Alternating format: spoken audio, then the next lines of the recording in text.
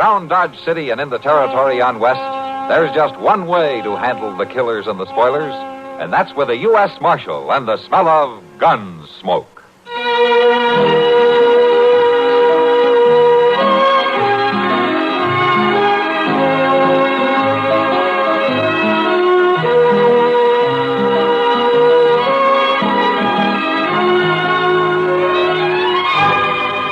Gunsmoke, starring William Conrad, the story of the violence that moved west with young America, and the story of a man who moved with it.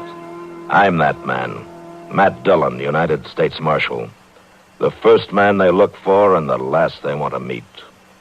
It's a chancy job, and it makes a man watchful and a little lonely.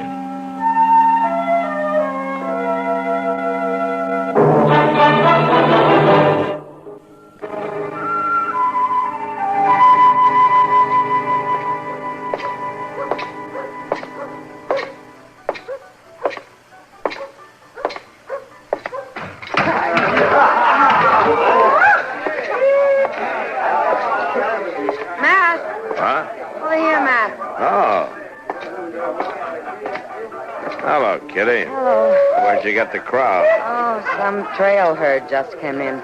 Circle B, I think. Come on upstairs and have a drink with me. I gotta get clear of here for a few minutes. All right, let's go.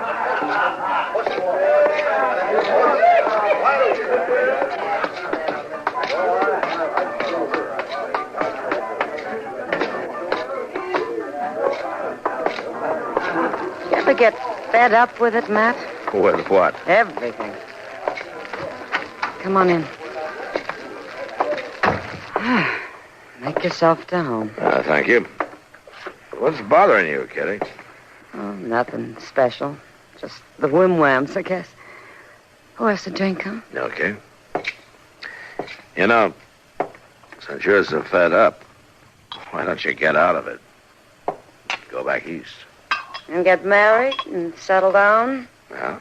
Nice, quiet bank clerk. Tub of wash, cook stove. And kids. I like kids. Let's have that drink, huh? Ah. Here you are. Thanks. Oh, I'm not getting out, and neither you. So let's live while we still have it. Oh, if that's some drunken herder, so help me out. Yes? Well, let's sit downstairs. The marshal was up here. Come in. Matt. What's on your mind? I thought maybe you could give me some information, Marshal. I'm looking for some folks named Crail. Mr. and Miss John Crail. I understand they got a place around Dodge somewhere. Yeah, Ms. Crail does. John Crail died about 3 years ago. No. Are you old friends of theirs? They're my folks. My ma and pa. What? I'm Billy Crail. Maybe they've mentioned me. Yeah, your mother's always said that you'd come home someday. She's never given up hoping. How is she, Marshal? She's not too good. She's got a big ranch on her hands. Been trying to run it alone since your dad died. You think she'll recognize you? Well, she might not at first. It's been 17 years since I run away from home. But I'll convince her, all right. Yeah, you probably will. Where you been all these years, Billy? Just drifting. Here, there. You know how it goes. Yeah. How do I get out to the place? I'm anxious to see her. That's about 5 miles east of town. Follow down river. You can't miss it. Oh, thanks a lot, Marshal. I guess we'll see each other again since I'm going to settle down here. Oh, sure. So long.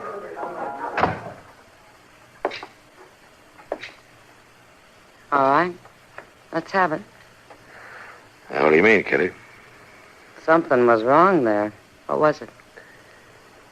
Just this, Kitty. A few years ago, Miss Crail asked me to try to trace her son. I did it. And I didn't have the heart to tell her. Tell her what? I got a report back from the War Office. Billy Crail had joined the Union Army at the start of the war. He was killed in action at the Battle of Shiloh.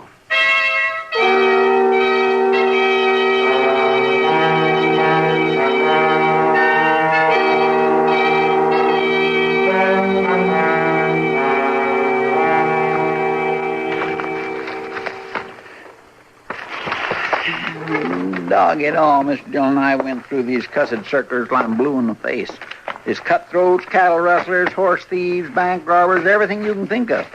There ain't nary a one of them fits the description of that Crail fella. Keep looking, Chester. It might be 2 or 3 years back, but I've seen that face of his somewhere, and it has to be in one of these circulars. I just don't understand how he figures to get away with it. You can't fool a man's own ma. You might in this case.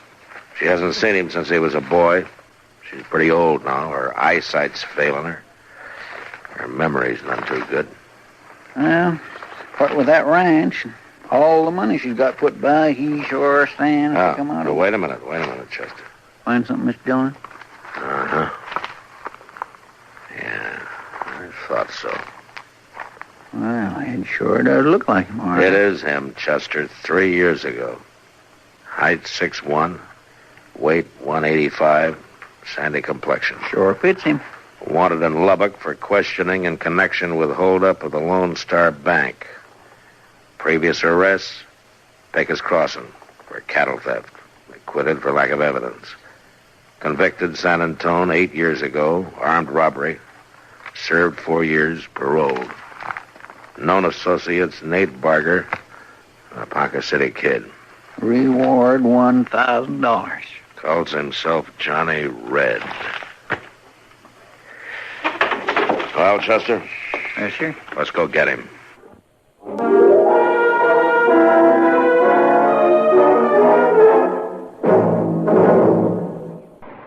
Higginbotham here. We will now commence our lesson in stereophonic reproduction. Listen to the call of the spotted bill snicker on ordinary stereo. Now then, on a Columbia Stereo 1 phonograph. Obvious difference, what? The Columbia stereophonic system really causes all others to blush. For it is not composed of just a few separated speakers. Columbia is the originator and exclusive purveyor of stereo projection. Only Columbia fills every inch of a room with real, lifelike sound. Now, when I was bird watching with the Duchess of... But let that pass. You simply must hear the Stereo 1 phonograph by Columbia. Ask your Columbia phonograph dealer for a demonstration. And, chaps, portables are priced as low as $39.95. Consoles commence at $129.95. Lost that bird.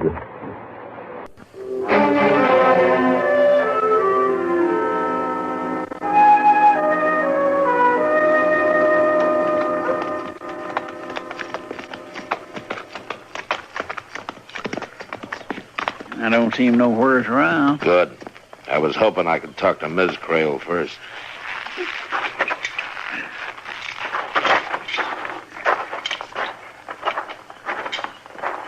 Reckon he'll put up a fight, Mr. Dillon? I don't know. Who is it? It's Marshal Dillon, ma'am. Well, if this ain't a surprise now. Come on in. Set a spell, Marshal.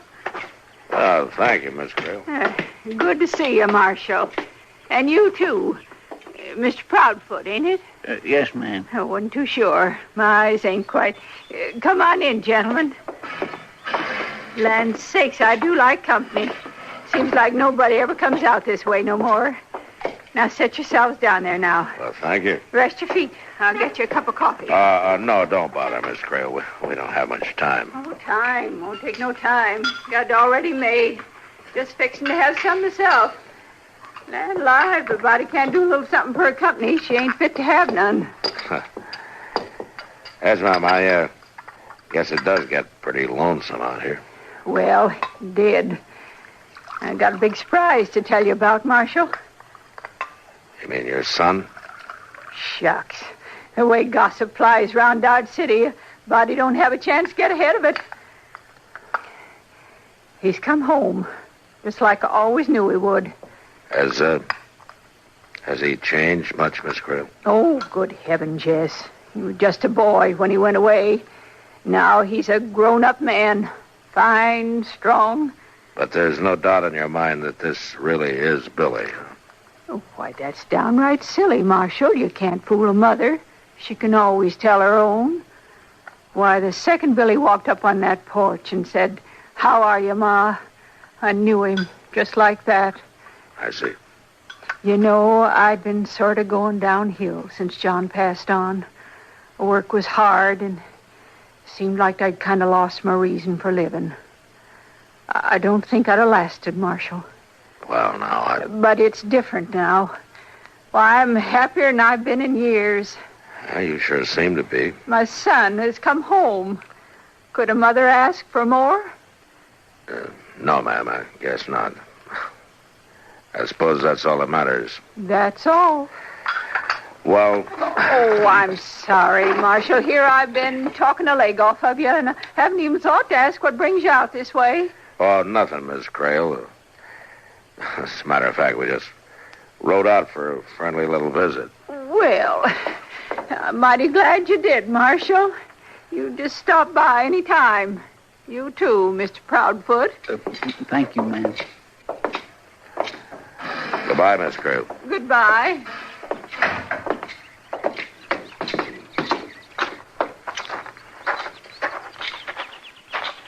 You couldn't have done nothing else, Mr. John. Well, it'd have broke her heart if you'd have told her. Yeah, I guess so. But she's going to find out anyway, sooner or later, when he steals her blind and then runs out on her. And that's a bad deal, Chester, any way you look at it. Marshal? What? Well, Kind of sets you a problem now, don't it? Well, I may set a few problems for you before I'm done with you, Johnny. And break an old lady's heart? I don't think so, Marshal. And the name is Billy, by the way. Billy Crail. Not in Lubbock. Lubbock?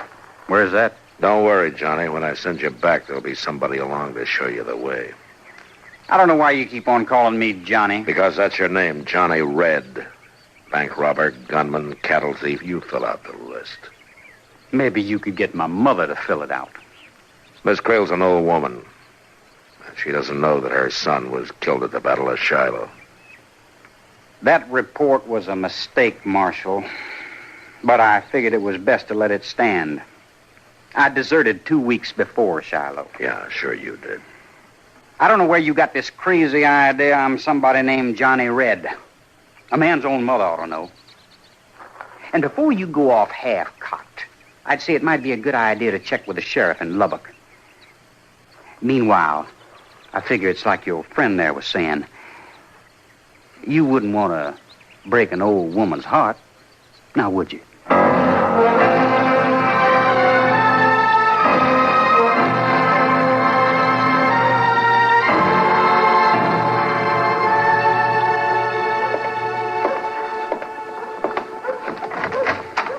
Afternoon, Mac. Oh, come on in, Doc. How are you? Oh, terrible, Matt. Lost another patient this afternoon. Oh, somebody die? No. You figure on that happening. But you don't count on them getting well on you. And they don't very often. Well, who was it that pulled this mean trick on you? Old Lady Crail. Oh? Mm-hmm. A month ago, I wouldn't have figured her to live through the winter. Even thought she might leave me something in her will, but doggone it, she was jumping around out there this morning as chipper as a young filly. Threw away all her medicine, told me not to even bother coming out anymore. She's a young mother now. It's no joke, Matt. That's exactly what it is. That boy of hers has been home 3 weeks now, and it's made a new woman out of her. Yeah. Only he's not really her boy, Doc. He's not really here, but what do you mean? He's an ex-convict from Texas. I had a reward circular on him from Lubbock. Oh, now, wait a minute, man. Now, he might be able to fool other people, but his own mother... I know, Doc. A mother can always tell her own. And that's right. Well, maybe this is the exception that proves the rule. Well, if you really think that, and if he's wanted, well, then why don't you go out there and arrest him? Because I got no charge against him. I wired Lubbock. It seems that he was wanted, but he's not anymore. They'd already picked him up, and then they turned him loose for lack of evidence. No, I just can't believe that, Matt. If he's not Billy Crail, well, then what's he up to? Huh? You know how much that ranch is worth, Doc? And Miss Crail keeps every cent she's got out there at the place because she doesn't trust banks. Now, what more reason would a man like that need? You better come quick, Mr. Dillon. Well, what's wrong, Chester? Jake just brought Simmer on stage in. He got held up right outside of town. They shot the guard.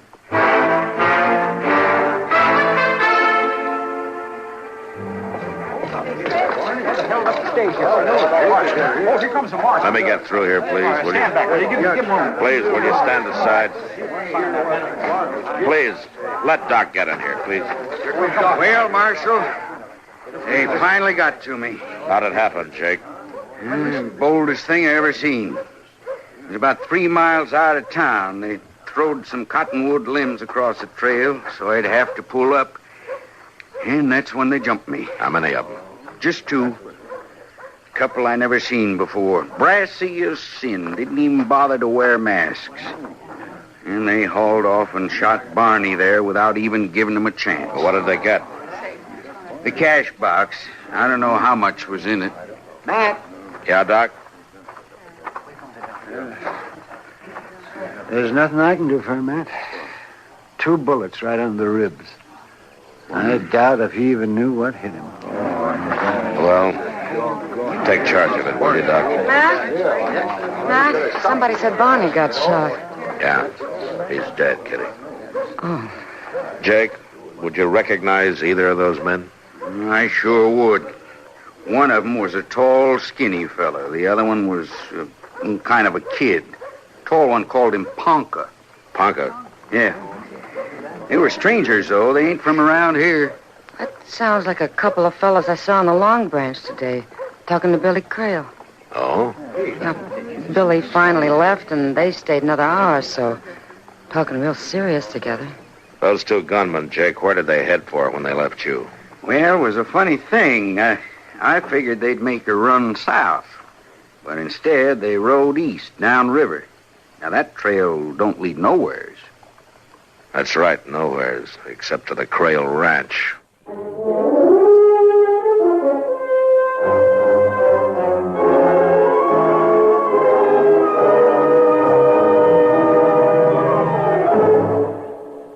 New and delightful. Those adjectives were never more aptly applied than as descriptives for the CBS Radio Network's brand new daytime panel go-round, Funny Side Up.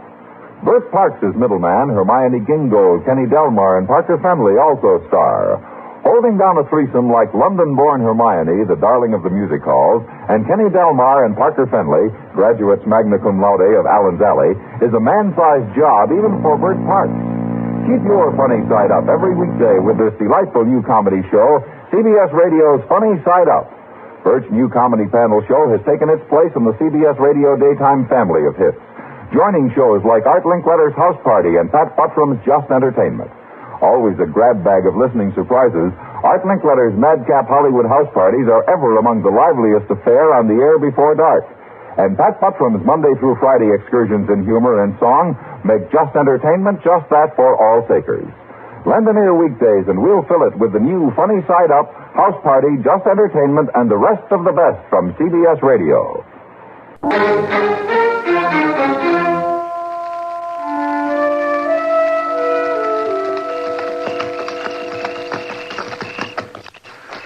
Not a sign of life, Mr. Dillon.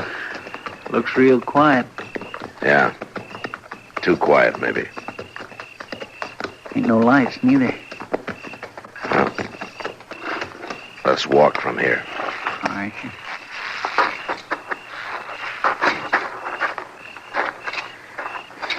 All right, now watch yourself, Chester. Yes, sir, I will.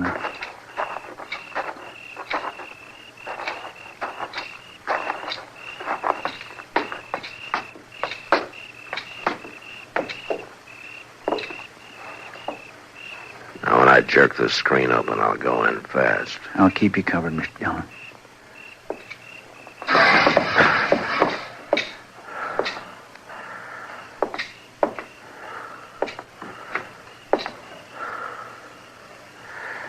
All right, Chester. Come on in. See if you can find a lamp. I think there was one over here on the table the other day. Oh, yeah. There it is. All right, light it and then bring it over here. Yes, sir. Here you are. Oh, my. Hold the lamp down, Chester. Mr. Dillon? Yeah. She's dead.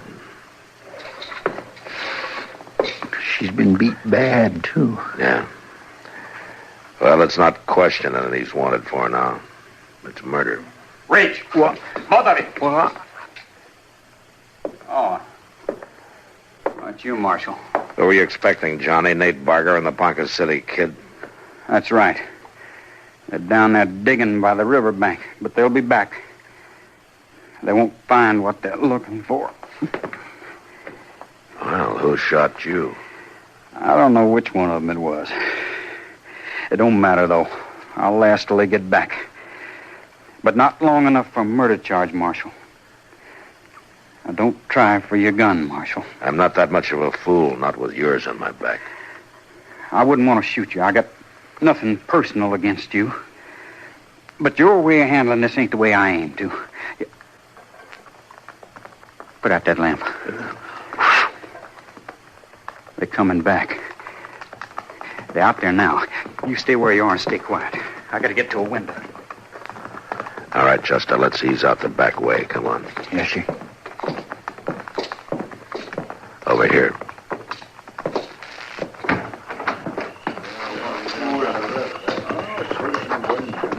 Stay close to the house. They'll walk toward the porch. We'll have a chance to take them from the side. Yes, sir. I'll bet you one thing. If she's still alive, she sure won't lie about it this time. A hot branding iron might help. All right, hold it. You're covered. Over there at the corner pocket. Yeah, I'll get him. Now drop that gun, Barger. Drop it. All right, I did. I give up. Don't shoot. Keep your hands up. That's right, Nate. Keep them up high. Johnny, no. Say hello to Ponca for me. Johnny, I had my hands up. Now you drop your gun, Johnny. Sure, Marshal. I'm through with it now. He had his hands in the air. You had no call to shoot him. You'd have took him alive. He might have got out of it. This way it works out better. More sure.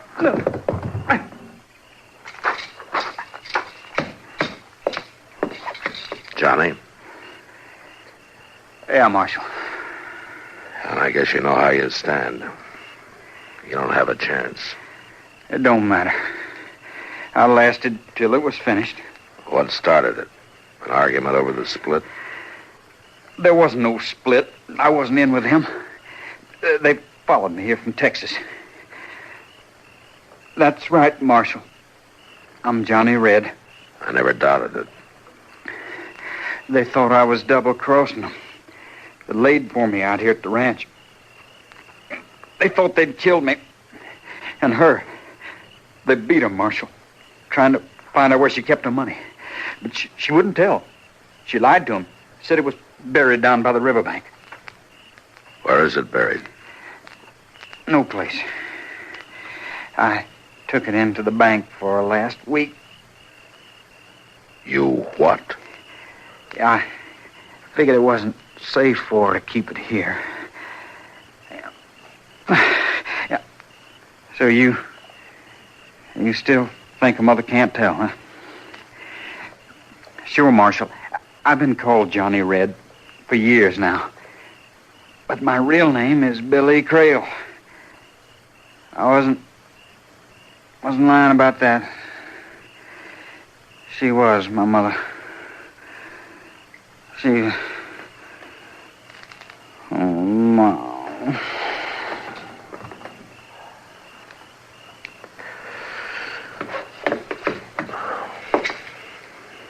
Well, that's that. He was Billy Crail after all. Yeah. Oh, if he'd only just stayed away. hadn't come back home, she'd still be alive. It was her own son, you might say, that caused her death. And Doc says she wouldn't have lived through the winter anyway. And Billy made her happy for 1 month at least. I don't know, Chester. I don't know.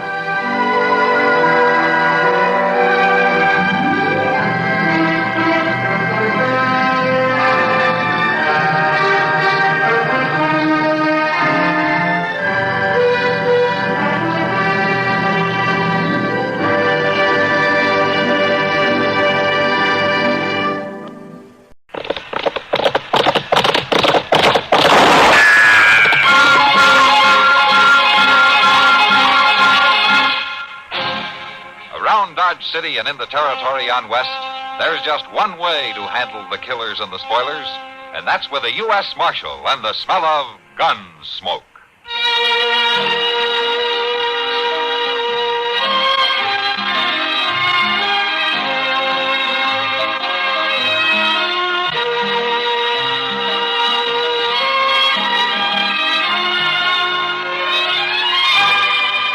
Gunsmoke, starring William Conrad. The story of the violence that moved west with young America, and the story of a man who moved with it. I'm that man, Matt Dillon, United States Marshal. The first man they look for and the last they want to meet. It's a chancy job, and it makes a man watchful and a little lonely.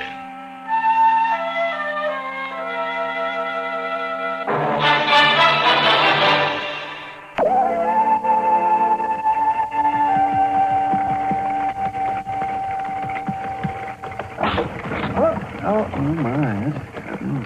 Well, I tell you one thing, Doc. This thing doesn't ride like a feather bed.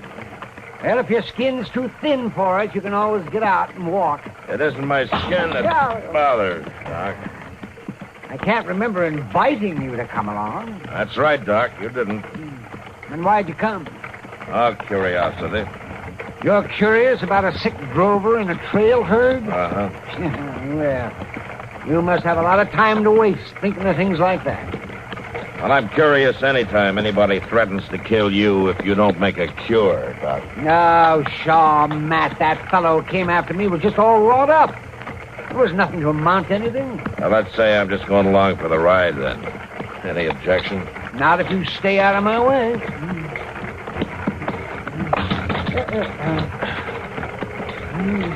Now, there's the herd. I see it.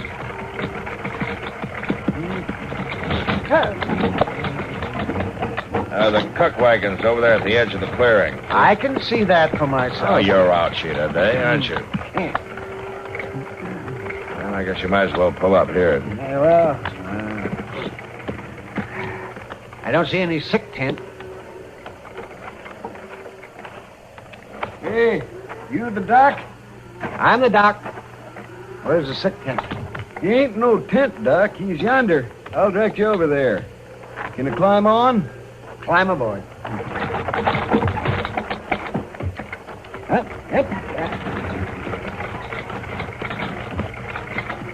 You afraid the rest of you'll catch it, moving him off this way? Oh, it ain't us the boss is afraid about. It's the cattle. The cattle? Got to keep him penned up. Keep him away. Right over there. Waddell's with him. I'll go get him.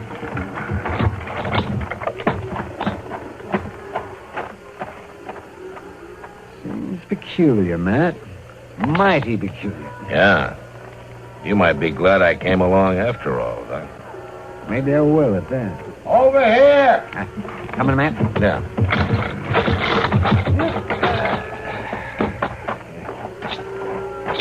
This way. I'm coming.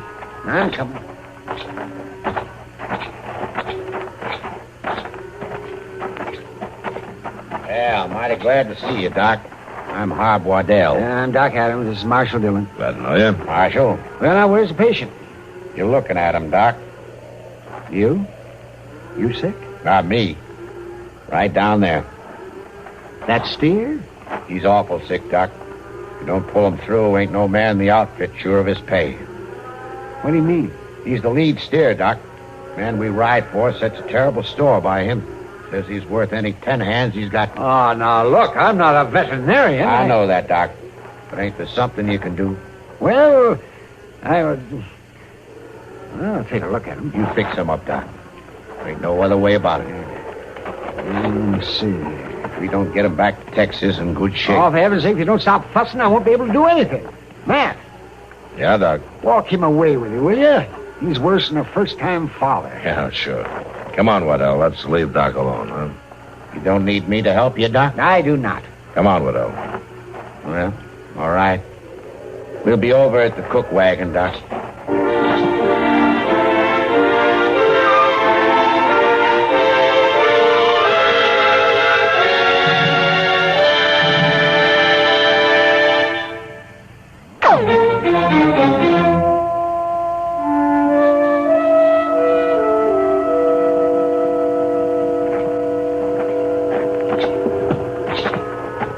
That must be quite an animal.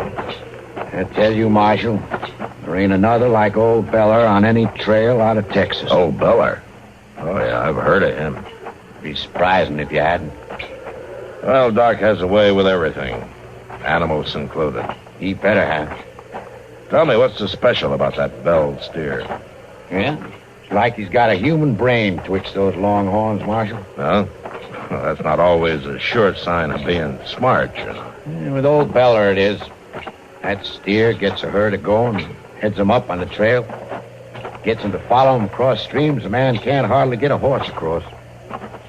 Herd beds down nice and easy. Just as easy as you please when he stops. Old Beller has some way of dealing with him. I don't know what it is.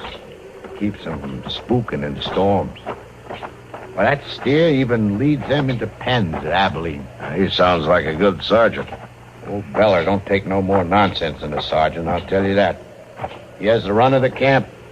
Why, the boys even feed him off in the cook wagon. Oh? Well, Doc will fix him up. Sure do hope so.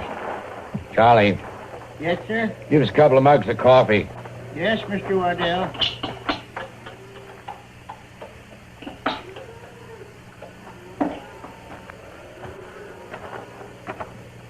Here you are, Mr. Waddell. Thanks, Charlie. I don't mean to go on like an old woman, Marshal. But a steer like old Beller can sure be a problem. Oh, in what way? Well, he's worth a lot of money to any drive, keeping the herd together like he does. There's always some other outfit trying to get me to sell him. Or they try to steal him. Ain't so sure right now that he ain't been poisoned. Well, who'd want to do that? Or anybody, just with spite, maybe. Tell you, Marshal, nothing's going right with this whole drive. If I lose that steer, I might as well keep right on going straight north. Mr. Waddell, What is it, Charlie? old Beller, I wondered how is he? Doc's looking at him. Just don't seem right, him not wandering by the cook wagon. Yeah, better not find out he wandered by here once too often. I don't rightly know what you mean. Ah, here comes Doc. You fix him up, Doc? No, I didn't. You mean you ain't gonna cure him? I don't have to. You mean he's dead? I mean, he's cured himself. I never saw such carryings on about a sick animal in my life. Old Beller's all right. Whatever his name is, he's on his feet. He's taking on some feed. Yes, he's all right. Well, what was the matter with him, Doc? Oh, I don't know, Matt. He had something in him he had to get rid of, and like a sensible animal, he laid low until he did. He might have eaten something that poisoned him. So he was poisoned, huh? Now, wait a minute. No, I didn't say that. He didn't have the chokes or the heaves. It could have been bloat or colic. Or it could have been poison. You hear that, Charlie? Yes, Mr. Waddell, I hear. Always knowed the way you was handing out leftover food to that steer, we'd wind up in trouble. Well, I wouldn't do nothing to hurt old Beller. He likes my cooking. Well, he ain't gonna get no more of it. Oh, sure, Mr. Waddell. If you say so, I won't feed him no more. You bet you won't. No, sir, I won't. You ain't gonna get a chance to. Well, I'll watch it real close. You're through, Charlie. Oh, now, Mr. You Waddell. pack up your gear and get out, Charlie. Oh, where'll I go? I don't care where you go. You ain't gonna be hanging around this cook wagon no more, sickening the lead steer. Now, you be out of here by dinner time. And don't you come back.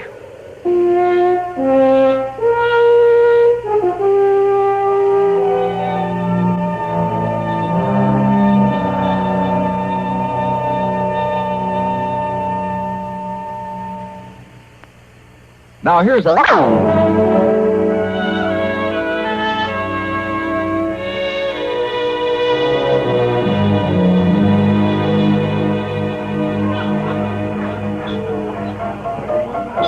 Well, if business keeps up like this, Kitty, you'll be able to retire. Sometimes I wonder if all this hoorah is worth it. Well, now the boys swallow a lot of dust on the cattle trail. You wouldn't want them to go thirsty, would you? Oh, no. But I wish they could be a little quieter about how they do their drinking. You're not running a church social, you know.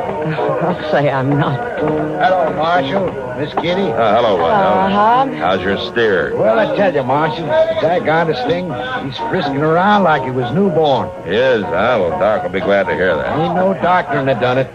Old feller, he knowed when he was sick and when he was cured. Hey, Mr. Wardell, I got to talk to Mr. Wardell. Go on, Charlie, you're drunk. I may be drunk, but I got to talk. Ain't done nothing to old Beller. Ain't no call to make me go. I told you to get... Never fed no poison. Me and that old Locke's his friends. Real good friends. Let me come back, Mr. Wardell. Now, look here, you. I'm going to... Let go of him, Waddell. I don't want to see him no more. I said let go of him.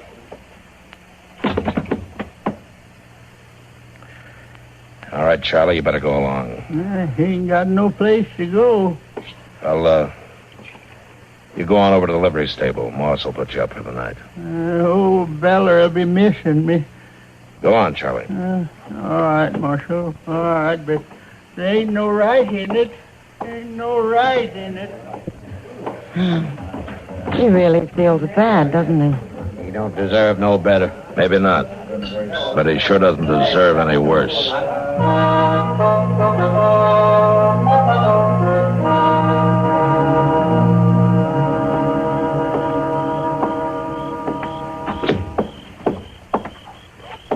Ain't no right about it. Take me from old Beller, sleeping in liver stables when I ought to be... Oh, sorry, mister. That's all right, old-timer. Well, now, if it ain't old Charlie Bat. Who are you? Why, you remember me, Charlie. Ab Slate. We was on the drive together last time you come up. Ab Slate? Sure, Charlie, you remember me all right. I seen you on the cook wagon. Yeah, that's where I would have been, all right. You used to give scraps and such to that lead steer. Old Beller. Sure, old Beller. I heard about the bad deal they gave you, Charlie. Crooked deal. You know, ain't nobody got no call to make you leave that ox. Ain't nobody can take care of him like you, Charlie. Now, that's a fact. That's a sure and certain fact. He ain't gonna get along so good if you ain't there now, is he, Charlie? Nobody takes care like me, for sure and for certain. That's what I say. Yeah, that's what I say. Seems like we ought to do something about it. Do something? To help that lead steer. You want to do that? Oh, want to help old Beller? Sure you do. That ox needs you. Old Beller needs old Charlie. Gonna help him. That's right, Charlie. Let's go. Yeah, let's go. Let's go help old Beller right now.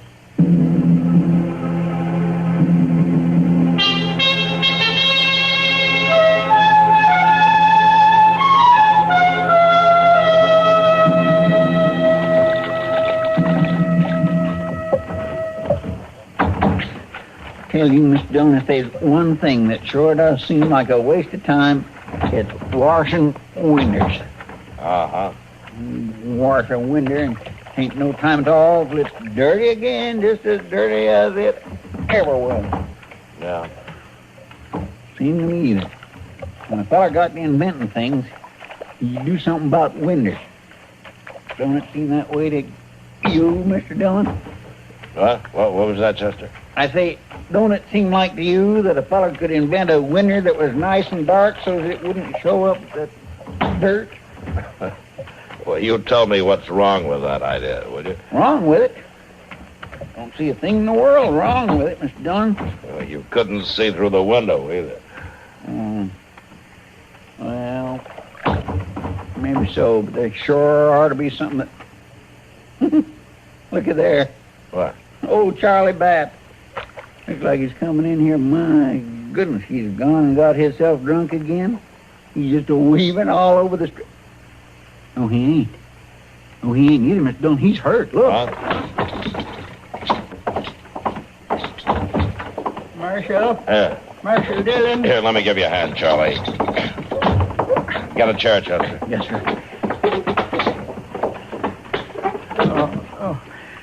Marshal Dillon, I got to talk to you. What happened to you, Charlie? You got to go after him, Marshal. You got to get him quick. Tell me what happened. I've been a fool, Marshal.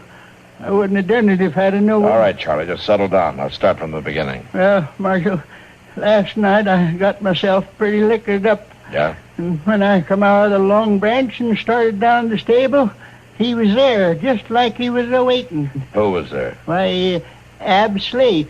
Go on. Well, he talked to me some. Seems like he was the only one in the country with a good word for old Charlie Bat.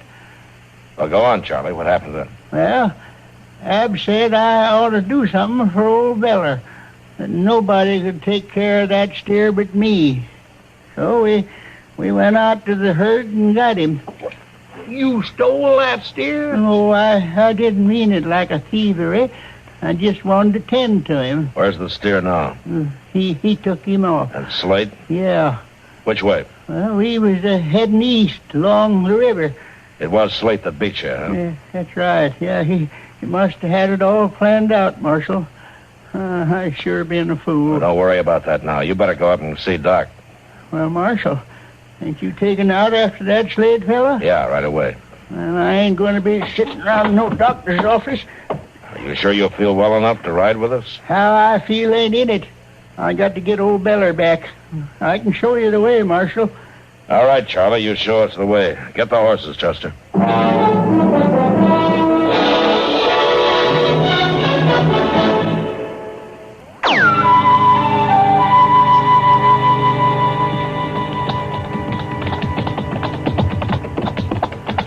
You remember the trail so far, Charlie? This is the way we come, Marshal. I was sobered up some by that time. I remember it good. Well, sing out when we get near the place where Slate left you. Sure thing, Marshal. You'll be able to see it easy. Old Beller was stomping down the bush or something fierce. Yeah. Mr. Dillon? Yeah, Chester? It just don't make sense to me that he'd be bringing that steer this way. Oh, why not? Well, it's the opposite direction from Texas or the cattle trails or anything else. Seems to me if Slate wanted to lead steer, he'd take him back that way. You'll get back there. Well, I don't see how. Slate's probably heading for Wichita to sell it. Wichita? Along this cow trail? I think he'll hole up someplace, Chester. And then when he thinks it's safe, he'll move him along. Well, he sure is going to a lot of trouble, ain't he, Mr. Dillon? A bell ox like that is worth a lot of money. Yes, I reckon you're right. Up there, Marshal. Right up there a ways. You see all that trampled bunch grass? Yeah? Well, that's your place. That's your place right there. Right there's where Slade left me for dead. Yeah, looks like there was a ruckus, all right. Yeah, I ain't very young and I ain't very strong, but I'll give him as good as I could. I'll take a closer look here.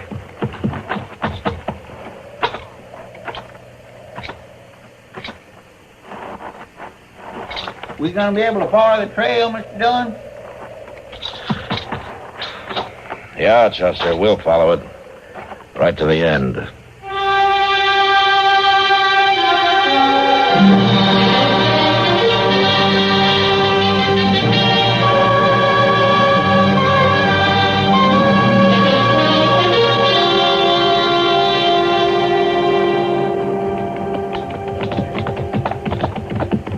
You holding up all right, Charlie? Don't worry about me, Marshal.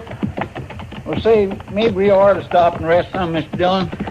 Tell the truth, I wouldn't mind stretching my legs a little bit myself. Well, next time we reach some cover, we'll stop for a bit. You don't have to bother none about me. Yonder there, Mr. Dillon, right around that rise, there's some trees. Oh, yeah. Yeah, and a couple of buildings, too. Hey, come on.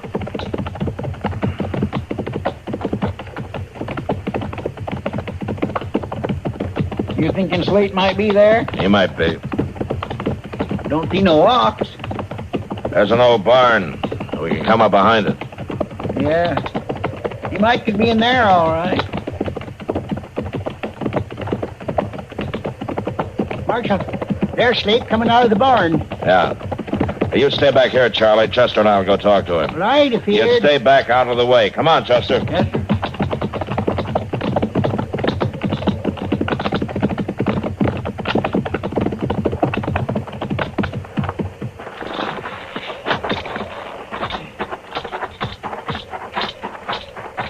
You, Slate. It ain't worthwhile to come no closer, fella. I want that steer. Well, now you ain't gonna get it. I want that steer, and I want you. Tell you how I feel about it, fella. I'll kill that steer before I give him up. Well, that's up to you. But I'll still take you back. It ain't that easy, fella. Hey, he's going back into the barn, Mr. Dillon. Yeah. Come on.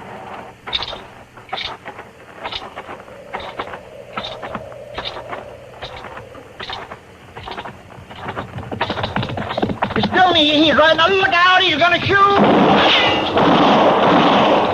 You got him. Shot him right out of the saddle. Yeah.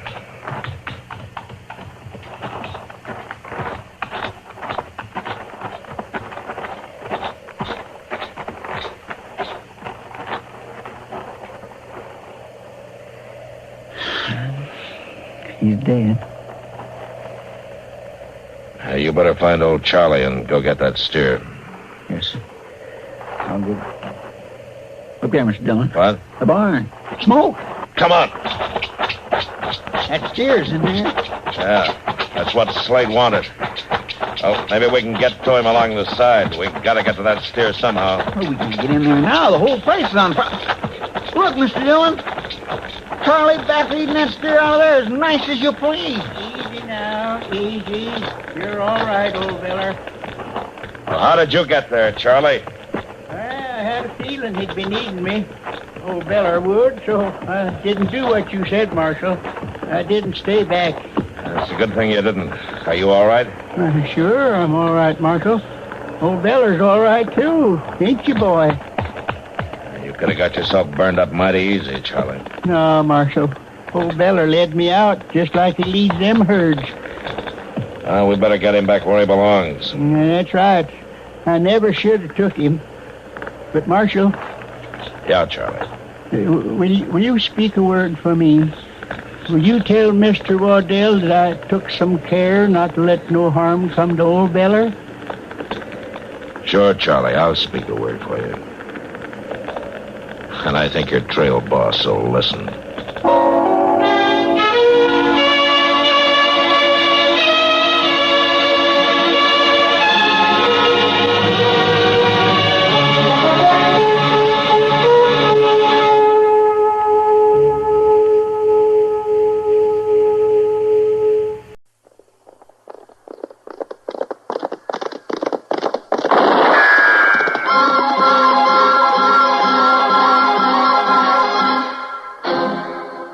Dodge City and in the territory on West, there's just one way to handle the killers and the spoilers, and that's with a U.S. Marshal and the smell of Gunsmoke.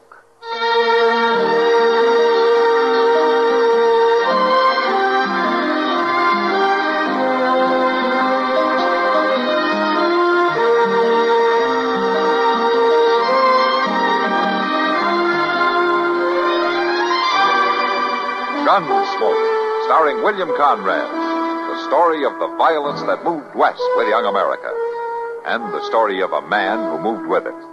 I'm that man, Matt Dillon, United States Marshal. The first man they look for and the last they want to meet. It's a chancy job, and it makes a man watchful and a little lonely.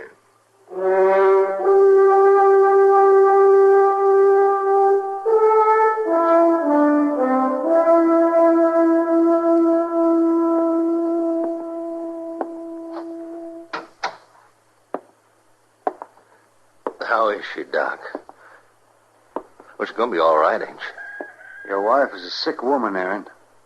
Very sick woman. Don't seem hardly right. Lucy always been strong. She don't get sick. Well, she's sick now. Whatever have you been giving her? Oh, giving her pot herb tea. Strong. Real strong. All cured us up before. Well, it's not going to cure her now, Aaron. Pouring all that stuff down here has nearly killed her. You fix her up, Doc. It's your trade, ain't it? It'll be a day or two before we'll know anything. Before I can even do anything. What do you mean? Well, she's too weak after all that stuff that you've been giving her to stand an operation. I'll have to build her up. Operation? Well, there's just a chance that it'll save her. Something's got to relieve that pressure. You want to take a knife to Lucy? Well, it's the only thing I know to do. It may not work. I can't promise you that it will, but she'll die, sure, without it. No, you ain't going to take no knife to Lucy, Doc. No, she ain't that sick. I tell you, if you go on feeding her those herbs, she'll die. Well, you cut into her, she'll die, sure. No, Doc, get away from that door. Doc, I'm going in there, and I'll take care of her. Now, you listen to me. Your wife's got one chance. It isn't a very good chance, but she's got one. And I'm not going to let you take it away from her if I have to keep you out of there with a gun. Oh, Doc, you got no right. I've got no right to let her die, either. I'm going to send for the marshal. He'll stop you. That's a good idea. That's a very good idea. Jed? Yeah? Come in here. Ma. Is it Ma? No, son. Your mother's all right. So far. What's Doc got the gun for? Oh, he won't let me go in there with your ma. He wants to take a knife to her. A knife?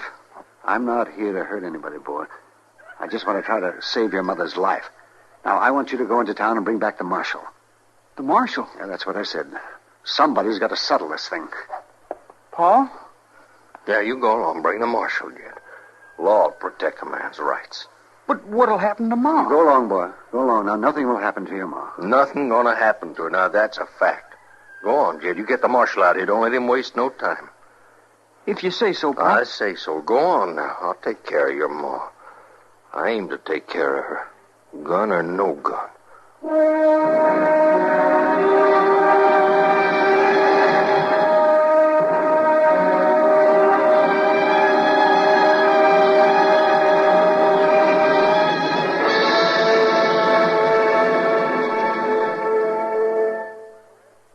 Now, just listen a minute. Well, if you will. I've got a little story to tell you. Well, it's not so little. It's sort of a tall tale. I don't know if you've heard of Joe Mazurak or not. If you've never worked in steel, then you probably haven't. But he was a legendary giant whose body was made of pure steel. It was Joe who invented riveting. Joe would stand there shaping rivets out of the hot steel with his thumb and fingers, and while the rivets were taking shape, he'd punch holes in the girders or plates with his little fingers. Then he'd plug the rivets into the holes and pound them over with his knuckles. Worked so good that they invented riveting machines to take his place on jobs he couldn't get to. Joe was a busy man, you bet. But in between jobs, he couldn't just stand around doing nothing, so he'd stockpile cannonballs, making them out of white-hot steel the way little children make snowballs, by rolling them in their hands.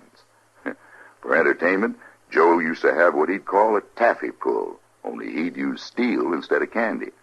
And as he stretched it out, his fingers would be shaping it. When he finished each long tug, he'd break it off and lay down another length of rail to cool. Guess half the rails of the B&O were made by Joe at his taffy pulls. Yes, Joe Mazurak was the spirit of the steel industry, the spirit of those men who worked and sweat before the open hearths of the Alleghenies, who laughed and bragged about the strength of their giant while they turned out the finest steel in the world. Some of that steel was Joe Mazurak himself, to hear them tell it. It seems that during the year of the big layoff, when the steel mills couldn't get metal to process, why, Joe, he melted himself down in the flames of hearth number 7, so as America could maintain its steel supply. Yes, old Joe was quite a legend, wasn't he? Say, isn't it nice being citizens of a country where you can laugh and talk about things free as a breeze, and write and read and worship, too? Yes, sir. Maybe you don't think about it much, but you should.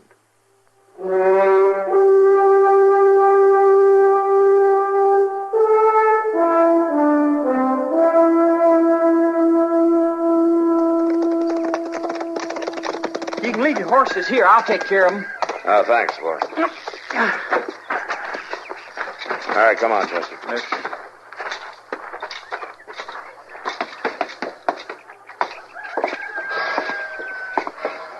I'm glad you're here, Matt. Hello, Doc. I want you to Now, Matt, I tell you, he's going to let his wife die. Hold on a minute. One at a time. Well, he got no right, It's Marshal. more than a question of right, no Matt. It's knife a to woman's my life. I life. said, hold on. Now, Aaron, you want me to straighten this thing out? Oh, sure I do. Well, I can't do it with both of you talking at once. Now, you go on out on the porch with Chester while I talk to Doc. I'll call you in a few minutes. Well, now, Marshal, Go on I now, won't... go on. I gotta get a few things straight. You go with him, Chester. All right, Mr. Dillon. Come on, Aaron.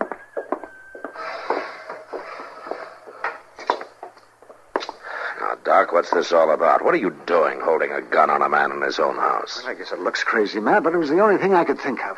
Well, did he threaten you? Well, he threatened the life of that woman in there.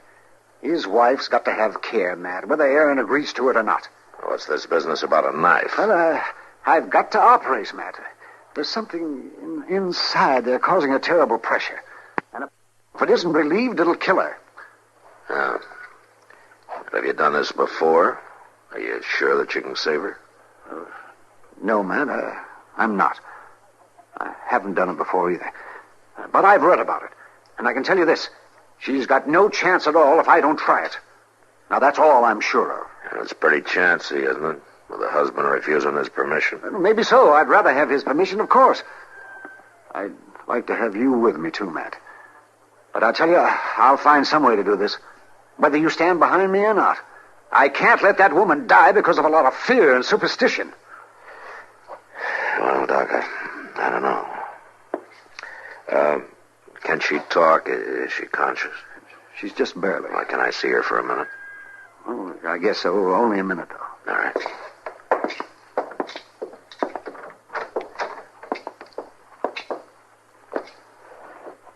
Mrs. Middleton? Lucy? This is Marshal Dillon. He wants to see you for a minute. Marshal. Miss Middleton. I want to ask you, you know what's going on here? You know what Doc wants to do?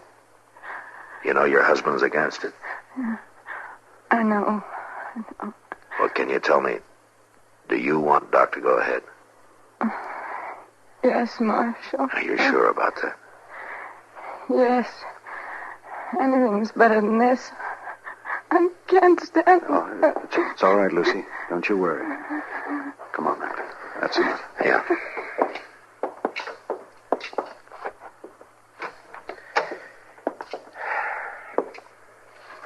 Well, Matt? I sure hope you're right, Doc.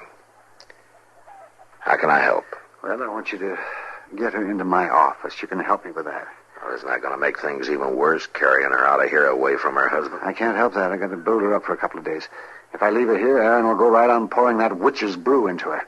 She can't stand to get any weaker. Yeah. All right, Doc. I'll get Chester to hitch up a wagon. And I'll tell Aaron. Yeah. Thanks, Matt.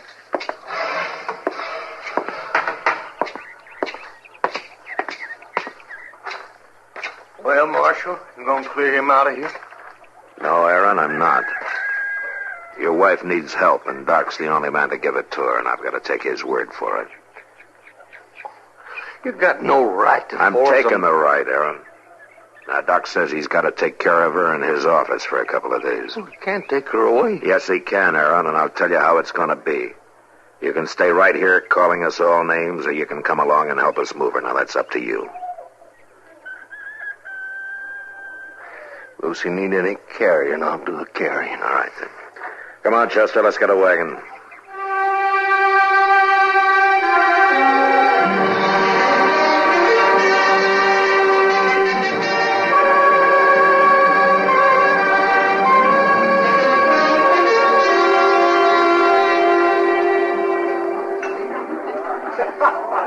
Another drink. Sam, pour me another one. You sure, Aaron? I'm sure.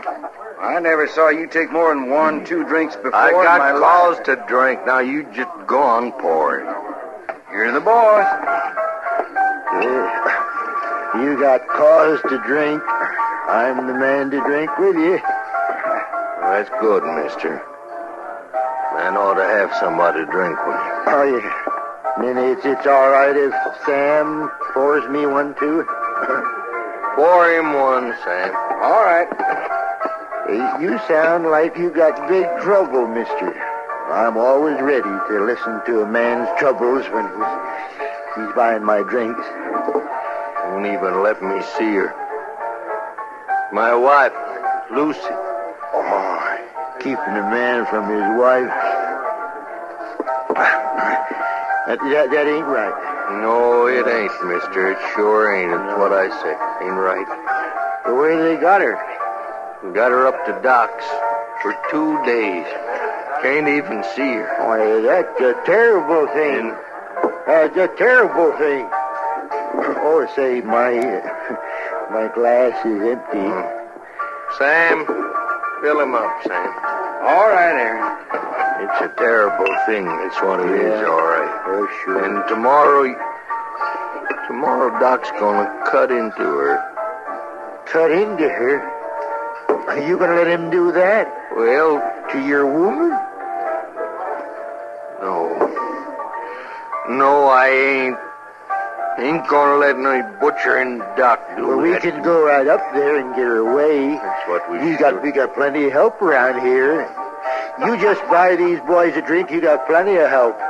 Hey, you fellas there? Hey, down the end of the bar. Come here. This man's buying. Is that right, mister? That's right, I'm buying. He buying. Come on, Sam. Pour it all out for everybody. That's it now. Listen, Doc has got this man's wife locked up in his office. Are we going to stand for that?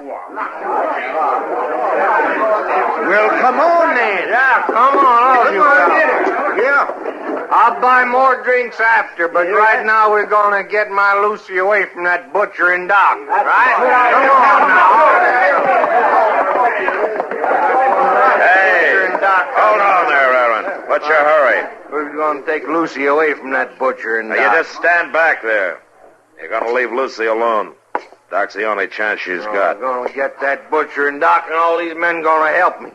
They say go and get Doc. Now, he's standing out of the way, Marshal. Not likely. Hey, what are you doing here? Pick him up, Sam. All right, Marshal. Yeah, I guess it's figured you'd be siding with Doc. Now, you listen to me. All of you. There's some excuse for Aaron acting the way he did. I'm sorry I had to hit him. But the rest of you standing around here working him up to Doc's got no cause. I'm going to tell you something. There's not one of you that has the right to say anything about Doc anyway from Sunday. You get some rotten whiskey burning in your bellies and you're ready to take off like a pack of coyotes on the best man in this town. Well, he's been patching you up and saving your skins drunk and sober for money or for free ever since you can remember. The first time you get a chance, you're howling at his heels. Now you listen to me good. Any one of you makes another move, I'll settle it with my gun, not my fists. Now go on, get out of here, all of you.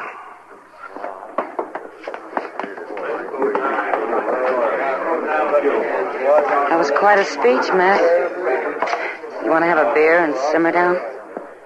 No, thanks, Kitty. I better get up to Doc's, just in case. Matt, are you sure Doc's right about all this? You sure this is the right thing to do? No, Kitty, I'm not sure. But a man's got to take his stand. And I've got to back Doc. I sure hope it proves out. I guess we'll know tomorrow. Yeah, we'll know tomorrow.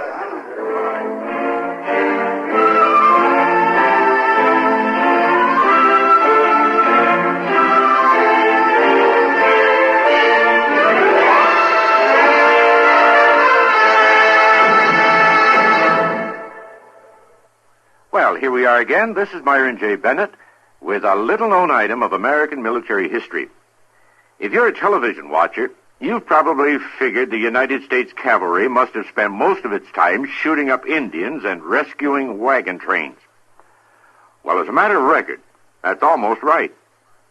From 1865 to 1898, the Army regulars, horse and foot, fought no less than 943 engagements against the Indians to pave the way for our population explosion westward.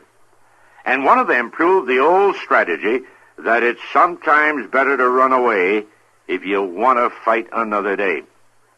A Sioux chief, Crazy Horse, had been on the warpath for months with thousands of braves when 5 troops of the 7th Cavalry caught up with him at the Little Bighorn River on June 25th, 1876. Instead of waiting for 2 other columns to arrive and encircle the red men, General George A. Custer attacked the vastly superior forces and was killed in the fighting with all his men. In the official inquiry that followed, one officer, Captain F.W. Benteen, suggested that Custer might have fled the field and saved part of his command, adding his famous footnote to the tragedy. I think discretion would have been the better part of valor if he had.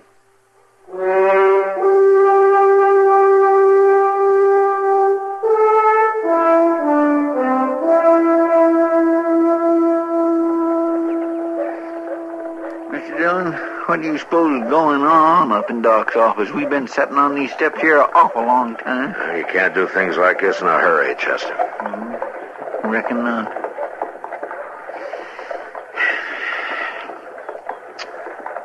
Awful hot out here in the sun, though, ain't it? Not as hot as it feels up in Doc's office. Guess you're right. Mr. Dillon, how come Miss Kitty's up there helping Doc? I mean, wouldn't there be some neighbor lady? No, Chester, there wouldn't be. The neighbor ladies don't approve of the operation. Or at least their husbands don't. It sure does beat all. You notice Aaron there, waiting across the street? Yeah, I see him. He ain't took his eyes off Doc's window all morning. How would you, if it was your wife? No. Well, that is a... Well, of course not. I would... Oh, there's Miss Kitty. It's over, Matt. Doc's finished. Lucy. What happened to Lucy? She's alive, Aaron. That's all I can tell you.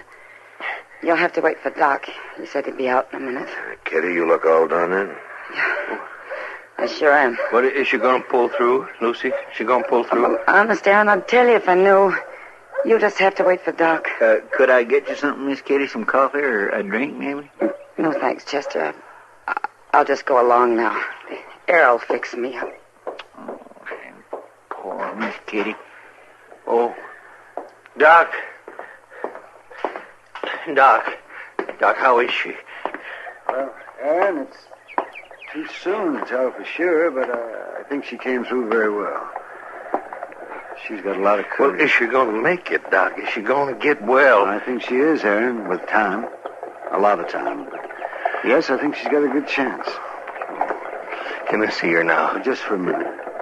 And don't expect too much. She's been through a lot. And don't talk to her. Just stand by there for me. Yeah, all right, Doc. Oh. Say, Doc. Yes, Aaron? Doc, I wasn't no help to you, I guess. Doc, I was afraid. Oh, I know, Aaron. Fear does terrible things to a man. But now, I want to thank you. Oh, it's all right, Aaron. You go on up there. Go on, you get up there and see her. All right, Doc.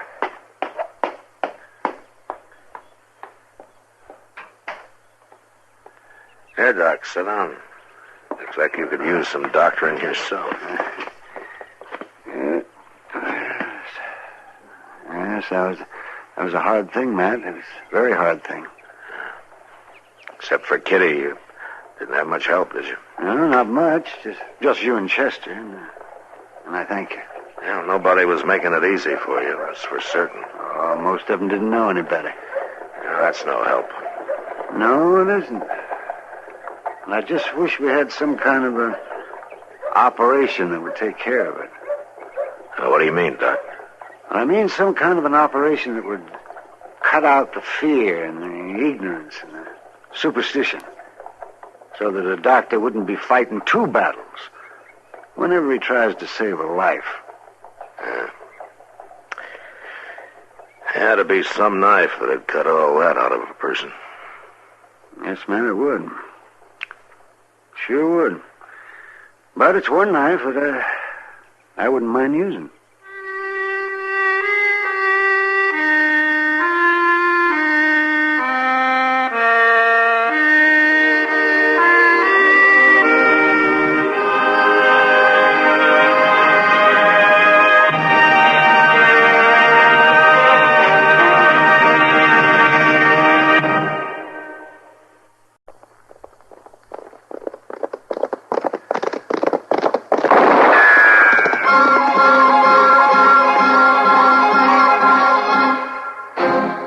Around Dodge City and in the territory on West, there's just one way to handle the killers and the spoilers, and that's with a U.S. Marshal and the smell of Gunsmoke.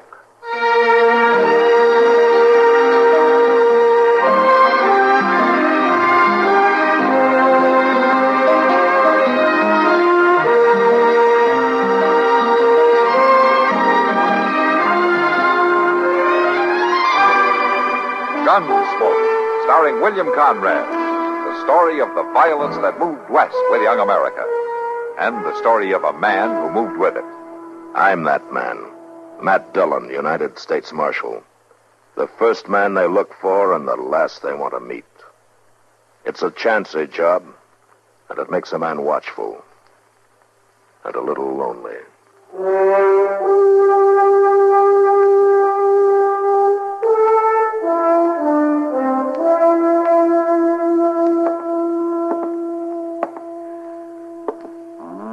Here she comes, Mr. Dillon. Here who comes, Chester? Holly Dean. She's come down the street there. Somebody must have told her.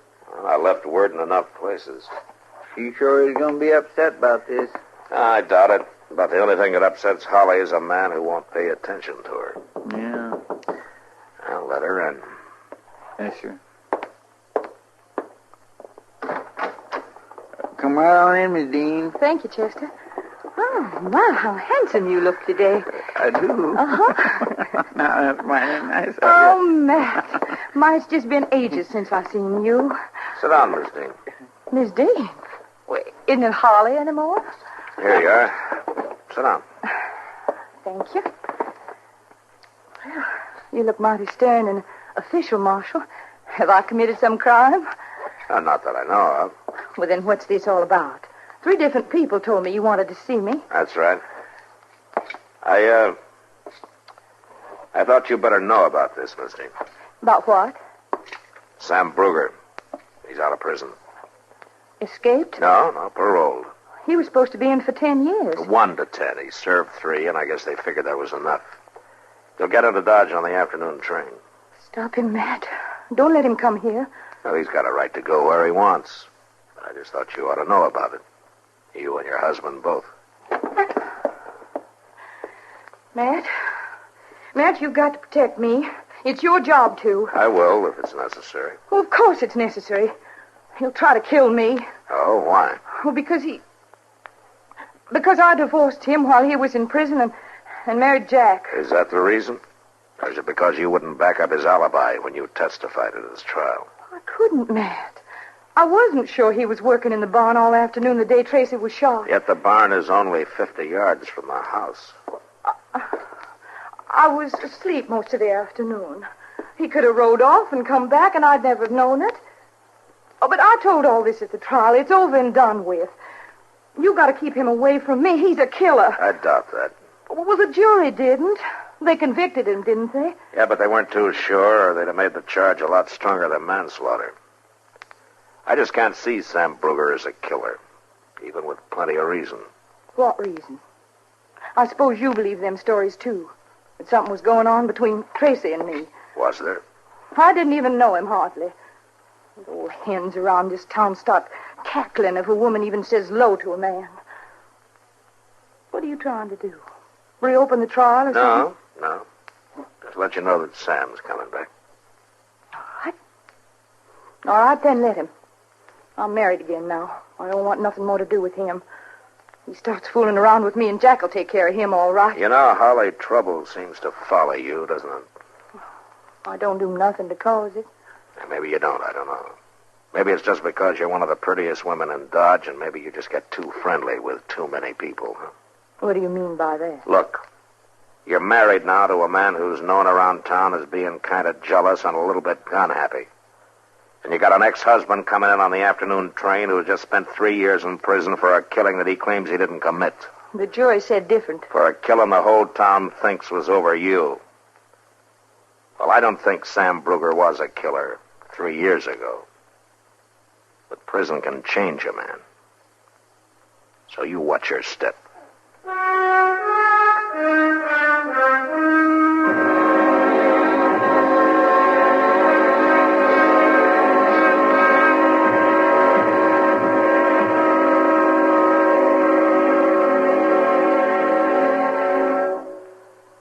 Now, just listen a minute, if you will.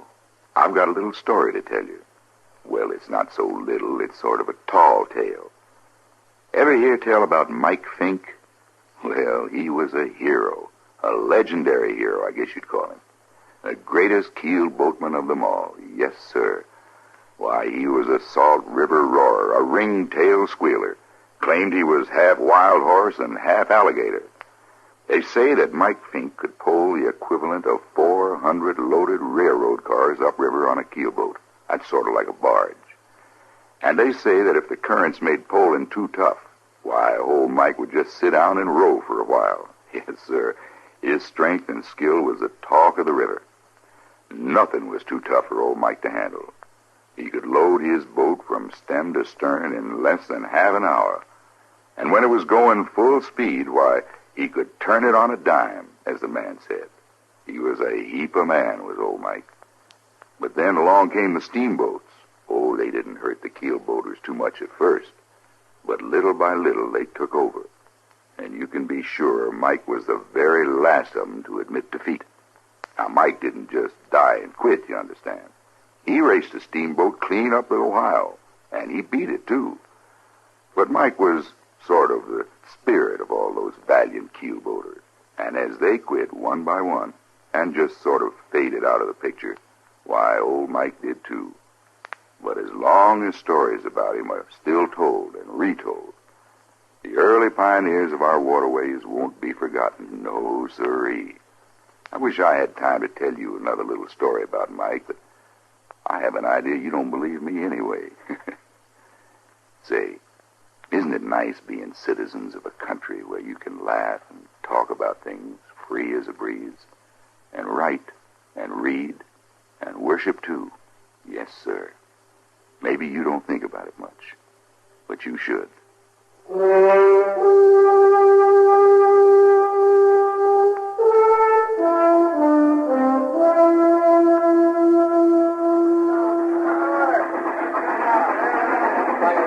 I ain't even sure I'll recognize Sam, Mr. Dillon. Oh, he won't look too different, Chester. You reckon he's aiming to start trouble? I don't know. Yeah, by jing, she's pretty enough to turn my head even if she was to put her mind to it. You'd have to get in line, Chester. There's about a dozen ahead of you. Oh, well, my land, I was just saying that, Mr. Dillon. I know her too well. Yeah, sure you do.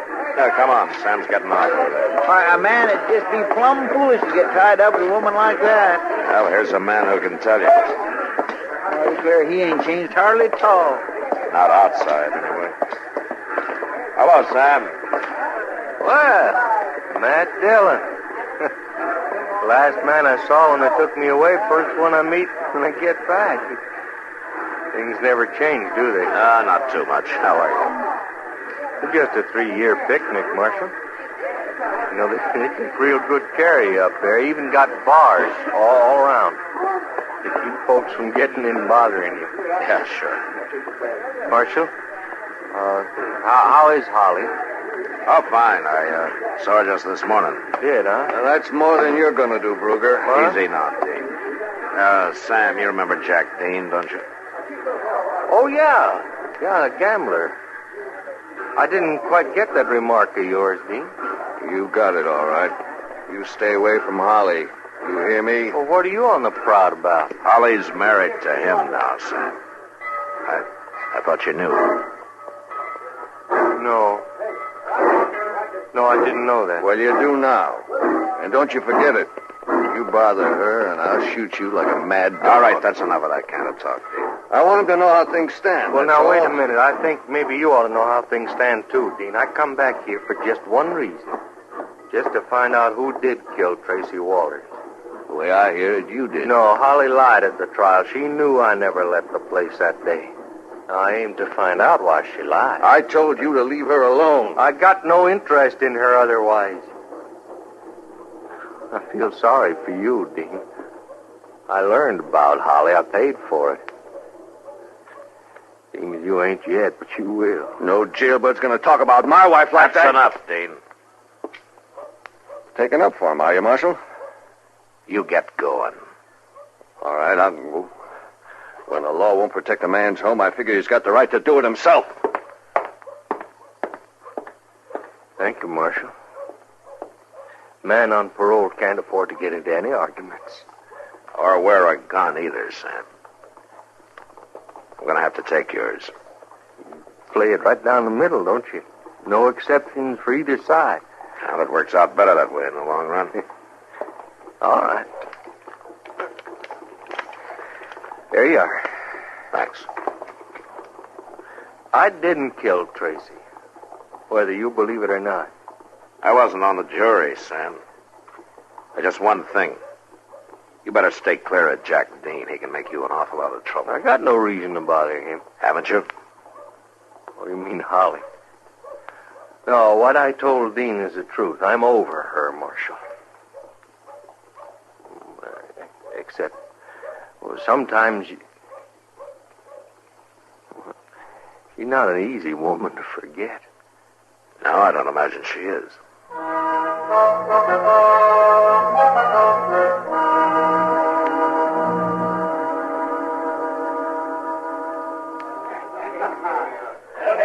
You know, he doesn't seem to have changed much, Matt. Sam Bruger, you mean? Yeah. Stopped in earlier and had a beer. He's quieter, of course. But it wouldn't be. 3 years is a long time to spend in a cell. Yeah, it sure is, Kitty. Why didn't he make a fresh start somewhere else, Matt? Why did he have to come back to Dodge? Had to clear himself, so he says. Well, if he couldn't do it 3 years ago, he's got even less chance now. Yeah, I'm afraid you're right, Kitty. And with Holly here, it's just going to mean trouble. The way she carries on, I mean. Bartender down at the Crystal Slipper, along with that new trail boss out at the Circle D. I never saw anybody like her, Matt. Yeah, just a case of too much good looks, I guess. And too little good sense. Well, if Jack Dean finds out, she won't have any looks. Why don't you tell her? What? She just came in. She's coming over here. Matt, over there you are. They said I'd probably find you in here. Oh, hello, Kitty. Hello. What's on your mind, Misty? Matt, you've got to arrest Sam Bruger. Oh, why? For threatening to kill me, that's why. You telling the truth? A little while ago, down the street, he come up to him and he said terrible things. He said he'd come back to Dodge just for one reason, to kill me. And he was wearing a gun, too, and he's not supposed to be. Was he wearing a gun in here, Kitty? No. Well, he was just now. It's true, I swear it. Anybody hear him threaten you? I don't know. I don't think so. Anybody see him talking to you?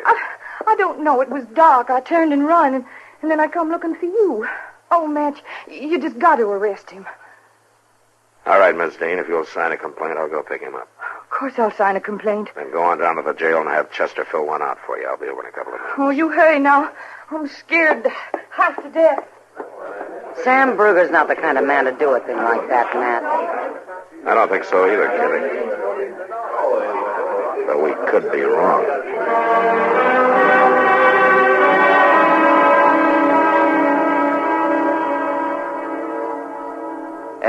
Matt, there are times when a man of honor like myself is appalled by the low ethical standards he finds among his friends and acquaintances. Oh, is that so, Doc? Go ahead, Doc. It's your move. Stay out of this, please, Chester. Matt, No doubt you know what I'm referring to. I just thought you were talking to keep from having to move that checker and letting me take 2 more of your men. Hey, ridiculous.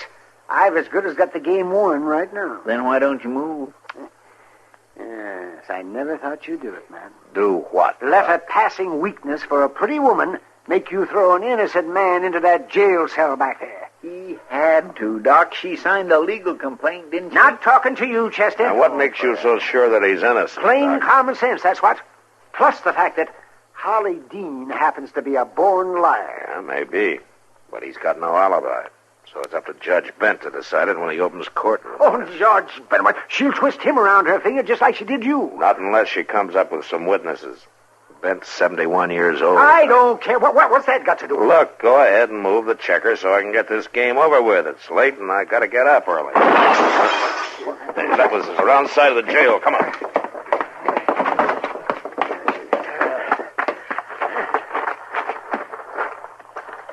There goes somebody on a horse. Yes, they're getting away, Matt.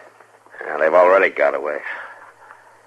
We only had a moon tonight. What do you suppose they're trying to do, Mr. Dillon? And I got a pretty good idea.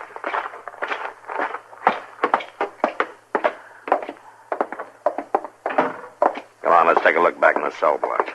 Dillon, you don't think it was somebody trying to... Marshal, is that you? Are you all right, Sam? Yeah, sure, I'm all right. Shot just come through the window there. What's that all about? Sam, somebody just tried to kill you.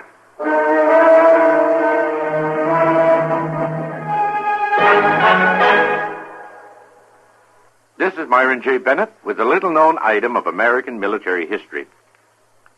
One of the most famous military messages ever dispatched was never put into writing, and to this day nobody knows what it really said.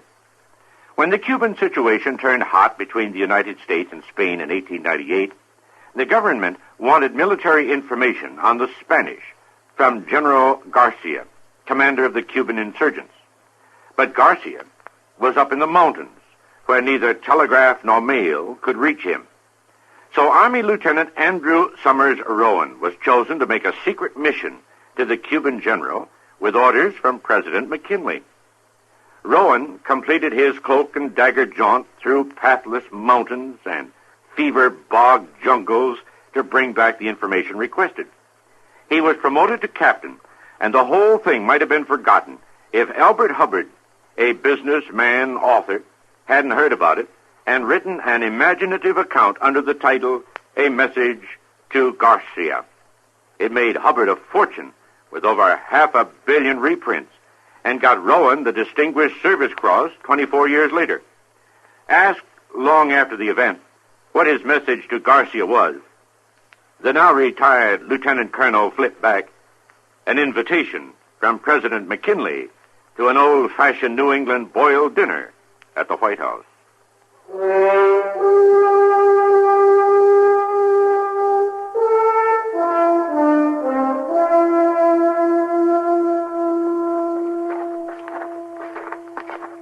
That's it, Mr. Dillon. The light's on. One of them must be there. Just what is it you're aiming to do, Matt? Surprise her, maybe. Catch her off balance. Got nothing else to go on. Sam. Look, if there's trouble, you stay out of it. Without a gun, I guess I have to. Holly's not likely to do any shooting. All right, come on.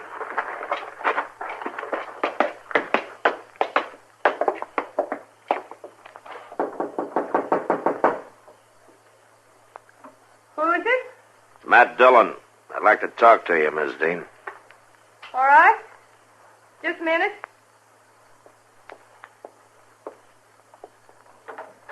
Kind of late, isn't it, to be coming around? Sam. How've you been, Holly? Fine, Sam. I thought you was... Thought he was what, Miss Dean? Dead? No, of course not. I thought he was in jail. You mind if we come in? Oh, it's late. I was just going to... Thanks. Now, you told me you'd talked to Sam earlier tonight, Miss Dean. I did. He threatened me. That's a lie, Holly. It's true, Matt. I did. You didn't act like it just now. He asked you how you'd been. You said fine. Looked to me like that was the first time you'd seen each other. No, that's not true. Why did you want him jailed, Holly? I was scared. He threatened me. Uh-huh. Who'd you send over to kill him? I don't know who shot at him. I didn't have anything to do with it. Shot at him? How did you know? Well, I thought you... I said kill him. I didn't say how. You lied at that trial, didn't you, Miss Dean? No, I didn't. Who did kill Tracy Walters? Now, come on, who are you covering up for? Nobody. Who did it? He said he'd kill me if I ever told him. Who said? Jack Dean? Matt, he's in the other room. Get out of the way. All right, come on out.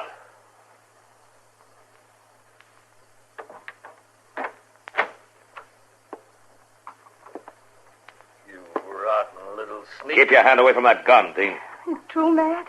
He found out about me, and I mean, he thought I was seeing Tracy, and he was jealous, and he shot him. I didn't know about it till after we were married, and then he said he'd kill me if I ever told. I've been terrified of him for 3 years. You know, a jury might believe that. And he tried to kill Sam tonight. I didn't know he was going to. No jury's going to get a chance to believe it. Hold it, Dean. If I'm paying, Holly's paying Dean, too. hold it!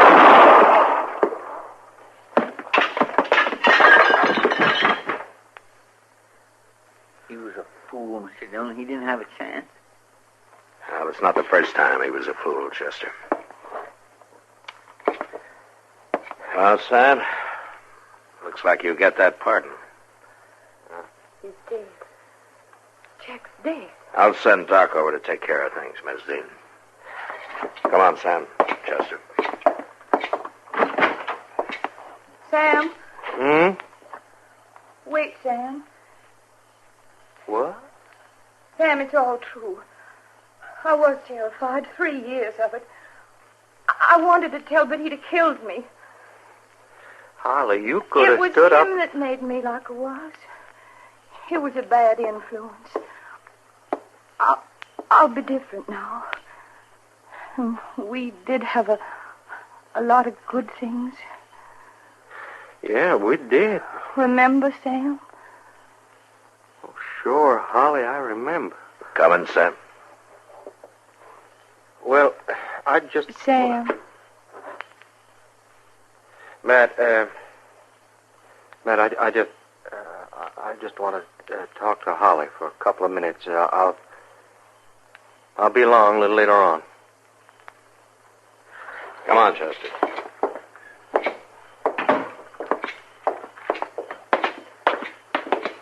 My, you'd think a man that's been took for a fool once would be cured, wouldn't you, Mr. Dillon? Either that or form the habit, Chester. As like you said yourself. She's mighty pretty.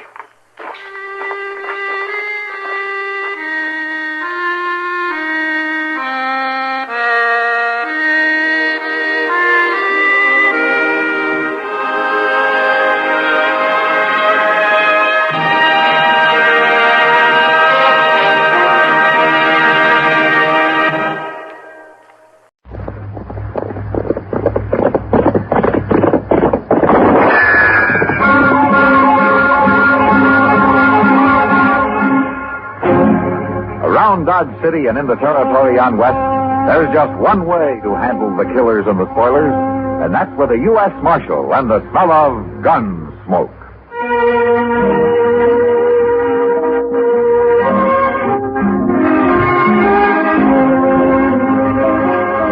Gunsmoke, presented by Army in Europe magazine, the monthly feature magazine for the use of a soldier and civilian. Gunsmoke, starring William Conrad, the story of the violence that moved west with young America, and the story of a man who moved with it. I'm that man, Matt Dillon, United States Marshal. The first man they look for and the last they want to meet. It's a chancy job, and it makes a man watchful and a little lonely.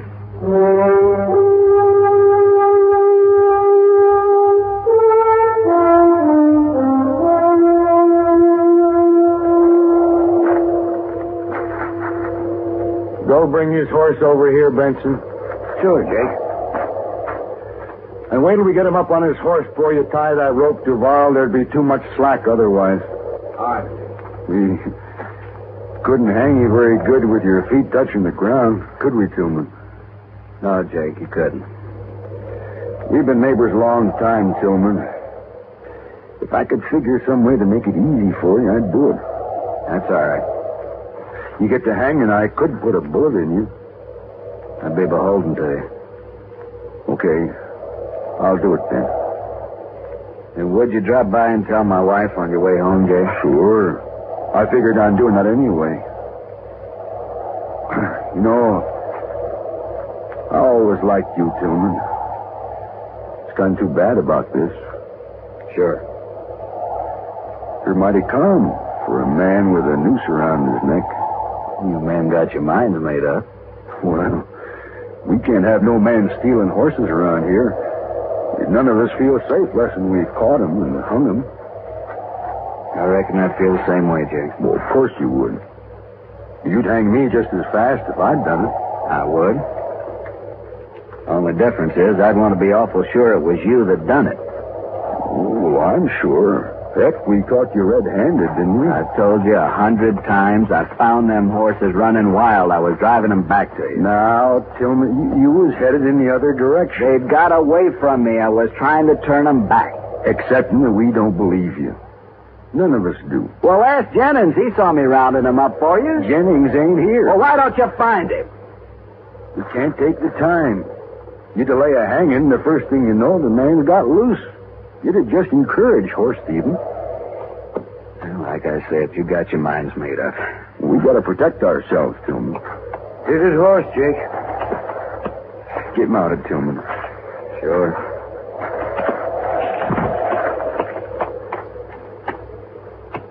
Okay, Duval. Take up the slack and tie it off around the tree trunk. Look up there, Jake. Someone's coming. Yeah, so they are. Let's get this done. We might have trouble. He's a long way off yet. We got time. You want to slap his horse, Benson? No, you do it, Jake. Okay. So long, Tillman. So long. Hey-ya!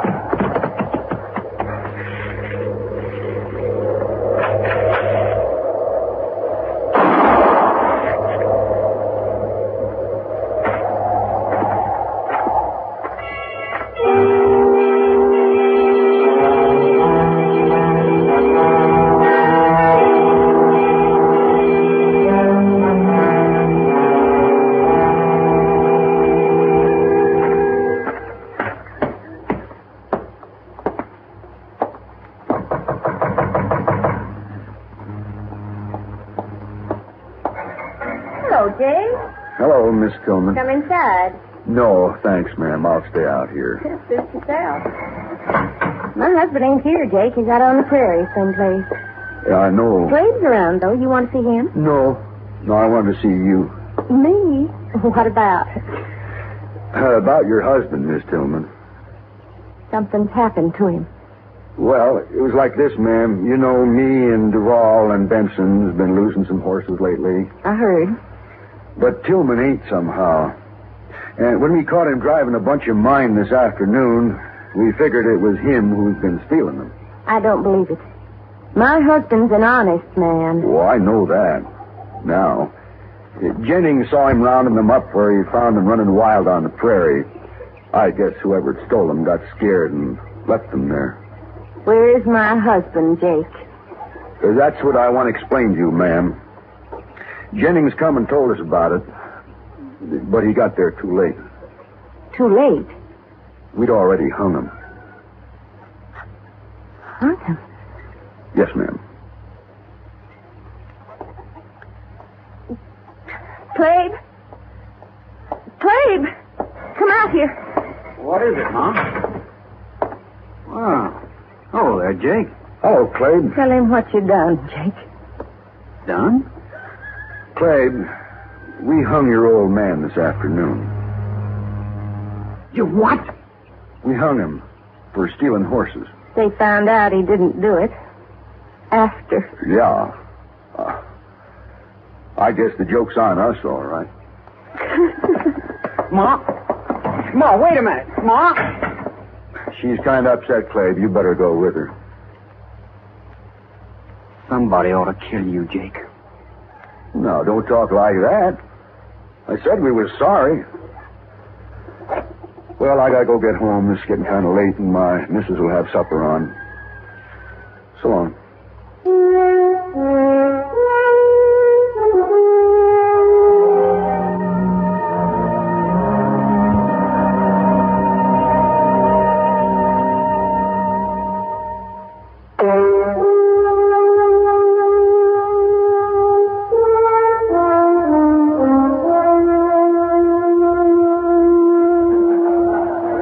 Come on, Matt. Here, huh? Yeah, sure, Kitty. You're still bothered by the Tillman hanging, He was sir? lynched. Kitty. Oh, lynched. But you'll never find out who did it now. That was nearly 3 weeks ago. I got a pretty good idea who did it. Just can't be sure. Huh? Who? Probably some of the ranchers out there who've been losing their horses. Benson and Duvall and Jake Kaiser in particular. Benson? I heard he got shot the other night, right in his own house. Yeah, he did. Just about a week ago. Maybe his conscience was bothering him, Matt. What do you mean? Well, maybe the other two killed him to keep him from talking. Yeah, maybe. Anyway, he had it coming to him. Still murder, Kitty. You feel worse about Tillman, don't you? You know, there's nothing I hate more than a lynching. Knowing Tillman, my guess is he was completely innocent. What about Mrs. Tillman and the boy? Do they have any ideas? Well, if they have, they didn't tell me. Well, you've done all you can, Matt. Might as well be in St. Louis. Oh. I'd like to be in St. Louis, Matt. Why don't you go, then? I don't know. I guess I'm afraid of the dark. What are you talking about? Never mind, Matt. Matt! Now, hello, Doc. Hello, Kitty. Sit down, Doc. Thank you. Say, Matt, that fella Duval. What about him? He's been shot, Matt. Shot dead. What? That's right. His hired hand brought him in. When did this happen? Early tonight, he said. There's a funny thing about that, man. Duval was shot through the window of his house with a .50 caliber rifle. I dug the bullet out. Just like Benson, huh? Yes, I thought it was kind of interesting myself. That makes Jake Kaiser the only one left, Matt. You think Jake did it? I don't know, Doc. He's been sitting right over there in the card game since noon. Huh? You sure of that? Well, he was gone for an hour, but he was there when I left, and he was there when I got back. Well, he couldn't have done it in an hour, Matt. No. Look, Matt, he's leaving. Yeah. Oh, I'll be back.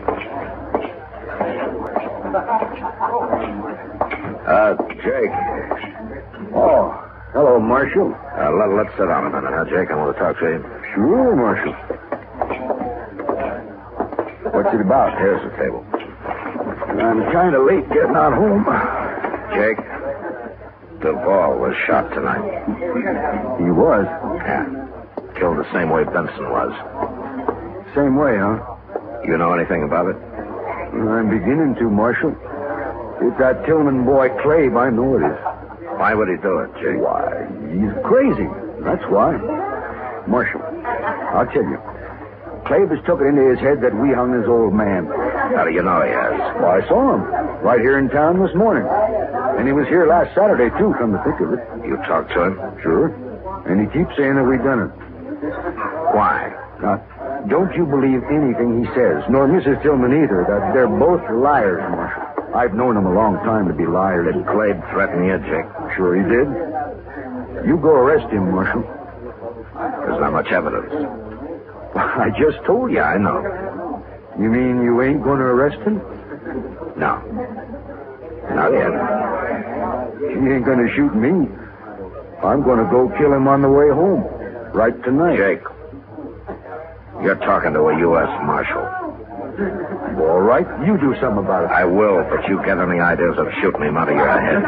If you'll arrest him, I will. And don't you forget what liars they are out there. You leave that to me, Jake. You hear? Sure. But not for long, Marshal. Not for very dang long.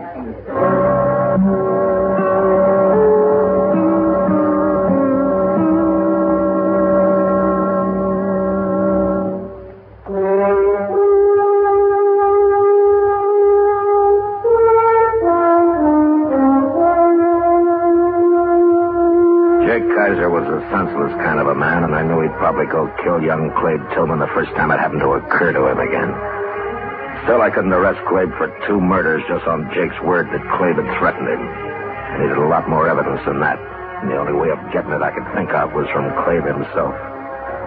So the next morning, Chester and I rode out to the Tillman place. It was only about 15 miles from town, and we got there early.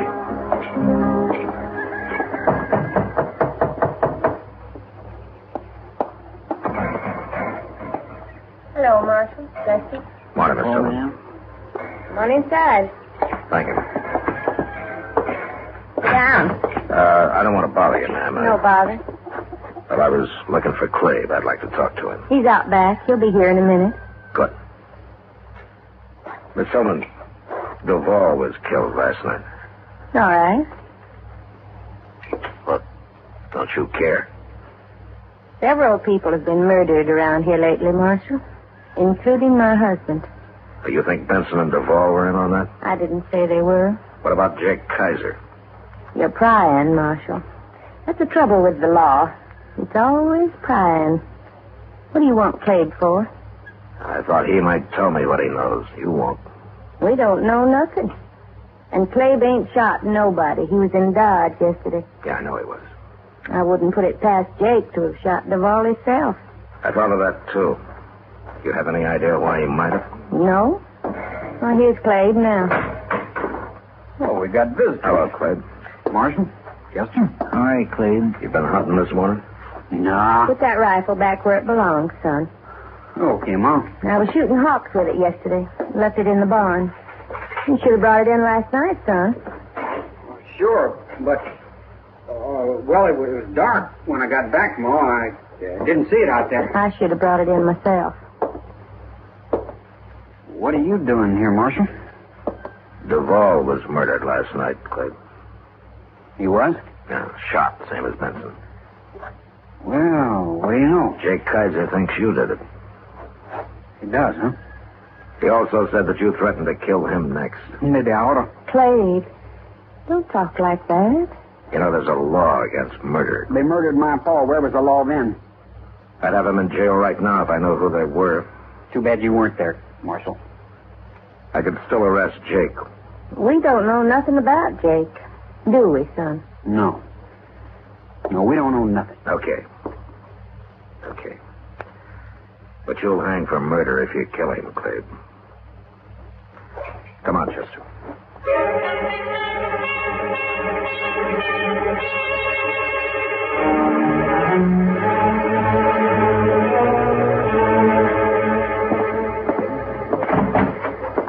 I just seen him, Mr. Dillon, walking right up Front Street. Oh, Chester. Clabe. It's Saturday, and he's back in town, just like you said he'd be. Well, I wasn't too sure. Jake might have killed him during the week. It must have slipped his mind somehow. Well, I know what you're thinking. Clabe's going to ride past Jake's place on his way home, ain't he? Well, a man's been killed each Saturday the last 2 weeks. It could happen again. You going to stop him? Get our horses, Chester. We'll ride out to Jake's. Now? Hadn't we ought to follow Clabe when he ain't? No, it's Jake I want to keep an eye on. Well, I don't understand. Just get the horses, Chester. Yes, sir. And be sure there's a rope on my saddle. We going to hang somebody? No. Now get going. Yes, sir.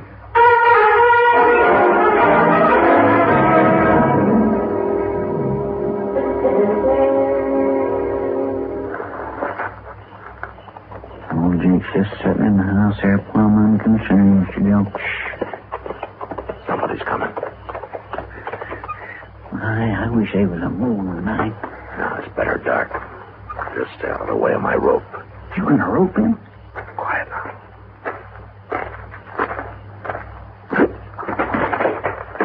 All right, Chester. All right, grab the rifle. I got it. No, let me go. I landed the woman. Yeah, I know. All right, stand up now, Miss Tillman. You shouldn't have stopped me, Marshal. It won't do any good. 2 murders are enough, aren't they? I was saving Jake for the last. I wanted him to sweat, and I'll kill him yet. Who's out there? It's Marshal Dillon, Jake. Now put that gun down. What's going on here? What? It's Mrs. Tillman. She wants to kill you, Jake. A woman? Yeah, that's a sharp's 50. I think that'd do it. Sure would. What? You killed Benson and Duval. And I'll kill you if I have to use a knife, Jake Kaiser. A woman? Going around killing people? Well, that's terrible. You hung my husband. One of the best men that ever lived. I told you it was a mistake. I said we were sorry. That's what I've been waiting to hear. All right, get his gun, Chester. That's right. I got it. Now, Miss Tillman, you're both under arrest. Well, as long as Jake hangs, too. He'll hang. But you'll probably go to jail. What's Cleve think? He knew about this when he found a rifle in your barn last week, but I guess he figured there was no way to stop you. You found the only way, Marshal. I guess maybe I should have told you everything from the first. Yeah. It's too late now. I'm sorry. Don't you feel bad about it, Marshal. I don't mind. I don't really mind at all. You want to know something, Miss Tillman? That's the worst part of it. All right, come on, let's get back to Dodge.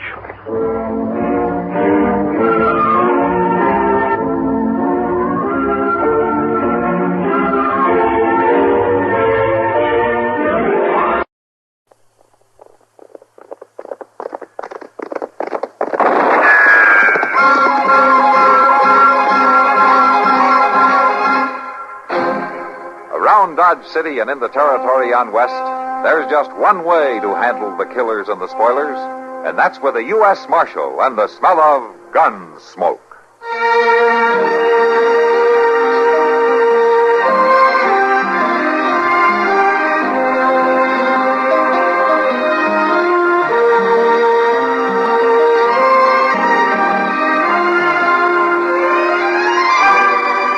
Gunsmoke, starring William Conrad, the story of the violence that moved west with young America, and the story of a man who moved with it.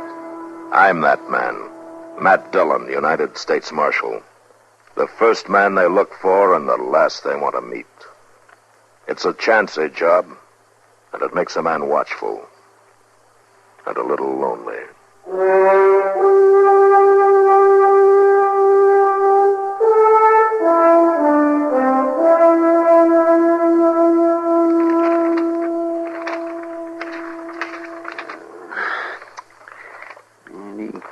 These circulars about snowbody.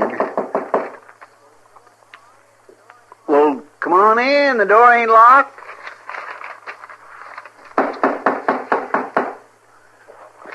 Oh, forevermore. Like a body could open the door for theirself.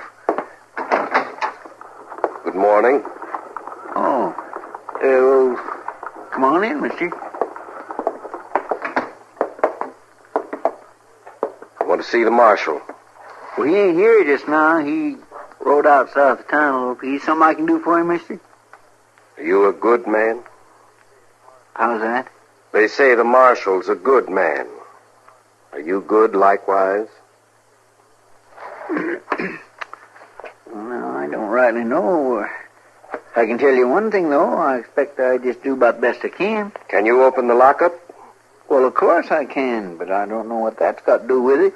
I want you to unlock it. Well, now, that just don't make sense. Ain't even nobody in there. I want you to put somebody in it. Oh, well, that's different. Where's he at? What's he done? I want you to lock me up. You? You wanted somewhere? You giving yourself up, are you? My hands are clean. Well, then what in the world... Vengeance is mine, saith the Lord. Well, of course. My, but I can't just go throwing somebody in jail without they've done something. There's probably a law again there. There's the Lord's law. Well, I know that, but what's that got to do with Thou shalt not kill. Yes, but you said yourself you ain't done nothing. It's heavy upon me to kill a man. I want you to lock me up to stay my hand. Look here now, mister. You don't have to kill nobody if you just set your mind to it. Leastways, locking you up won't do no good. What about when you come out? It will be safe by tomorrow. You will have left town by tomorrow. Well, now, I don't know that I can go around putting... Oh, Mr. Dillon, you sure are a sight for sore eyes. Hello, Chester. What's the matter? Look, It's him, Mr. Dillon. He wants me to lock him up. He claims he feels like killing somebody. Oh? Anybody in particular? Well, he ain't said. I was just fixing to ask him. Oh, never mind, Chester. See to my horse, will you? I'll take care of this. Yes, sir.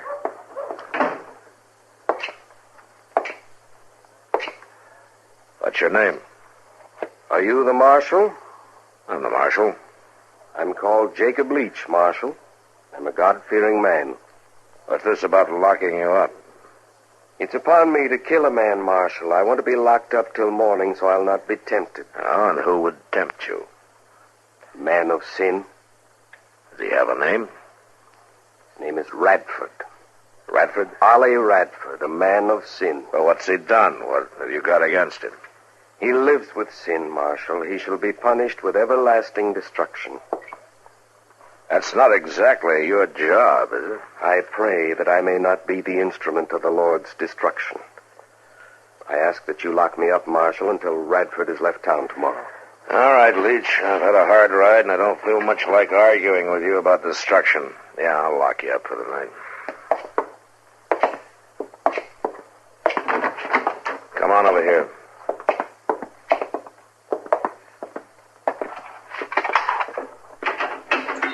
All right, go on in.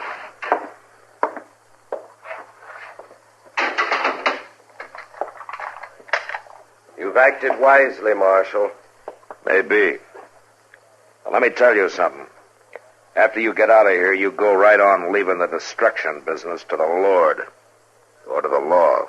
The sinner shall surely be put to death. Yeah. Well, so shall the murderer. You might remember that.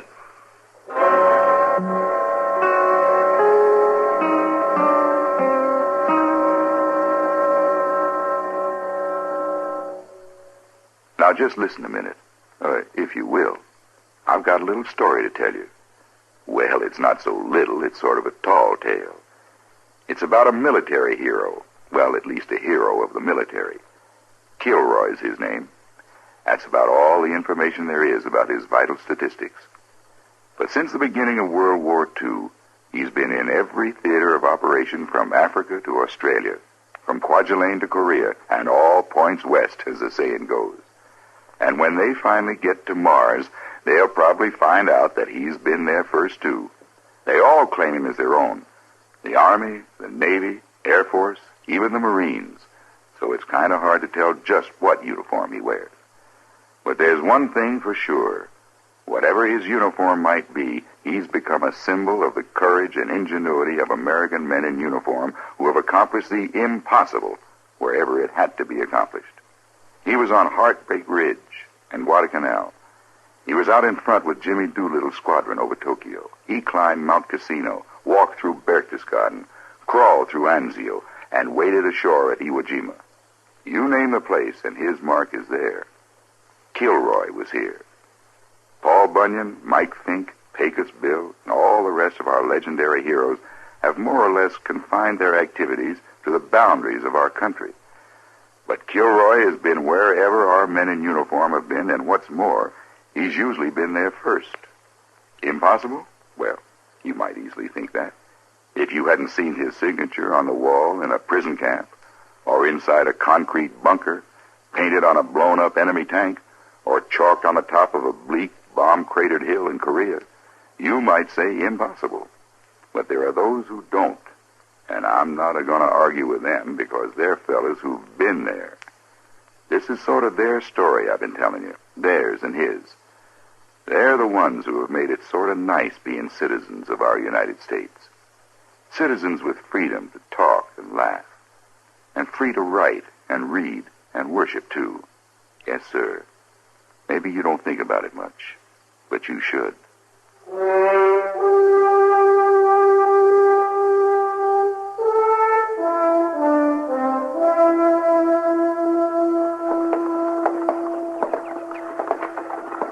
Well, there's just no doubt about it. In my mind, Radford, it was the only thing to do. Yes, I suppose so. Oh, I know it was a hard move to make, but it was the only thing to do.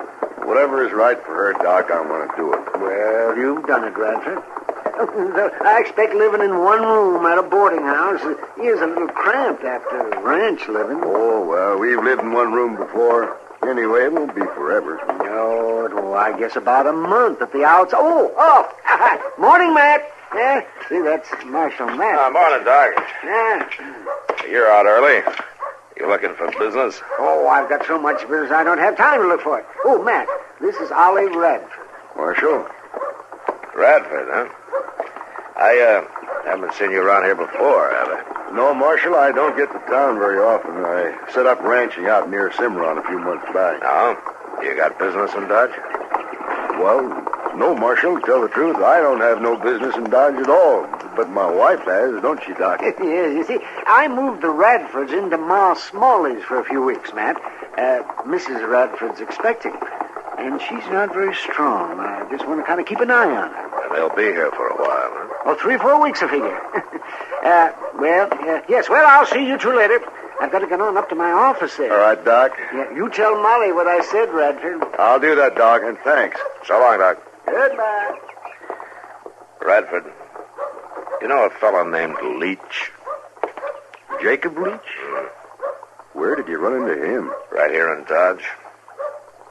He says that he might have to kill you. Marshal, that man's crazy. Yeah, maybe so, but he sounds like he might really go after you. Has he got any reason for killing you? 4 years ago, back in Missouri, I was married to his sister. Oh. Don't you go off and leave her or something? No, Marshal. She died. I see. Leach blamed you for it. Well, he said I killed her. She died trying to have our baby.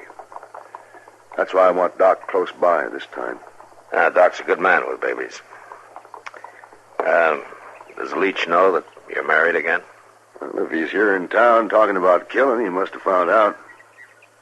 Oh, he'd think it was a terrible sin, Marshal, me marrying again. Yeah. Well, he thinks you're just in town to pick up supplies and are heading back this morning. We'll just try to keep him thinking that way. I'd be obliged, Marshal. I've never been afraid to meet a man in a fair fight, but this don't even make sense. You can't even reason with that man. Yeah, I know. That's what makes it dangerous. You know, Radford, it might be a good idea if you'd stay off the streets for the next day or two, and I'll try to encourage Leach to go back where he came from. Marshal. Yeah? I ain't a man to want to get into trouble, but I can't stay off the streets and hide it from him forever.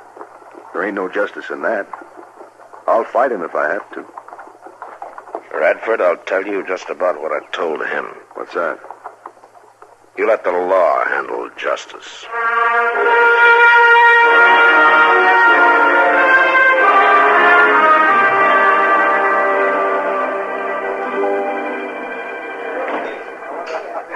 Well, that's quite a story, Matt. But I haven't seen anybody like Jacob Leach in here. Well, he might not let himself come into a sinful place like a saloon, Kitty. Some of them do, to preach. Well, anyway, you send me word if he does come in here, will you? Yeah, sure will, Matt. Just want to keep track of him if I can. Yeah. He's a fanatic. You can't tell which way he's going to jump. Did he say how long he'd be in town? Well, he's going back to Missouri in 2 or 3 days. So if I can keep Radford out of his sight, I think we'll be all right. Oh, Matt. What? Doesn't look like I'll have to send for you. How's that? I think that's your man coming in the door right now. What? Oh, yeah. Hello, Leach. They told me you'd be here.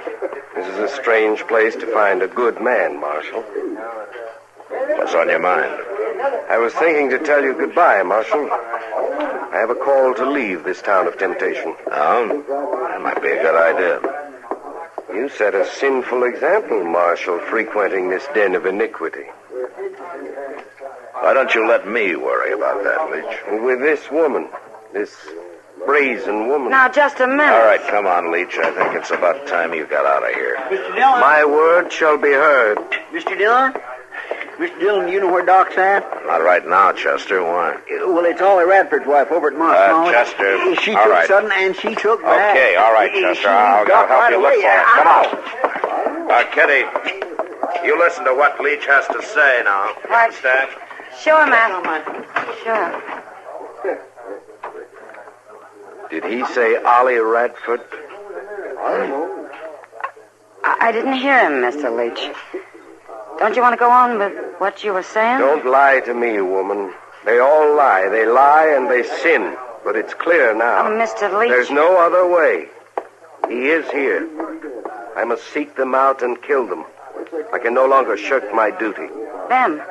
Well, no. I must kill Ollie Radford and the marshal. He is no better than the others. He lied to me.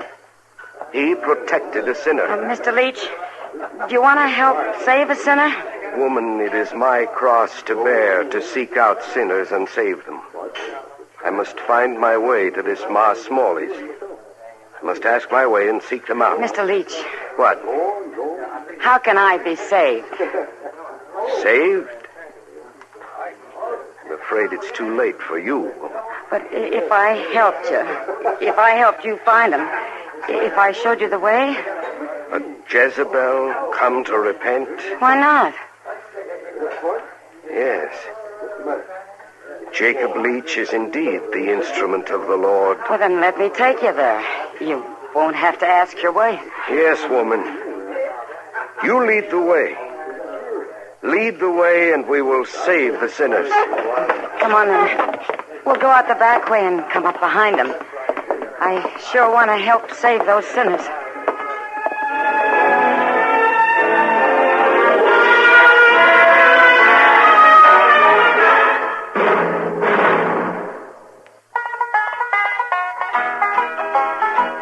This land is your land. This land is my land. This land was made for you and me.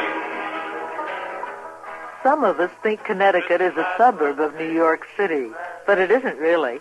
It just seems that way because so many people working in the city commute daily between their jobs and the grassy country-like atmosphere of Stamford, Greenwich, or Larchmont. Those who don't commute, preferring to work where they live, may 9 to 5 it at the Electric Boat Division of General Dynamics in New London, selling insurance in Hartford, or making clocks in Bristol. But regardless of where they work, both groups of people have a great deal in common. They don't share merely the nutmeg or Constitution state, for the place of their residence is shared with others, such as P.T. Barnum, Harriet Beecher Stowe, Nathan Hale, Noah Webster. People in Connecticut today share the yearly excitement of the Yale-Harvard crew races, the beauty of the mountain laurel blossom in late spring, pride in their state's early Yankee peddlers, and more than anything, the true meaning of their state motto, he who transplanted sustains.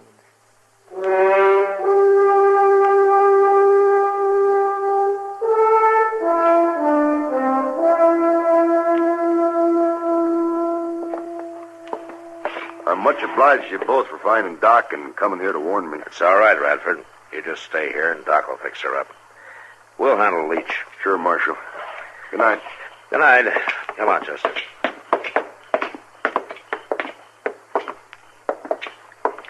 Miss Kitty sure moved right in and took over with old Leach, didn't she? Kitty's a smart girl, Chester. You got a plan about him, Mr. Dillon? Well, I just hope I can sort of ease him out of town. You push that kind too hard, and they're likely to go wild on you. Then people get hurt. I declare I don't know why I didn't have no more sense than to just blurt out Radford's name like I did. Well, maybe he didn't hear you. No, but what if he did? We just have to hope that Kitty can handle it.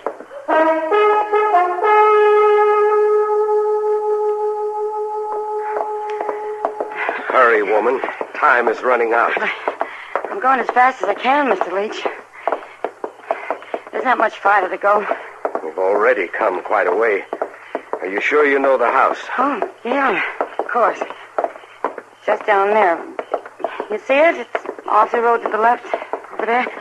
Judgment approaches. The sinner shall be punished. We shall not fail. I hope not. I see no lights. Are you sure of where you're leading me? Well, Ma Smalley doesn't encourage callers this time of night. There'll be lights in the back room where Ollie is. And the Marshal. The Marshal must be there, too.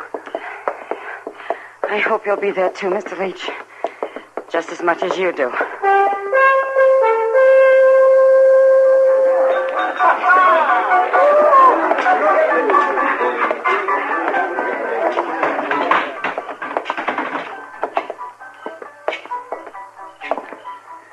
Where do you reckon they went, Mr. Dillon? Well, Sam says Kitty seemed to go with him of her own accord. Well, why would she do that? To keep him from following us. Well, one thing's sure, she's not leading him to Ma Smalley's. Yeah, but if we don't know where she went, how are we going to find her? I don't know. Mr. Dillon? Yeah, Chester. This Leach, would he kill Miss Kitty? Yeah, Chester, I think he would.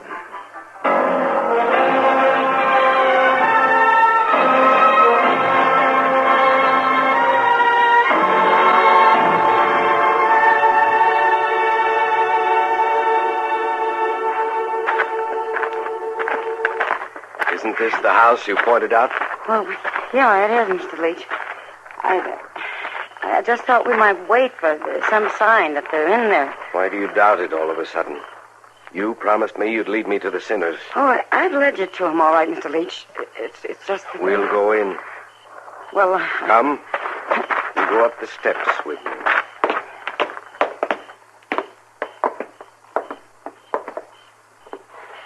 Open the door. Yeah.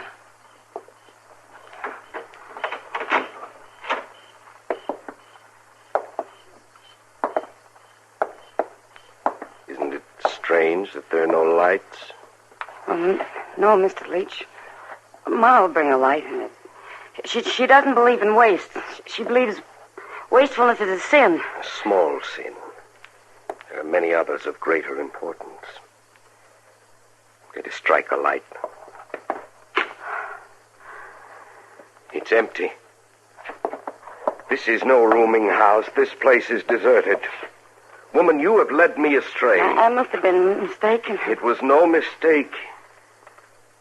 You are indeed a Jezebel. Now I must punish you, too. Stand still. The light went out. I need no light to see you, to carry out your punishment. You lay a hand on me. I'll scratch your eyes out. Woman of sin, you're going to die.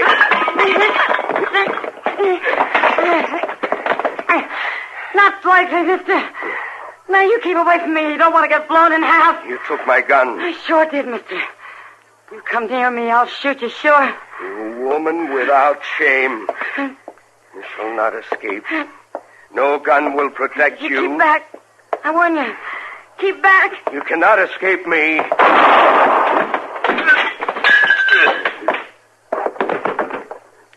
Shot him. I shot him.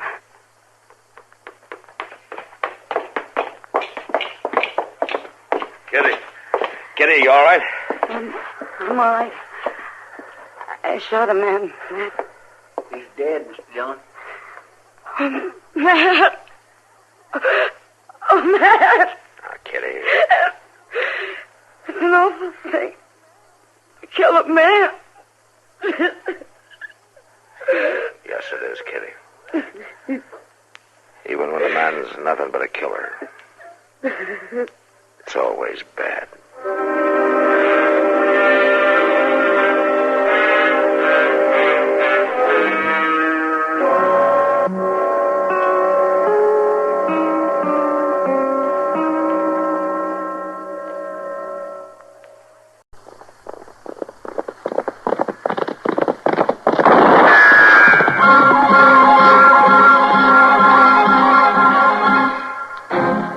Around Dodge City and in the territory on West, there's just one way to handle the killers and the spoilers, and that's with a U.S. Marshal and the smell of Gunsmoke.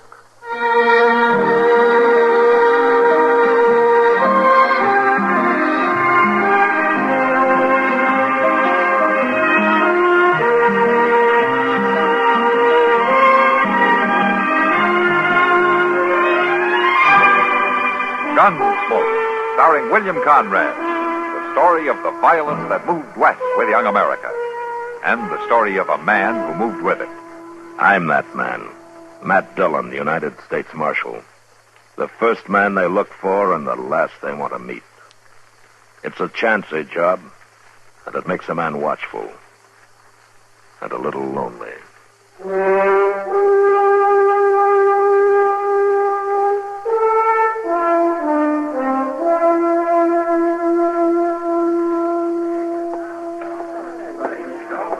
Evening, John. Oh, Miss Russell. Good evening. Hello, Chester. Oh, Miss Kitty. Why are you sitting over here all by yourself? Oh, it's my new boots. I just could not stand on my feet another minute. New boots? Yeah.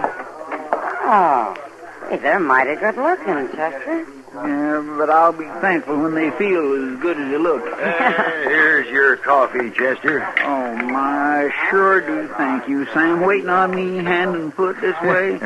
Well, it ain't every day that you get new boots, Chester. It sure ain't, and that's a fact. Oh, look, the man at the door. What do you mean? Good heavens.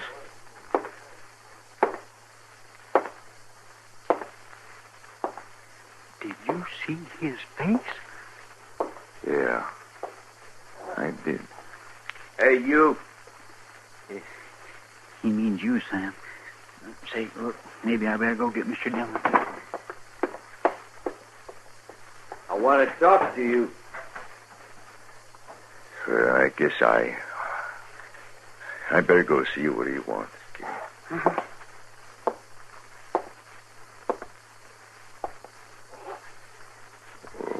What is it, mister? Can I get some food here? The store is closed.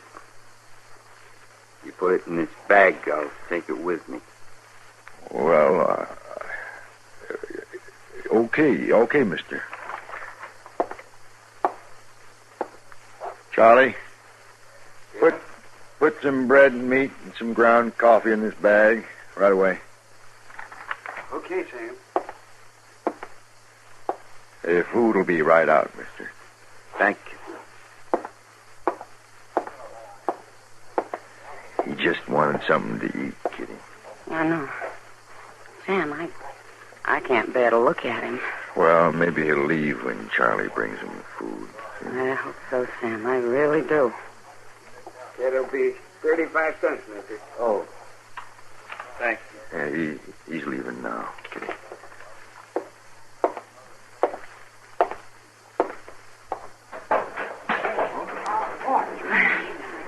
Sam, I need a drink. Oh, me too. I never seen nothing so frightful ugly in all my life. I don't know where he come from, but I'll tell you boys one thing. That critter ain't human. Matt? Hello, Kitty. Sam? Kitty, you're pale as a ghost. What's going on here? Well, didn't Chester tell you? Tell me what? I haven't seen Chester. A man was just in here, Matt. A man with his face that was horrible. Well, there are some faces still here that won't take any prizes, you know. Oh, no, it's no joke, Marshal. This was worse than anything I ever seen. That's true, Matt. Well, what'd this fella do? Nothing. He just bought some food and left us all. Marshal Dillon? Yeah. What is it, Frisbee? If you want some help to run that critter down, me and the boys are ready. Now, wait just a minute. As I get it, an ugly man walked in here and bought some food and left, and that's all. He was more animal than man, Marshal. Ask anybody. Now, hold it! Now, we don't arrest people around here for the shape of their faces. Matt, it wasn't a face. No, it was all twisted and slick-looking, like tallow that had commenced to melt. You mark my words. You leave that critter run loose in this territory, and you'll have trouble. Mr. Dillon? Mr. Dillon? Yeah, what is it, Chester? That ugly-looking man, he's after Doc. What? Yes, sir, I seen him. There was a light in Doc's office, and that man was sneaking up, and when he seen me, he busted right in on Doc.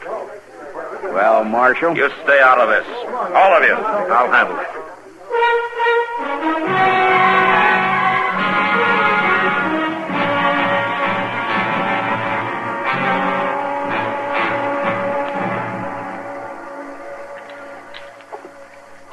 You see what I mean, Doctor? Yes, yes. tilt your head back a little more, Bruno. My, oh, my. That's unbelievable. Doc? You all right? Well, of course I'm all right, man. Why wouldn't I be? Come in. Come in. Oh, this is Bruno Thayer, Matt. Matt Dillon's the marshal here. How do you do, Marshal? I'm glad to meet you, Thayer. Bruno, you're going to have that pain no matter what. I figured that, Doctor. Now, when it gets to bearing down, well, use hot packs and hold hot salt water in your mouth. Mm-hmm. That's about all I can tell you. You can just put your shirt back on now. How much do I owe you, Doc? Oh, nothing. When Bruno was 16, Matt, he tried to outrun a buffalo stampede and his horse fell. Oh? Yeah. They run right over me, Marshal. Well, I better get going. He's going to take over the old Jenks farm, Matt. Oh, that's so. I'm going to try it. How old are you now, Bruno? I guess I'm 26, Marshal. There's a year or two I don't remember much about. It's a miracle you lived at all. It was a bad bargain, Doc. Oh, no, I don't say Doc, that. with a face like this, would you want to live? Would you, Marshal? My horse and my dog, the only ones don't care what I look like.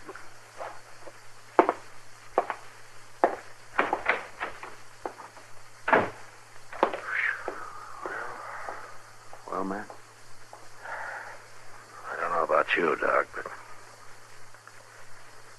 I'm not sure that I would want to live.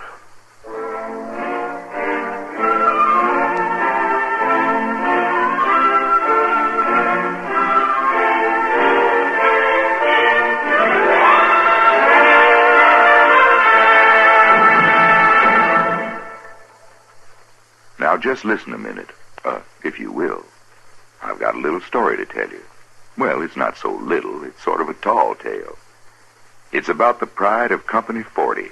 Mose was his name, a fireman and a legendary hero of firemen. They say old Mose had feet like East River barges. His beaver hat measured 2 feet from crown to brim, and his fireman's helmet was about the size of a pup tent. Yes, Mose was big, and he was strong. And in addition, he had the speed of a panther. Mose was always the first to reach the scene of a fire, and it seemed that no rescue was impossible for him to execute. He could climb buildings using the windows for a ladder, jump over alleys like a cat, tear through walls with his bare fists, blow a path through smoke using his lungs like a bellows. And when he'd come across a small one-room fire, he'd close the doors and windows and inhale, and the fire would be smothered from lack of oxygen. Oh, he was quite a man, old Mose. And when Mose wasn't fighting fires, he was the terror of the East Side toughies and the plug uglies. Mose just naturally didn't like bullies and lawbreakers, and he'd fight them singly or in groups of any size. If the occasion called for it, he'd rip a tree out of the ground and use it like a policeman's nightstick. Yes, sir, the lawless element gave old Mose a wide berth, you bet. But Mose was a bashful sort of feller. And when public admiration got too strong for him in New York and folks got to sending in false alarms just to see him, why, he just faded out of sight. Later, people in Illinois swore they saw him put out the Chicago fire in 1871. And Californians credit him with countless rescues and the final smothering of the San Francisco fire of 1906. Yes, sir. Stories about old Mose, the pride of Company 40, are easy to believe, aren't they? Say, isn't it nice being citizens of a country where you can laugh and talk about things free as a breeze, and write and read and worship too? Yes, sir. Maybe you don't think about it much, but you should.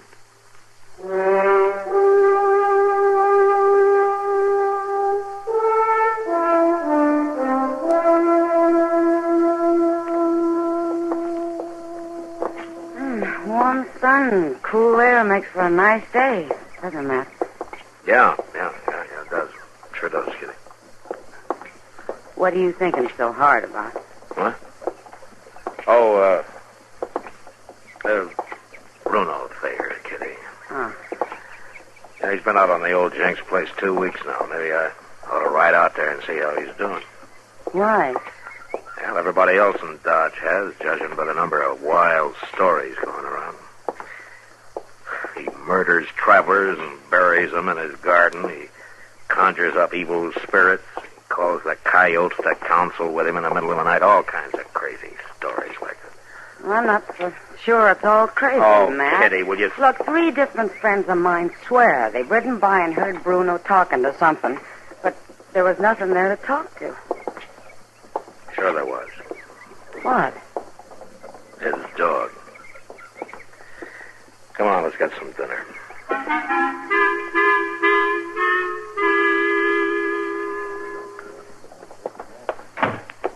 Hurry up, Doc. Come on, hurry up. I'm coming. Yes, what happened? It's Hazel Perkins. They found her out south of town, scared half out of her wits. Oh, Doc, he was right over me. Now, all right, Hazel. All right. Just calm down now. You're all right. Who was it, Miss Perkins? Was it that Bruno? Yes, that's who it was. Oh, now, she's in no condition to talk now, Frisbee. I ran, but he came after me, and he chased me, Doc. No. Doc, what are those gashes on her arm? Well, I don't know yet, Sam. Looks like some animal clawed there. You mean some half animal, don't you, Doc? Now, Frisbee, you're a fool. Get out of the way. No. Come along, Hazel. Right up here. Fool, am I? Maybe I'm just fool enough to believe that the women folks ought to be protected. I say it's time something was done. I say we got to stop that ugly brute and stop him for good, like they used to do in the old country. Yeah, but how do you mean, Frisbee? My grandpappy knew. He told me when a hateful, unnatural monster like Bruno was found, they burned it. And they took what was left and drove an oak stake through it. Then they were safe. And not before. Well, I never heard of that. Seems to me the marshal... The marshal had his chance. My chance to do what, Frisbee? It was you let that critter loose on us, Marshal. What happened to Hazel Perkins is your fault. Hazel Perkins? Bruno grabbed her, Marshal. She's all bit up and scared half to death. Where is she? Up in Doc's office. What are you aiming to do, Marshal? I'm aiming to find out what really happened, Frisbee. We've had about enough talk. We want action. Just one more word out of you, and I'll give you more action than you can handle. After I've talked to Hazel, if Bruno Thayer needs bringing in, I'll go get him and I'll bring him in, but I'll do it without you or anybody else.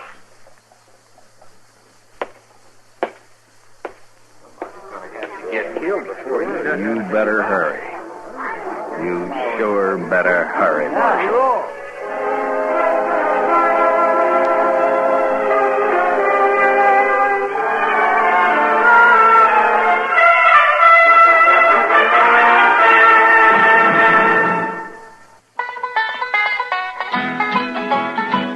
This land is your land. This land is my land. This land was made for you and me. Stephen Foster came from Alabama, and Al Jolson was always Alabama bound. Even though there was no particular validity to these claims, there was a definite sincerity behind them.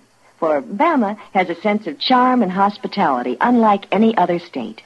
Maybe Stephen Foster didn't come from Alabama, but Helen Keller did. And so did a lone wolf train robber named Rube Burrow. And what if Jolson didn't go there? George Washington Carver did.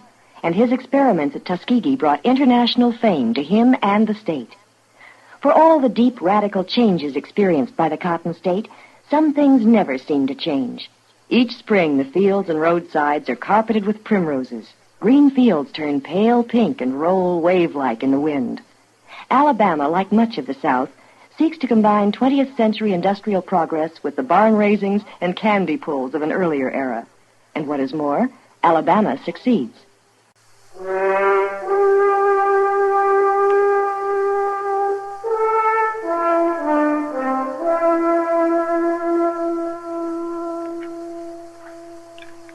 Hand me that bottle, will you, man? Yeah, sure, Doc. Hold still now, Hazel. Oh. Oh, well, that stings a little, doesn't it? But it's better than getting blood poisoning. Now, Hazel, I know you're still upset, but try to think clearly this time, huh? Now, just once more. Before you saw Bruno, what happened? Well, my horse shied and threw me. And what did your horse shy from? I don't know. But the next thing I remember is that hideous face bending over me. And then what? He grabbed me, and I felt his long nails sink into my arm. This arm here, where these scratches start? Well, yes, of course. And then? Well, then he began to laugh. To laugh? That's right. Oh, it was dreadful, just dreadful. I tried to fight him off, Marshal, but he was terrible strong. And... Well, Hazel, why didn't Bruno laugh the last time? Well, what do you mean, Dr. Adams? Well, I mean that every time you tell this story, it gets better. You figure you're pretty important because you've been chased by Bruno Thayer. I think you're beginning to enjoy it. Enjoy it? Yes, enjoy it. Sure, he's ugly, and perhaps you were shocked by his face, but you're not entitled to tell lies about him, to be sopped up by some of the fools in this town. Oh, Doc, These scratches were made by a dog or a coyote or maybe a wolf, but not by a man. And the only reason that animal didn't kill you is because somebody killed it first. Bruno saved your life, didn't he? Didn't he? Oh, yes. Yes, he did. The wolf that made my horse shy came after me, and Bruno killed it. But he scared me half to death, Doc, with that face, that horrible face. And I didn't mean to. Marshal! Yeah, what is it, Sam? Frisbee and some others just left the Long Branch to get Bruno. I sent Chester after your horse. Oh, thanks, Sam. They was talking wild, Marshal. They're going to kill him, sure. Kill him? Oh, I didn't realize, Marshal. I'm sorry. It's not me you owe an apology to, Hazel. Oh, Bruno, I couldn't. But I'm sorry. I am sorry. Well, that's what I'll tell him, Hazel, if I get there in time.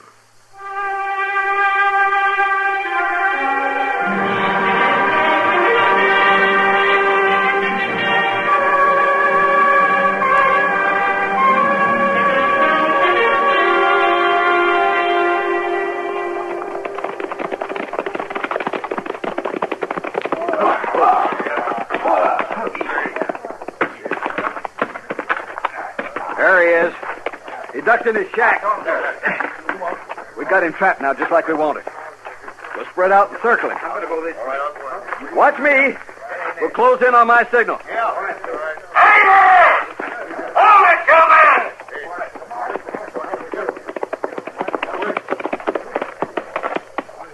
in! We're just saving you some trouble, Marshal. What are you planning to do with that wood stake, Frisbee? I'm gonna nail down a monster with it, that's what. All right, Frisbee. Don't you try to get up or I'll splinter this piece of oak across your skull.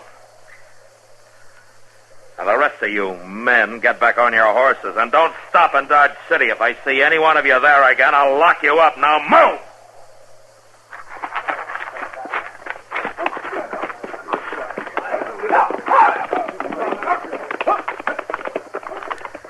Chester.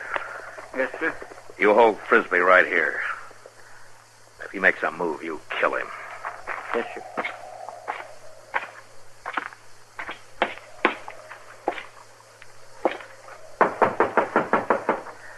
Bruno. Matt Dillon.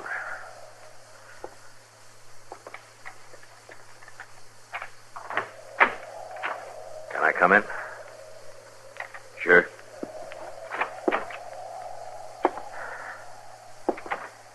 You saw those men out there, huh? I saw them. You know that they were out here to get you, didn't you? I figured somebody'd be coming out here. That girl got pretty scared of me. But there wasn't anybody else around to help her. Aren't you even going to defend yourself? I hadn't decided, Marshal. I saw what you did to them, though. I'm grateful. Grateful? For what? Well, for saving your life? Yeah. Yeah, for saving my life. Well, it looks like you really wanted to live after all, doesn't it? Yeah, I guess it does. Hazel Perkins says to tell you that she's awful sorry for the way she acted. Oh? Yeah. Well, I'll see you. Oh, here's a nice piece of oak wood for you. Make yourself a hat rack, huh? I think you'll be having some friendly callers one of these days. So long, Marshal. So long, Bruger.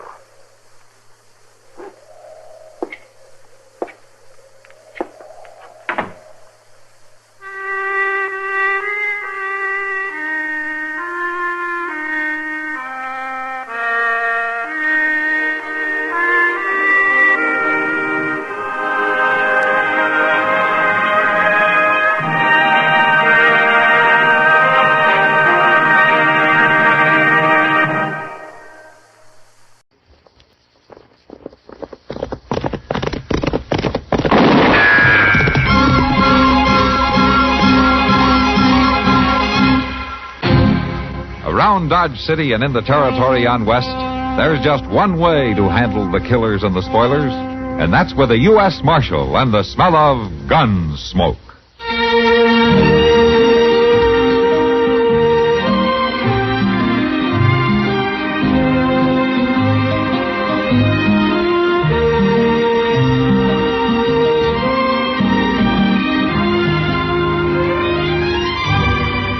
Gunsmoke, starring William Conrad, the story of the violence that moved west with young America, and the story of a man who moved with it.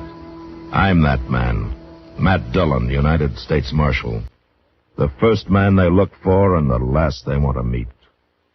It's a chancy job, and it makes a man watchful and a little lonely.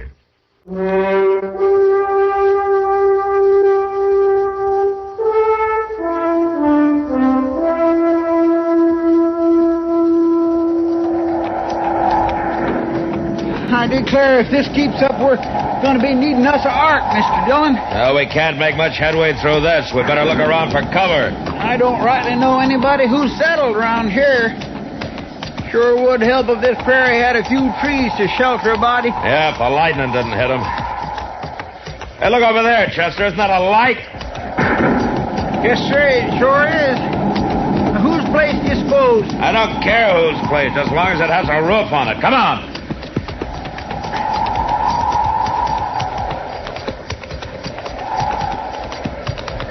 It's a house, all right, Mr. Dillon. Yeah, but I don't see that light anymore. Oh, it seems to have gone out or something. Now, let's tie our horses around here out of the wind. All right, sir.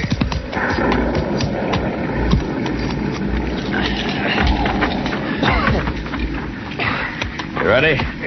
Let's run for it.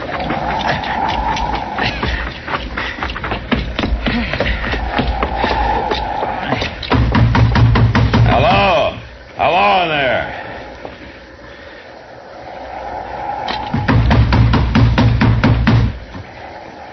Well, I know I seen a light, Mr. Dillon. They must be playing deep in there. Or dead. Come on, open up, open up. Mr. Dillon, look. What? The shutter on that window there, it's opening. Oh. I'm sorry to roust you out, but I'd thank you for shelter till the storm lets up. Go away.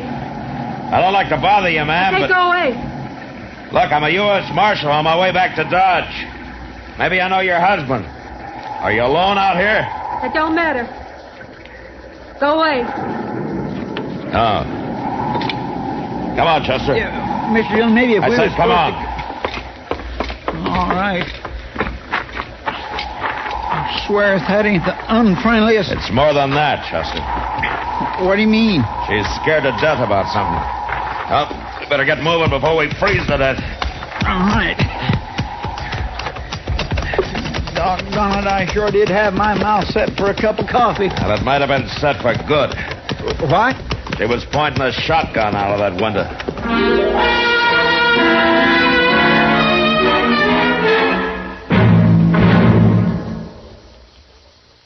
just listen a minute, if you will. I've got a little story to tell you. Well, it's not such a little story. It's sort of a tall tale. Ever hear tell of Windwagon Smith? Well, according to legend, we practically owe our whole system of modern transportation to old Windwagon. Yes, sir. Before his days, folks traveled afoot, on horseback, or by ox team. With Windwagon, he wasn't about to put up with that slow type of traveling. No siree. For him, 15 miles a day seemed like standing still. So he came up with a contraption that he called a prairie clipper. The clipper was a wagon without any kind of animals to pull it. It had a sail sticking up from the middle of it, just like a ship at sea. That clipper moved along pretty good, too. When the wind was right, old Windwagon figured he could make around 70 miles in one day.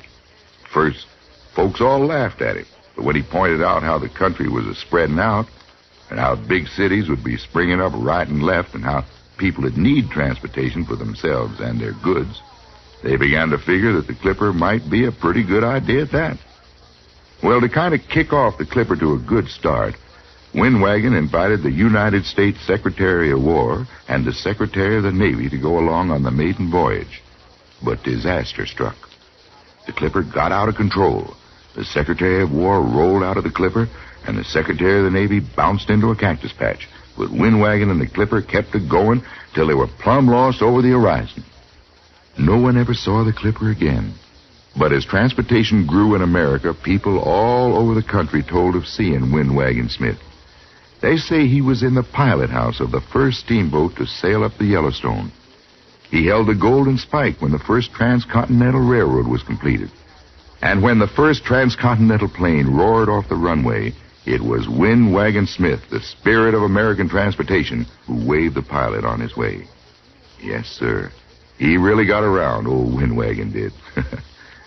Say, isn't it nice being citizens of a country where you can laugh and talk about things free as a breeze, and write and read and worship too? Yes, sir. Maybe you don't think about it much, but you should.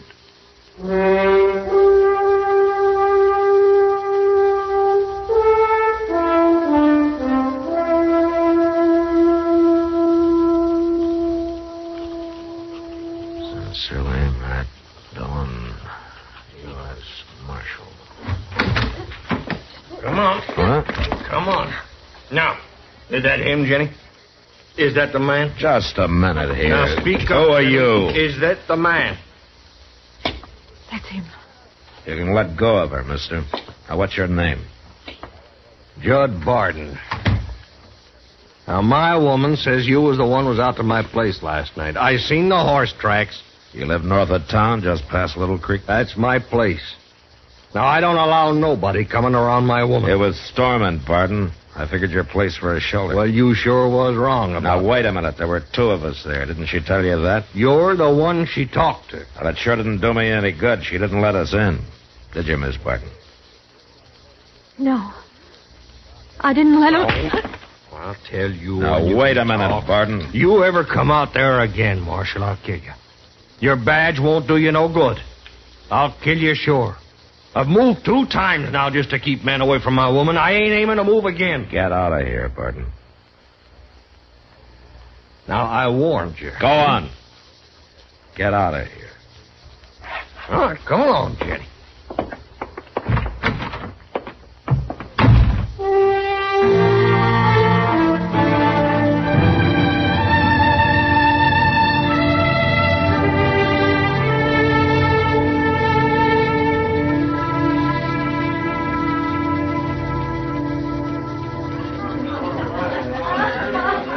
Want another beer, Matt? No, thanks, Kitty. I think I'll just sit here for a while. I hear you got your feet wet the other night. What, Chester tell you? Yeah, he was in here, sneezing earlier today. I couldn't get him to take his wet boots off after we got back. Why not? Oh, he said he'd better keep his feet on him to keep him from shrinking. His feet? Next time, I'll let Chester tell his own story. Mr. Dillon? Evening, Miss Kitty. Hello, Chester. See what I mean? Yeah. Mr. Dillon, There's a lady outside claims she has to see you. Oh? Who is she? I don't know. She said somebody told her you was here, and she don't rightly feel she ought to come into a saloon. Of course not.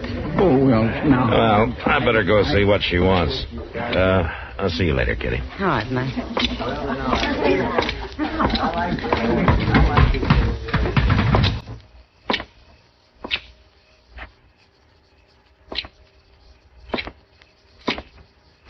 Marshal Dillon. Huh? What? Miss Barton. Jenny, Marshal. Just Jenny. Well, you wanted to see me? I had to see you. You gotta help me, Marshal. Oh? Where's your husband? He's back at the place. Dead drunk. I don't know how I'd have stood it if he didn't drink himself into a stupor every once and so often. Well, what is it you want me to do, Miss Barton? Jenny. Oh, all right. Jenny, well, what can I do? Hide me, Marshal. Please, hide me. I gotta be hid by the time it comes to. Well, I'd sure like to help you, Jenny, but I can't do that. Marshal, I can't go back to him. Well, the law can't come between a man and his wife, Jenny. You don't understand. I gotta have help. Hey, Jenny.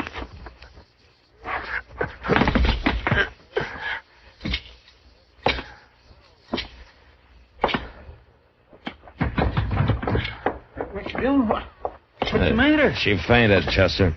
You go find Doc. I'll carry her on up to his office.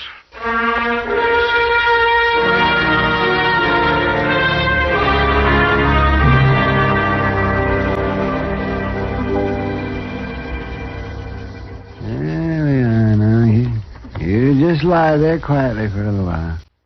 That's it. You'll be all right. I'll be back shortly.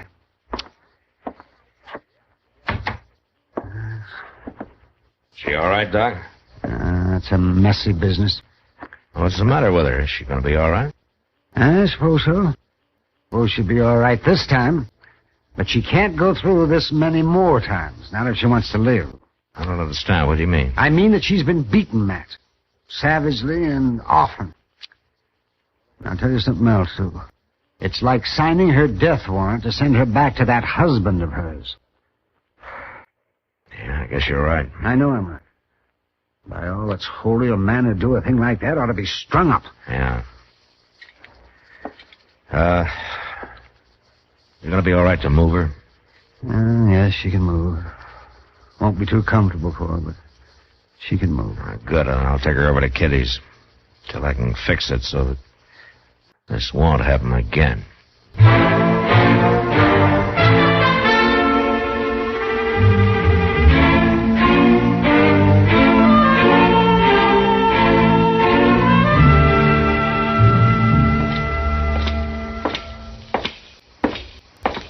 You get her all fixed up, Mr. Dillon? Yeah, Chester, I just left her up in Kitty's room. Doc gave her a powder so that she'd sleep through the night. Oh, my, that poor lady. What kind of a man would do a thing like that? I don't know.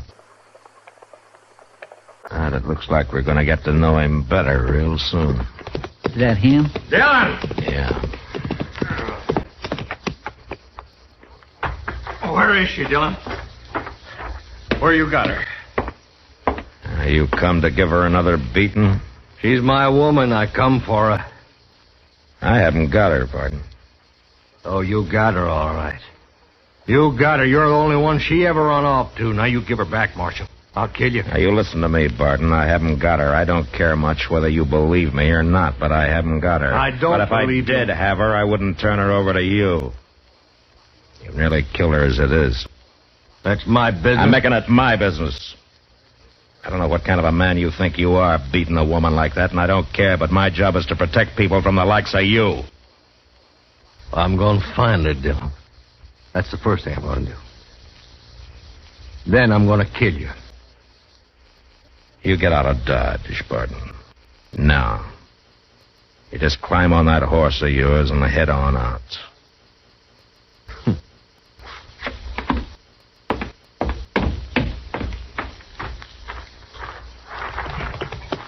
I'll be back, Dillon. And he will be back, too, Mr. Dillon. He's too all-fired mean not to. Yeah, I know. But right now I'm playing for time. How's that, Mr. Dillon? We gotta get Jenny out of here. Well, you got a plan? No, not yet. And I better come up with something by morning. Because Barton's not gonna stay put very long.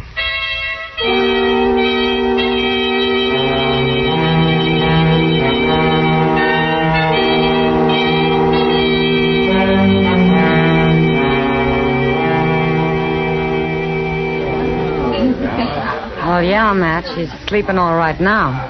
But it took her a long time to settle down. Too scared, huh? Oh, scared to death. But that's not all. There's something else bothering her, Matt. Something she doesn't want to talk about. Oh, what is it? Well, I'm not sure. But she acts sort of ashamed about something. She's got nothing to be ashamed about. Well, of course not. Anyway, she's pretty desperate to get out of Dodge. Yeah. She, mention any place that she could go? Well, she talked about her brother. Oh? Said he'd always take her in no matter what. Oh, where does he live, you know? Yeah, north of here. Off the stage line someplace. 30, 40 miles away, I think. Well, that's the thing to do, then. But, Matt, the stage is one thing. Barton's sure to watch. Can you get her ready in the morning? Oh, sure, but isn't that risky? She took a chance coming here, Kitty. She'll have to take a chance getting to her brother.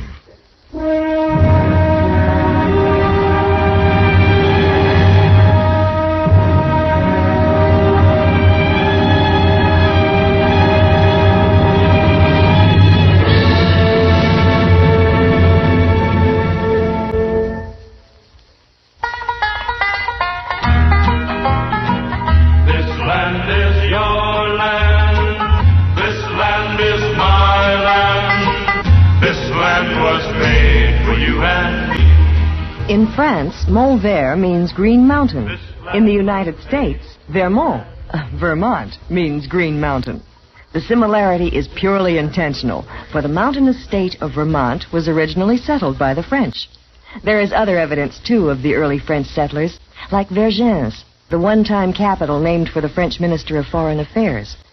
But despite its French ancestry, Vermont is American through and through, from Ethan Allen and the furniture which is made today bearing his name, to Steamtown, USA, near Bellows Falls.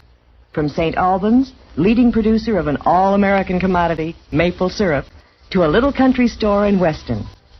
The fresh fragrance of red clover, the granite beneath its hills characteristic of its people, the well-known Vermont cussedness or independence, Admiral George Dewey and Calvin Coolidge, all things typically American, typically Vermont.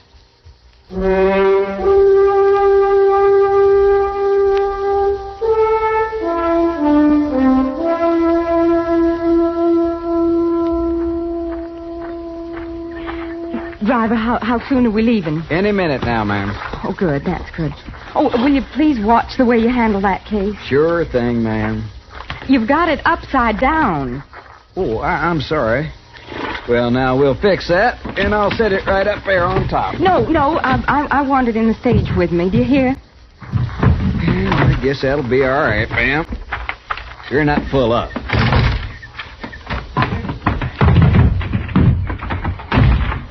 Thank you, driver. Oh, Jim. Oh, hello there, Chester. Everything all right? I mean, is Oh, sure, Chester. There's nothing to worry about this trip. Only got one passenger. Oh, well, that's good. Unless this gent's figuring on riding with us, too. You take in the stage, mister? I'll let you know. Well, you better make up your mind, because I'm fixing to leave as soon as I cinch on these bags. Jim. Wait till I get around the other side for a minute, Chester. I want to tie off this rope. Jim, I have to... Here, you. Yeah? Aren't you the fella that I seen with Marshal last night? Well, you might have saw me with him. I'm... Why are you so interested in this stage? Well, I was just down to see Jim for a minute. We're old friends. Now, what was it, Chester? Nothing, Jim, I guess. I guess I said just about all I had to say before. Well, I should certainly think so. I don't know how many times you have to tell me. Jim, just a minute, Jim. I'll make the stop all right, just like you said. Stop. For heaven's sake. You want to make a special stop? Well, mister, I don't know. Well, now, that's interesting, ain't it? I think I'll just ride along with you after all. You ain't got a ticket. This gun is all the ticket I need. Oh, Climb on up there now. Well, now... Go on. Yeah. Go on. And I'm going to ride right with you. Now, listen, mister. Oh, shut up. I'll take that whip. Well, who was that man? What in the world was he doing? I can't take time to explain it to you now, ma'am. I gotta get moving.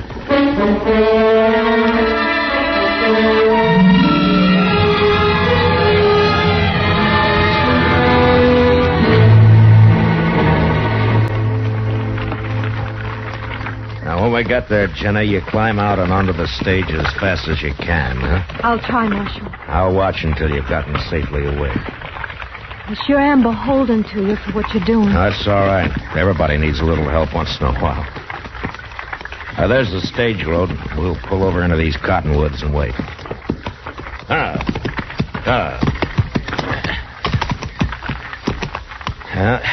Ought to be coming along any time now. I hope so. I just assumed this was all behind me. Now, you're doing fine. Lots of things I'm thinking I ain't saying, Marshal. No need to say anything. One thing I'd like you to know special. It wasn't true about me and the other men, Marshal. It never was true. It was just Judd's crazy way of looking at things. Any man I saw, he suspicioned. He had a crazy way. Yeah, that's about the kindest thing you could say about him. Maybe I deserved it. I can't help thinking maybe it was all due me. Here comes the stage, Jenny. It's Judd. What? It's Judd, Marshal, up by the driver. Oh, get down in the wagon bed and stay down. Jenny, I seen you. I seen you there, Jenny. I know you got it right there in that wagon, Marshal. And now I'm going to kill you. Don't do it. Pardon? No!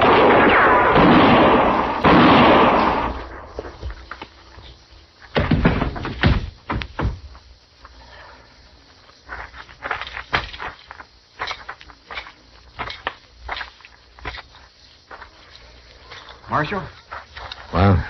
Is he dead? Yeah, Jim, he's dead.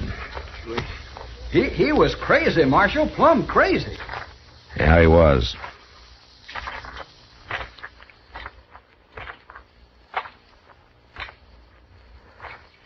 I'm sorry I had to kill him, Jenny. I don't think anything short of that would have stopped him, Marshal. He was full of hate. You must have seen something in him once, though, to marry him. No, Marshal. Judd never married me. He just claimed me. Well, why didn't you speak up, Jenny? Folks could have helped you knowing that and saved you a lot of hurt. It was a shame. I couldn't face the shame of telling folks I was living that way. It was easier taking the beatings. Yes, Marshal, it was. A woman needs to be thought of as respectable.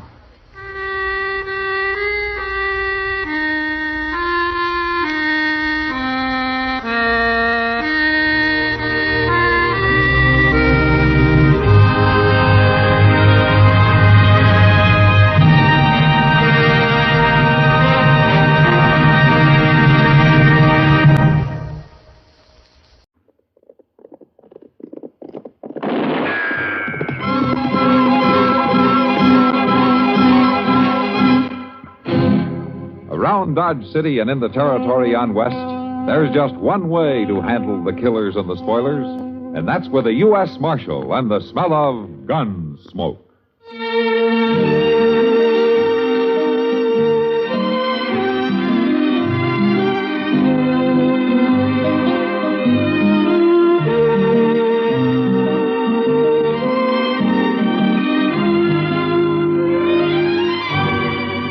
Gunsmoke, starring William Conrad. The story of the violence that moved west with young America.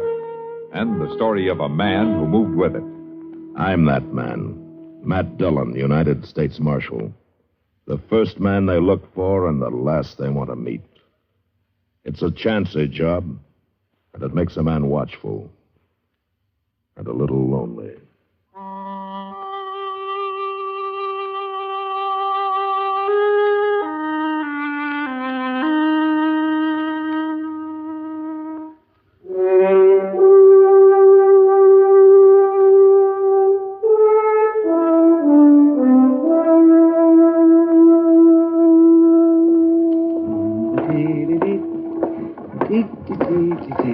It's a nice day. Doc! Oh, Doc! Huh? Oh, hello, McCluny. Can you spare a minute, Doc? Well, Oh, Nellie, oh, now.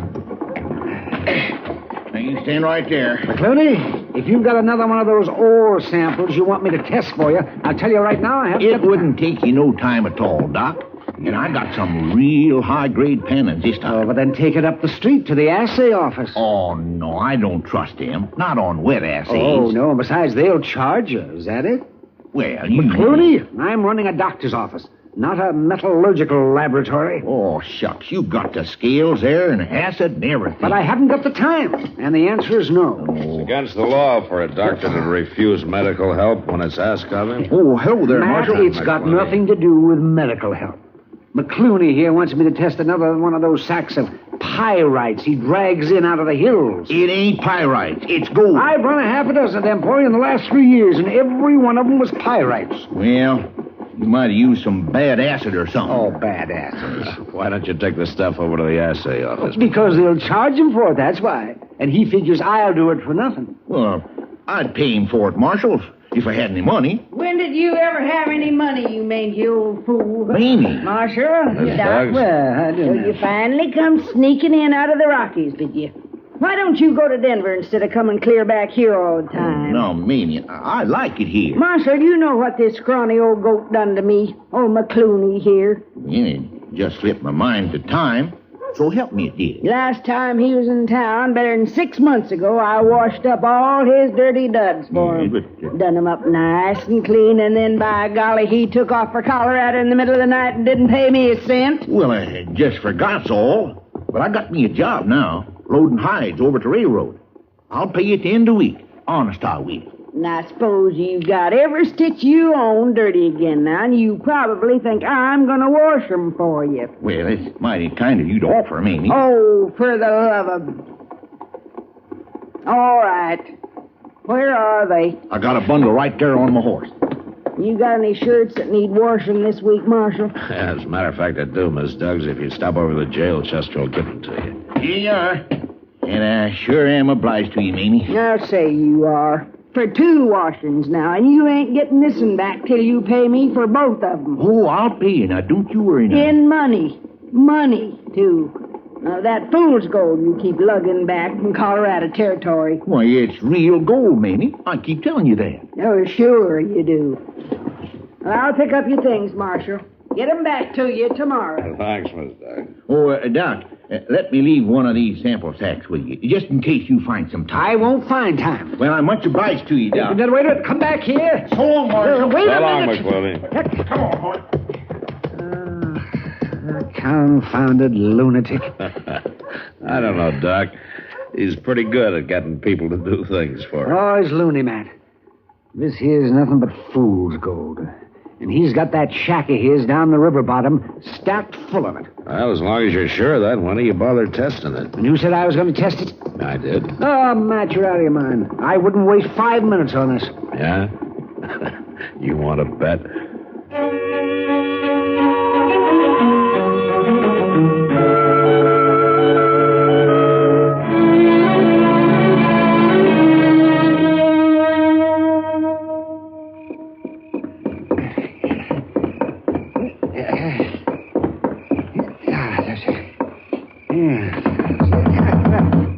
Matt, wake up.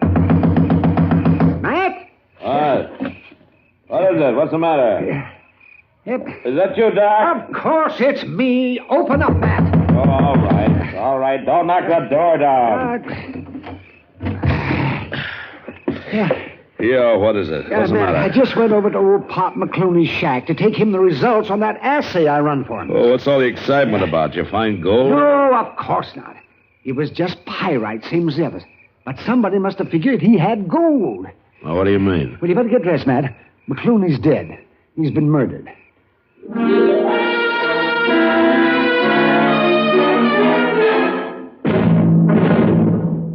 Another visit with Joe and Daphne Forsythe. Joe, Yeah, Daphne. look at this story about savings bonds in the paper. Yeah? What about it?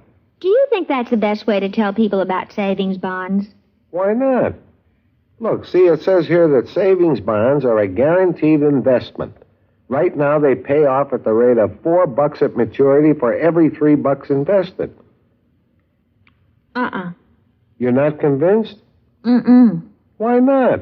No salesmanship. No salesmanship? What more do you need to know? Why, right now, more than 8 million Americans are buying saving bonds regularly through the payroll savings plan. So? So what? That's what I say. So what? Now, look, Daphne, if millions of Americans are convinced that saving bonds are their best investment, not only financially, but for the future of their country, what the heck is bothering you? Well, I think they could sell a lot more with salesmanship. You know, slogans and jingles. Listen, if you're spending more and saving less, try a savings bond. Oh, boy. Or maybe savings bond pay good, like an investment should. Daphne. You get a lot to like in a savings bond. Interest, earnings guaranteed. Wow. Well, did I sell you? Yeah, but I forgot what it was you were selling. Savings bond. I'll take 100. Oh, Joe.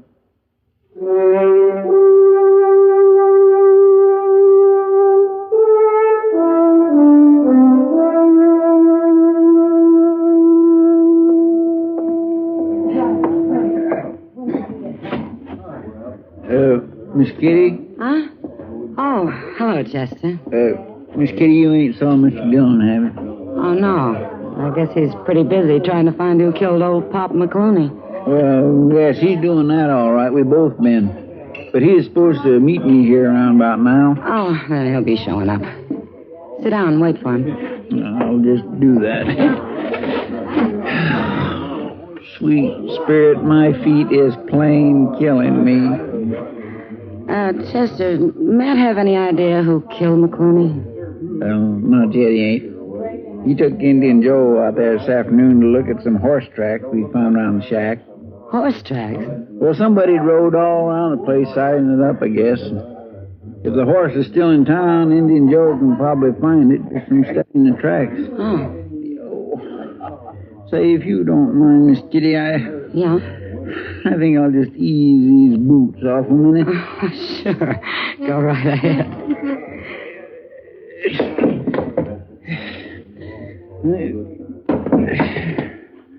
Oh, my, that feels good. You know, it's a shame, Chester. Old Pop was nice, even if he was a little crazy. Always thinking he'd found gold. Well, he must have convinced somebody he had. They took up a couple of floorboards and dug around underneath his shack. How was he killed, Chester? Somebody hit him over the head with a chunk of stove wood. Oh. Died right away, according to Doc. That's too bad. Poor old fella. All he had in that shack was a wood stove and a bunk and a table and his clothes stacked on a shelf in the corner. And, of course, some sacks of fool's gold piled up all over the place. Fool's gold. Maybe that's the only kind there is. Well, it kindly worked out that way for him, I guess. At least he died thinking he was rich, and that's more than most people can ever do. Look, there's Mr. Dillon now. Oh. He looks tired. Well, my stars, he ain't been to bed since Doc woke him up last night to tell him about it. Hello, Kitty. Chester. Sit down, Matt. Yeah, thanks. I think I will. Want a glass of beer? No, I don't think so. Any luck, Mr. Dillon? Oh, a little, maybe. It's hard to tell yet. Matt, why would anyone do it? The whole town knew Pop was kind of queer. They knew he didn't have any gold hidden out. Yeah, but somebody from out of town might not have known it, Kitty. Oh, what do you mean? I mean, a stranger who didn't know Pop, who might have believed his stories. Yeah, but it'd have to be a stranger. Everybody who lives in Dodge knows about him. Like last night. All the boys were pretending to believe him, but they didn't, of course. They were just egging him on to keep him talking. Oh, was Pop in here last night? Oh, sure. He always came in here as soon as he hit town. Waiting for somebody to set up the drinks and talked about his big gold strike. Yeah. Kitty, was there anybody paying special attention to him last night? Oh, not that I remember. I didn't particularly notice. Was there a gambler in here last night? A new man in town who calls himself Jack King. Jack King? Uh-huh. Oh, yeah. He was here. And he was talking to Pop. I'd forgotten about it. Why him special, Mr. Dillon? Well, Indian Joe located that horse a while ago. It had one shoe that had worn thin and was partly broken. Belongs to the livery stable. They hired it out a couple of days ago to this Jack King. He brought it back this afternoon. You think he killed Pop? Well, he was out there last night. There's no doubt about that. The tracks prove it. Well, what does he say about it? Well, I'll know better when I find him.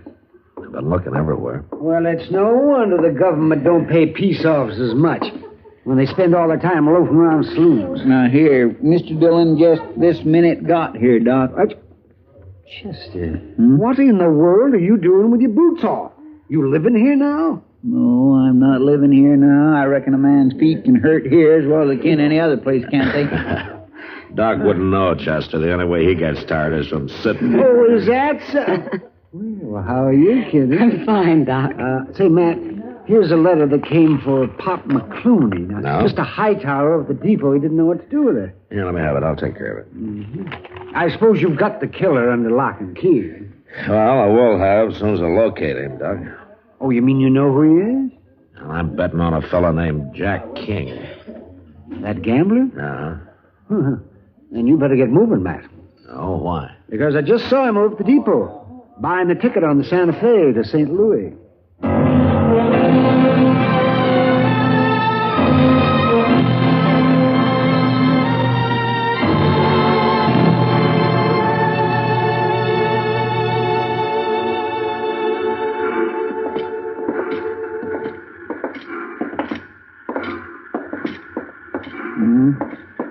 He must have got scared and decided to make a run for it, Mr. Dillon. Yeah, it kind of looks that way. I sure don't see no sign of him there on the platform. Well, he might be on the train. Mr. Hightower said that he was still here a few minutes ago. He couldn't... Wait a minute. What is it, Mr. Dillon? What's the matter? Over there. To the baggage truck there. Back's turned. I guess he hasn't saw us. Oh, he's seen us, all right.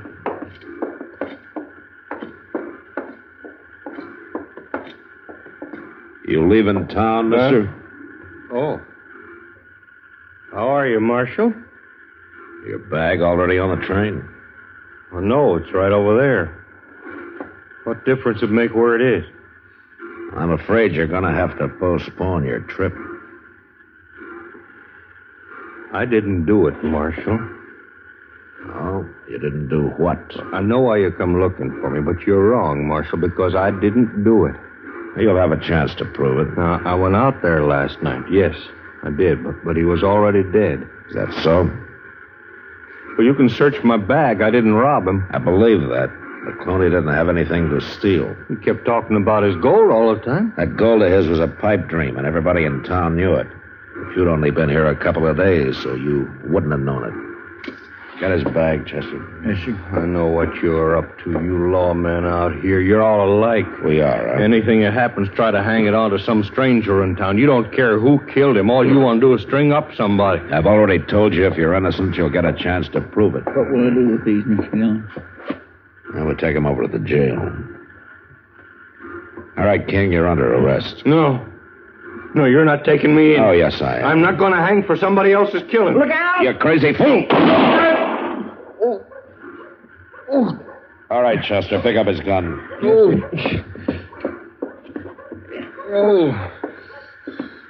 Mr. Dillon, did you shoot him in the arm of purpose? Matter of fact, Chester, I was aiming for his other arm. Come on, mister, start walking.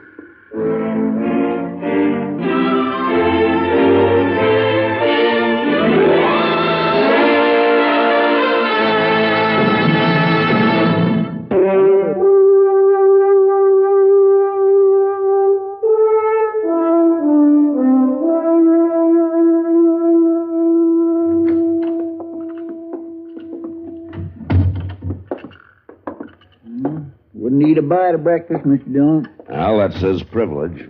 Just sits there in his cell staring at the floor. Acts like we're fixing to hang him or something. Yeah. Now, he's got his mind made up about that, all right. You know, I told him he was all wrong. We don't go around hanging people here without a trial. Not usually, no. Guess by now he's mighty sorry he went and killed old man McCluny. Chester, people aren't usually sorry for what they've done. They're just sorry that they got caught, that's all. Well, he'll be sorry enough after he's convicted. And I doubt he'll be convicted. What do you mean? We just haven't got much of a case against him when you come right down to it. By jing, I sure would hate to see him go free. Crazy or not, old Pop McCluny was a real nice old fellow. Yes, he was. Oh, did I show you this letter to McCluny? Letter? No. Came the day after he was killed. Doc picked it up at the depot last night. My dear Mr. McCluny, this is to... But Mr. Dillon... Yeah, there have been a dozen more like it over the last 2 years. I telegraphed Denver last night, and I got an answer this morning. Well, my gracious sakes, I just can't believe this. Yeah, come in. Come in, Marshal. Mr. Chester. Oh, come on in, Miss Duggs. Oh, thank you kindly. I brung your washing back. Oh, thanks. You can just leave it there on the table. if you will. Yes, sir.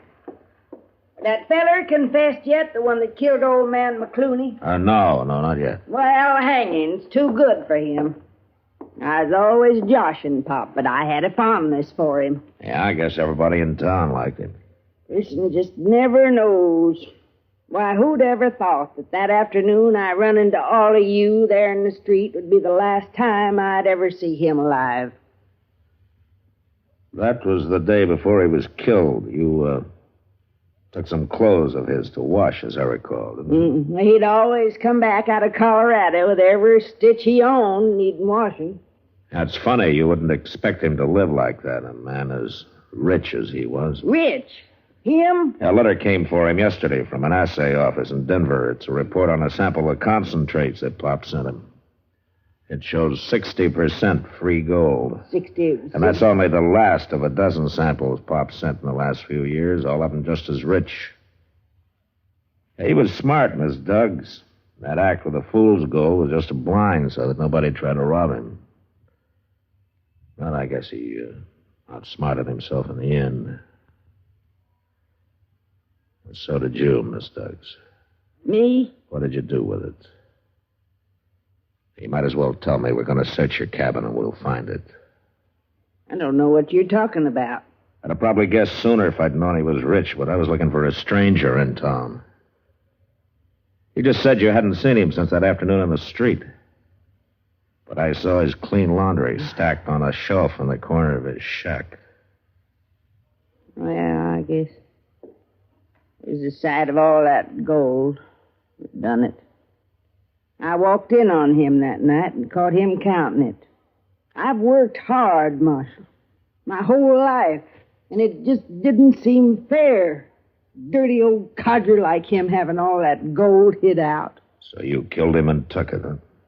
Forgetting to take that laundry back with me. That's where I made my mistake. You really believe that was your only mistake? Well, of course. If you hadn't have seen that laundry, you never would have guessed. That wasn't exactly what I meant. What else did I do wrong, Marshal? You killed a man. But I guess that doesn't mean much to you.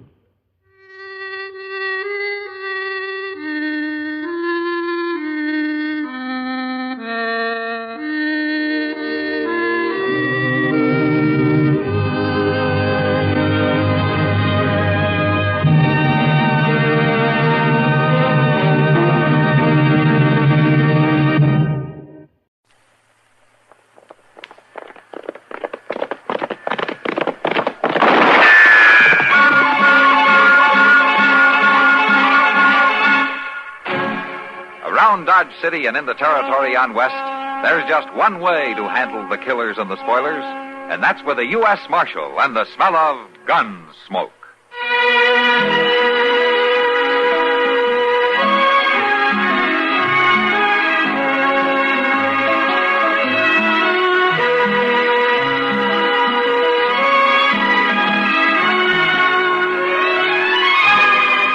Gunsmoke, starring William Conrad. The story of the violence that moved west with young America. And the story of a man who moved with it. I'm that man. Matt Dillon, United States Marshal. The first man they look for and the last they want to meet. It's a chancy job, and it makes a man watchful. And a little lonely.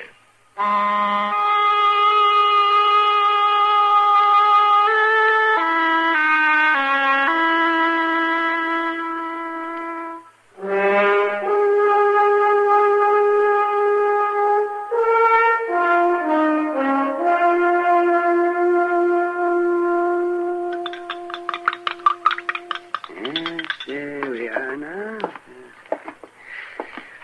There you go, Jobe. Drink her down. Yeah, but what's in it? It's just something to taste bad, so you'll remember a doctor's been here. Hey, go ahead, drink it.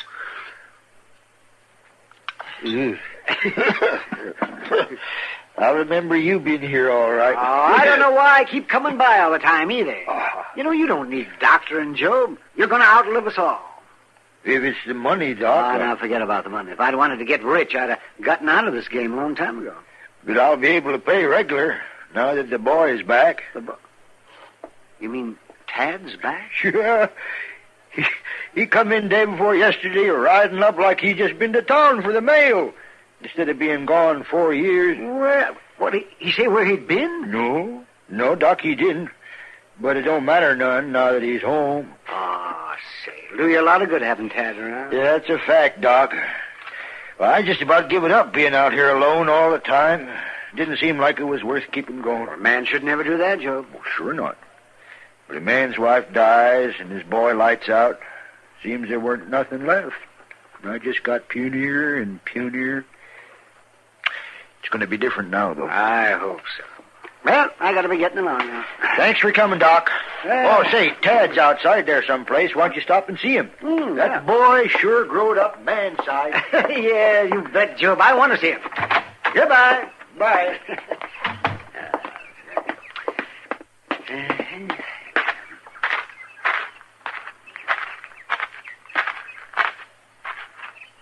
Oh, you Tad? Yeah, I'm Tad. Well, it's been quite a spell since I've seen you, lad. I'm Doc Adams. I remember. I just been with your pa. I seen you drive up. Yeah, well, I thought you might like to know what shape he's in. He's crumbling, like everything else around here. But, you know, you can help him. Yeah, well, you know, it's a good thing you're home, Tad. How do you figure? Well, there's not much that I can do for him. He's old and he's tired and he's just about worn through. Well, but you can do a lot for him. You mean you want me to nurse him? No, I don't want you to nurse him. but you can do the chores for him, or you can keep the place going. And most of all, you can talk to him. Talk to him? Yeah, that's right. That's mostly what I've been coming around here for. To give him somebody to talk to once in a while. Now, look, Doc, I ain't his little boy no more. I ain't gonna hold his hand. Well, I don't remember asking you to. Maybe not. But if you think I come back here to take care of a broken-down old man and a broken-down farm, you got another think coming. What did you come home for? I come home because I didn't have nowhere else to go. But I'm taking care of that right soon.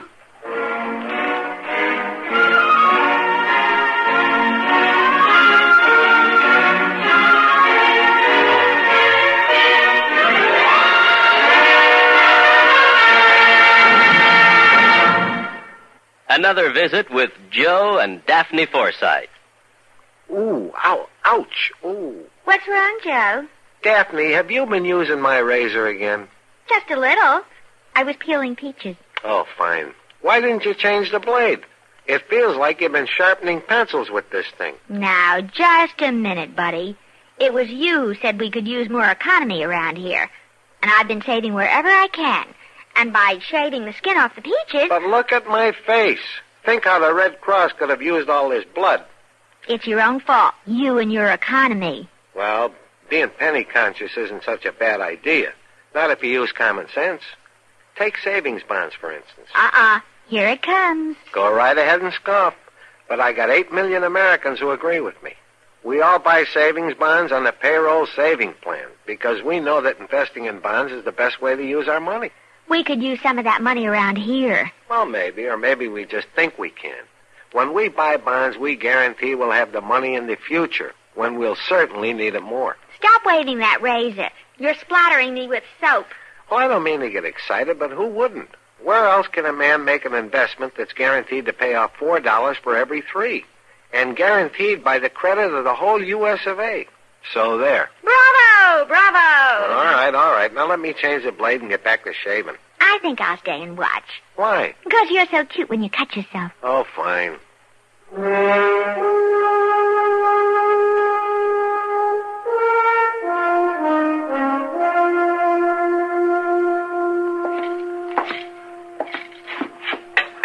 Have some coffee, Doc? Might make you feel better. I don't know. Chester make it? Yeah. That'd make me feel worse. But I guess I'd rather have dyspepsia than the problem Jobe's got. All right, pour me a little bit. Okay. Jobe's boy, huh? You know, as I remember him, he wasn't worth much as a kid. But he's grown up the same way. I tell you, Matt, that boy's as worthless as they come. It's too bad his 4 years away didn't do him any good. He's just bigger and meaner, that's all. Hello, Chester. Chester. Well, what's the matter with you two? Doc just had some of your coffee. That always makes a man pretty sober. Oh, now, Mr. Dillon, it ain't that bad. Well, that was a fresh egg I used in it this time. Matter of fact, it wasn't as bad as usual, Chester.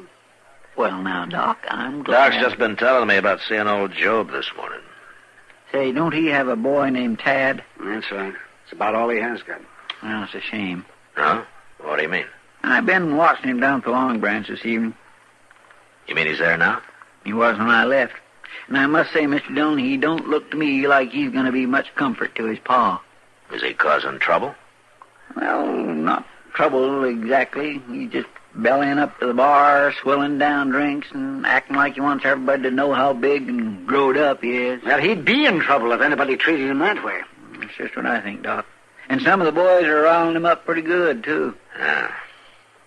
I think maybe I'll go down there. Want me to come with you, Mr. Dillon? Yeah, if you want to, Chester. I just want to reacquaint myself with Tad. It'll be no pleasure. I'm sort of curious to see just how big a man he really is.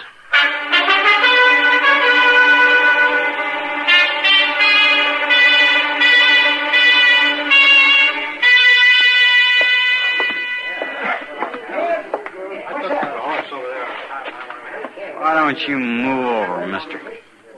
All right, boy. There's room for both of us at the bar. Just don't crowd me. Ain't you Jobe Harley's boy? Yeah. Hear your pa's been feeling poorly lately. Getting any better? I ain't noticed. He's real sick, ain't he? He's done. The place is done. Yeah, hey, good thing you come home. You can look after him a little bit. That any of your business? Just sort of figured. You can keep your figuring to yourself.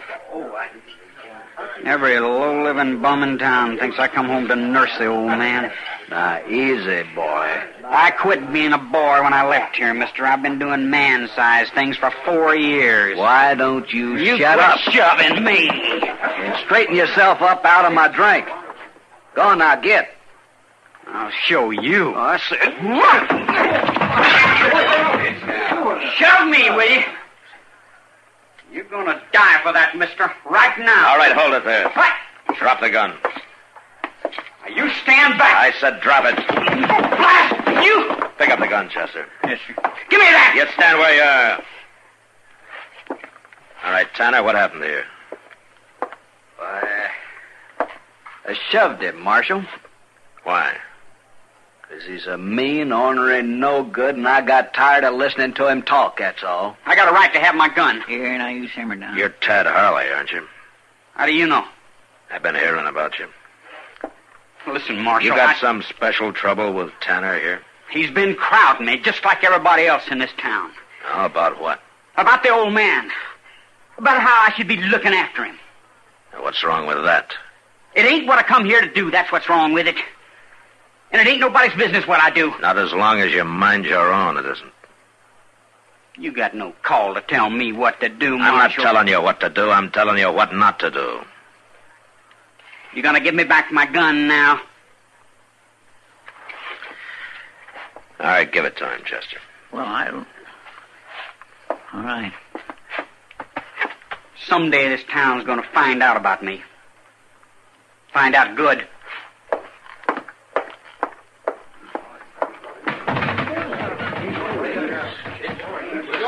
Well, I sure am glad to see that one go. I swear he's been keeping this place stirred up ever since he come in this afternoon. Let's have us a beer, Mr. Dillon. All right, Chester. I'll be proud to buy. You will? Yes, sir. Well, good. Hey, Sam, a couple of beers, huh? 2 beers. You know, there's going to be more trouble from that boy, Mr. Dillon. Oh, I don't know, Chester. He could be just a loud, bragging kid. Or the badness could be full-grown in him. I don't know. Either way, it's mighty hard on poor old Jobe. Well, he's done nothing for 4 whole years, but just wait for the day his boy would come home. Well, he was better off waiting. I wonder when Jobe will find out this boy's no count. Well, Job's old and sick, but he's not blind, Chester. Yeah, but he don't deserve a disappointment like this. No, he doesn't. Job's a good man. I remember Miss Harley telling me one time she had 5 babies, and Tad was the only one that lived. That must be the exception to the rule. How's that, Mr. Dillon? Doesn't sound much like the survival of the fittest.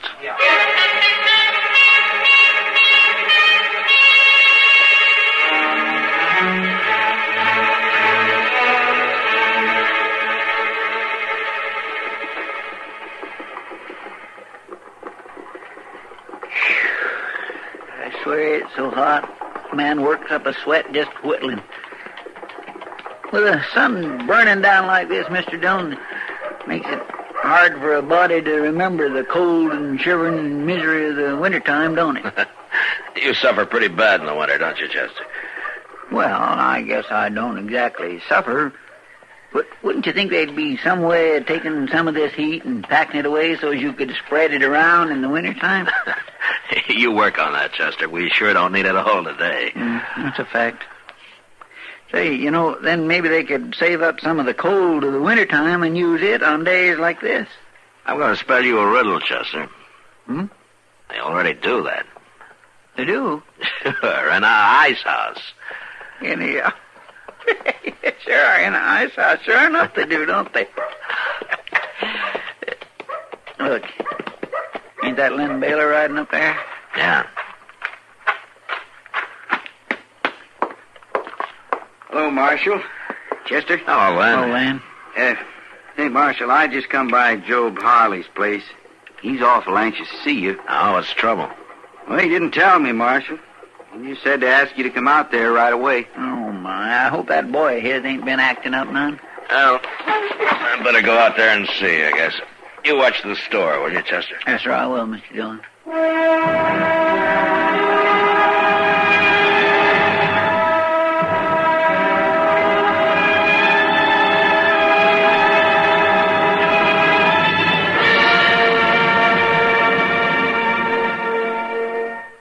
Another visit with Joe and Daphne Forsythe. Joe, Yeah, Daphne. look at this story about savings bonds in the paper. Yeah? What about it? Do you think that's the best way to tell people about savings bonds? Why not? Look, see, it says here that savings bonds are a guaranteed investment. Right now, they pay off at the rate of $4 at maturity for every $3 invested. You're not convinced? Why not? No salesmanship. No salesmanship? What more do you need to know? Why, right now, more than 8 million Americans are buying saving bonds regularly through the payroll savings plan. So? So what? That's what I say. So what? Now, look, Daphne, if millions of Americans are convinced that saving bonds are their best investment, not only financially, but for the future of their country, what the heck is bothering you? Well, I think they could sell a lot more with salesmanship. You know, slogans and jingles. Listen, if you're spending more and saving less, try a savings bond. Oh, boy. Or maybe savings bond pay good, like an investment should. Daphne. You get a lot to like in a savings bond. Interest, earnings guaranteed. Wow. Well, did I sell you? Yeah, but I forgot what it was you were selling. Savings bond. I'll take 100. Oh, Joe.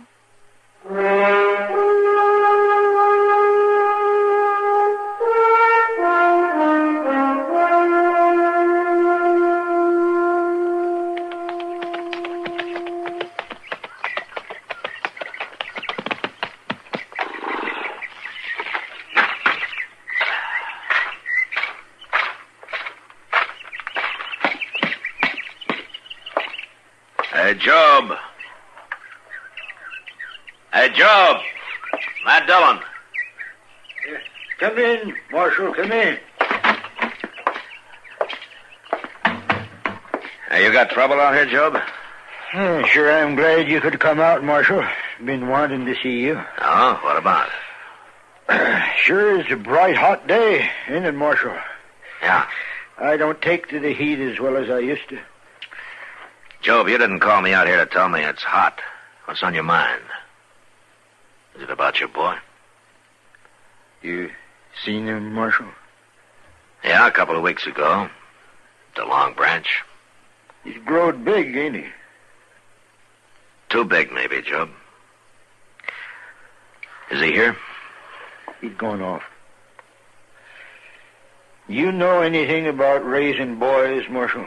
Yeah, it's a little out of my line, Jobe. Well, a man wants his boy to carry on all the good things he's got, none of the bad. Yeah. That's a pretty big order, isn't it? But that's what a man wants for his son. To be good. To be better than he was. Some boys never grow up to be the men their fathers were, Jobe. It ain't easy raising them. Man don't want to mother his boy to death, nor ride herd on him too much neither. But you gonna tell me something, Jobe? What's a man to do when he finds his son has just picked up all the bad ways and none of the good? What's a man to do then, Marshal? Let go of him, Jobe. But a man's son, Marshal, he's carrying his name. He can't let him carry it to perdition. He can't hurt your name, Jobe, only his own. That ain't true, Marshal.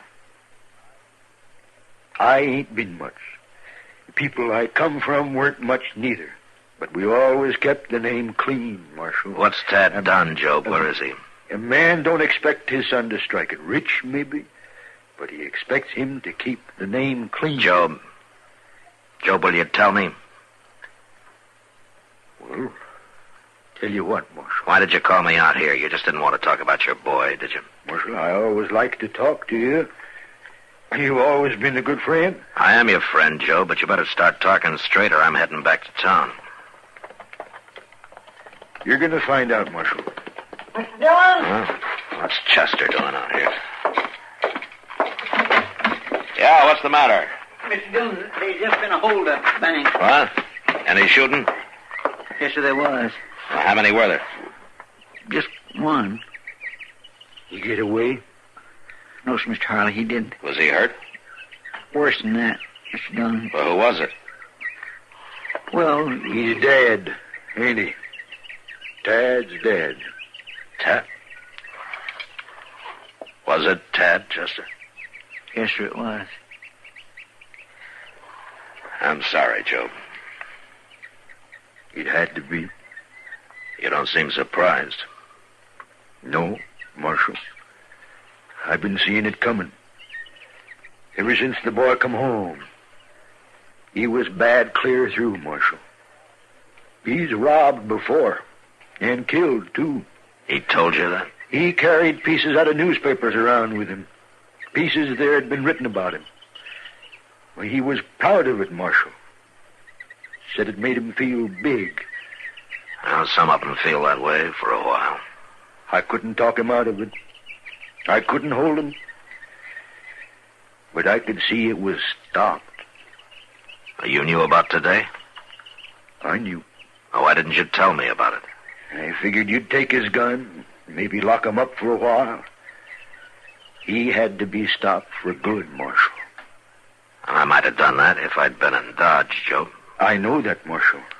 But it would have gone hard with you to have to kill my boy. You're my friend, Marshal. That's why I seen to it you'd be here. And then I sent word to the bank that Tad was coming. Oh. You made a hard choice, Jobe. Well, it's like I told you, Marshal. Man has to keep his name clean.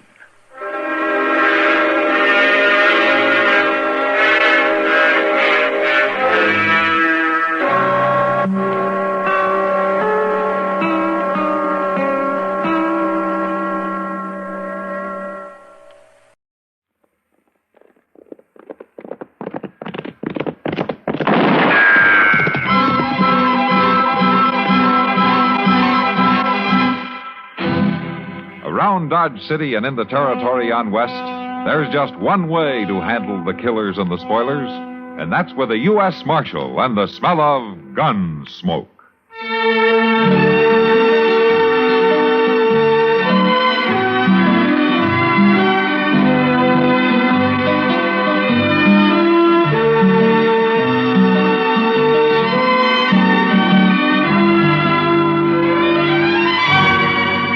Gunsmoke, starring William Conrad, the story of the violence that moved west with young America, and the story of a man who moved with it.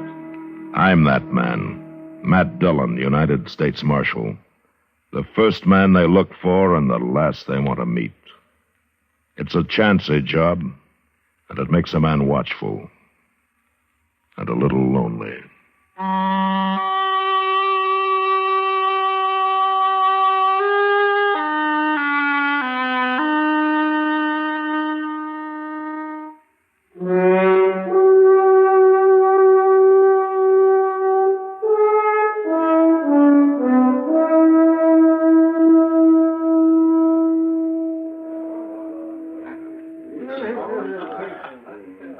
There he is, Matt.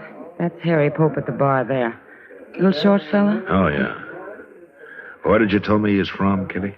Boston, or near there. Oh, he's a long way from home. Well, he told me his wife died and he wanted to move someplace else. So he came out here about 4 months ago and built himself a little sod hut out in the prairie. Planted some corn. He's trying to raise a few pigs. That's all. Uh-huh. You say he's scared to death, huh? Yeah, that's what he told me. Well, maybe it's all in his head. Come on, Matt. Walk over with me, huh? Okay.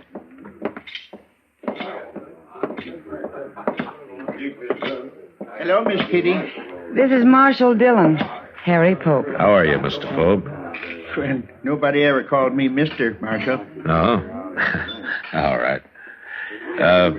Kitty here tells me that you've been kind of worried lately. Well, it's the Indians, Marshal. They come scratching around at night, and they hoop and holler some, too. Uh-huh. Tell me, do they do this every night? No, sir, but maybe once a week they do. Uh-huh. What makes you think they're Indians? Well, I can hear them, that's why. I got a good stout door, or they'd have been in on me long ago. Look, Harry, if what you've been hearing was Indians, you'd have been done for a long time ago. Indians just don't scratch around at night, and they don't come whooping and hollering either. Now, you probably heard talk about Indians, and you're scared of them, and Well, it's probably your imagination that's done the rest of it. No, sir. They're Indians, all right. They're right there. I can hear them talking. Then why don't you shoot them? Well, I don't have a gun. Then maybe you better get one. Man needs a gun out here. But if I kill any of them, don't you think they'll go after the whole tribe? No, Harry, I don't think they will. Well, all right, Marshal. I'll try it. I'll get me a gun today.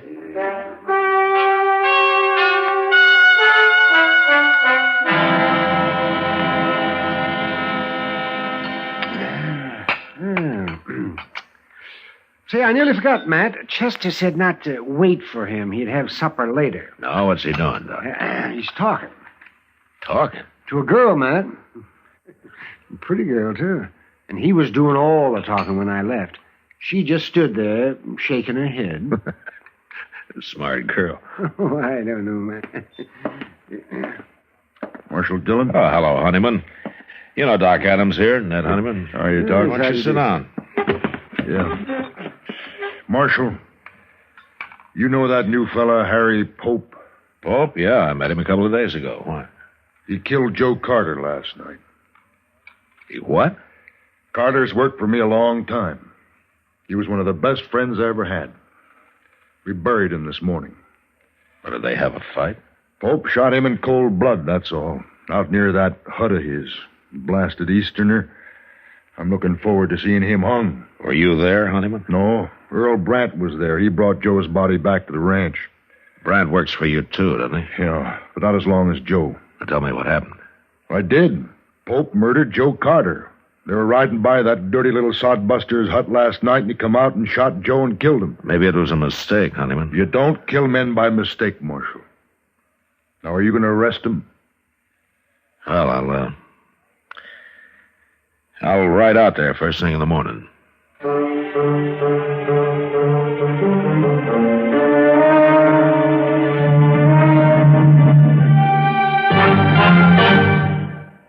Another visit with Joe and Daphne Forsythe. Joe? Joe, stop reading that paper and talk to me. I'm listening. Go ahead. Well, I was talking to Mrs. Snyder today. You know, she's the one whose boy had 31% less cavities. Uh-huh. Well, she thinks that we should buy bigger savings bonds. Uh-huh. She says that when people can afford it, it makes more sense. Oh, she says there are a lot of different denominations. They start at $25, but then there are $50, $100, $200, and even $500 bonds. Is that so? And then with the ones we've already bought through the payroll savings plan, we'd have quite a nest egg. Uh-huh. Are you listening to me? Uh-huh. Did you know that the total accumulated compounded semi-annual interest of the Series E savings bond will amount to 93 1/3% of the original purchasing price? Uh-huh. I thought so. Joe, what did I say? You said that United States savings bonds are a safe, easy way of investing. I did. That they help guard our country's freedom. And? They're the best investment in America's future. I said something else, too. Oh, yeah. You said that the total accumulated compounded semi-annual interest of the Series E savings bond will amount to 93 1/3% of the original purchase price. Well, now, how did you do that? Husband's trade secret.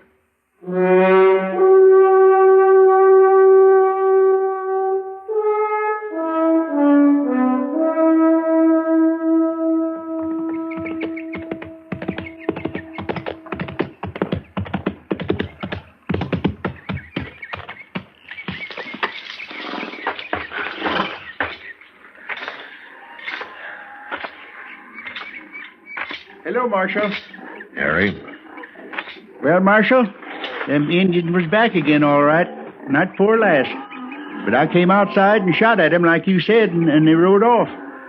And I just hope the whole tribe don't come after me now. Harry, how many Indians were there? Just 2.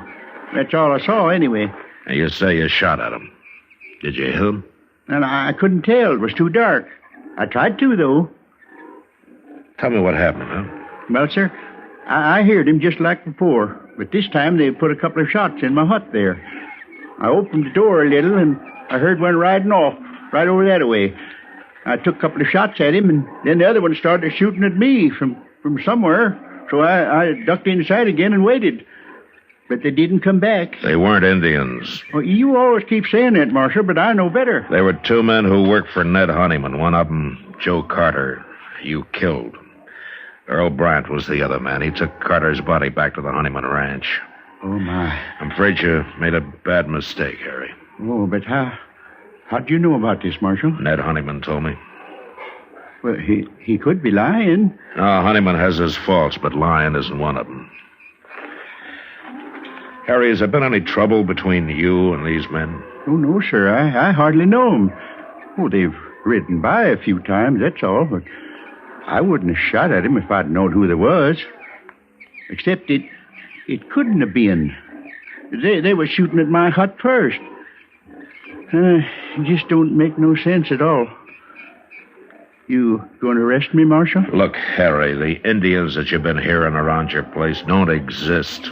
Indians just don't act that way. But I believe that you think you've been hearing them. Now, maybe it's getting worse with you, and so the other night you heard those men riding by and you just started shooting. You think I'm crazy, don't you? Well, I don't think you intentionally murdered Carter, if that's any help. Then you ain't going to arrest me? No, I'm not. Not now. I'm going to talk to Brandt and Honeyman. But in the meantime, don't get scared and try to run, Harry. Because you wouldn't get very far. All right, Marshal.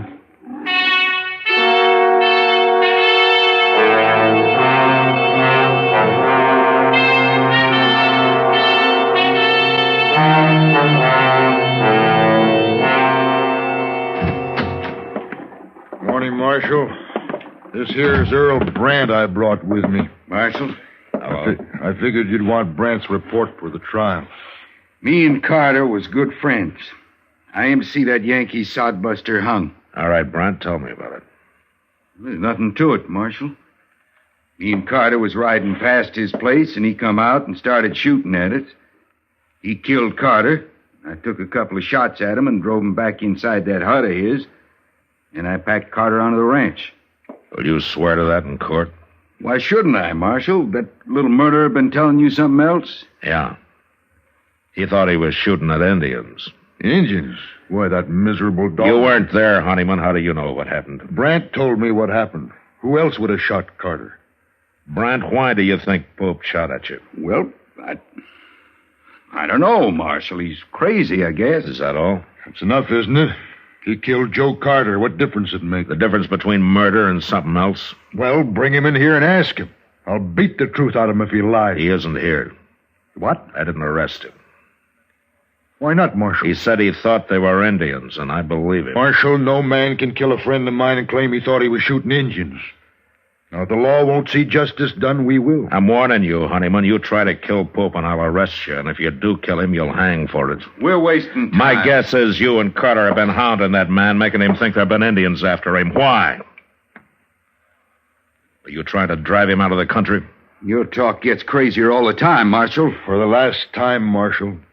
You going to do anything about Carter's murder? It wasn't murder, Honeyman. Don't you see that? He's dead, and Pope shot him. That's all I know. That's all I need to know. Come on, Brandt.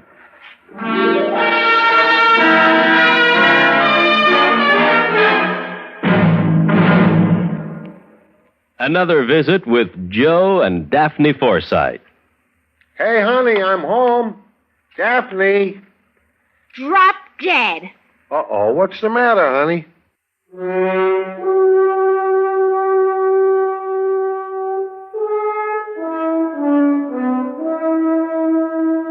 That afternoon, I rode out to see Pope. It was a bad situation, and I did a lot of thinking about it. There was only one solution I could figure out, and I wasn't sure that would work. I found Pope weeding a few miserable rows of corn that he'd planted out in front of his hut. Well, you told me a lot, Marshal, but I don't understand it all. Look, Harry, I don't know why they did it, but Carter and Brandt were the Indians that you thought you heard. I know. You what? Well, I figured that you know what Indians are like and that you wasn't lying to me, so it must have been Carter and Brandt. Oh. Look, Harry, Honeyman and Brandt want you arrested. They're threatening to take it into their own hands. I see. Listen, you're not going to like this, but... Well, it'd be better if you left here. Now, it isn't your fault, but you got enemies now, and you'd be a whole lot safer somewhere else. No. No, I won't leave. Let him come. I'll fight it out with him. It'll just mean more bloodshed. Like you said, Marshal, I ain't done nothing wrong. The man's got a right to defend himself. I know. But you won't have any peace here. I won't leave, Marshal. All right, Harry. But think it over anyway, huh? I have. I'm sorry about this. Thank you, Marshal. So long. Goodbye.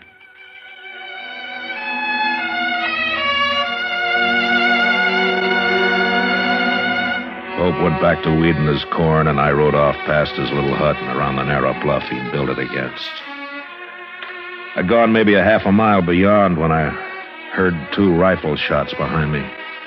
I turned and raced back to the bottom edge of the bluff where I dismounted and walked up to where I could see around it. And just then I heard a horse coming along the trail, and I stepped back and waited. Whoever it was had passed within a few feet of me.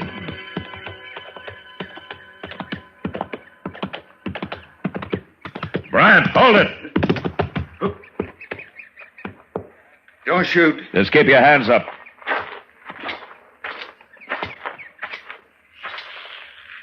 Now throw one leg over and slide off, slow.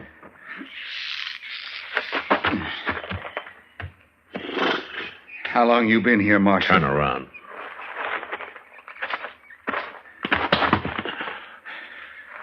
All right, you can put your hands down now. I might as well tell you, Marshal. I just shot that Yankee sodbuster. Well, that's something to be real proud of, Brent. He killed a friend of mine. Pope meant no harm to either one of you. What were you trying to do to him, you and Carter? We were just having a little fun. Fun? Well, we'd have a drink or two and ride over now and then, give him a few war whoops. He'd just sit in his hut and shake. One night I sneaked up to the door and I could even hear him crying inside. He was sure scared that time. Well, that must have been a lot of fun. Not as much as next day when we'd ride back and hear all about how the Injuns was after him. Yeah. He'd been all right if he hadn't gone and bought himself a gun. I advised him to. You did? I'm sorry if I spoiled your fun, Brent.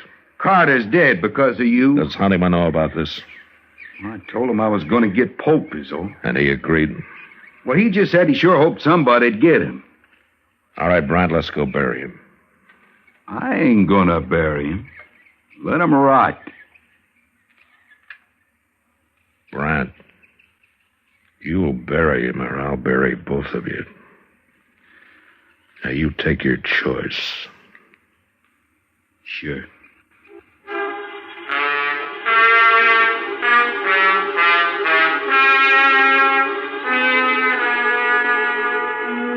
It was too late to try to teach Brandt anything, but Ned Honeyman was a different matter. I wanted to be sure he understood what really happened. Otherwise, he'd spread the word against me and against the law, and there were a lot of men who'd be glad to listen to him. We buried Pope near his little hut and then rode on into Dodge. I kept off Front Street and rode up to the jail from the rear. Chester told me Honeyman was up at the Long Branch. So after Brandt was locked up, I went on to the saloon.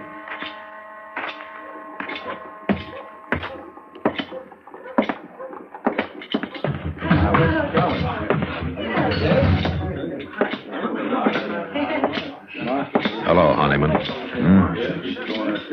What do you want, Marshal? I've been talking to Brandt. He's told me the whole story. Where is he, anyway? He told me that he and Carter had been having fun, as they called it, with Pope. making him think they were Indians. I don't believe it. But even if they had, is that reason enough to kill a man? Pope was acting in self-defense. He wouldn't have shot Carter otherwise. It was a mistake, but Carter brought it on himself. I don't believe it. Honeyman, do you want law in this country or don't you? Well, maybe that depends on who's representing it. That doesn't matter. The law's the same. The law says you can't kill a man and go free, doesn't it? It says you can't murder a man. Who decides which it is, Marshal? You or me? Well, I'd like you to decide this time, Honeyman. All right, Marshal. Go arrest Pope and get him hung. That's how I decided. Pope's dead. You wanted him killed. He's been killed. What do you mean? You said this morning you'd take justice into your hands, didn't you? Well, yes, but... He was out weeding that little patch of corn of his he planted, and he took 2 rifle bullets in the back. Who did it? Are you satisfied, Honeyman? Is that how you wanted it? Well, All Pope had was a sod hut and a few pigs. He didn't know what this country was all about. He might have learned, but your friends got him so scared that he'd sit in his hut and cry. But, Marshal, And then one night he loaded his gun and went outside to fight. It took a lot of courage, Honeyman, for a man like Pope, but he did it. And today I told him that he'd better leave his place, that you and Brandt had threatened him and had given him trouble. What'd he say? He said he wouldn't go. He said he'd stay and fight. He didn't get a chance to fight. What's a man like Pope know about protecting himself? Brandt shot him in the back twice. And all Pope had in his hands was a hoe. Marshal, I don't know what to say. Brandt's in jail. I'll see him tried for murder, and he'll be hung. I guess I'm as guilty as he is. You could have stopped it, but you encouraged it. You wanted justice done, Honeyman, and fast. I didn't understand. You didn't take time to. The law was too slow for you. Well, the law's new out here, Honeyman, and sometimes I think the only time people want it's when it seems to act the way they'd act themselves if there weren't any law. But it won't work that way. According to the law, you're right or you're wrong, you're guilty or you're not guilty. Oh, people out here are having a hard time accepting that, but there won't be much law till they do.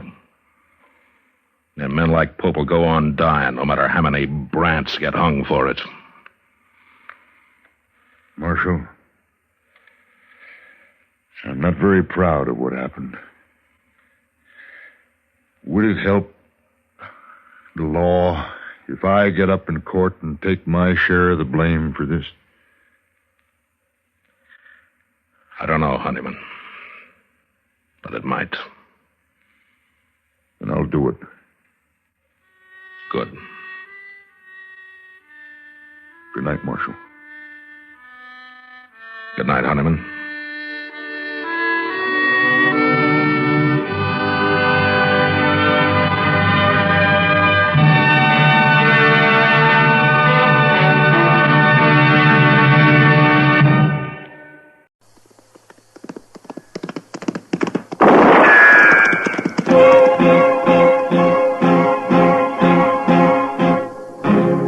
Gunsmoke, brought to you by Chesterfield. Chesterfield packs more pleasure because it's more perfectly packed, thanks to Accuray. They satisfy the most. Around Dodge City and in the territory on West, there's just one way to handle the killers and the spoilers, and that's with a U.S. Marshal and the smell of Gunsmoke.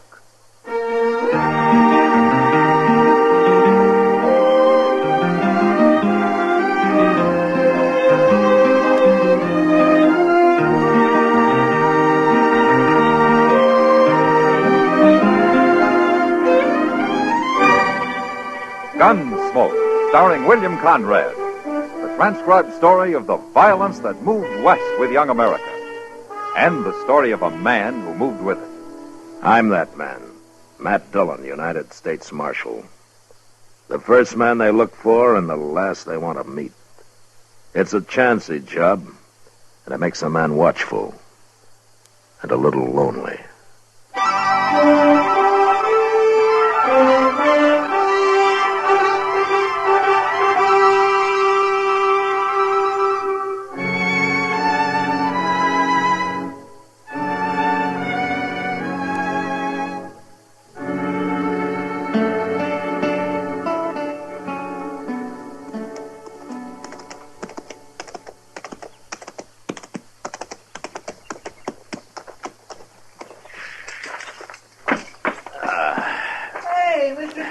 Huh? Mr. Dillon, how are you? Hi, Chester. Well, sir, I sure am glad to see you back. Well, it's good to be back, Chester. My, you've been gone over a month. That's 6 weeks, to be exact. Gracious, you sure must have covered a lot of territory. Well, I'll tell you all about it later. What's been going on here? Oh, nothing much, I guess. You know how Dodge is. Things are just about the same. They are, huh? Mm-hmm. What about that new sign over the Long Branch here? New sign? Oh, my goodness, Mr. Dillon, I plumb forgot. That happened the week you left. Sam Noonan and Kitty Russell, proprietors. Ain't that the doggonest thing you ever heard of? They're partners now, Mr. Dillon. Miss Kitty bought a half interest in the place, and her and Sam's running it together. Well, where'd Kitty get the money? Well, you know, Miss Kitty, she never spends much, and she's been saving it for years and years. I guess it mounts up. You save money that way. Yeah, you ought to go in and say hello, Mr. Dillon. Miss Kitty's been waiting real proud for you to get back. Well, I'd like to. If you'll put my horse up for me. Well, sure will. Okay. I'll see you at the office later. All right, sir.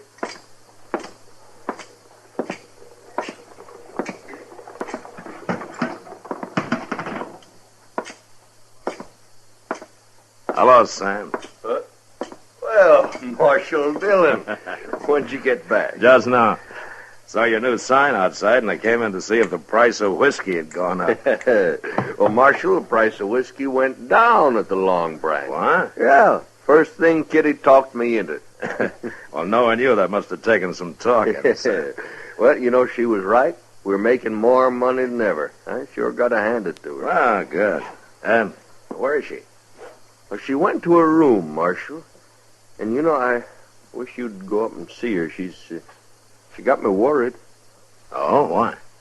Well, we were sitting here talking business, and a boy come in with a telegram for her, and she read it, and well, she turned kind of pale and then got up and left. Huh. Yeah, sure, Sam. I'll go see her.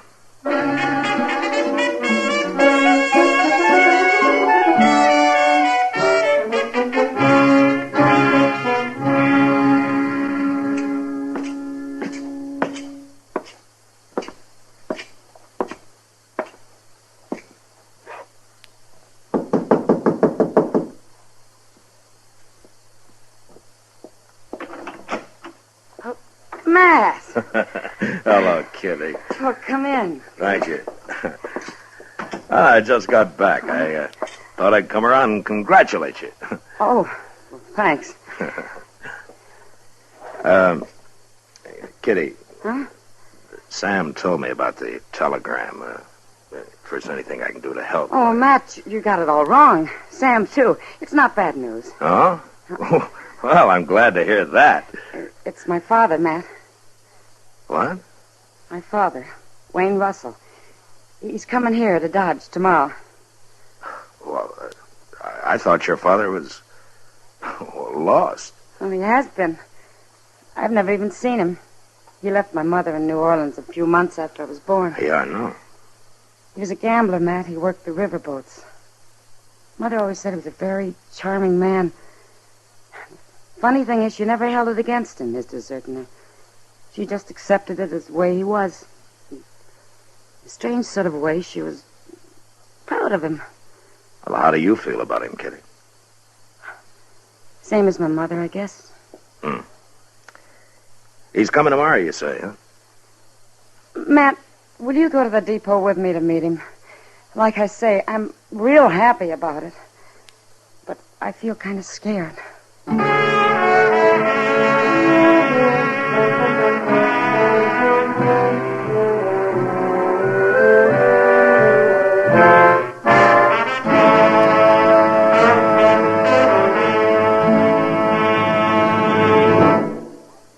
That whistling man, Bobby Haggart, really started something.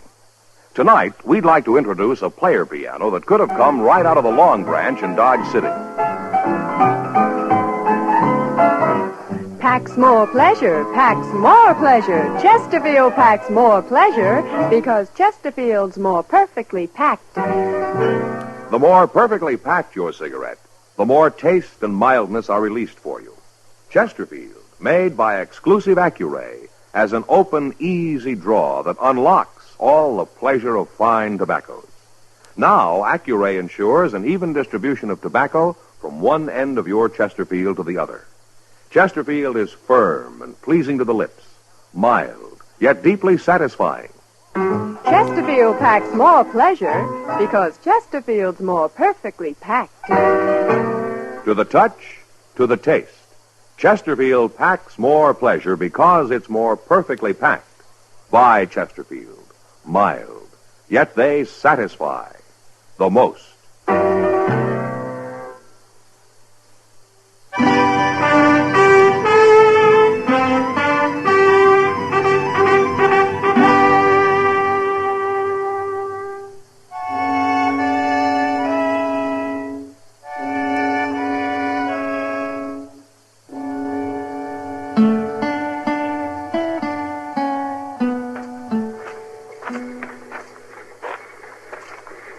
Matt, you really think he'll be on it? Now, you just keep calm, Kitty. People are starting to get off, you see? Yeah, I see. Oh, I just thought of something. What? Well, I recognize him. I don't even know what he looks like. Matt, what'll I do? Now, wait a minute. Ah, here comes Chester with somebody now. Oh, you think that's him? Well, he's about the right age. Yeah. Gray hair. He's dressed mighty fancy. What'll I say to him? Maybe it isn't him at all. Easy now, kid. Well, I found him, Miss Kitty. He come right up to me and asked if he knew you. Now, can you imagine that? So you're Kitty. Hello. You're beautiful. I knew you'd be beautiful. Thank you. I know how you feel, child. We'll get acquainted. We're going to be great friends, Kitty. Well, sure. I mean, of course. Oh, well, this is Marshal Dillon. Welcome to Dodge, Mr. Russell. Thank you, Marshal. It's a pleasure to know you. Kitty, I want to meet all your friends, and I've an idea. Yeah? I'd like to give a dinner tonight. I trust there's a restaurant here that could accommodate us. Oh, there sure is, Mr. Russell, and that is a fine idea. Delmonico's, that's the best. We could go there right now and tell them to get started cooking. Chester. Well, I'm only trying to help. Well, that'd be pretty expensive, wouldn't it? Kitty, my child, expense doesn't matter. I own a very prosperous freighting business in New Orleans now. I've had it for some time. Well, that's wonderful. Will you invite your friends for me, Kitty? Yeah, if you want. And about how many shall I tell them to expect? Well, Chester and Matt and Doc Adams and... Oh, I don't know. Well, ain't you going to ask Sam, Miss Kitty? After all, he's your partner now. A partner? What partner, Kitty? Oh, it's nothing. Nothing? Why, Mr. Russell, she's half owner of the Goinest Saloon in Dodge, that's all. Is this true, Kitty? Well, it's really Sam Noonan's place. But you're associated with him in the saloon business? An unmarried woman has to make a living. I'm making a good one. Of course, of course. Well, we'll talk about all this later, Kitty. But tonight we'll celebrate, shall we say, 8 o'clock at Delmonico's. I'll see you there, too, Marshal? Aye, certainly, sir. I'll take you over to the hotel, Mr. Russell. Thank you, Chester. Very kind of you to put yourself out this way. Well, Kitty? So that's my father, huh? He's quite a gentleman, isn't he? Matt? Yeah. I need a drink.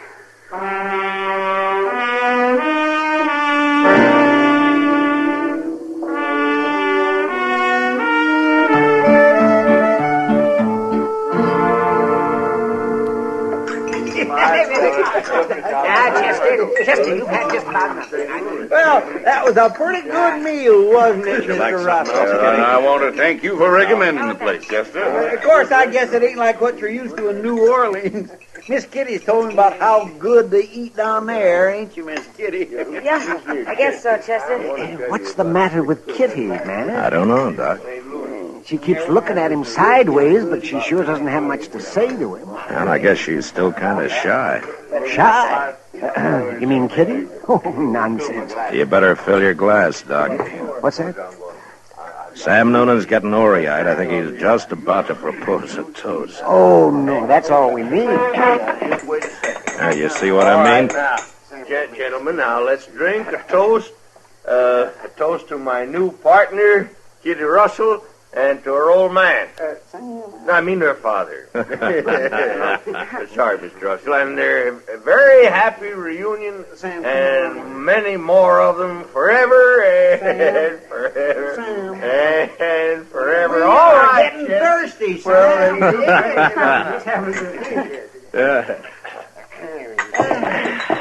Thank you, gentlemen. Thank you. This is the happiest day of my life. Here's to you, Kitty, and to the Russells, the proud Russells. Oh, hooray. Oh, hooray for everybody. Oh, my, you better lock Chester and Sam in the same cell tonight, man. Yeah, that's a pretty good idea. I'm afraid I gotta go now. Come, Kitty, the evening just started. Yeah, well, it started at the Long Branch, too. I'm in business, remember? Yes, I know. I don't think Sam's going to be much help tonight. I'd better get down there and take help, over. Kitty, I ain't gonna be no help at all. Well, don't you worry, Sam. You stay and have a good time. Kitty, you can't go out there on the street this time of night. Well, I'll go with it, Mr. Russell. Well, if she must leave, I'll stop in later and say good night, Kitty. Good night, sir. Good night. Doc, keep an eye on those two, will you? Now, doggone it, Sam, you shouldn't be drinking all that. I'll give you some. That was a pretty nice party, huh? Yeah, fine. Al, what is it, Kitty? Because he disapproves of your being in the saloon business? You'll get used to it, Matt. Maybe I gotta get used to having a father, that's all. You haven't made him feel very welcome. I haven't decided yet whether he's welcome or not. Well, I didn't mean to interfere, Kitty. It's no business of mine. Yep, I understand, Matt. We'll see soon enough.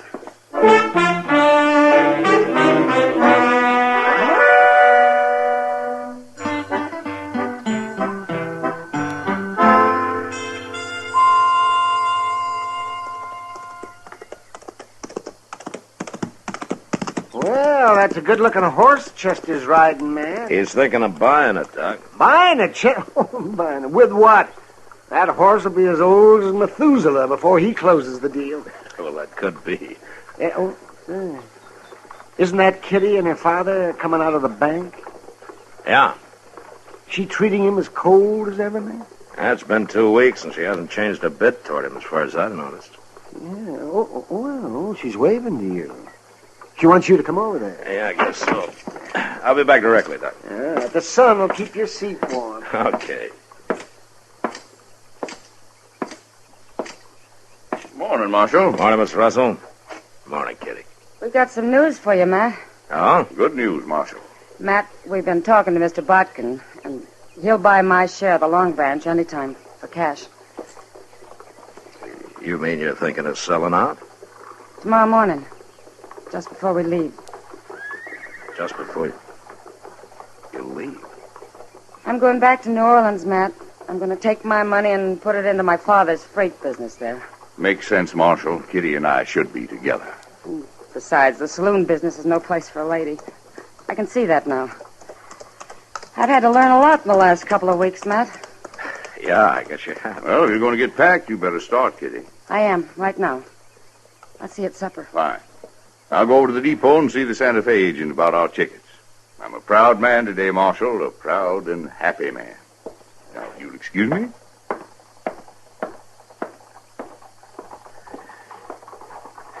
Kitty. Yes, Matt? Whose idea was this? You're selling out and all. Well, he likes to think it was both of ours. But? I'll have to give him the credit, Matt. He's been talking about it one way or another for 2 whole weeks now. He's awful smart. He can convince anybody of anything. Yeah, I guess he can. What is it, Matt? Don't you like him? It doesn't matter whether I like him or not, Kitty. No. No, I guess it doesn't. But, I sure don't trust him, Kitty. Now we're getting somewhere. What? I'm going to need your help, Matt. I don't trust him either.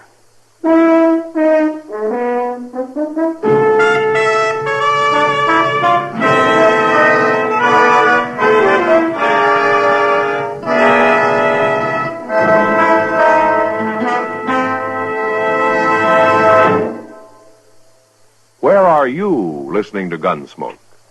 In your kitchen? Getting ready for Sunday supper?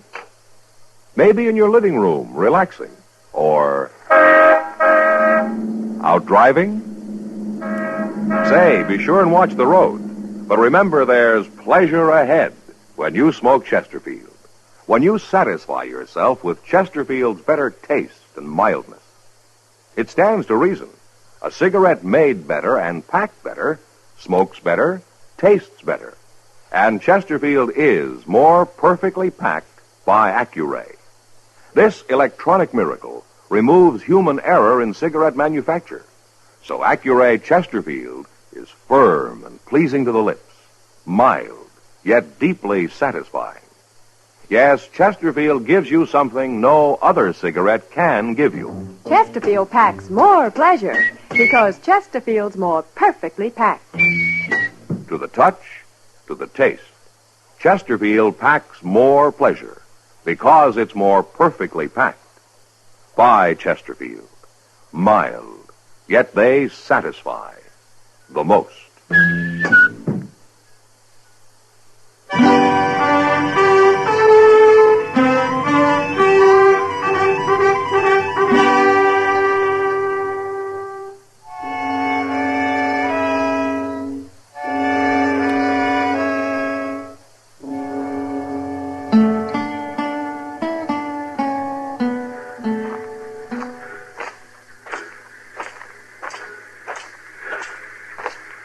Morning, Mr. Russell. Morning, Marshal. Well, I see the train's ready. Where's Kitty? She insisted on meeting me here. She wanted to do her business at the bank alone for some reason. Well, maybe it's because this is the last time she'll be doing any business on her own. I hope so. No woman should be in business anyway. Yeah, especially Kitty. She, trusts people too much. They take advantage of her. Not anymore, I can assure you. I only hope she gets here with that money. Well, nobody's likely to hold a woman up in broad daylight, Mr. Russell. But they would at night, eh? Oh, there are some men who'll do anything for $1. Day or night. Yes. Ah, there she comes. I told you she'd be all right. Nobody'd bother Kitty anyway. She's awful well-liked around here, Mr. Russell. By a lot of people. Yes. Yes, of course. They, take it mighty personal if anything happened to her. No matter who did it, Mr. Russell. Morning, Kitty. Morning, Matt. Father. You're late, Kitty. Jane hasn't left. No, but we'd better be getting aboard. All right. Don't you have a bag of some kind? Oh, my baggage is all taken care Oh, of. I mean a handbag. You're not carrying anything. I know. Well, where's the money, Kitty? Didn't you get it? No, Father, I didn't. What? I changed my mind the last minute. What do you mean? I decided to leave it here in the Long Branch with Sam Noonan. It's a good investment. I can always come back for it. Now, look here, Kitty. I'm deciding things for you Well, from we'll now talk on. about it on the train. No, we're not leaving till you get that money. Which is it you want, Father?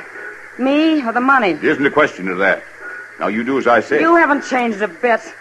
What? Mother always said you'd never change, and she was right. Don't tell me you're running a freight business in New Orleans. That's enough. Easy, Mr. Russell. You stay out of this, Marshal. You're just another man to me, Father. And a crook besides. Kitty, you're going to be sorry for this. I'd be a whole lot more sorry if I let you steal my money. All right, Kitty, all right. I think he understands now. You're in this together. Mr. Russell, you played it pretty smart so far. Don't disappoint us now. You see it through. Don't make me throw you in jail. Just play it all the way, Mr. Russell. You can do it. Please, Father. Get on the train. Leave me at least that much pride. Yes, I think so. Goodbye, Kitty. Bye. Marshal. Goodbye, sir.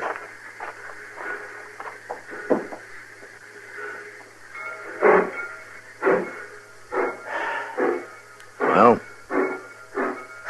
he did it, Kitty. You were right. Sure he did. You bet he did. All of us Russells have pride.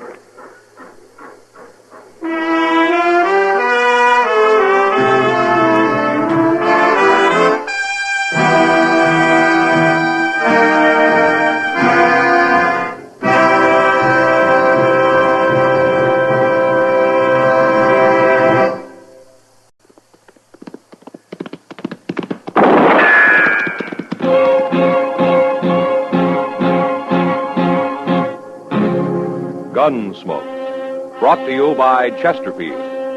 Chesterfield packs more pleasure because it's more perfectly packed, thanks to Accuray.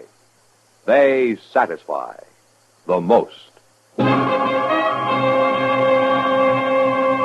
Around Dodge City and in the territory on West, there's just one way to handle the killers and the spoilers, and that's with a U.S. Marshal and the smell of Gunsmoke.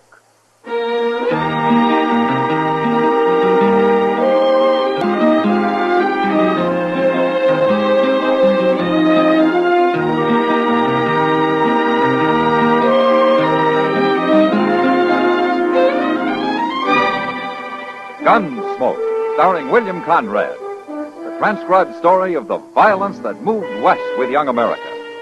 And the story of a man who moved with it. I'm that man, Matt Dillon, United States Marshal. The first man they look for and the last they want to meet.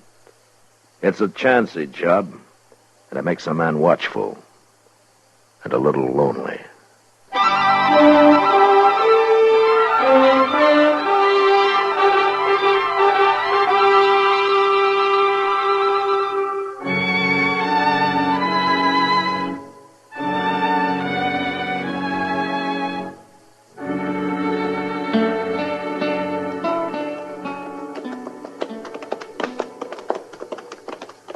Look yonder, Mr. Dillon. It's Jeb Wingate, ain't it? Yeah. I just hope he doesn't want to find some shade and talk for an hour. I want to get back to Dodge. There ain't no shade to find around here. Lessons throw that little rise.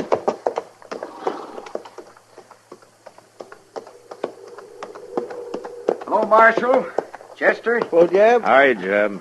Hey, that's fine. You fellas are carrying lariat ropes. Oh, what's up, Jeb? You want somebody hung? No, it ain't that. It's to help a poor fella out the other side of the mound there. He's got an old chewed-up single-tree wagon. Now his traces are busted. Well, can't he tie them together? Oh, they're too short already. I was riding over to my place for some rope, but maybe you can save me the trip. I will help him, Jeb. Is he a friend of yours? Oh, I never seen him before. Some poor, half-starved pilgrim. I feel kind of sorry for him, though. So you take care of him now. Yeah, we will, Jeb. So long. I'll be seeing you in Dodge one of these days. Goodbye. Jeb must get awful lonesome living out here all by himself, Mr. Dillon. Oh, I guess he likes it, Chester. I don't see no man with no wagon. You will in a minute.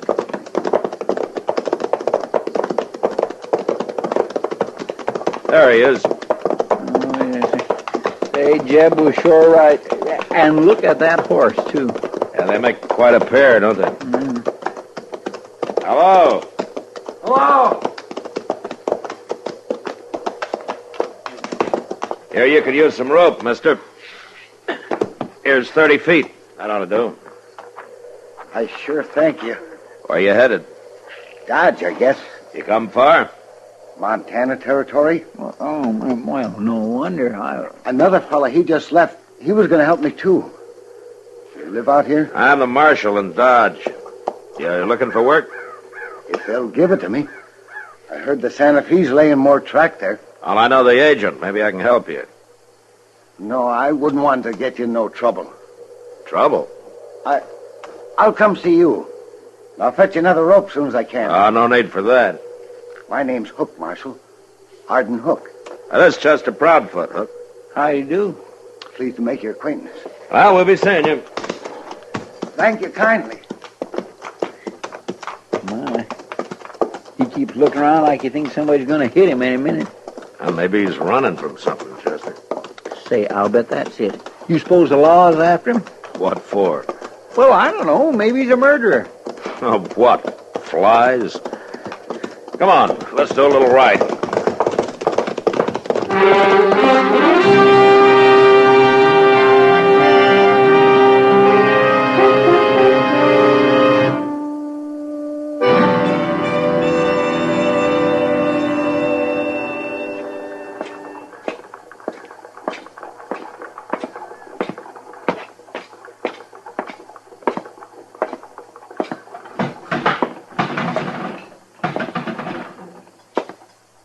Afternoon, Matt. Hello, Kitty. Have you seen Chester? No, haven't. Well, he was supposed to meet me here. Guess I might as well wait for him, huh? Chester's been living pretty quiet ever since you two got back to town the other day. Yeah, he's broke, Kitty. Being broke never stopped him. But there's a man who's really broke. Oh, who? Arden Hook. What? The fellow Sam hired yesterday, over there. Haven't you seen him yet? I think he's been poor all his life. Well, what's he doing for Sam? Oh, anything. Cleans the place up, mostly. He seems to know you. Yeah, we ran into him out on the prairie. Oh, hello, Marshal. I see you made it, Hook. Thanks to you. I'll be buying you a new rope soon, Marshal. I got me a job. Forget the rope. You'll need your money for food and a bed. Oh, Mr. Noonan, give me that shack out back. I can cook some there, too. Well, that's fine. Yeah, it's going to... Oh, no. Look. Well, what do you know? Excuse me, Marshal. What? Where you going? Wait a minute, you. Yeah, it's him, all right. Who are those men, Kitty? You're Arden Bill Hook, Centers and Ed Hogler. Yes. They drift Don't in you once in remember a us, while. Hook? Don't you remember Lawrence back in 56? Matt, did I tell you that Mr. Podkins... Kitty, wait a minute. We remember, too. I want to hear this. Oh. We ain't very likely to forget, are we, Senator? No. And neither is any other man who rode with us. Where you been all these years, Hook? Tell us. I've been around. All over. I can't think of a single man who's seen you in Missouri for some 20 years. I didn't mean Missouri. No, I guess you didn't. Ain't a fitting place for the likes of you, is it? We're wasting time talking to him, Hogler. You work in here, Hook? Yeah. Good. We'll have a little talk before we leave town. For old time's sake, huh? You go on about your work now. We'll see you later. Matt, they're going to do something to him. They're just a couple of riders, you say, Kitty? That's all I know about him. Well, maybe I can find out more. How? I think Hook's gone out to his room. Excuse me, Kitty. I'll be back in a little while.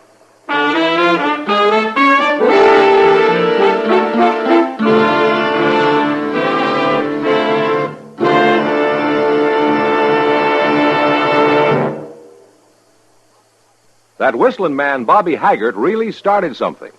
Tonight, the Calypso Boys join in. Ready, amigos?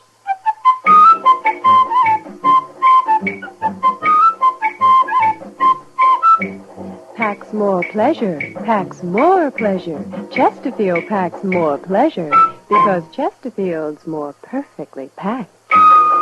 It stands to reason a cigarette made better and packed better, smokes better, tastes better. And Chesterfield is more perfectly packed by Accuray. This electronic miracle removes human error in cigarette manufacture. So Accuray Chesterfield is firm and pleasing to the lips, mild yet deeply satisfying. Yes, Chesterfield gives you something no other cigarette can give you. Chesterfield packs more pleasure because Chesterfield's more perfectly packed. To the touch, to the taste, Chesterfield packs more pleasure because it's more perfectly packed. By Chesterfield, mild, yet they satisfy the most.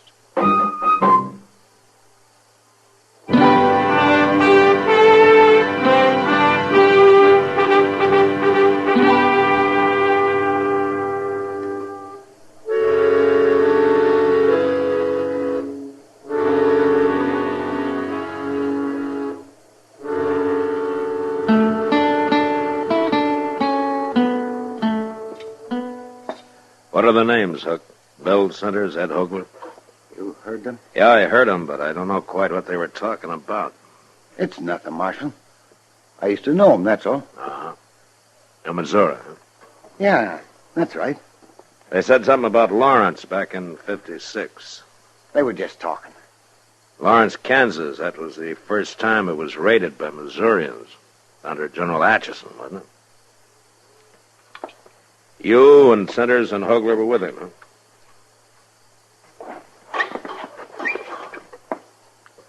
All right. I'll tell you. I was there. I raided across the border with him. I helped them sack Lawrence. I even killed a man. I killed him in cold blood. Marshal, he was trying to give up, and I shot him anyway. The Centers and Hogler don't hold that against you, do they? Not hardly. Oh, they knew the man. But they didn't care about that. And why are they after you, Hook? The war didn't start at Fort Sumter in 61, Marshal. It started in 56, right here in Kansas at Lawrence. So? I'll never know why I killed that man. But I swore I'd never kill another for any cause. So I run away. There are a lot of men who didn't fight, Hook. But I started out fighting, and then I quit. They don't forget that. Not in Missouri, they don't. Maybe I am a coward. I don't know. But they're going to kill me, Marshal. You're sure of that, huh? I know them. And I know what they're like. All right. Hook, I want you to stay here in Dodge. And get killed? Now they've found you, they'll follow you. You're safer in Dodge than you'd be anyplace else. Well, I guess so. You leave it to me. You'll be safe.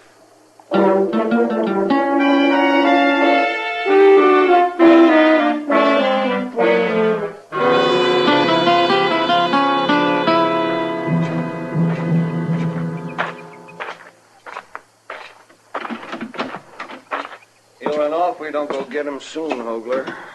Where's he going to run to? Ogler's right. He isn't running anywhere. What? Oh, Marshal, huh? You're Hogler? You want something, Marshal? Yeah. I want you to leave Arden Hook alone. We ain't going to bother Hook, Marshal. Not if you're smart. Little coward like that, I wouldn't feel right even touching him. What happened a long time ago. Why keep it alive? Was you in the war, Marshal? Yeah, I was in the war. But it's all over, and the sooner everybody forgets about it, the better. We might have won if it wasn't for cowards like Arden Hook. All right, there's no use arguing with you. But Hook's gonna stay here. And if anything happens to him, anything at all, I got enough evidence on you two to hang you. Too bad you found out about all this, Marshal. Yeah, I guess there's nothing we can do now, Sanders. You mean we're going to let that little coward go? Yeah, we'll let him go. Who cares about him anyway? Bye, Marshal.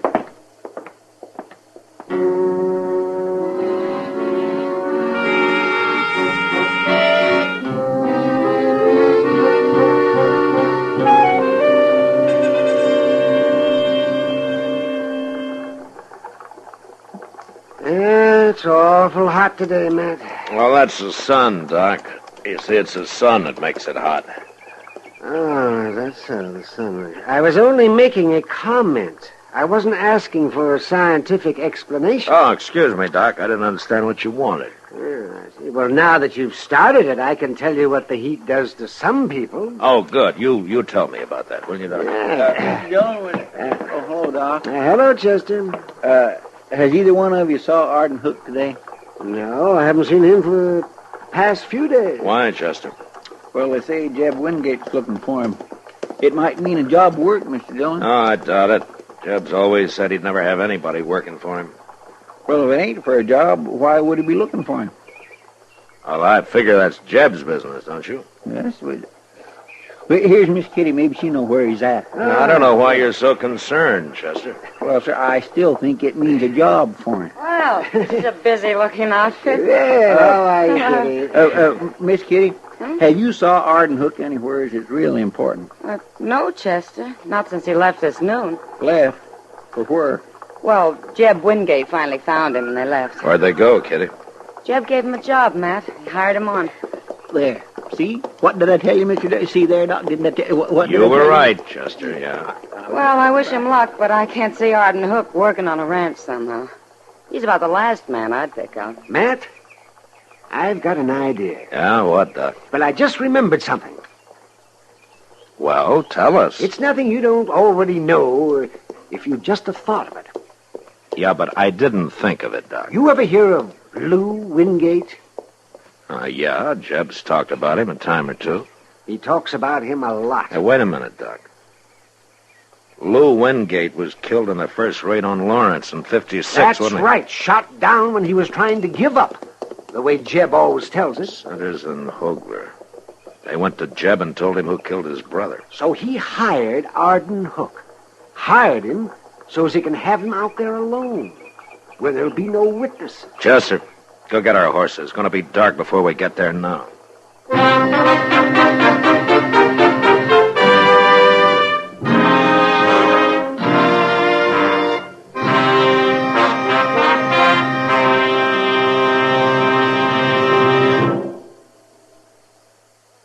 Say, where are you listening to Gunsmoke? In your car? Getting ready for dinner? Oh, I see. Just relaxing in your favorite easy chair. Well, I'd say you're in a good spot right now to really enjoy a Chesterfield. You see, Chesterfield packs more pleasure because it's more perfectly packed. It stands to reason.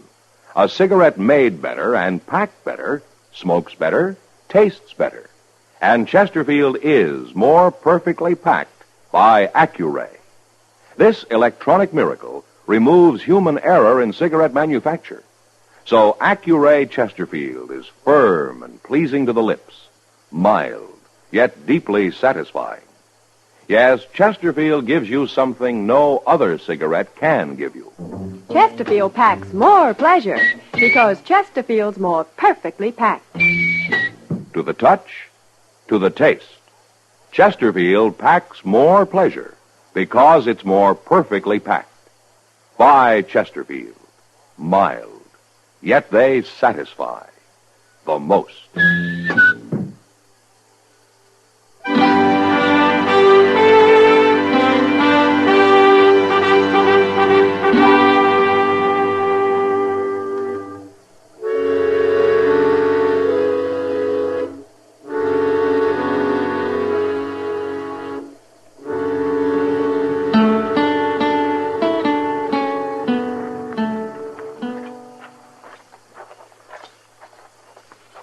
Step easy, Chester.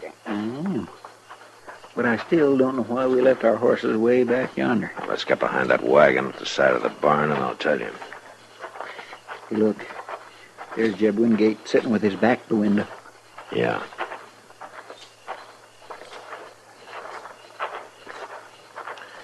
Here, this ought to do it. Now, the reason we left Mr. Dillon, somebody's coming. You think they followed us? Well, I don't know, but they weren't far behind us. Now, don't let them see you now. No, sir, I won't.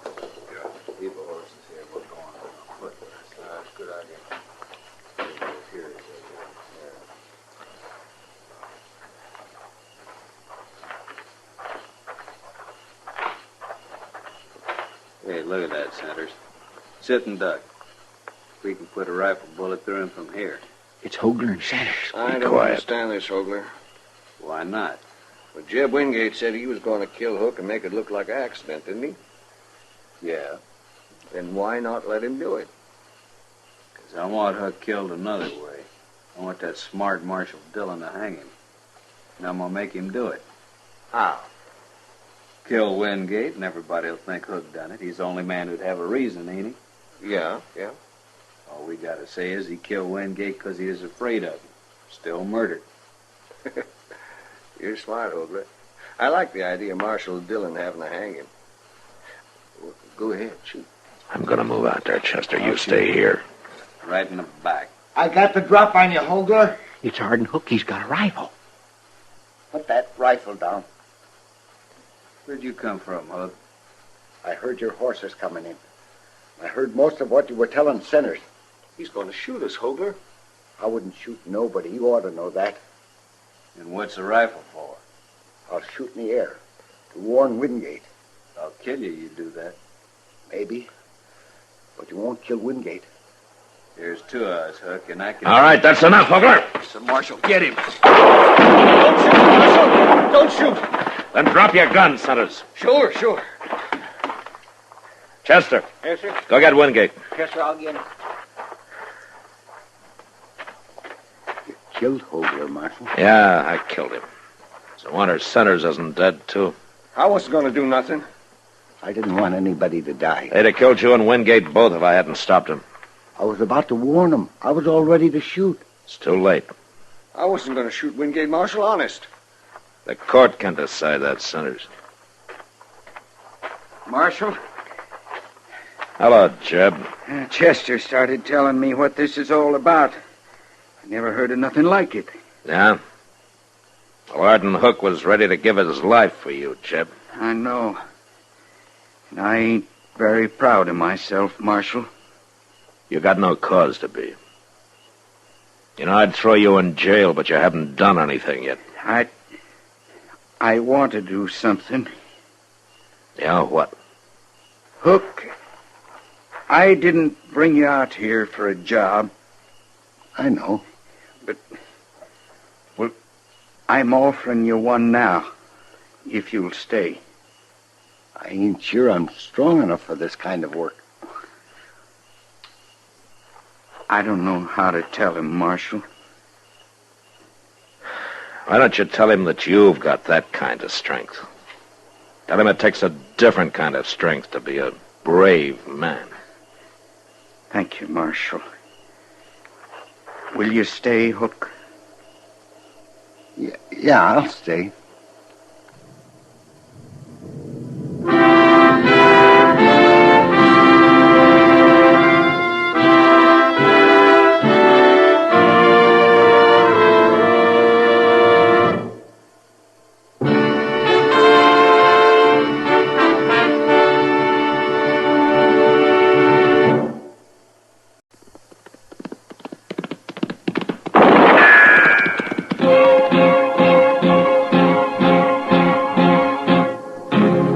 Gunsmoke, brought to you by Chesterfield. Chesterfield packs more pleasure because it's more perfectly packed, thanks to Accuray. They satisfy the most. Around Dodge City and in the territory on West, there's just one way to handle the killers and the spoilers, and that's with a U.S. Marshal and the smell of Gunsmoke.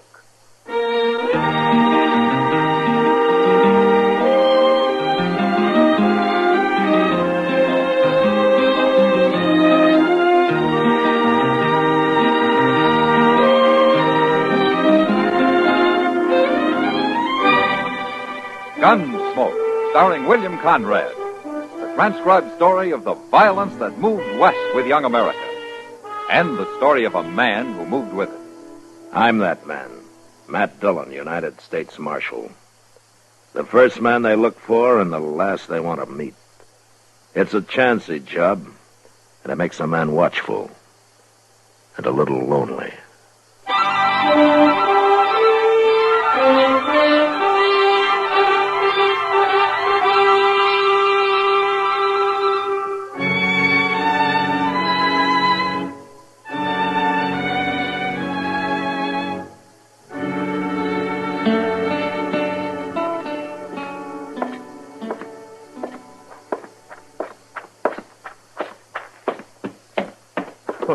Well, what's your hurry, Chester? Oh, hello, Mr. Dillon. I'm going over at the stable. No, what for? You leaving town? No, sir. Hank Young's over there. I got to see him. Well, I'm not doing anything. I'll go with you if you don't mind. Well, good. I run into Mr. Bowers, and he asked me to give Hank a message for him. No? Well, Hank is a real nice fellow, Mr. Dillon. Well, I didn't say he wasn't, Chester. Yes, sir, I know. But I was just thinking there ain't many fellows around here steady and peaceable as he is. I guess that's one reason Bowers has kept him working at the ranch for so long. Mm-hmm. There he is. Where? Cinching up his saddle with his back to us there. Oh, yeah. Yeah, Mr. Dillon, I'm going to surprise him. Walk easy, huh? Okay.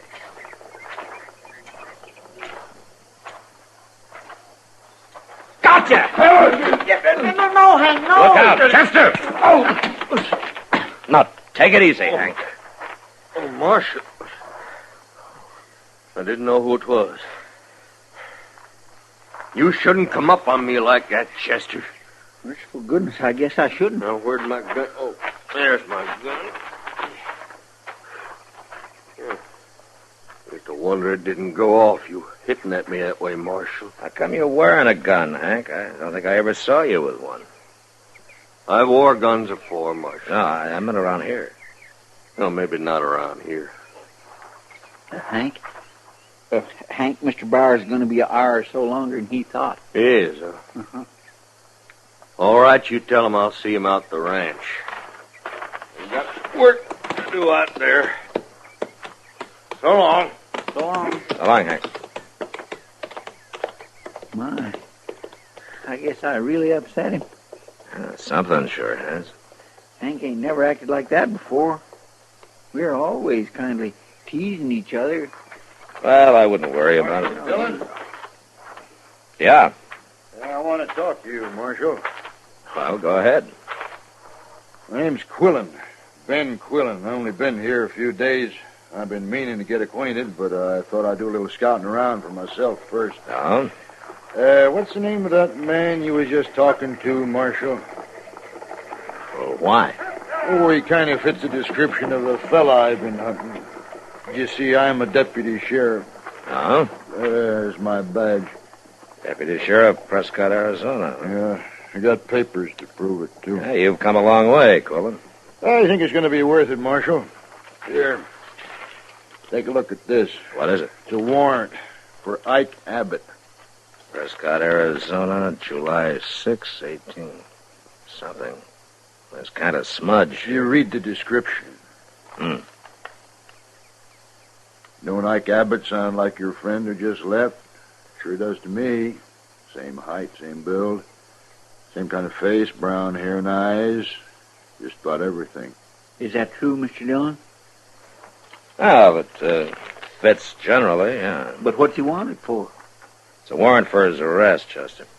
He's charged with murder. Hank? We heard he was hiding out around Dodge somewhere. He's been here about 3 years, hasn't he? Yeah, just about. Why didn't you make your arrest a few minutes ago, Quillen? I wanted to be sure, Marshal.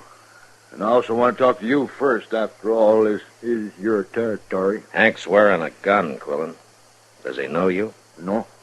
But I've been asking around about anybody from Arizona. He must have heard about it. Well, I guess I'll ride out and take him. No. What? Hank Young's ready to fight. I don't want to kill him. I'll go. You mean you'll bring him in for me? Well, if I'm sure he's the man you're after, then I think I can find out. Okay.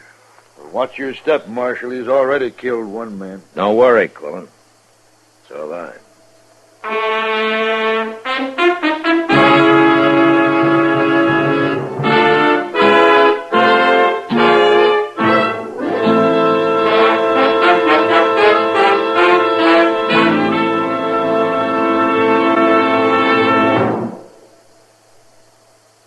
Introducing one of the country's best-known jazz musicians and arrangers, Mr. Bobby Haggart. How about whistling along with him?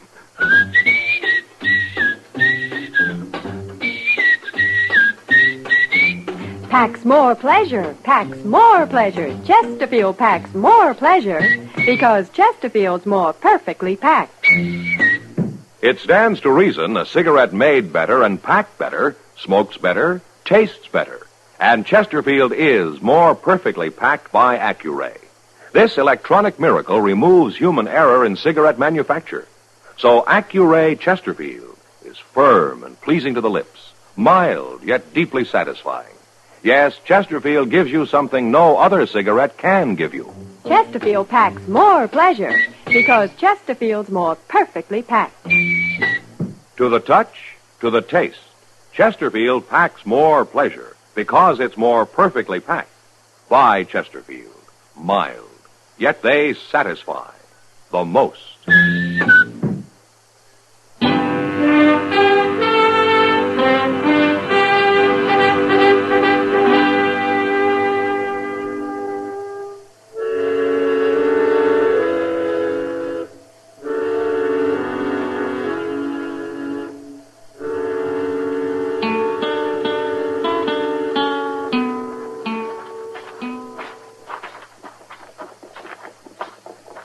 That's him sitting in the bunkhouse door, Mr. Dillon. I thought he said he had work to do. He had nothing special to do except get out of Dodge. You think he's gonna make trouble? And I hope not. Hello, Hank. Marshal? Chester? Oh, Hank.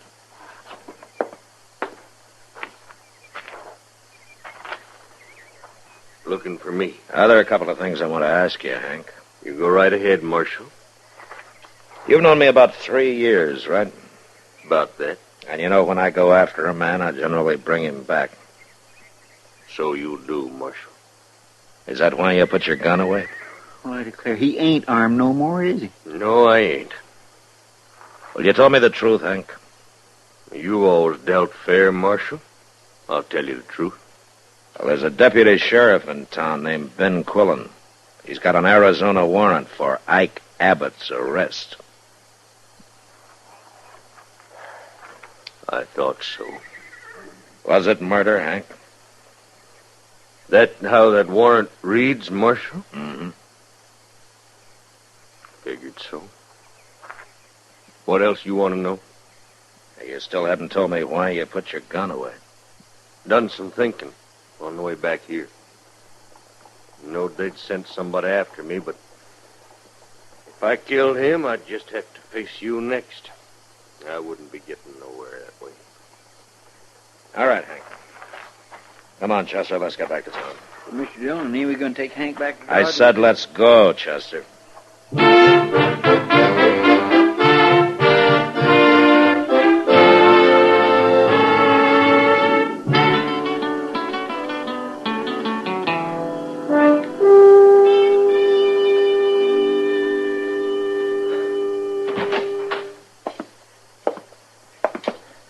Morning, Chester. Good morning, Mr. Dillon. Ben Quillen been here yet? Oh, I just got here myself. Oh, didn't you sleep here last night? Well, see... No, sir, I didn't. Oh? I ain't never going to set up all night playing poker again. Oh, I was kind of hoping you'd maybe outgrown poker. I'm getting there. Morning, Marshal. Chester. Quillen? Good morning, Quillen. Well, Marshal, did he put up a fight? No, there was no trouble. But he is the man I'm after. He's Ike Abbott, isn't he? Yeah, he's the man. Well, I sure do thank you, Marshal. Now, if you'll turn him over to me, we'll be on our way, and I won't be bothering you no more. I didn't bring him in, Quillen. Why not? Well, I guess maybe I didn't have the stomach to arrest a man who's been a friend. Who's never caused any trouble around here. That don't keep him from being a murderer. And I've got a legal warrant for him. Then you go get him. I thought you didn't want no killing. He isn't armed. You've caused me to waste a whole day, Marshal. Why don't you go get your man, Quillen, and get him out of here? I don't want any part of it. You admit he's a friend of yours, Marshal. I just hope you're not trying to trick me somehow. 'Cause I'll hold you responsible.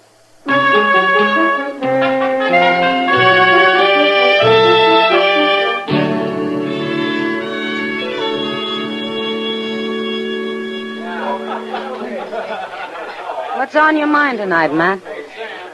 Well, Kitty, it sure isn't drinking beer and sitting around the Long Branch. You know, you sometimes act like you've been schooled in a slave market. Drink your beer, Kitty. I'm buying. Oh, you are?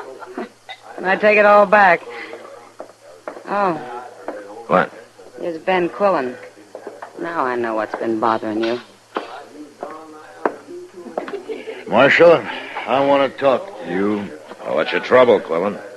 You gave me to believe there'd be no trouble with Hank Young, or whatever you call him. Was there? He wasn't armed, Marshal. At least you didn't lie about that. And just what did I lie about, Quillen? About them 4 friends of his. What friends? I don't like being made a fool of, Marshal. I don't like going after an unarmed man who's hiding behind 4 shotguns. Ah, I see. You trying to tell me you didn't know about it? No, Quillen, I didn't. You swear to that? Now, you can take it or leave it. All right, I'll believe you. Providing you ride out there with me. I can't face them men alone. It'd be suicide. It's your party, Quillen. I'm not getting paid to make your arrests. You wouldn't be scared, would you, Marshal? I think we've talked just about enough, Quillen. All right. I'll telegraph Prescott. I'll get me some authority for some deputies. Wait a minute, Quillen. What? You meet me at the stable in the morning. I'll go with you.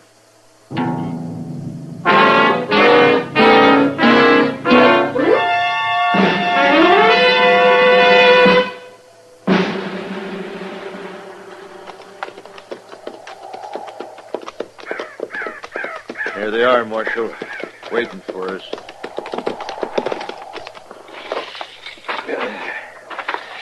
How are we going to shoot it out against 4 men with shotguns, Marshal? You just keep out of it, Quillen. Hello, Hank. Gentlemen. This here ain't my idea, Marshal. The boys just heard about everything. I can't talk 'em out of a fight. That's right, Marshal. Ain't nobody taking a friend of ours off to Arizona, warrant or no warrant. Now listen, you men. Hank Young's a friend of mine, too. Isn't that right, Hank? I always thought so, Marshal. But you know me well enough. If any man needs taken in, I'll take him in. Be kind of like walking into a cannon, won't it, Marshal? Maybe. But more than one of us will die. Now, hold on. I don't want a lot of blood spilled over me. Just 'cause I killed a man 12 years ago is no reason any of you men should die now. Wait a minute. Quillen. What? You got that warrant with you? Of course I have. Let me see it. Well, come on, let me see it. Well, I don't know what for. Give it to me. You seen it once. What are you looking for? Well, is something wrong with it? Nah, it's legal, all right. Then give it back. Yeah. Hank, I've changed my mind about taking you today. Now, wait, Shut Marshal. up, Quillen. Will you come into my office 3 days from now, Hank? We'll settle this thing then. Okay, Marshal. Sure, it's okay, Hank. We'll be right along with you. Won't we, boys? We'll be right with you. We ain't backing down one bit, Marshal. You better remember that.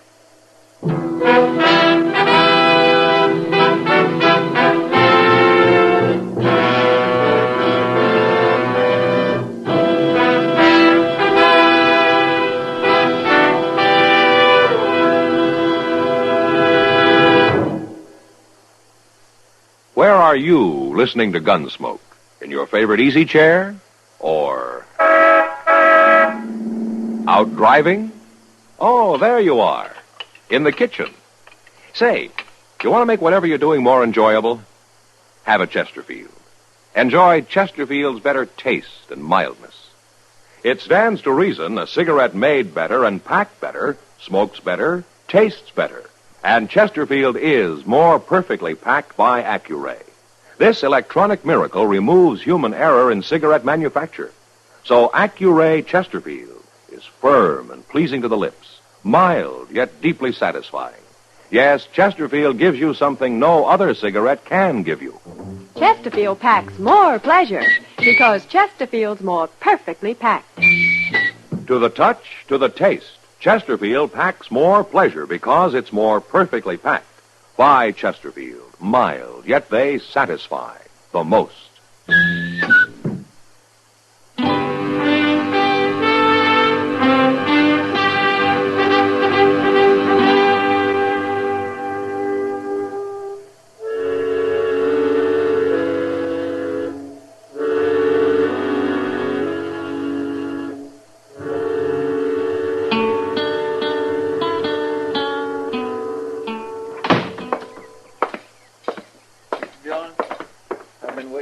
Let's go, Chester.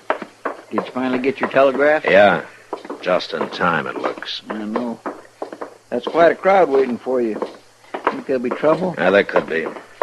Anything you want me to do? No. You better wait here. All right. But you be careful now. Them friends of Hank's sure look like the mean business.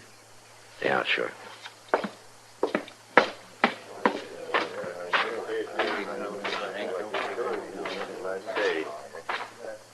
Well, Marshal, I've come in, like you said. I know you would, Hank. Let's get this over with, Marshal. I've waited long enough. You've waited too long, Quillen. What? Hank, I want your friends to wait across the street over there. We ain't moving, Marshal. Oh, 4 of you. Go over there and wait. Now, will you do what he says, Jim? Go on now. Jim, he ain't the kind of trick nobody. I mean it, boys. I got going. Well, come on, men. For we'll be watching. Quillen, let me see that warrant. You seen it twice. Yeah. Well, ain't you going to look at it? I should have looked at it the first time. Huh? Close. I missed reading the date till Hank mentioned it was 12 years ago. What's that got to do with it? 12 years is a long time, Quillen. That warrant's still legal. But it would have been forgotten by now if you hadn't have paid the sheriff in Prescott to go to the trouble to dig around and find it for you. And paid him something more to make you a deputy. What are you saying? I hate men like you who go out after other men just for the reward money. You're a professional manhunter, and that's the worst. So? What are you? I'm a lawman. I never collected a reward in my life. Okay, do it your way, but I'm taking this man back. I got word this morning from a friend of mine in Prescott, Quillen. So? He says what I thought about you. You don't often get back with your prisoners. Huh? Too much trouble, I guess. Too much expense. You'd shoot Hank here for trying to escape before you reached the Colorado line. But you'd still collect the reward. You're getting a lot of ideas, Marshal. I got a couple more. Hank? Yeah, what, Marshal? I hear there weren't any witnesses to that murder 12 years ago. That wasn't no murder. Of course, I had to run anyway. Yeah, the sheriff was an enemy of yours? Well, I hear he's dead now. Mm-hmm. There'll be a circuit judge here next week. I think we'll let him decide all this. No, you don't, Marshal. You don't cheat I'm me. sorry, Quillen. You're going to have to earn your money someplace else. Marshal, I'm warning you. This is the only copy of the warrant for Ike Abbott there is, isn't it? You give me that. I'm going to tear it up. I'll kill you if you do. Hank's only worth $500 to you, Quillen. You can find bigger game than him. I said I'll kill you. You tear up that warrant. Even you're not that big a fool, Quillen. Don't do it, Marshal. Somebody has to. No!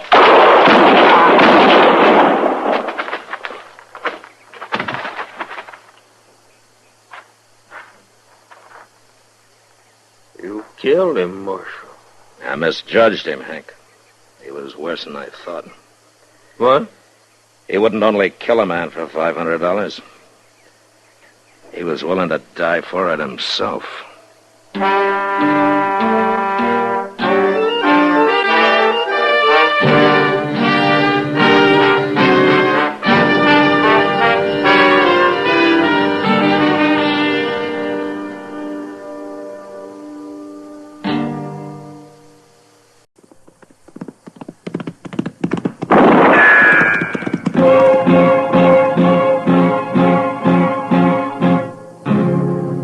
Gunsmoke, brought to you by L&M, the modern cigarette that lets you get full, exciting flavor through the modern miracle of the pure white miracle tip.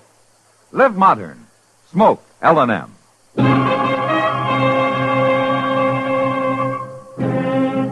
Around Dodge City and in the territory on West, there's just one way to handle the killers and the spoilers, and that's with a U.S. Marshal and the smell of Gunsmoke.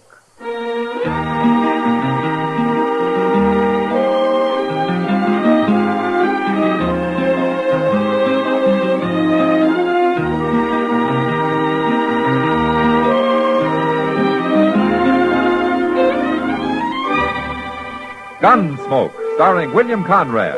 The transcribed story of the violence that moved west with young America. And the story of a man who moved with it. I'm that man. Matt Dillon, United States Marshal. The first man they look for and the last they want to meet. It's a chancy job, and it makes a man watchful. And a little lonely.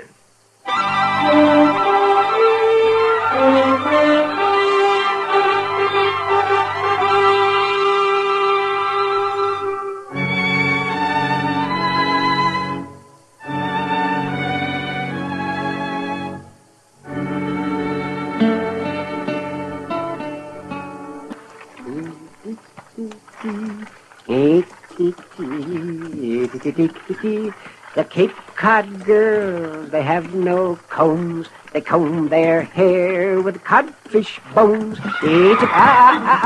Little mare, what's the matter with you? You've seen a man on a horse before. You calm down, girl. They're only waiting to say hello to us. Hold up there, Doc. Hello, stranger. You are Doc Adams, ain't you? I am. You're a long way from Dodge. And I'm headed for Cam Seaton's place. That's about 15 miles on south. Oh, you know him? Sure. I know him. A horse kicked him in the chest. Now, he's pretty badly hurt.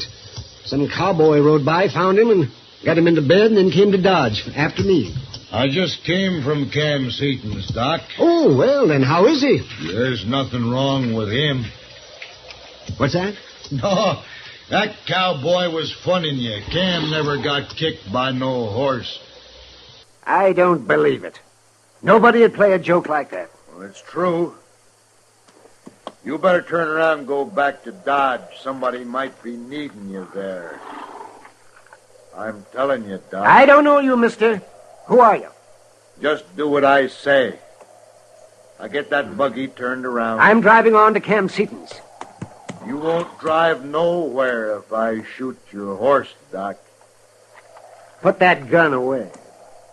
You gonna do what I say? Of course I'm not.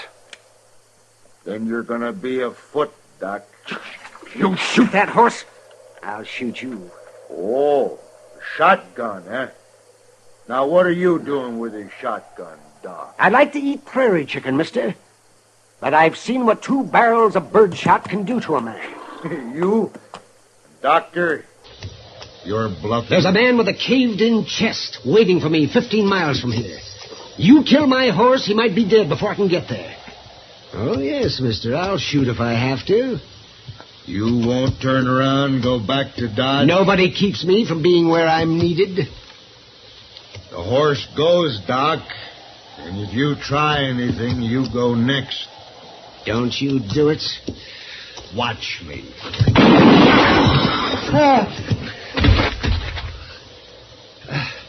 I told you not to. I told you.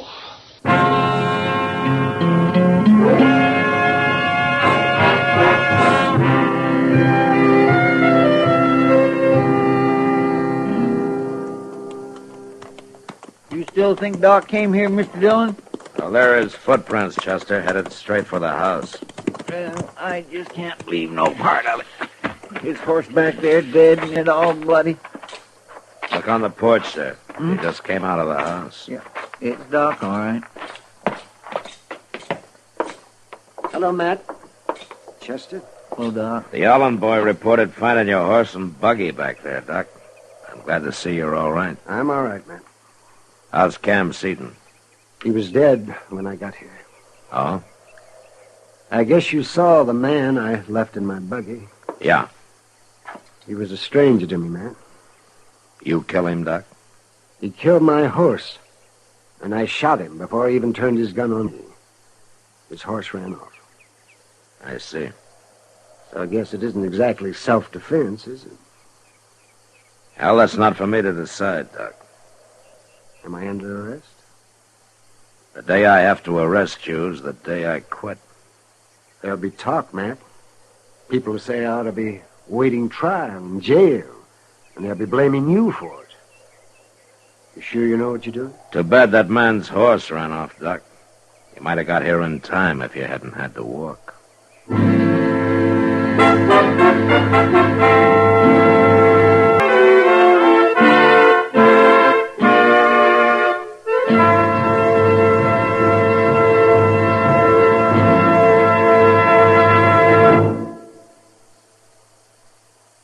Why don't you live modern? Live modern. Live modern. Change to L&M. Only with L&M can you enjoy the full, exciting flavor of today's finest tobaccos through the modern miracle of the L&M Miracle Tip. Through the pure white Miracle Tip, L&M tastes richer, smokes cleaner, draws easier. No other cigarette, plain or filter, gives you all the flavor you want. The rich, exciting flavor you get only from L&M. So light up, free up, let your taste come alive. Live modern. Smoke L&M. Make today your big red letter day and start to live the modern way. Live modern. Get L&M today.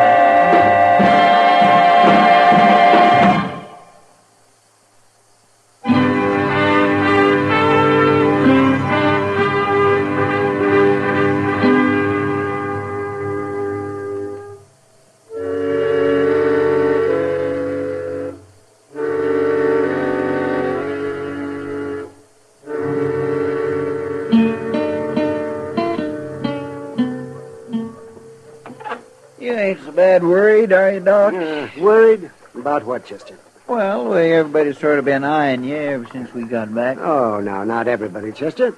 Well, now you take that fella across the street, standing there by the town soil. Yeah. Seems like he's always watching you from somewheres. I don't think I even know that man, Chester. He ain't been in town but a couple of days. Well, who is he? Well, I don't know. Well, he's got nothing to do with me. You're forever dreaming up something, Chester. I always said there's too much schoolgirl in you. Now, you listen here to me, Doc. I don't know what you're talking about, but I ain't sure I like Well, it. let me know when you make up your mind. I'm going to go back to my Wait, office. wait a minute. What? Here's Mr. Dillon. He looks real mad about something. Yes, he does. Let's go over the Texas Trail, Doc. What for? I just told off a few of our leading citizens up the street, and now I want to be seen buying you a drink to really give them something to talk about. Now, wait a minute, Matt. I know what they've been saying about me not being in jail.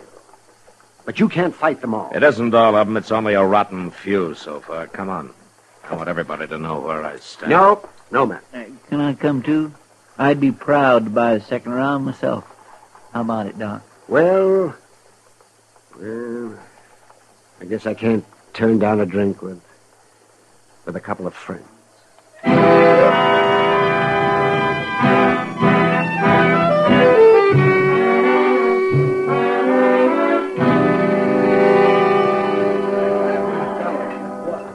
Thank you, Matt. Thank you, too, Chester. Now I really had better get back to my office. Okay, Doc. Hold on a minute. There's that fella again, Doc. He followed us in here. What? At the end of the bar there, Mr. Dillon. He keeps watching Doc all the while. You know him, Doc? Well, there is something familiar about him. What do you mean he's been watching Doc, Chester? I don't know, but every doggone time I'm with Doc, I see him. Matt? Yeah. I know who he looks like now. Who? The man I killed. What? Yes, there's a resemblance. A very definite resemblance. Well, who do you think it might be? Well, I'm not sure, but I feel kind of funny inside. Same as I did out there on the prairie. You two wait here.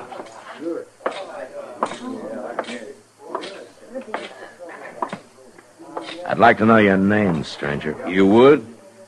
No offense. I'm Marshal Dillon. Now, what's your name? Nate. Nate what? Nate'll do, Marshal or no Marshal. Where you from? Colorado.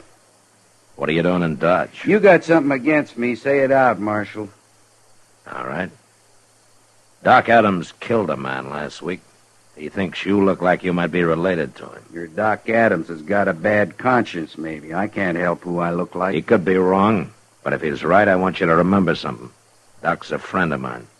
If anything happened to him, I'd take it real personal. You ain't talking about me, Marshal. It'd be a bad death, mister. I'd kill real hard.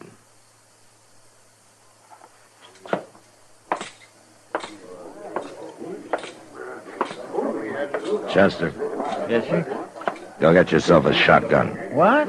You're gonna stay with Doc day and night from now on.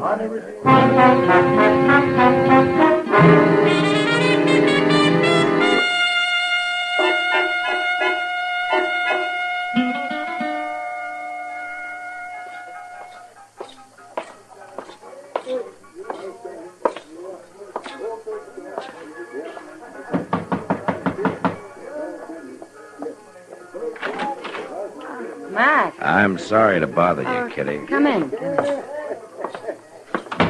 was just getting ready to go to work. I wasn't expecting company. It's about this trouble Doc's in, Kitty. I Oh. think you might be able to help. Well, I'd do anything for Doc, Matt. You know that. Well, this will take your whole evening. Won't be easy. Go on. There's a stranger been hanging around town, says his first name is Nate. He's medium height, wears a buckskin jacket and a brown slouch hat. Yeah, I've seen him. Well, Doc thinks he might be related to the man he killed. He thinks it might be his brother. You want me to find out? Now, that might take a lot of doing, Kitty. Maybe it's asking too much. You can't put him in jail, Matt. And it might save Doc's life. And I doubt if he's a man to get drunk by himself, or easily. And even drunk, I don't know if you can make him talk. Leave that to me, Matt. It's like I said. I'll do anything for Doc.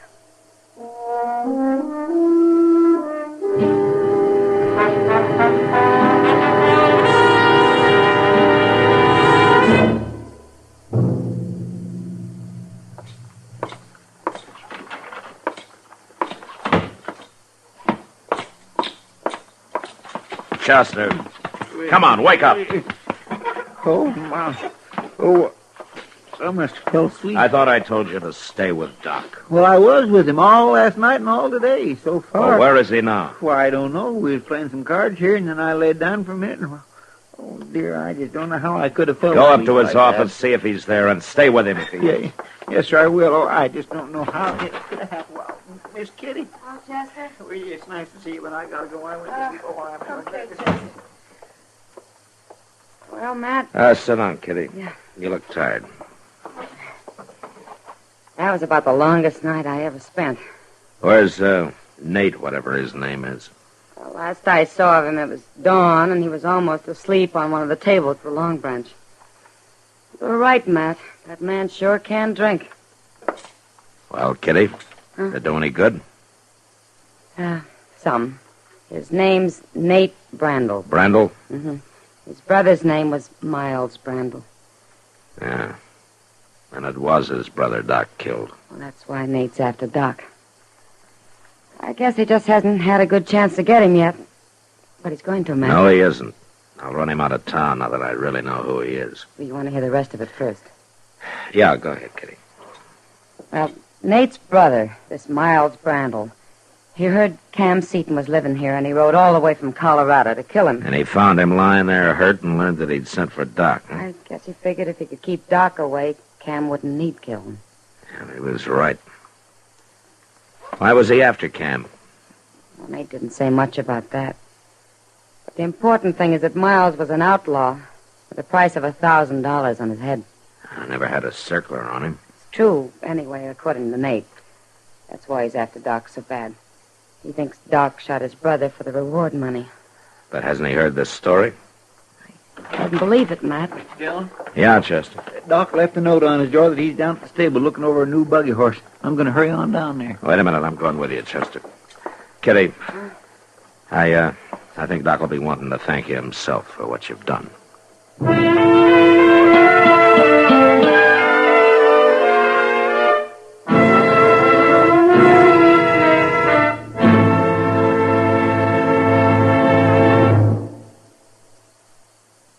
Why don't you live modern?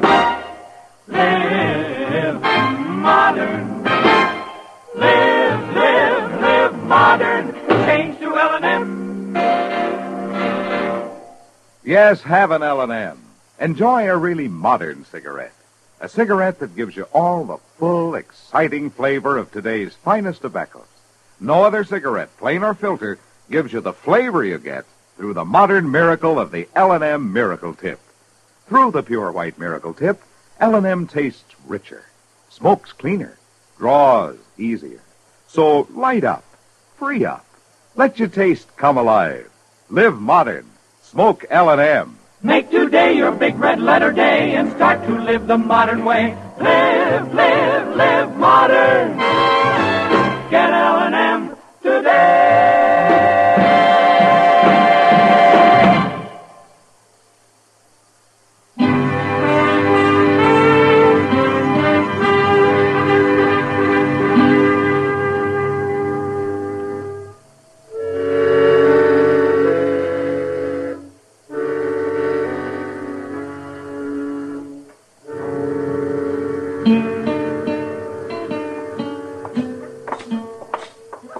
There he is, Mr. Dillon, standing just inside the door. Yeah.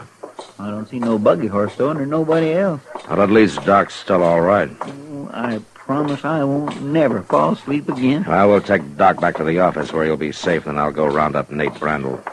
Now, where's he going? Hey, Doc! Somebody shot at him. Yeah, come on. I'm all right, man. Stay down, Doc. There he goes out that stall. Hold it!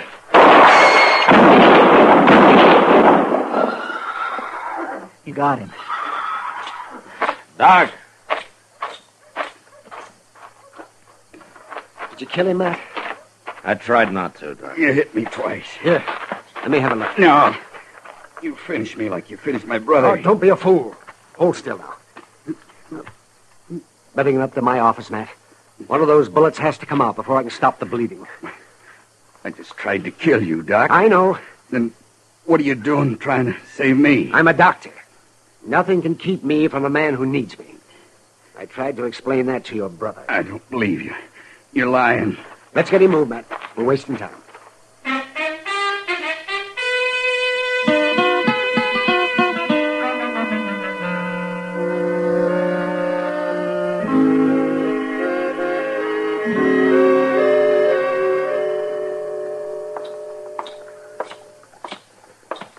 Did you get the mail, Mr. Dillon? Yeah, it finally came, Chester. Go upstairs and get Doc, will you? I'll be in the office. Yes, sir.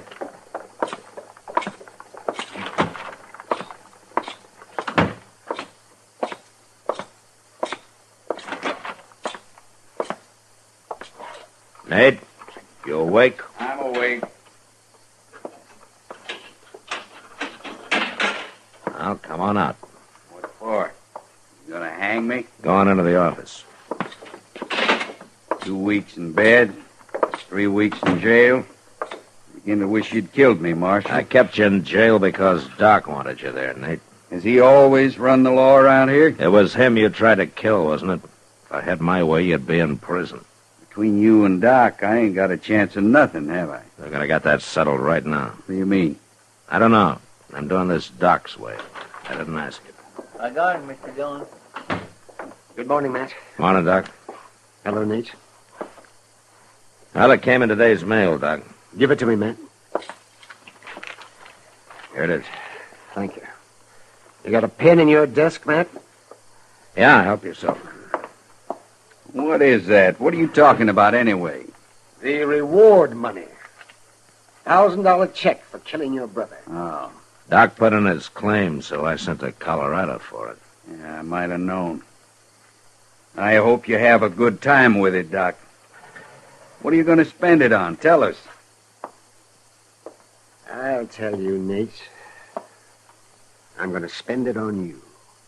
I've endorsed it. Here, it's all yours. Mine? Take it. But what for? You'll have to figure out what for. And it's about time you did.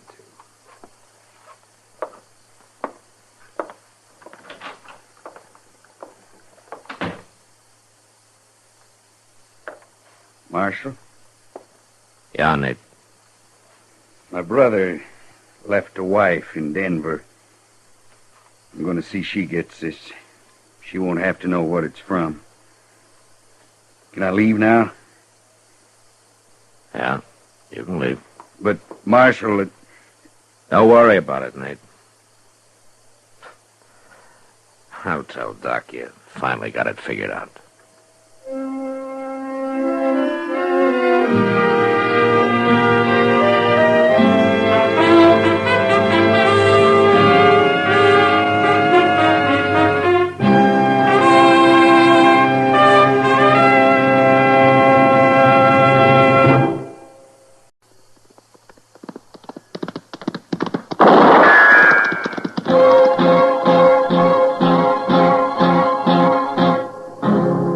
Gunsmoke, brought to you by Chesterfield. Chesterfield packs more pleasure because it's more perfectly packed, thanks to Accuray.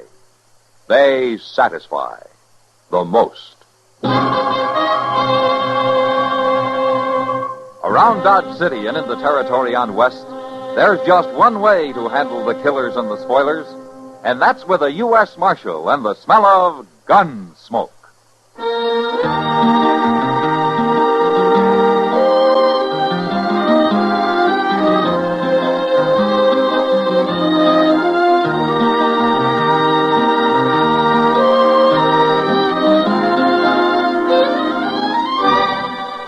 Gunsmoke, starring William Conrad.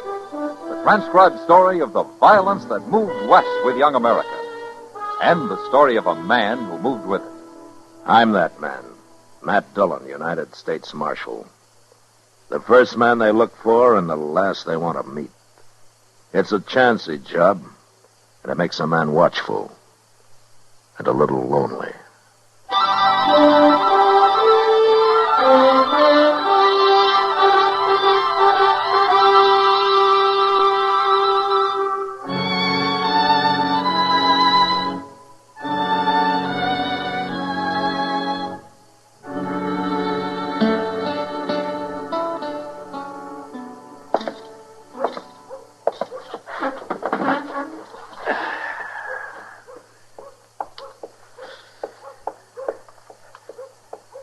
Hey, Kitty. Huh? What's your hurry? I'm late for work, Matt. I should have been at the Long Branch an hour ago. I was just over there. Place is full of nothing but loafers. Why, there isn't a dollar in the crowd. I never saw a loafer yet who didn't have at least a few pennies hid out somewhere. Maybe you're right, Kitty. Of course, sometimes you have to pull his boots off to find it. That's all in a day's work. Mr. Dillon? Who's that with Chester? No, I don't know him.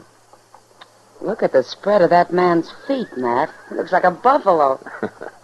They are pretty big, all right. I'll see you later, Matt. Okay, good luck, Kitty.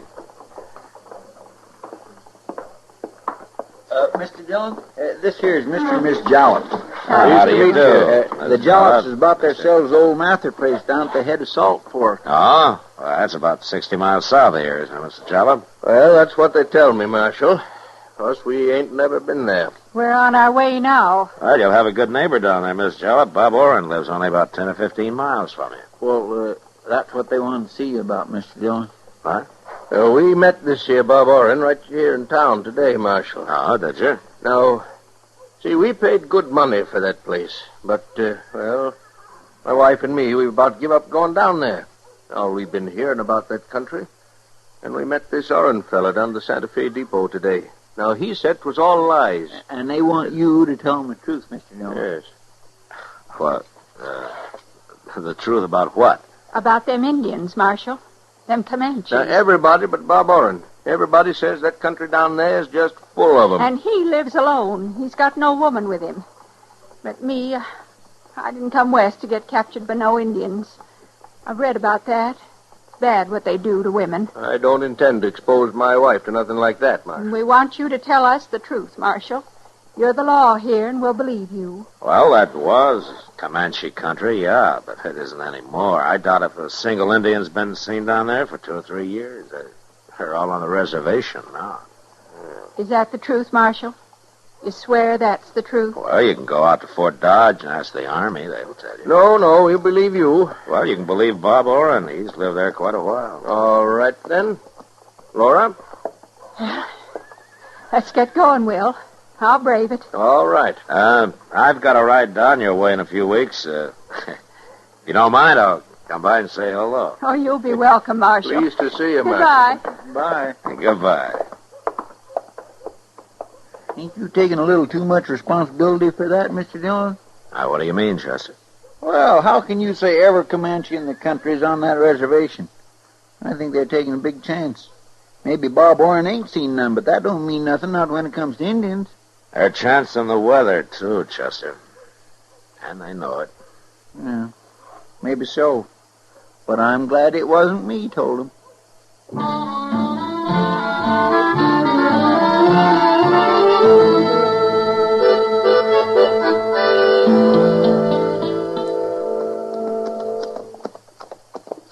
I thought the old Mather place was right in them cottonwoods, Mr. Dillon. Yeah, it was. Well, then the Jollops must have moved it. I sure don't see no house. Look closer. Yeah, there's something there. Yeah. Why, it's all tore down. It's just a heap. Mr. Dillon, it's been burned. They've had a fire out here. Looks that way. I don't see nobody around. No. Let's have a look. My, there sure ain't much left, is there? Well, there's this. It's an arrow. Uh-huh. Comanche. Oh, and there's another one, half burned. Oh, my goodness. Hey, look at there, Mr. Dillon. Somebody made a grave. It's fresh dug, too. But it's only one grave.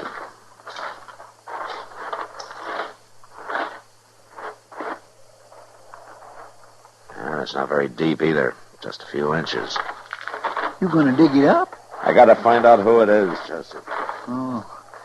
You mean if it's Mr. Jollop, then they took her alive? That's right. Yeah, but Comanches wouldn't bury nobody, Mr. Dillon. No, they wouldn't. It's her. She's been scalped. Oh, ain't that awful?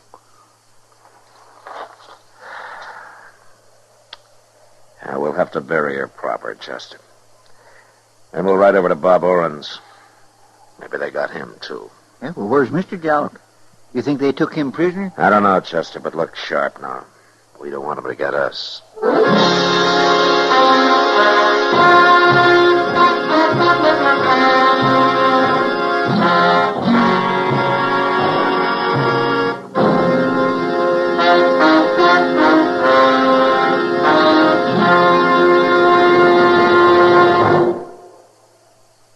You've heard Bobby Haggard whistling it on radio and television. Right now, a country-style version. Okay, partners?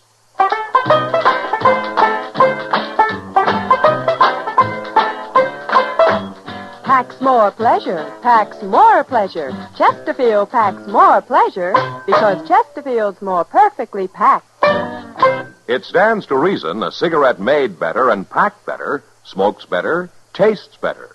And Chesterfield is more perfectly packed by Accuray. This electronic miracle removes human error in cigarette manufacture. So Accuray Chesterfield is firm and pleasing to the lips, mild yet deeply satisfying. Yes, Chesterfield gives you something no other cigarette can give you. Chesterfield packs more pleasure because Chesterfield's more perfectly packed. To the touch, to the taste, Chesterfield packs more pleasure because it's more perfectly packed. By Chesterfield. Mild, yet they satisfy the most.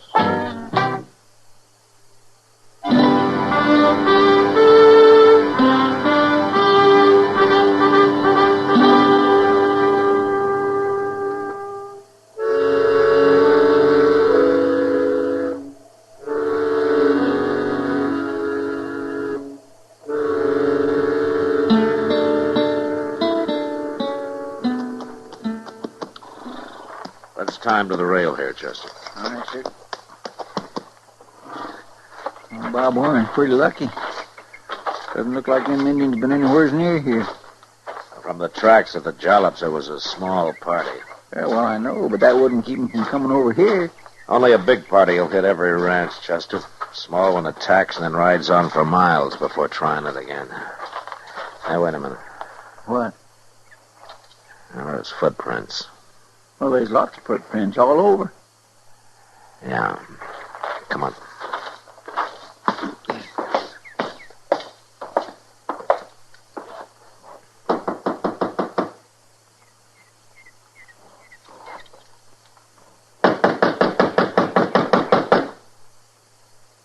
I guess Arn ain't at home. He's gotta be. Didn't you notice that saddled horse in his corral? You gonna walk right in? Oren! Hey, Oren! Marshal Dillon! Oren! I told you there ain't nobody here, Mr. Dillon. I'll look in the kitchen, Chester.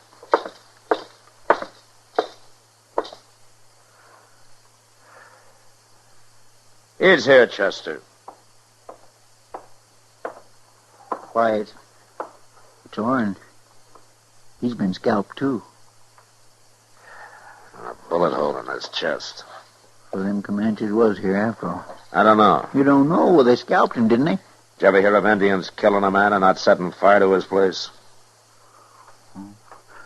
No, I guess I never did. There are 3 horses in that corral. Even drunken Indian wouldn't leave a horse behind. Yeah, but he's been scalped. Anybody with a sharp knife can scalp a man, Chester. You don't have to be an Indian to do that. What do you mean? Outside those tracks I stopped to look at. They're made by a man wearing boots. About the biggest boots I ever saw. You thinking of Will Jalop? Those tracks aren't more than 2 days old, and Bob Oren hasn't been dead any longer than that. Yeah, but Jalop wouldn't come scalp a man. The Comanches killed his wife, Chester. We don't know what happened to him, but my guess is he's alive. The Indians don't take male prisoners his age. But that don't say he done this to Bob Oren. Chester, there are only 2 people who told Jalop and his wife they'd be safe out here. Oren was one of them. Jalop's wife gets killed, he escapes somehow and comes here to take his revenge. He did to Oren what the Comanches did to her. That's awful hard to believe, Mr. Dillon. Well, he wouldn't be the first man driven crazy with grief. Well, maybe. And if it's true, I'm the next on his list. When we get back to Dodge, I got an idea Jalop will be there waiting for me.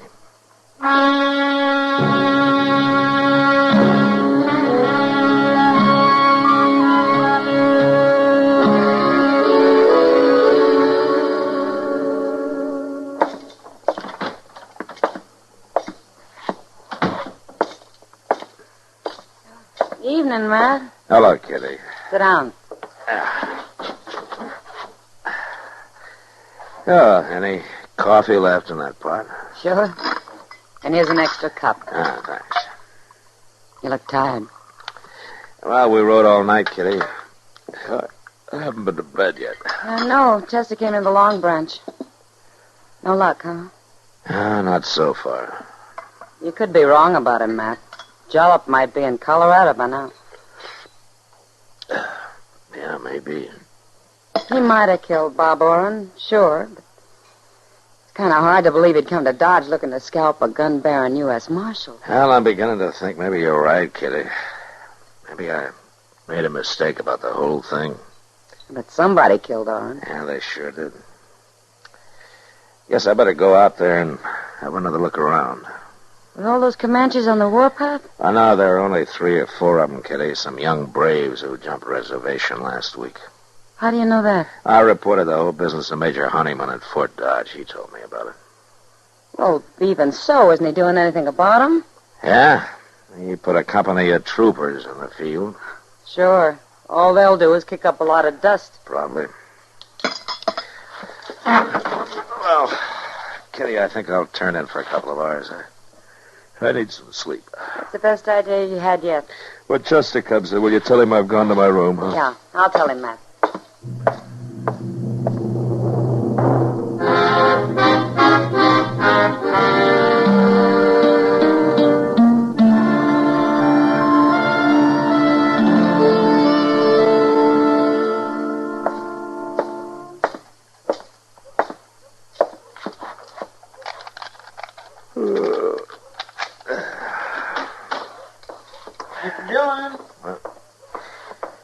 Oh, did you see Kitty, Chester?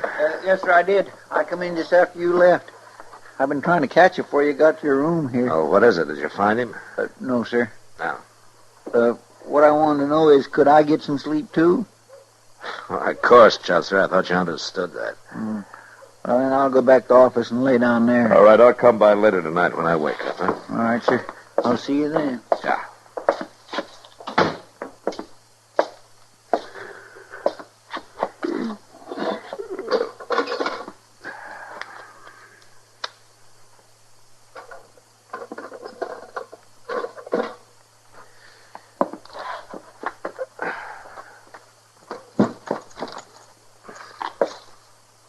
Don't move, Marshal.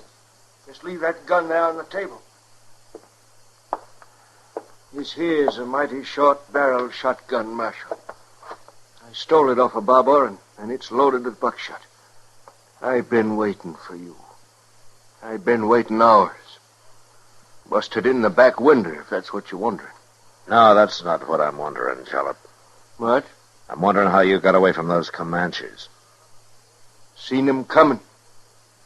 Climbed up one of them big cottonwood trees. They looked. They never found me. You mean you left your wife to fight them? I left her, all right. You betcha I left her. Coward. Terrible, them Indians. It was terrible. But I fixed Bob Orrin for it. He told me it was safe out there.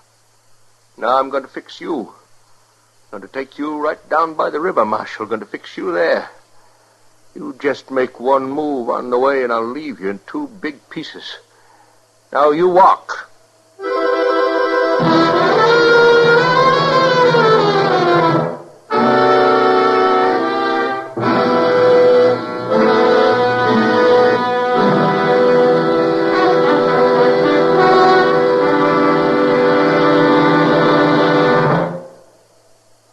Say, where are you listening to Gunsmoke? In your car? Getting ready for dinner? Oh, I see. Just relaxing in your favorite easy chair. Well, I'd say you're in a good spot right now to really enjoy a Chesterfield.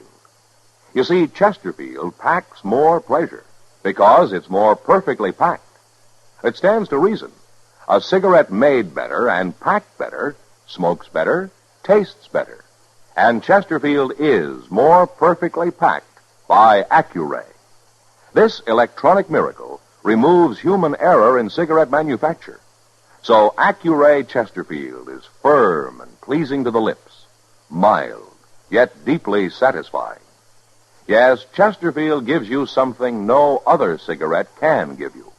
Chesterfield packs more pleasure because Chesterfield's more perfectly packed. To the touch, to the taste, Chesterfield packs more pleasure because it's more perfectly packed. Buy Chesterfield. Mild, yet they satisfy the most.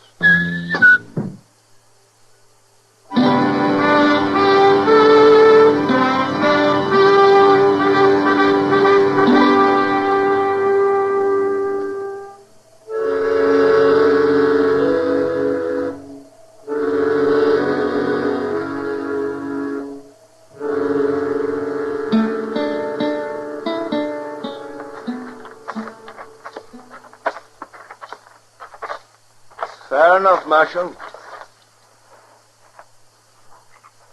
'Tis pretty down here, isn't it? All them nice cottonwood trees. My wife liked them cottonwood trees out to our place, Marshal. She liked them a whole lot. Jollop killing me isn't going to get your wife back. And she was scared, Marshal. She was more scared than me, even, and I'll never get over it. Watching them painted devils ride up, I ever see another Indian, I'll kill myself. I'm still shaking. You weren't shaking so much you couldn't run off and leave your wife. You betcha I left her. I couldn't stand the sight of them savages. Well, that don't matter now. See here, Marshal, got a knife in my belt. Good long knife, and you know just what I'm going to do after I shoot you. Wait a minute, be quiet. Don't you tell me to be Quiet, quiet. I said. Listen. What? There's something in that clump of elder on the riverbank over there. I don't see nothing. They're gone. You can't see them now, but they're out there. Wait a minute. They'll move any minute now. Who will, Marshal? What do you say? Indians. There were 3 of them. They were standing right against the river. Oh, no. No, not Indians. Watch, right there. You see one of them standing up. You see him? Where? Tell me, where is he? Shoot him, Jollop. Shoot him. Yes, I will. I can't see him. No. Give me the gun, Jollop. Hit me, Marshal. You was fooling. Let go of it. No,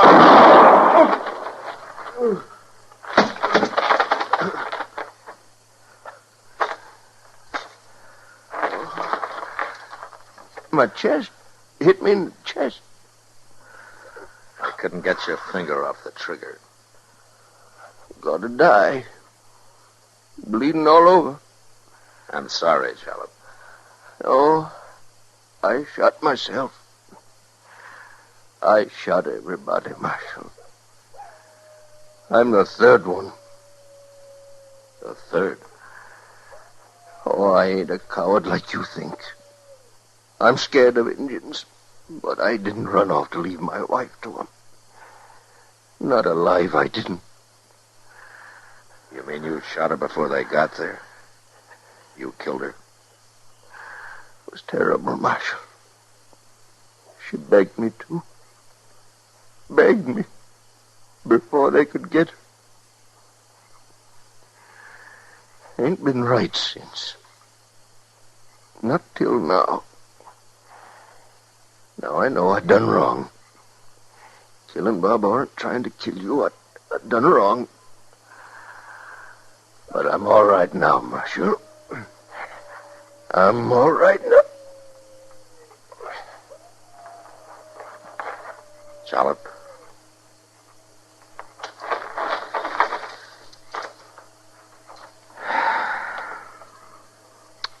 Yeah, I think maybe you are now.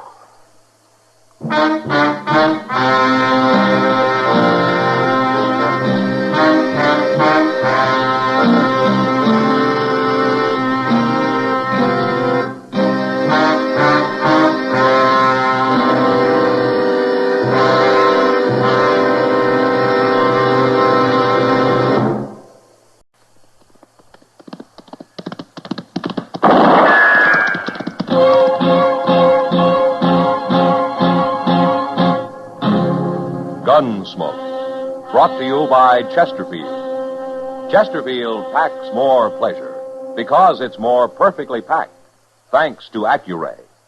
They satisfy the most. Around Dodge City and in the territory on West, there's just one way to handle the killers and the spoilers, and that's with a U.S. Marshal and the smell of Gunsmoke.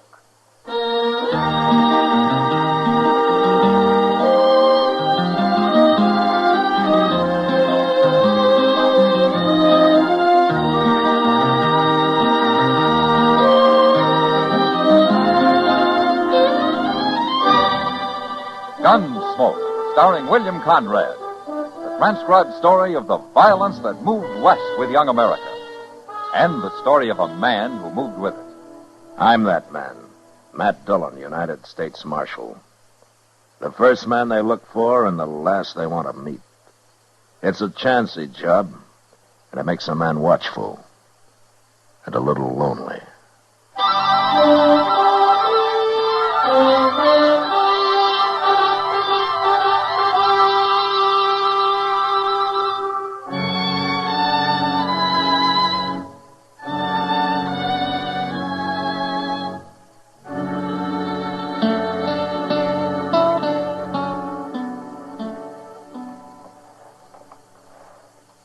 You know this fellow riding in, Morgan? He's a stranger for sure, Abe. That brand on his horse, I can't even read it. Good horse, though. So? Get down, stranger. Who are you men? Well, we're the Curry brothers. We own this ranch. How far is it to Dodge? 60 miles, if you ride in a straight line. I want some grain for my horse. Where is it? Look, stranger, we got no grain. We're fresh out. Now, Abe, if he wants a little grain... And then he can act more polite about it. Oh, ain't I been polite enough for you? Maybe I ought to change my ways just for you. What are you, anyway? Some kid who thinks he's a man just because he's wearing a gun for the first time? Mister, I've been wearing a gun 8 years, ever since I was 16. That makes you 24 and still a kid that ought to be taken out to the shed. You aim to take me out, mister? Well, somebody ought to. A lot of men have tried. I guess it's your turn now. Go ahead, you're wearing a gun. Oh, now, we won't have any fighting. You watch your temper, Abe. The kid don't mean nothing. The name's Tom Clegg. I ain't a kid. All right, Clegg. Forget it. You too, Abe. Well... Say you're sorry, mister. Say what? You heard me. Are you crazy? Maybe this'll help you. Now draw. No, Abe. Abe, don't move, mister. You killed him. You killed my brother. Well, he hardly got his hand on his gun. Why don't you try me? Abe wasn't no gunfighter. Neither am I. Then I tell you what. You practice a little. I'll be in Dodge for a spell. Come see me.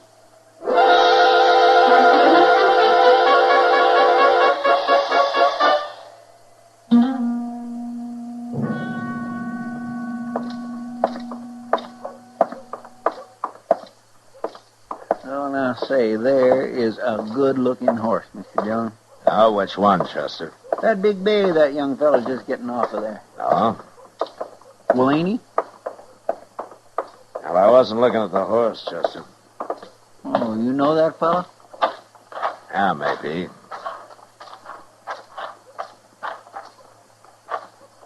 What are you people staring at? Aren't you Tom Clegg? What? Matt Dillon. At Las Cruces about 8 years ago, wasn't it? Exactly 8 years ago. I've changed some since then, Marshal Dillon. Yeah, I'm a marshal. This Chester Proudfoot, Clegg. How do you do? Hello. Marshal, I suppose you're remembering how I didn't dare draw on that fellow in Las Cruces. You were smart not to. He'd have killed you sure. I left there. I went out by myself. I practiced for 2 years, every day. I got pretty good with a gun, Marshal. Did you? That fellow's dead now. I went back and I killed him. There wasn't much of a quarrel, Clegg. I don't need much, Marshal. Oh, I've killed a lot of men since then. But don't you worry about me. They always draw first. Are you telling me you've turned gunman, huh? I've got me a pretty fair reputation in New Mexico. And now you want to be known in Kansas. That's why you came here. I didn't say that. I know you're kind, Clegg. I ought to. I've killed enough of them. Not me, Marshal. You ain't gonna kill me. I'm too fast for you and I'm too smart. I'll show you someday.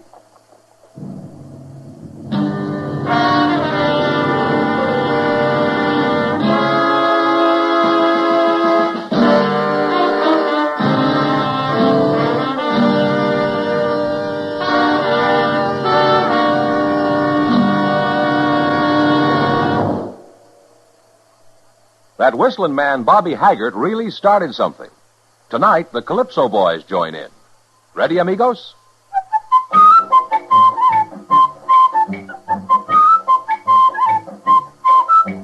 Packs more pleasure, packs more pleasure. Chesterfield packs more pleasure because Chesterfield's more perfectly packed. It stands to reason a cigarette made better and packed better, smokes better, tastes better. And Chesterfield is more perfectly packed by Accuray. This electronic miracle removes human error in cigarette manufacture. So Accuray Chesterfield is firm and pleasing to the lips, mild yet deeply satisfying. Yes, Chesterfield gives you something no other cigarette can give you. Chesterfield packs more pleasure because Chesterfield's more perfectly packed. To the touch, to the taste, Chesterfield packs more pleasure because it's more perfectly packed. By Chesterfield, mild, yet they satisfy the most.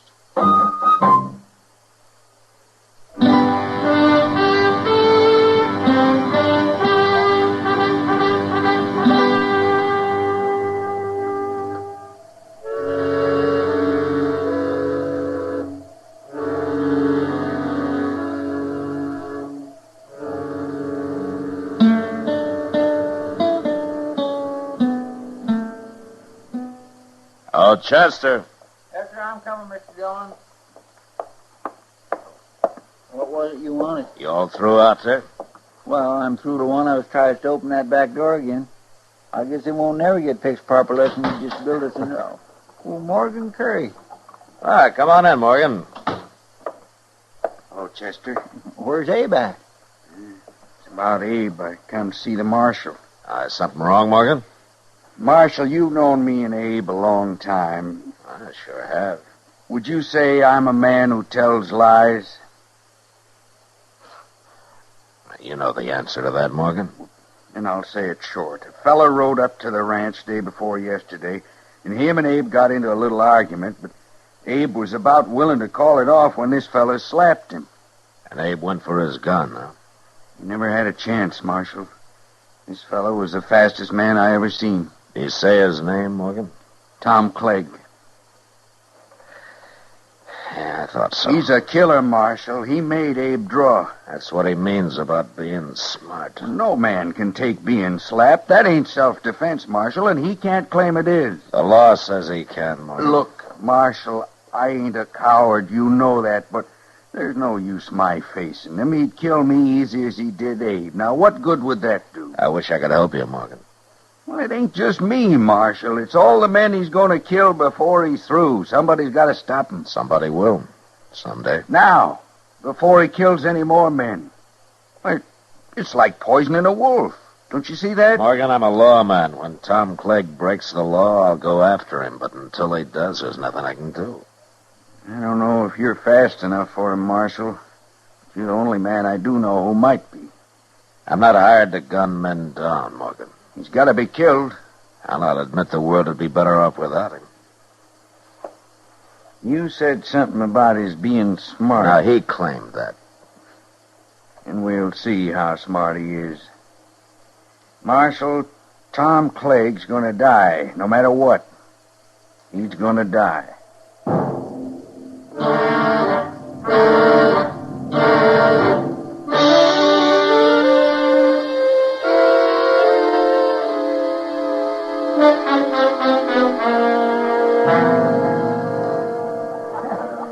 You want another beer, Matt? No, one's my limit, Kitty. One. Oh, you're expecting trouble. I didn't say that. One beer said it. You know me too well, Kitty. Bet you're right about my expecting trouble. Well, I already knew about that. I've watched Morgan Curry following Clegg in and out of here for 2 days now. I don't know what Morgan has in mind, Kitty, but I'm sure he doesn't plan to shoot Clegg in the back or anything like that. Well, he isn't even carrying a gun. Yeah, I know. He just stands around at a distance and sort of keeps an eye on Clegg. It's driving him crazy. But Morgan's not carrying a gun has made Clegg helpless to do anything about it. Maybe he's trying to get him into a fist fight, Matt. Clegg wouldn't fight him, Kitty. He knows he'd get torn apart. It beats me what he's up to. Well, I wish Morgan would go home and forget about it. Maybe it's you he's trying to shame, Matt. Me? What for? For not doing anything about Clegg murdering his brother. It wasn't murder, Kitty. Abe drew first. The way I heard it, Clegg made him draw. And I don't care what the law calls self-defense. Well, I have to, Kitty. I have to care. Yeah, I know, Matt. Well, there they are. What? Clegg. He just went to the bar. Morgan will be along directly. Yeah. Oh, you keep an eye on him, Kitty. Me, keep an eye on him. I got to ride out into the country tomorrow. I'm leaving before dawn so as I can get back early in the afternoon. Then you better get to bed. Good night, Matt. I'll see you tomorrow, Kitty. Sure. Marshal. I want to talk to you. I'll go ahead, Clegg. Talk. It's about him. Huh? Oh, Morgan. Hey, Morgan. What are you calling him for? You want me, Marshal? Yeah. Clegg here wanted to talk to me about you, Morgan. I thought maybe you ought to hear it, too. Sure, he can hear it. I want him to stop following me around, that's all. Oh, why tell me that, Clegg? Because you've got to stop him. Me stop him? He isn't breaking any law. He ain't wearing a gun. A dirty coward. There's no law that a man has to wear a gun. It's making me jumpy. I don't like being stared at all the time. You got a guilty conscience about something, Clegg? You shut up. Why don't you take your gun off and shut me up, Clegg? You hear him, Marshal? You see what a coward he is? I can't help you, Clegg. Lock him up, Marshal. Go on, lock him up. You heard me. Yeah, I heard you. Then do it. Not very likely. All right. You're wearing a gun. Are you a coward, too, Marshal? Morgan, come outside. I want to talk to you. Okay, Marshal. You're both cowards. That's what you are, cowards. Why didn't you kill him in there, Marshal? That was your chance. I'm not a gunman, Morgan. I'm a lawman. Won't you ever understand that? Maybe I'm beginning to. Look, Morgan, it's no use. I'm not going to fight Clegg. Now, you can't use the law for your own revenge. That's not what it's for. Now, why don't you forget this and go back home? Marshal, do you think I'm a coward because I won't put on a gun and let him kill me? I don't know what to think, Morgan. You seem to be doing all the thinking these days. My brother Abe was murdered, Marshal. He was murdered. I'm sorry, Morgan, but there's nothing I can do. Now, good night.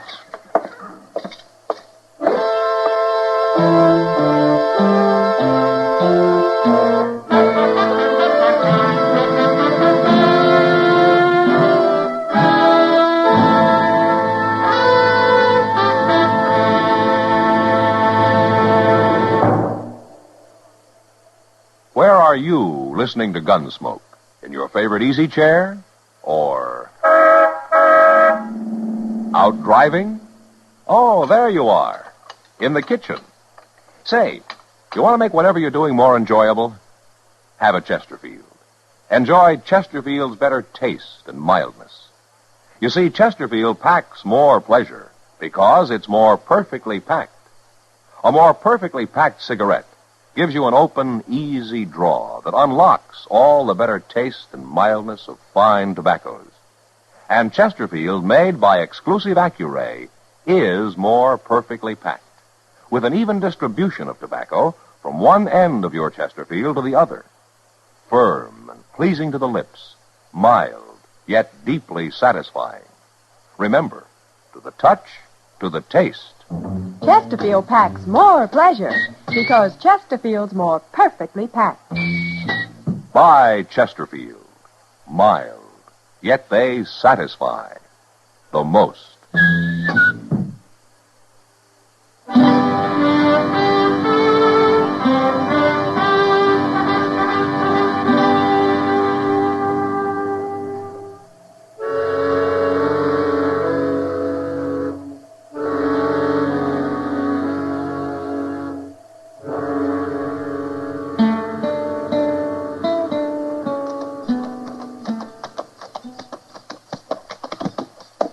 Hello, Mr. Dillon. Oh, where is everybody, Chester? Why's the town so quiet this afternoon? Everybody seen you riding in, I guess. Huh? They've been waiting for you to get back. Waiting for me? Why? I told them you'd be back early afternoon. There's trouble here this morning, Mr. Dillon. You mean a shooting? Yes, sir. Morgan? Yes, sir, it was Morgan. Yeah, so he put on a gun after all, huh? No, sir, he was unarmed. What? He ain't dead, though. At least not yet. He's up at dock. Where's Clegg? Clegg must have saw you ride in, too. He's standing across the street now. Behind you there. Ah. Well, I won't keep him waiting.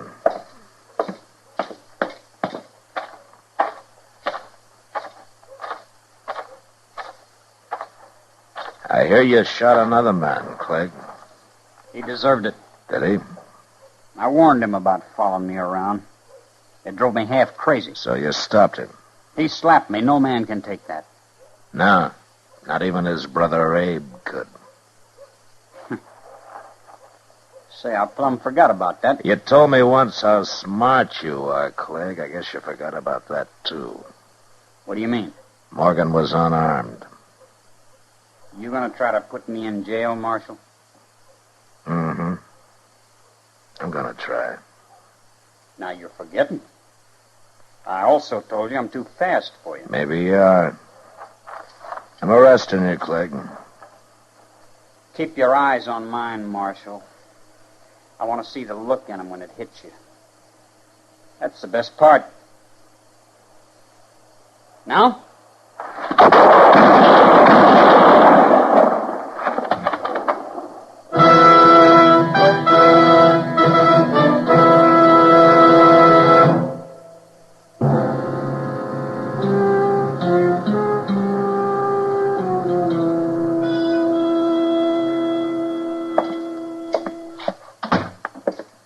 Hello, Matt. Doc?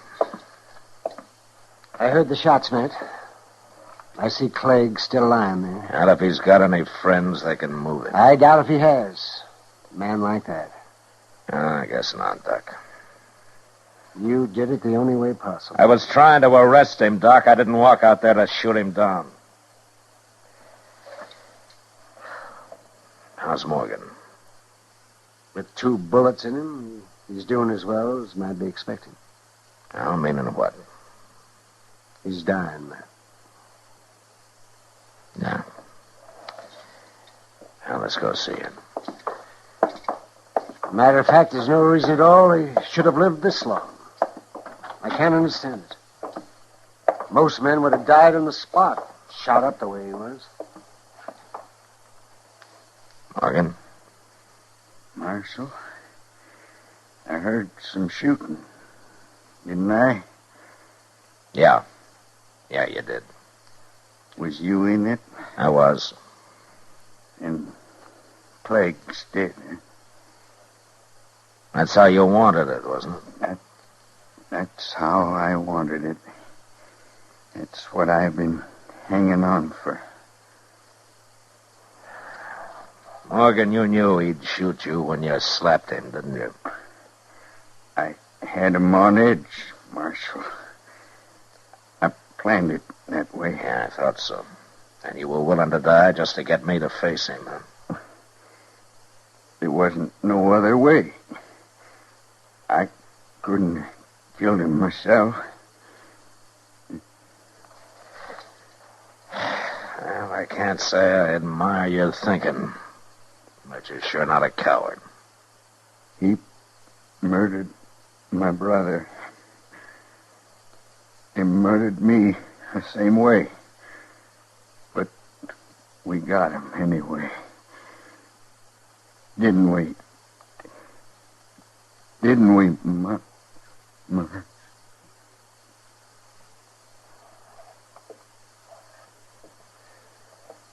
Well, he was right. He won. Even if they had to die to do it.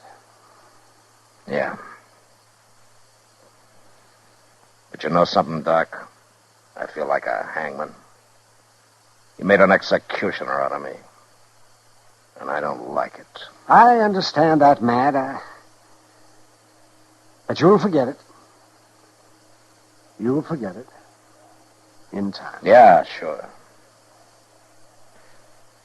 One more thing to forget.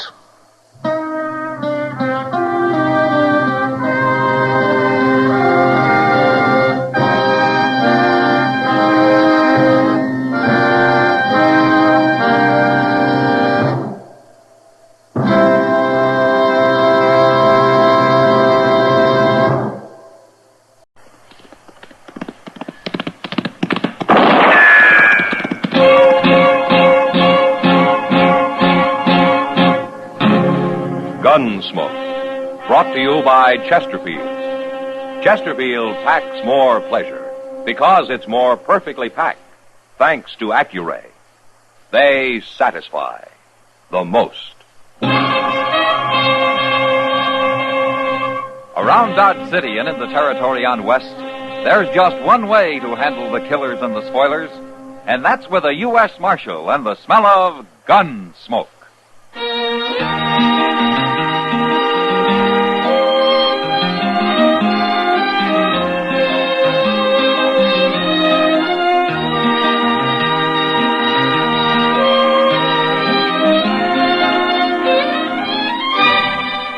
Gunsmoke, starring William Conrad. The transcribed story of the violence that moved west with young America. And the story of a man who moved with it. I'm that man, Matt Dillon, United States Marshal. The first man they look for and the last they want to meet. It's a chancy job, and it makes a man watchful and a little lonely.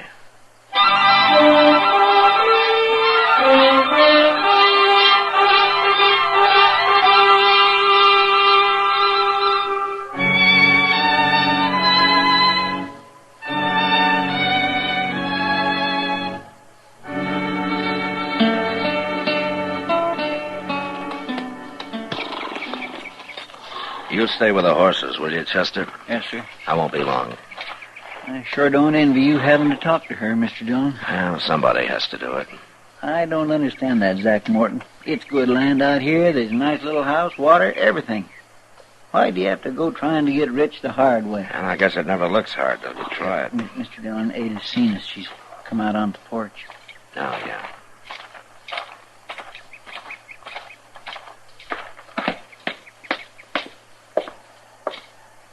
Hello, Ada. Marshal Dillon. Ada, I sent a man out here a few days ago to tell you what happened to Zach. He told me.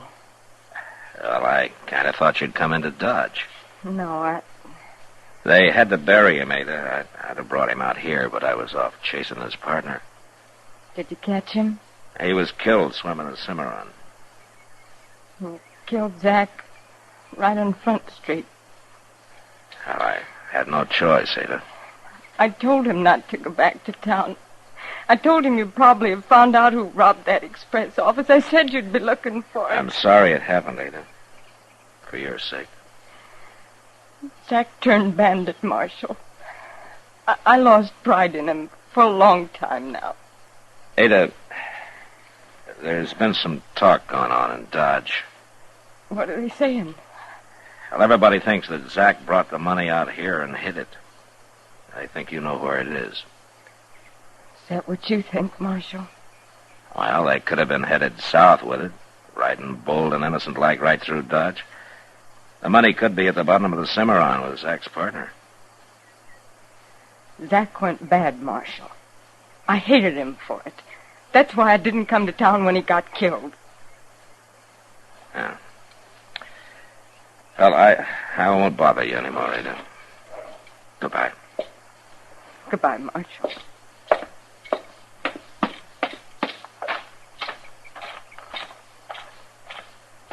What'd she say, Mr. Dillon? I don't think Ada knows anything, Chester. Well, he buried that money out here somewhere. No man would be fool enough to ride back into Dodge with it. I think that woman's fooling you, Mr. Dillon. I think she knows where the money's at. Chester, let's ride back as far as the creek and build us a fire, huh? I'm hungry.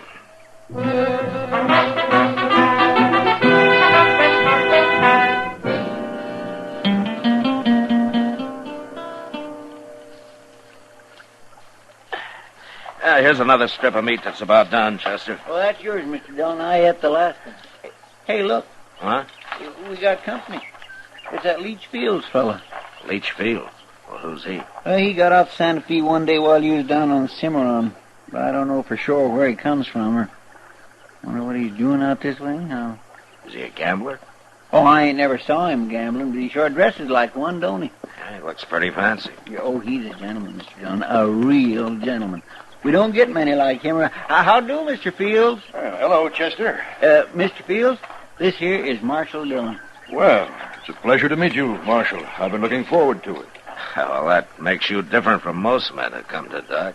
Yes, I've been observing those men, Marshal. They're bad. They're evil. Yeah, some of them sure are, Mr. Fields. You do right to kill them, Marshal. When I kill somebody, it's because I have to, not because it's either right or wrong. Well, it was certainly right to kill Zach Morton. Was it? Of course it was. I'm on my way now to console his widow with that same thought, Marshal. Oh? Yes, we're old friends, even though I haven't seen Ada in years. Where did you know her, Fields? Back in St. Joe. Oh, that's right. She is from St. Joe. I've heard her talk about it. I'll buy you a drink when I return to Dodge, Marshal. Bye. Goodbye, Chester. Bye, Mr. Fields. There. See what I mean about him being a gentleman, Mr. Dillon? Your meat's burning, Chester. You mean you don't think he's a nice fellow? I said your meat's burning.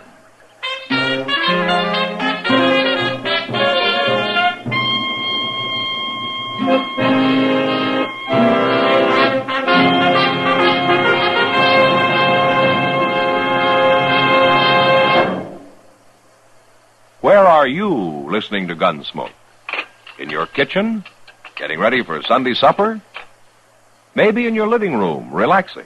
Or out driving? Say, be sure and watch the road. But remember, there's pleasure ahead when you smoke Chesterfield. When you satisfy yourself with Chesterfield's better taste and mildness. You see, Chesterfield packs more pleasure because it's more perfectly packed. A more perfectly packed cigarette gives you an open, easy draw that unlocks all the better taste and mildness of fine tobaccos. And Chesterfield, made by exclusive Accuray, is more perfectly packed, with an even distribution of tobacco from one end of your Chesterfield to the other. Firm and pleasing to the lips, mild, yet deeply satisfying. Remember, to the touch, to the taste. Chesterfield packs more pleasure because Chesterfield's more perfectly packed. Buy Chesterfield. Mild, yet they satisfy the most.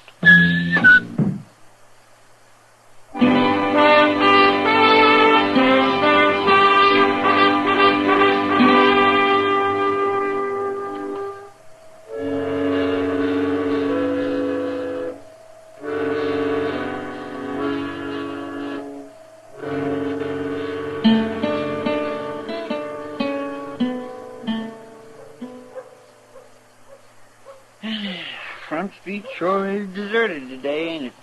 It's fine with me, Chester.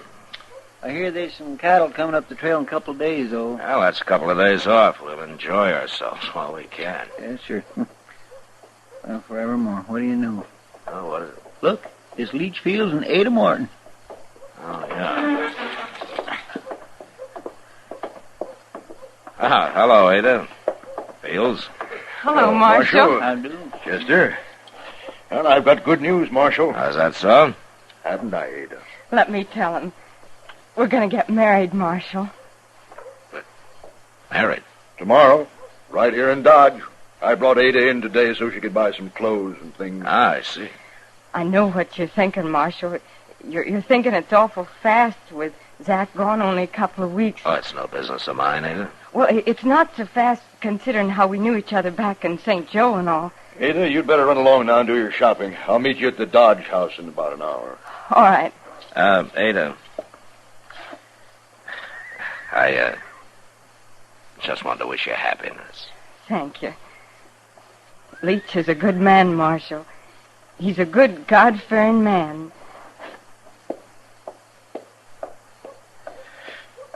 Well, that's quite a compliment, Fields, from a woman like her. She's endured a lot of evil in her life, Marshal. I want to help her to forget it. Look, Fields, the evil that you mentioned, it never brought her a thing. Not a thing. Well, of course not. What I mean is, it didn't bring her any money. Money? From Zach? That'd be tainted money, Marshal. I wouldn't touch it, and I wouldn't allow her to. Now, what about that drink I promised you? No, not today, Fields. I'm pretty busy. But I'll be waiting for you next time you come to town.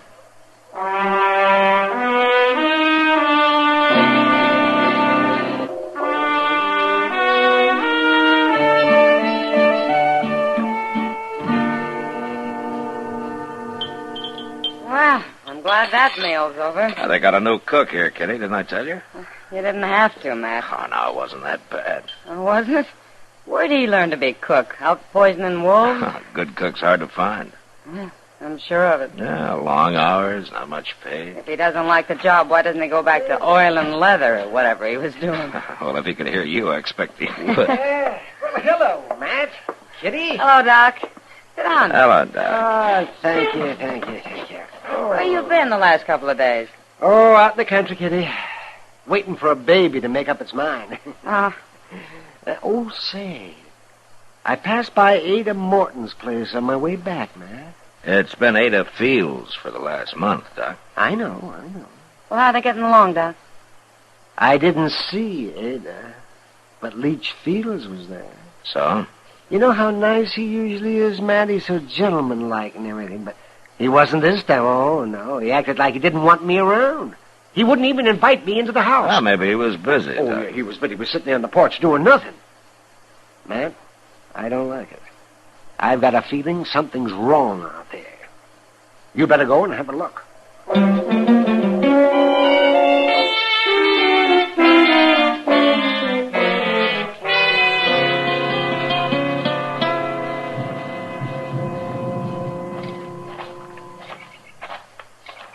He's sitting right there on the porch, Mr. Dillon, just like Doc said. Yeah? Of course, I always did think Doc's just an old worrier.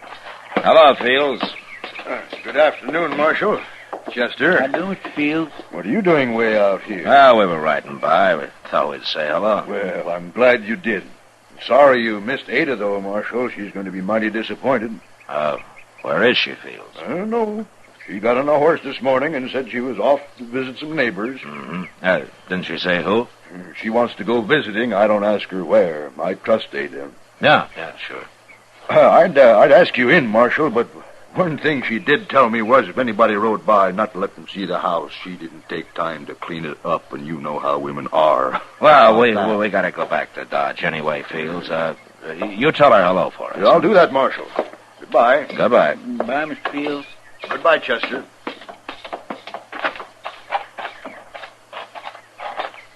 Well, now, he wasn't acting mean, Mr. Dillon. Chester. Did you ever hear of a country woman riding off and not telling her husband where she's going? Well, no, sir, come think of it, I never did. You bet you didn't.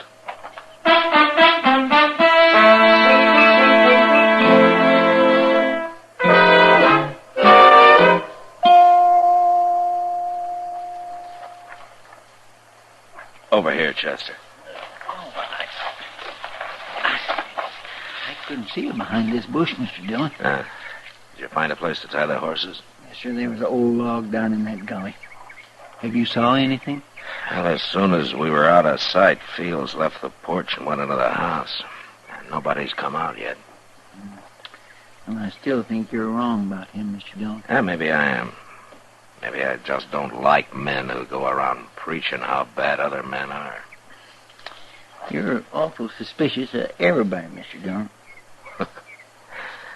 Well, Chester, nothing pleases me more than when I'm wrong. I know. How long are we going to have to lay out here in this doggone dirt, Mr. Dillon? It'll dark, if nothing happens before. Then what?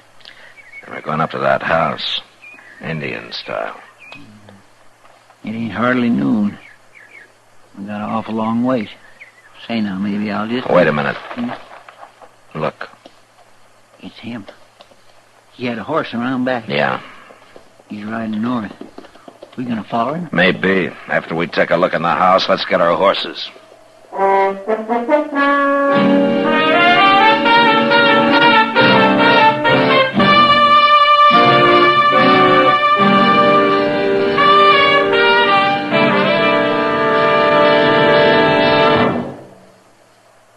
That whistling man, Bobby Haggart, really started something.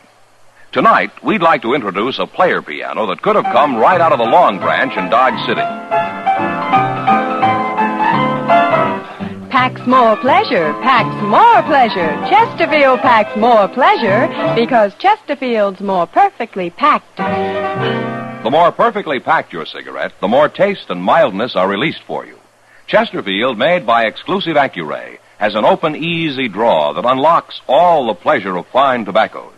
Now, Accuray ensures an even distribution of tobacco from one end of your Chesterfield to the other. Chesterfield is firm and pleasing to the lips, mild yet deeply satisfying. Chesterfield packs more pleasure because Chesterfield's more perfectly packed. To the touch, to the taste, Chesterfield packs more pleasure because it's more perfectly packed. Buy Chesterfield. Mild, yet they satisfy the most.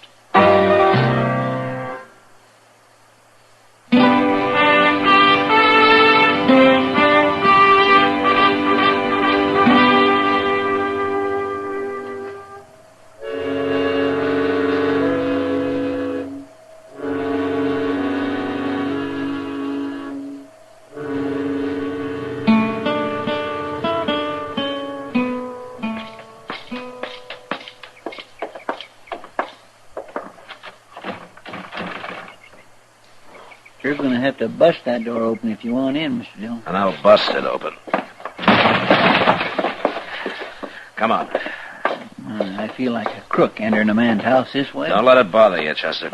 Let's take a look in the bedroom. You going to bust it open, too? Guess you are. Hey, look on the bed, Mr. Dillon. He's got her all tied up. Yeah. You untie her feet, Chester. Yes, sir. Dear. So she looks sick. Oh, Marshal. You all right, Ada? Have you been hurt? No, Marshal. Starved. Starved? Nothing to eat. Not for days. Weeks. Oh, my goodness. Take a look in the kitchen, Chester, see if you can find something for Yes, her. I sure will.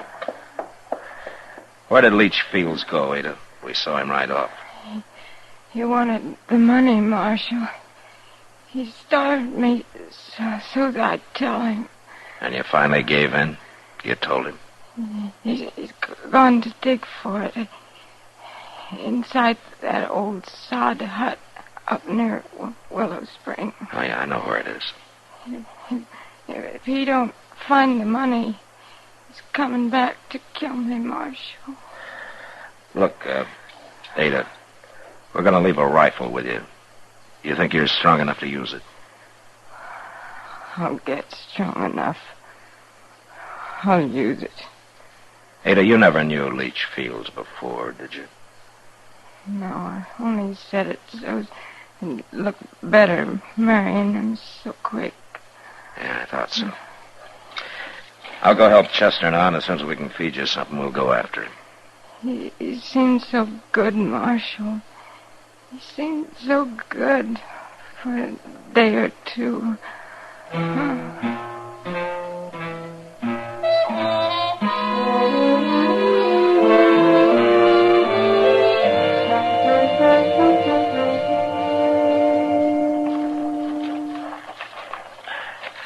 All right, this is far enough, Chester. It's so dark I can't hardly see nothing. Now, he's in there. You can hear him digging. Listen. I'll hear him. We gonna rush him? I'd like to take him alive, if possible. What do you mean we'll wait for him to come out? No, let's jump him. Maybe it'll scare him so bad he won't put up a fight. All right. Now, you walk about 10 feet to the left of me, Chester. I'll go inside alone. If he takes me, will you get him? Huh? Yes, sir.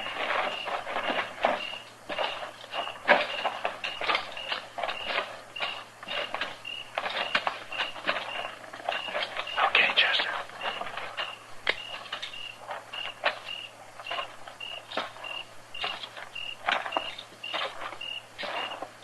I got the drop on you, Fields. Don't move. What are you doing here, Marshal? Get your hands in the air. Well, sure. Sure. But I don't understand. Don't be a fool!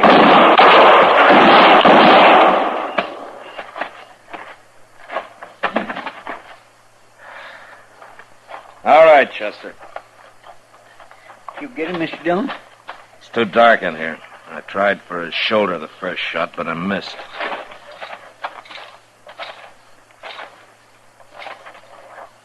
You sure he's dead? I couldn't afford to miss the next two, Chester. No, sir. No, Mr. Dillon, I sure was wrong about him. Yeah. I guess he didn't find the money, though, did he? He would have, if there'd been any. But this is where Ed had said it was. You want to start digging for it, Chester? Well, no, sir. That money's at the bottom of the Cimarron with Zach's partner. Well, then why'd she say it was out here? And I guess she thought if she could get rid of Leach Fields even for a little while, she might have a chance. She was right, wasn't she? Yeah. And you and everybody else had better start believing in Ada. She's been through enough over something that she never even knew anything about. Man sure can be wrong sometimes, can't he, Mr. Dillon? Now, you tell everybody that back in Dodge, Chester. And maybe Ada can have a little peace. She's earned it.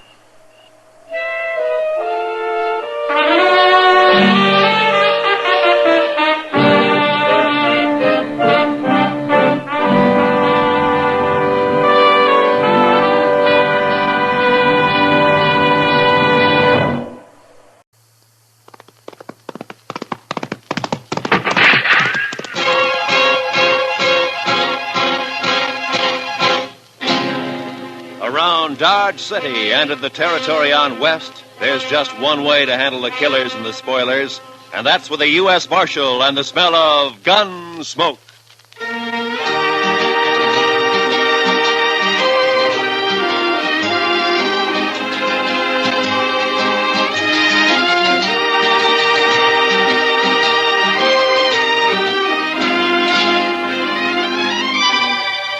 Gunsmoke, starring William Conrad. The story of the violence that moved west with young America. The story of a man who moved with it. Matt Dillon, United States Marshal.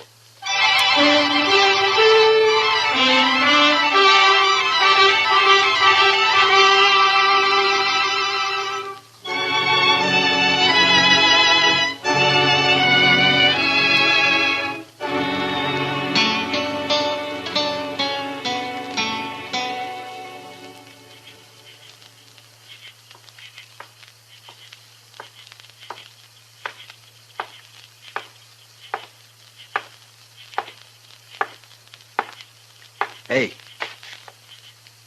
Over here.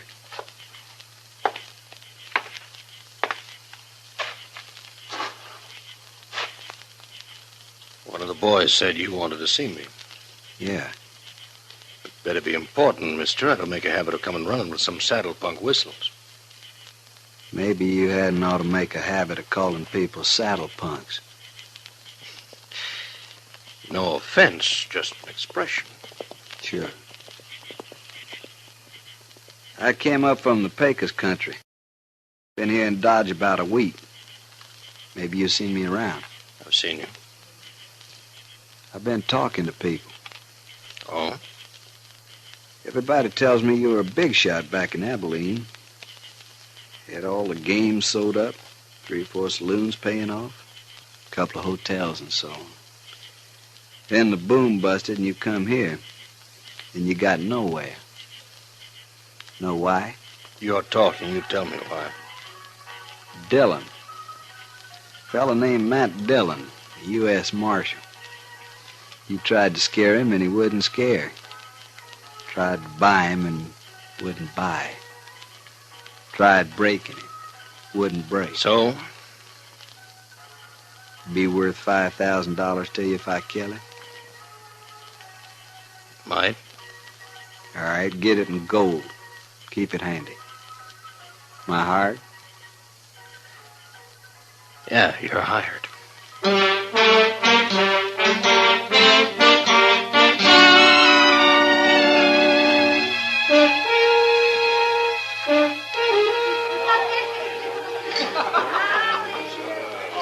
Chester, I know you've been sick and you still got a cold, but is there anything else wrong? What do you mean, Mr. Dillon? Well, you haven't said 3 words in the last 20 minutes. That's not like you. Well, Mr. Dillon, did you ever get a funny feeling somebody was keeping an eye on you? Well, yeah, but... Well, I got one right now. Chester, I think you got a touch of the heebie-jeebies. Maybe.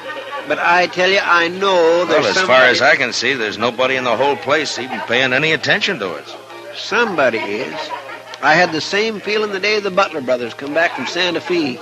Yeah? I didn't even know they was in town, but I knew somebody was getting ready to call us. And about 6 that evening, they made their play, remember? Yeah, I remember. I was one of the pallbearers the next day. Well, it's the same thing now. There's going to be trouble, Mr. Dillon. You can bet on it. I think you got the wind up over nothing, Chester. Why, the town's never been quieter. Jail's been empty for 2 weeks. Only new faces around is that bunch of trail drivers that came up from the Pecos. They're all strangers. None of them got any reason to hold a grudge. Oh, there you be. What? I've been looking all over for you, Marshal. Oh, hiya, Billy. Waited over to the jail for nigh on to an hour. I got to talk to you, Mr. Dillon. I'm sorry, Billy, but every time I give you money, you buy yourself a bottle and then stay blind drunk for 2 days. It ain't money this time, Mr. Dillon. I got something to tell you. Oh? What? Something I heard. There's a couple fellers talking over to the livery stable. They didn't see me. I was back at the water trough. Sort of, well, resting, you might say. Yeah, I know. Well, you know how it is, Mr. Dillon. The man gets dry in this prairie country, and he just What right were they can't... talking about, Billy? About you. One of them offered to kill you for $5,000 in gold, and the other one took him up on it. There, what did I tell you? Who were they, Billy? Did you know them? No, sir. It was dark, and I didn't recognize their voices. They was already there when I woke up, and they left right after that. Well, maybe it was just some kind of a joke. Oh, it didn't sound that way to me. No, sir, it's no joke, Mr. Dillon. I told you I felt it. There's somebody in this room right now, somebody who's been hired to kill you. Yeah, but who? I don't know.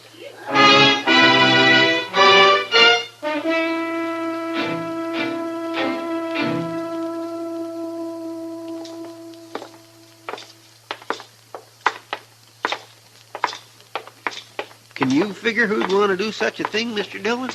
Yeah, I can figure a dozen or two, Chester. Well, if Chester, they was... look, as far as Dodge City is concerned, I'm the law. And there are plenty of men here who'd think they'd do better without any law. Guess it's nothing personal. Well, personal or not, it's got me jumping sideways at my own shadow. Here we are. Come on.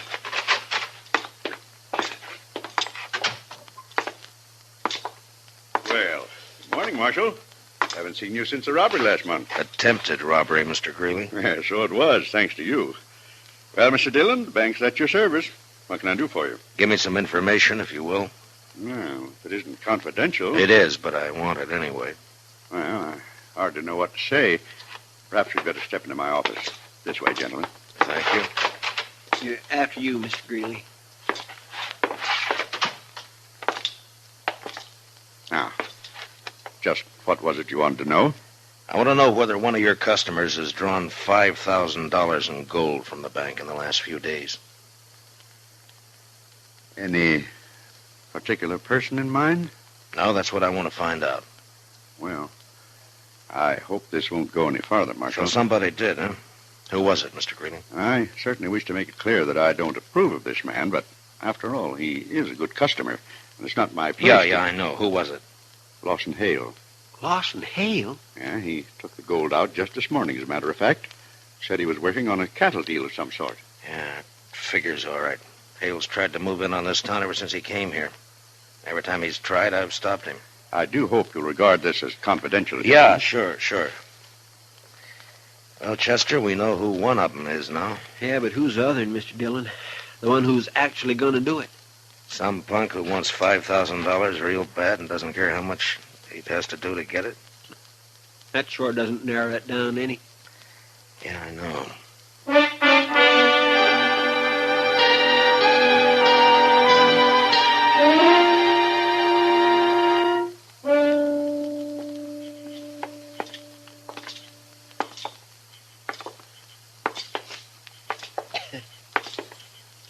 Sure quiet tonight, Mr. Dillon. Yeah? Not many people out. No, not many. The moon is throwing quite a bit of light. Yeah, I guess it is.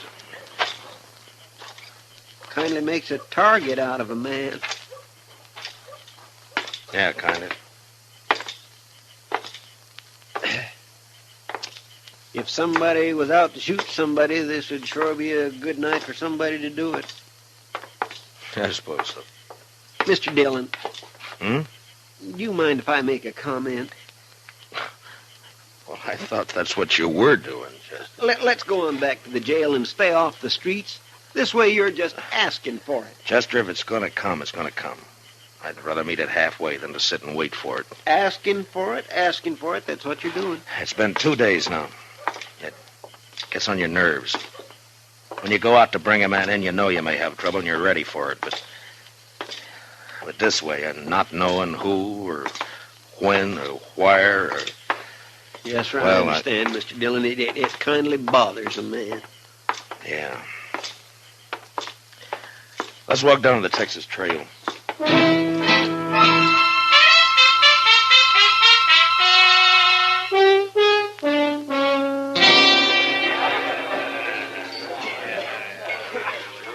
Good to see you, Matt. You've been avoiding us the last couple of days. Busy, Kitty. Something bothering you, Matt? Bothering me? Yeah. Whatever gave you an idea like that? Mr. Dillon? What is it, Chester? Lawson Hale just come in. He's down the bar there. Oh, yeah. Maybe you ought to have a talk with him. Well, that's one way. That's the one I haven't tried yet. Excuse us, will you please, Kitty? Well, sure, Matt. Well, whatever it is, be careful, huh? Abilene was wide open. Yeah. I had it right in the palm of my hand. That's so? The minute a trail driver hit town, the boys would grab their pay and they'd head straight. Something I can do for you? Yeah, I want to talk to you, Mr. Hale. Well, I don't see anything stopping you. We'll move down the bar a ways if you don't mind. It's kind of private. Sorry, Marshal. I'm fine right here. I said we'll move down the bar. If it's that important. Pardon me, boys. The marshal's all head up about something. Oh, sure.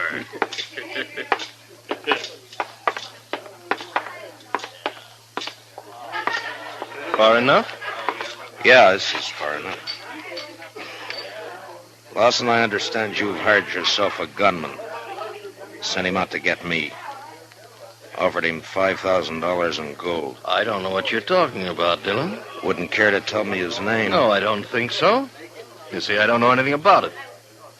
What's he waiting for? He's had 2 days now, and he hasn't made a move. Like I said, Dillon... Why don't you do the job, Hale? You're wearing a gun. Maybe save yourself some money. I've got no quarrel with you. You mean you're yellow? Scared to call your own play. I said You're a weaseling, no-good coward, Hale. I let it ride for the time being. Yeah, I thought you would.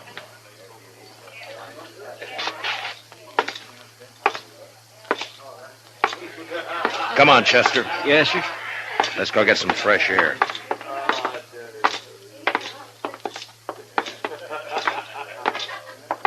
Well, I guess he's just not the kind to take chances, Mr. Dillon. And not when he's got a hired killer out prowling somewhere. Chester, I'm going to run him out of Dodge if it's the last thing I ever do. Dodge can stand it. If I only knew who he'd hired, then I could force the play myself. This blasted business of having to leave it up to the other man. Waiting. Over there by the stable. Yeah, I saw the flash. Maybe you got him, Mr. Dillon. I don't know. Let's move in and find out. Yes, sir. Watch yourself, Chester. You may be playing possum. Yes, sir. The flash was right here by the corner. Yeah. Well, that's that. Looks like you got away, Mr. Dillon. Yeah, he's gone. Took one shot and then ran for cover. He'll be back.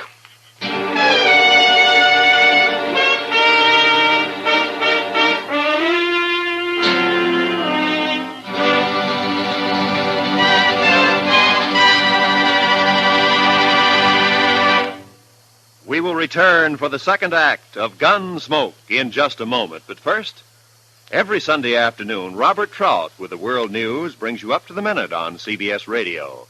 A special feature on this program every Sunday is a flying visit from one of our noted overseas news correspondents. Remember, tomorrow, for well-rounded views of the news at home and everywhere, don't miss Robert Trout with the news of the world on most of these same CBS radio stations. And now for the second act of Gunsmoke.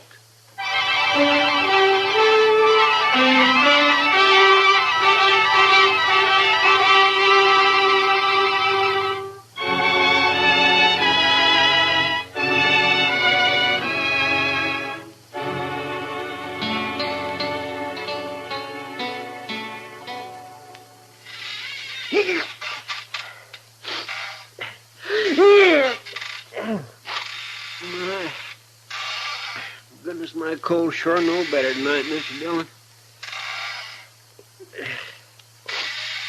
My, that fire sure feels good. Yes, sir, the old jail seems kind of cozy when a man's ailing like I am. Anyway, it's sure a lot better than prowling those streets waiting for somebody to put a bullet in the back of your neck. Chester, will you stop squeaking the chair? Well, sorry, Mr. Dillon. Yell at me like that, tune you as I'm feeling. 2 more days gone by and he hasn't made another move. Yes, sir. That cottonwood sure burns up fast. I guess I better shake down the stove, throw another chunk of wood. Wait a minute. Huh? Wait a minute. There might be a way at that, Chester. Loss and hail. That's the only fact we're sure of. Loss and hail. It'd be kind of hard to prove anything, Mr. Dillon. Who said anything about proving it? I got an idea. Come on.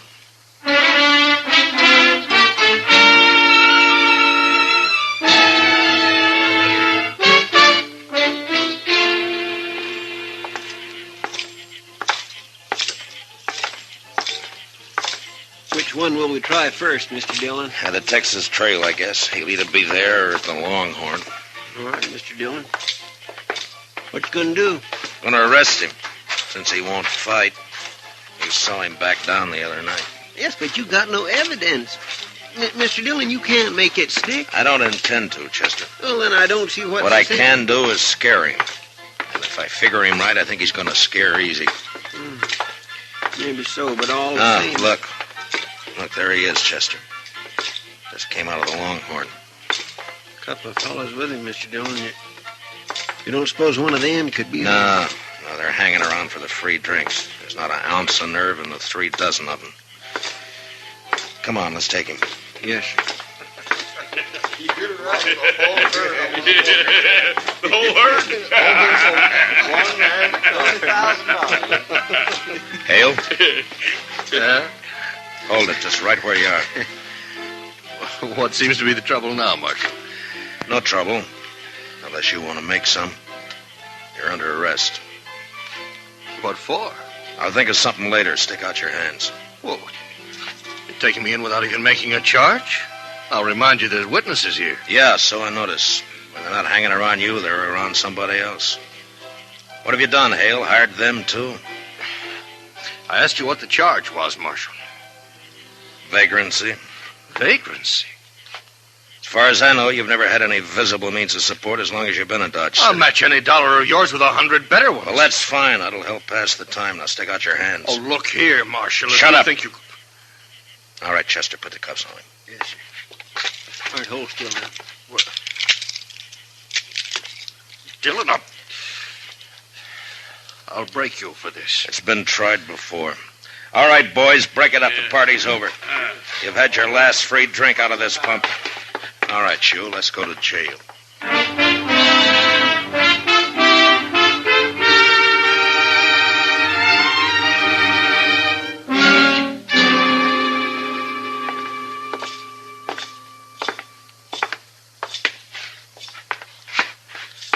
Keep walking, Hale.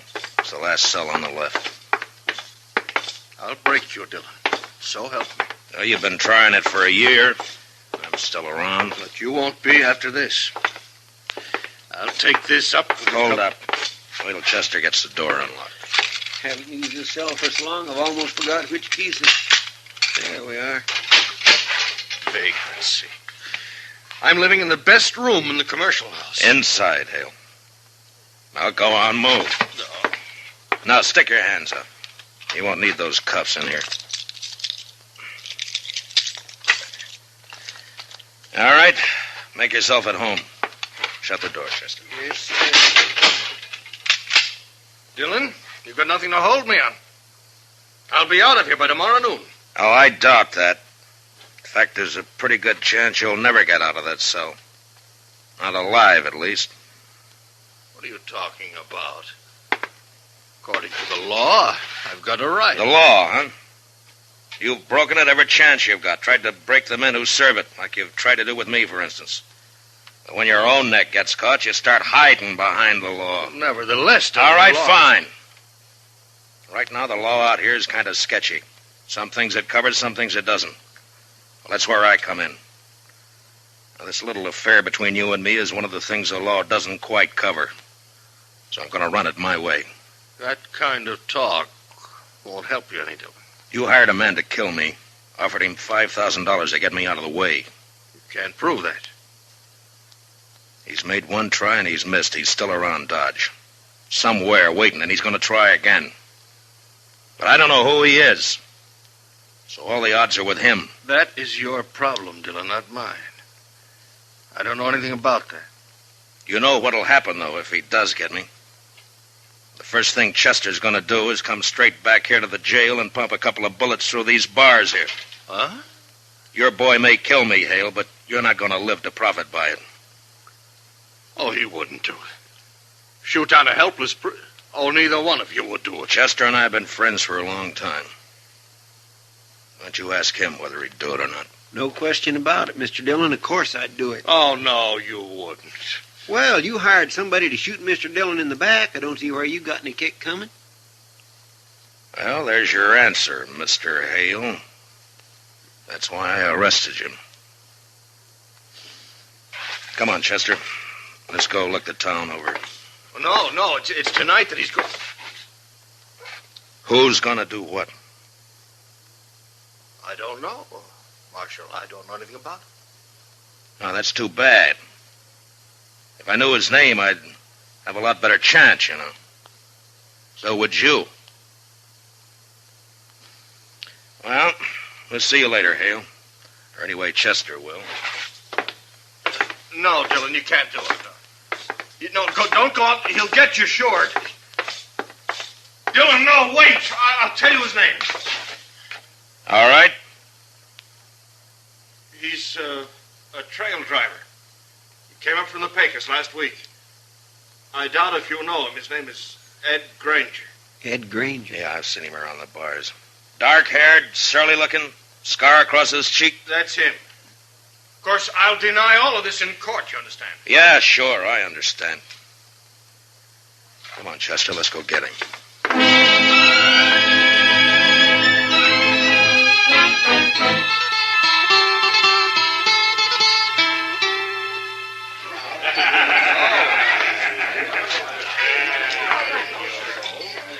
Look, he's here all right, Mr. Dillon. Over there by the pine.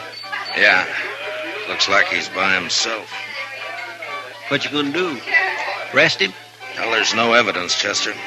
The only way I see is to make it personal. Let's go. Yes, sir. Now, I want you to stay out of it, Chester. Just cover me, that's all. Whatever you say, Mr. Dillon.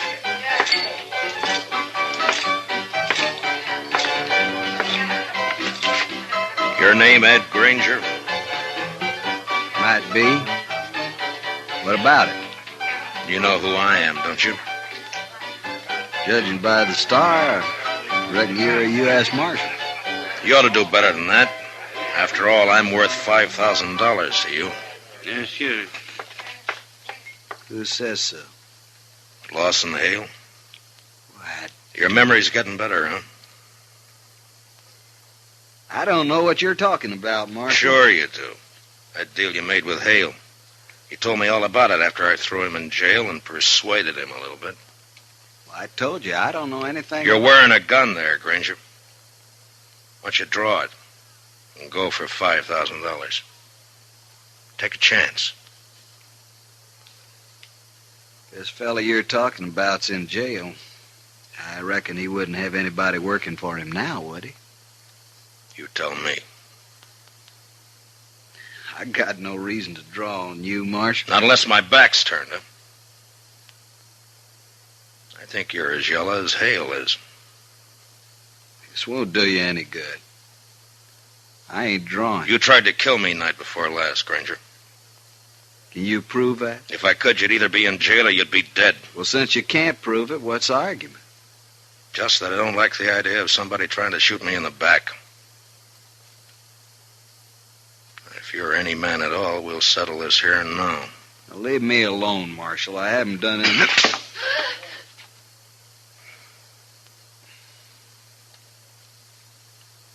Now, you still figure you got no reason to draw on me?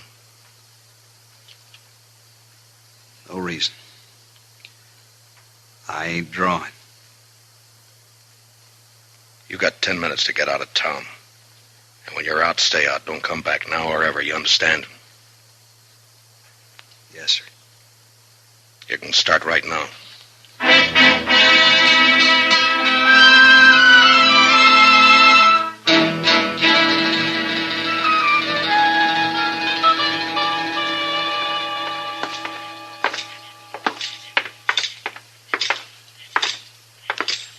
Must be nearly midnight, Mr. Dillon. Yeah, about that, I guess, Chester. My, this is sure one day I'm glad is over. Yeah, so am I. At least I can breathe a little easier now. Mm-hmm.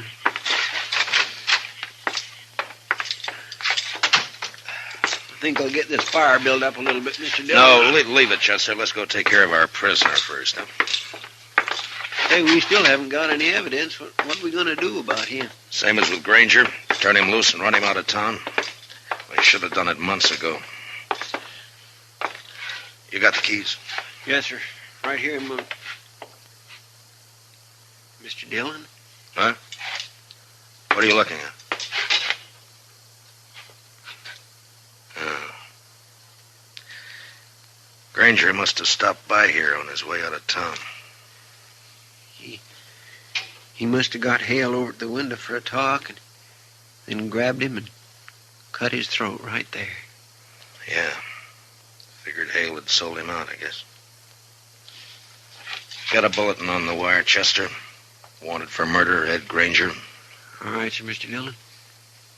I guess Hale got pretty much what he bargained for. He hired himself a killer in order to kill him. He got it.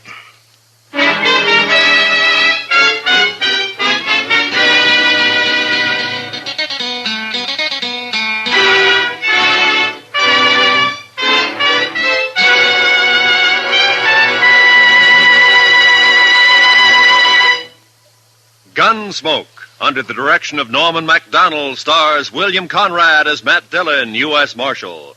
Tonight's story was specially written for Gunsmoke by Les Crutchfield, with music composed and conducted by Rex Corey. Featured in the cast were Harry Bartell, Lawrence Dobkin, Jack Crucian, and Ralph Moody. Parley Bear is Chester, and Georgia Ellis is Kitty. Gunsmoke is heard by our troops overseas through the facilities of the Armed Forces Radio Service. Join us again next week as Matt Dillon, U.S. Marshal, fights to bring law and order out of the wild violence of the West in Gunsmoke.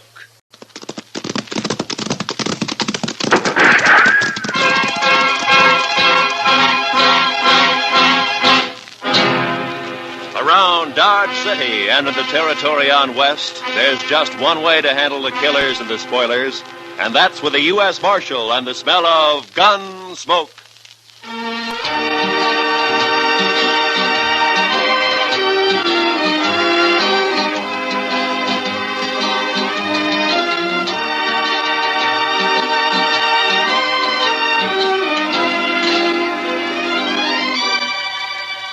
Gunsmoke, starring William Conrad.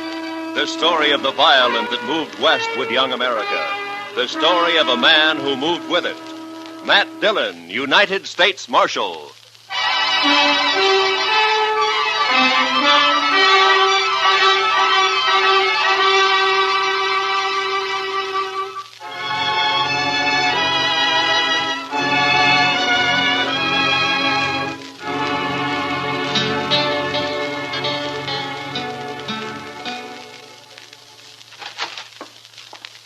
Not up there, Mr. Dillon. He's just plain vanished. There's no note anywhere? You sure of that, Chester? Nothing, sir. I looked again, all over. Well, it's 2 days now. This isn't like Doc. Well, I still think he's just gone off on an emergency. Out in the country somewhere. Maybe, but he's always left word before. Well, what'll we do, Mr. Dillon? I don't know. Might start asking people, Chester. Try the saloons and the store and maybe the depot, huh? All right, Mr. Dillon, I'll go right now. All right. Well, I do declare. What? Riding right up Front Street as big as life.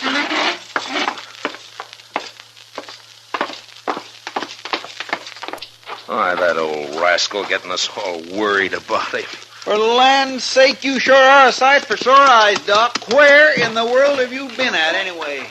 Here. Hello, Chester. Matt. Hey, you had us worried, Doc. That's so? You've been gone 2 days. I know. Next time, leave word, Doc. I will. I surely will. If I can. Well, it'd sure save us a lot of fretting. Now, wait a minute. What do you mean, Doc, if you can? Just that. If they let me, I'll leave word. Come on inside, Doc.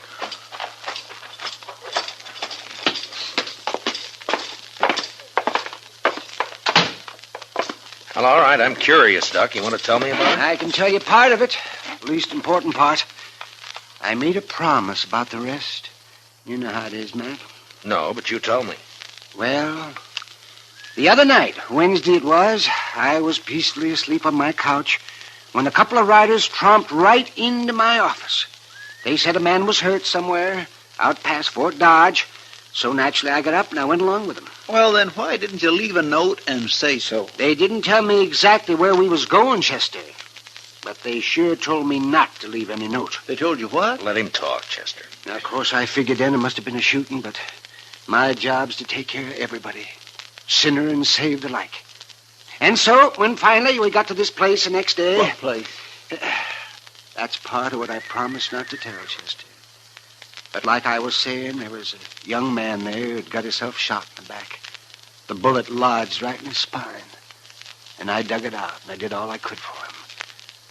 And then I just sat there for quite a spell. And then I put my things away. And I walked out into the other room. So, Doc, how is he? I did what I could. What do you mean? He's dead. The shock of extracting that bullet was too much for him. It's a bad place, the spine there. You killed him, huh, Doc? No, I didn't kill him. He's dead, ain't he? Look, mister, doctors don't kill people. Murderers Watch do. your mouth, Doc. That boy wouldn't have lived more than a couple of days with that bullet where it was. And whoever put it there murdered him. You want me to shut him up? Not yet. Doc, tell me something. You know that boy in there? I do. Sure. And the three of us here, you know any of us? Him. I've seen him around somewheres. Dodge, I guess. Well, that settles it. He ain't walking out of here. Shut up. Know his name, Doc? No, I don't. Of course, it might come to me.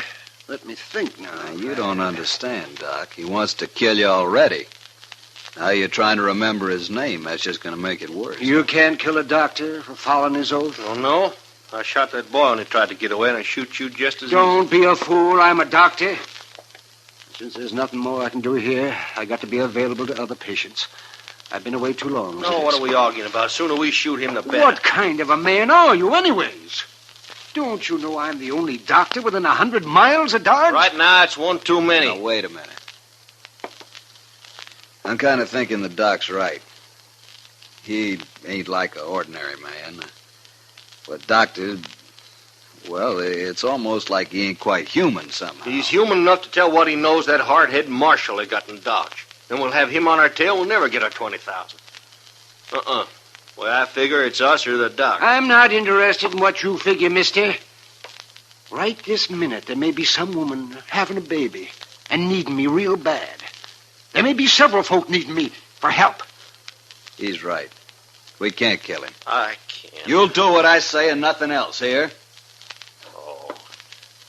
Doc, listen to me. If I let you go, will you promise not to tell about anybody you recognized here? And if I don't? Then doctor or no doctor, I'll kill you myself. Yeah, I suppose you would. All right. I'm here as a doctor and nothing else. I promise. Word of honor, Doc? That's my word of honor. Okay, get out. One other thing, Doc. What? You break your word. You tell anybody where this place is or who you saw here, and we'll get to you. We'll kill you no matter where you try to hide. I gave him my word, didn't I? Sure, but don't forget what I said anyway. Don't forget for 1 minute. We'll kill you or die trying.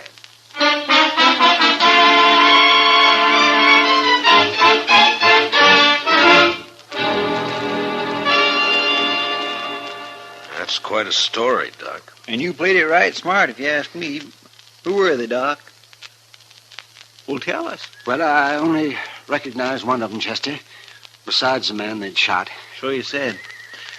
Have you thought of his name yet? No, Chester, you don't understand. I gave him a word I wouldn't tell. Yes, but that was just so as you could get away. Well, they'd have shot me for sure otherwise, but still I gave my word. It don't matter how or why. But, Doc, they're just a bunch of killers. I know. Leave him alone, Chester. But, Mr. Dillon... Yes, sir. Matt. Yeah, Doc. Wouldn't you do the same if you were in my boots? That'd be a hard choice, Doc, but... Yeah, I suppose I would. Why, any man would. Leastwise, any man of honor would. I guess I wasn't really thinking about it that way. Yeah, well, I'm going to get some sleep. Matt, that was a good boy they murdered. I hope they hang for it. Oh, Dad blasted him. How are we ever going to find him, Mr. Dillon? I don't know, Chester. We don't even know who they killed. Funny, we haven't heard about it. Maybe nobody's missed him yet. Just think. Doc could lead us straight to him right now. Well, it isn't making the doc happy, Chester. No, sir, it sure isn't. I'm going over the Texas Trail, Chester. I'll be back later. Yes, sir.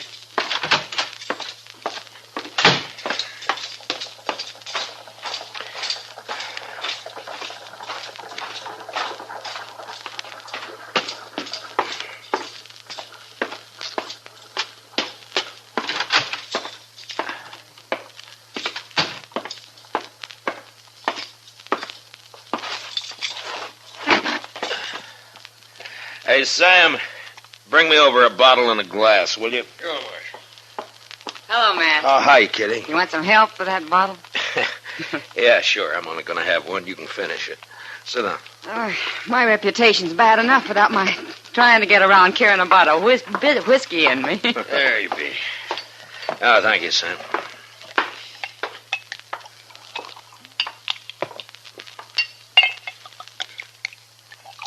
There you are, Kitty. Well, here's to luck. Yeah, I could use some. Well, you didn't come here to drink a bottle of rye, Matt. What's on your mind? Well, Kitty, I was sort of wondering if maybe you'd heard any talk about anybody being missing lately. Missing? Who? Well, that's just the point. I don't know who. Well, you're sure not on much of a trail, are you, Matt? Well, a man was shot and he's dead. And I don't know who he was or who did it or where. All I know is that it happened. Well, I'll be darned. Well, Matt, I don't know a thing I've heard that'd help. I'm sorry. Oh, it was just a chance. You know, it's not often a man gets shot around here without everybody knowing about it. Well, I'm glad for that much anyway. Well, thanks, Kitty. Well, good luck, Matt. Yeah, take it easy with that bottle. Yeah, I'll save it for you. So long. See you, Matt.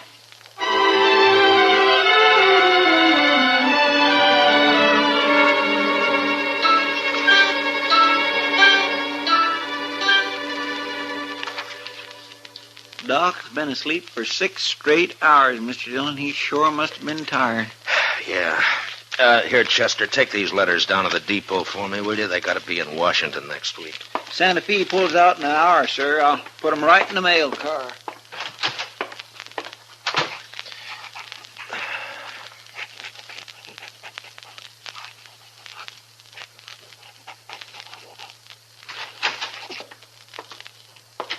Marshal? Why, Jake Worth, why, you haven't come into Dodge in the last 6 months that I know of. I'm here now, Marshal. Oh? Trouble, Jake? I'd call it that. Well? You know that cottonwood, the big one down at Brandy Bend? Yeah? There's a hole cut down by the roots at the north side of it. I put a sack in that hole this morning. It's got $20,000 in it. That's a lot of money, Jake, even for you. It isn't if Hank gets back all right. Hank? That's your youngest boy, isn't it, Jake? 18 last month. Yeah. And that's ransom money. Your boy's been kidnapped, huh? He didn't show up the other night, Marshal. Next morning, I found a note tacked on the corral. Said to leave the money or they'd kill him. Oh, come on, Jake. We'll try to get there before they pick up the money. No, Marshal, I won't take any chances. They'd shoot him sure if we did that. Well, you should have told me before you left the money. You should have come here first, you know?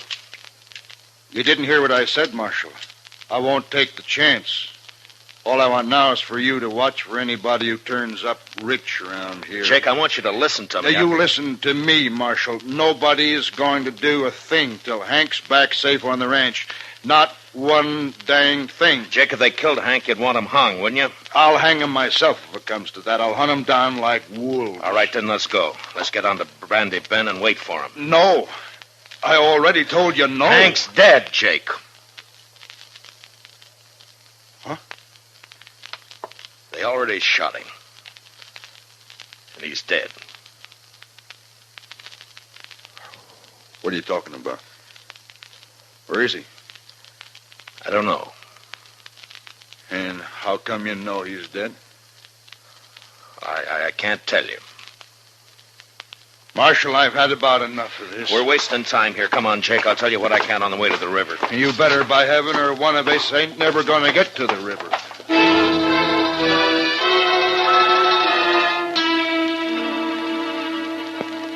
Jake Worth was known as a hard, hot-tempered man, but he was straight as they come.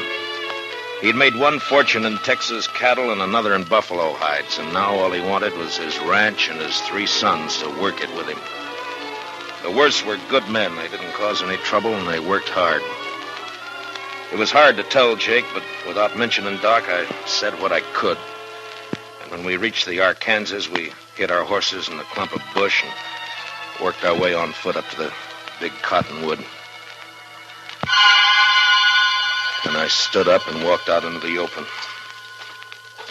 What are you doing, Marshal? You gone crazy? Come on, Jake. No use to hide now. Oh. That's him there, isn't it? That's Hank. I'm afraid so, Jake.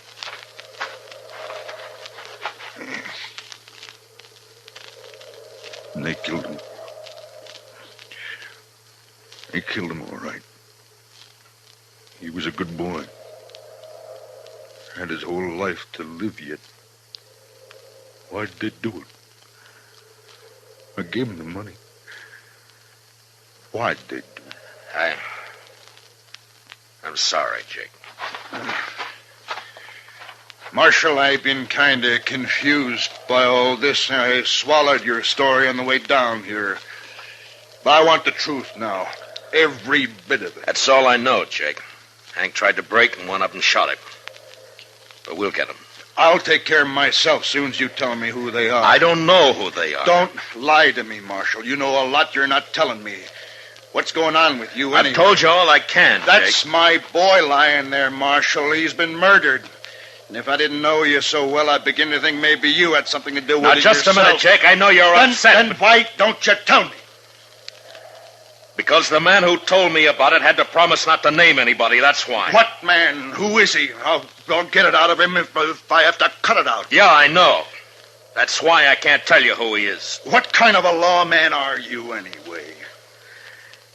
I've told you all I can, Jake. No, you haven't. Marshal, I don't believe your story about nobody promising nothing. You know who done it, and you're going to tell me or Don't try it, Jake. You can't kill me, and you know it. No, I can't. Me and my boys can. And I'm giving you 24 hours to name those men, and then we're coming to Dodge. There'll be blood spilt, Marshal. Jake, I give you my word, I don't know who did it. I don't believe you. I'll help you take your boy home now. Go on back to Dodge. I'll manage here. You're making a bad mistake, Jake. 24 hours, Marshal. I'll be there. We'll find you wherever you'll be. Jake, I want... So long, Jake.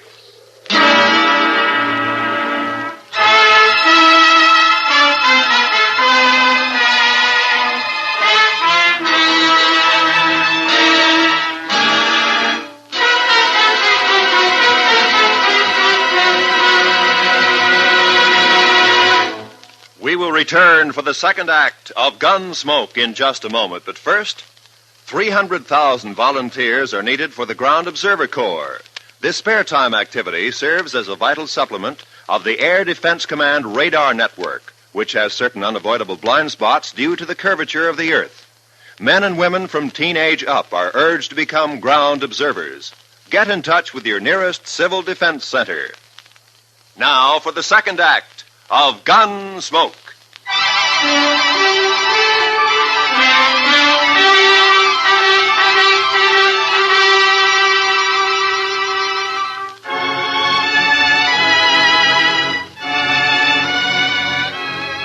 There was no use arguing with him. The man's grief had destroyed his reason. And the worst of it was, I knew his sons would do whatever Jake told them to do. Unless I could stop it somehow, I'd have to shoot it out with 3 good and perfectly innocent men. For no reason at all. I thought about it all the way back to Dodge, and by the time I got there, I had an idea. I went up to Doc's and talked it over with him. All right, Matt. I'll do whatever I can. It might not work, Doc, and you'll be exposing yourself to a lot of danger. Have you thought about that? I have.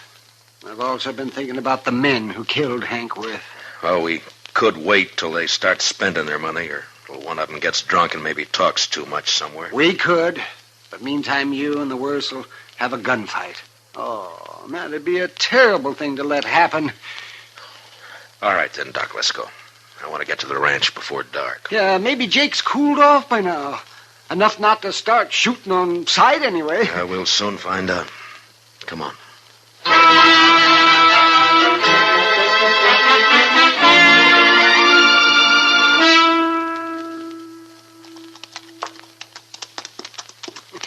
You know, Matt, I haven't been out here since Mrs. Worth died. Oh, that must be 4 or 5 years ago. Well, the place sure has changed, hasn't it? Yeah.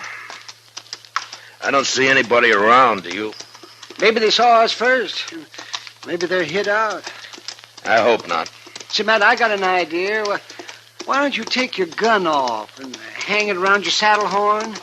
Then they'll know you come peaceable. I can't take a chance like that, Doc. Not with Jake in his state.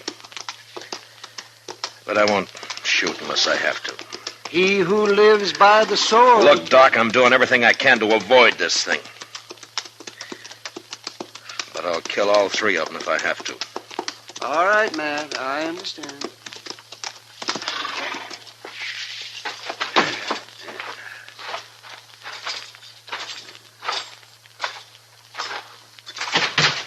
That's far enough, Marshal. Watch him, boys. If he makes a move, shoot. Yes, all right. Jake, I came here to stop a shooting, not to start one. You can stop it, Marshal. Just tell me who killed my son. If I knew, I'd be on his trail, Jake. I'm not sure of that at all. What's Doc doing here? Tell him, Doc.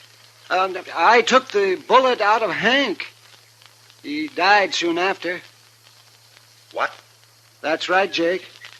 Now come down here where we can talk like friends, and I'll explain it to you. Stay where you are, boys.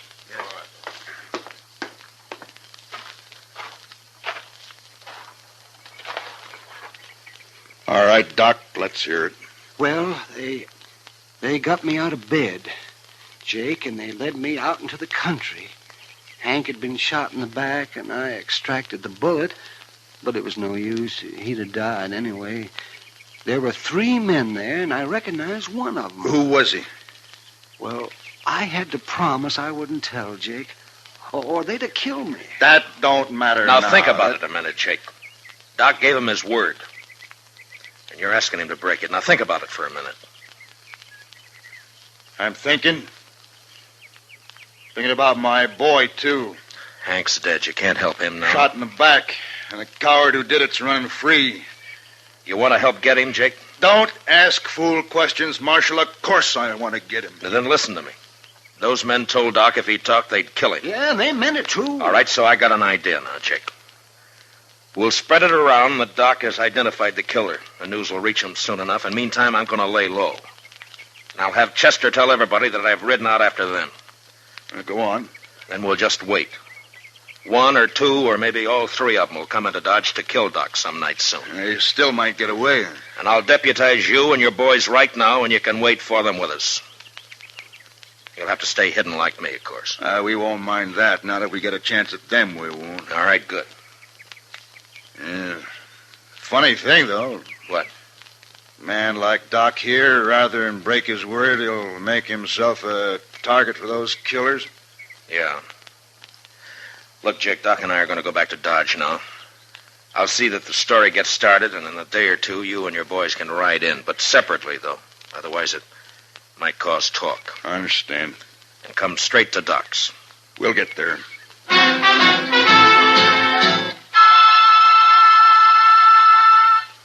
the next few days, Doc never left his office.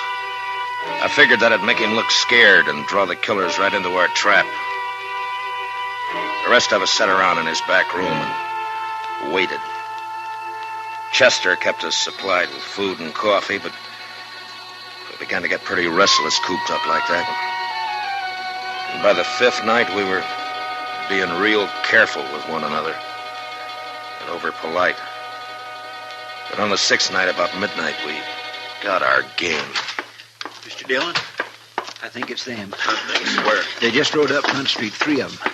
They're tying up outside right now. They acted too deliberate-like for ordinary riders, so I run up the back way to tell you.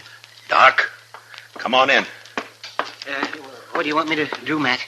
Take cover in here and stay out of sight. Yeah, whatever you say, Matt. Let's go downstairs and meet them, Marshal. No, we might just scatter them that way. Now listen. One of them will probably stand guard on the street while the other 2 come up here to get Doc.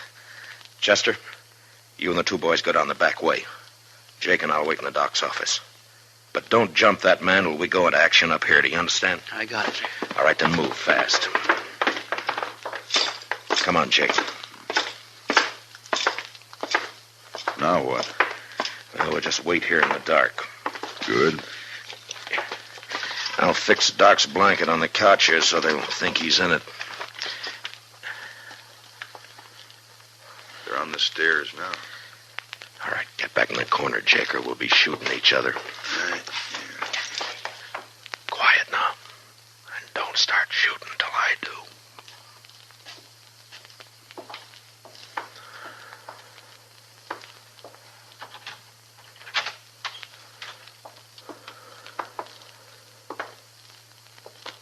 Doc, wake up, you lying dog. Let's just shoot him and get out of here. What?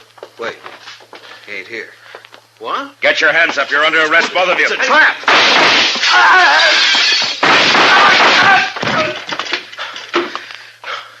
You all right, Jake? Got one of them. I'm all right. Doc? Doc, you can come on out now. Yeah, all right, Matt. They're dead. Light the lamp, will you, Doc? All right. Yes, you bet, Matt. Like the lamp.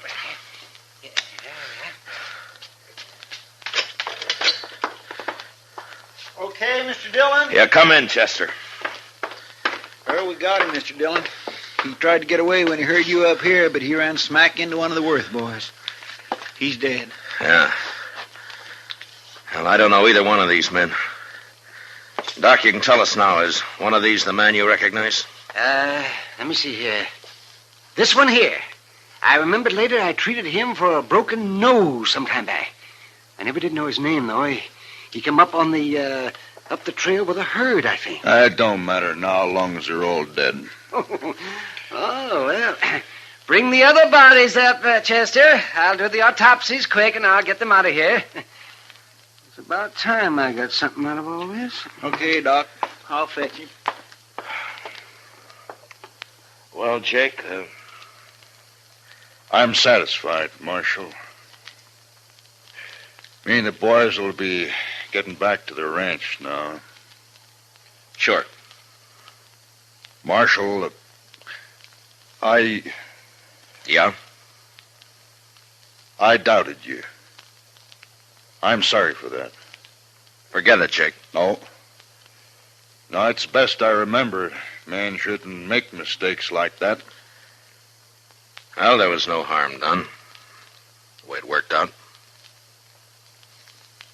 I'll buy you a drink before we leave, Marshal.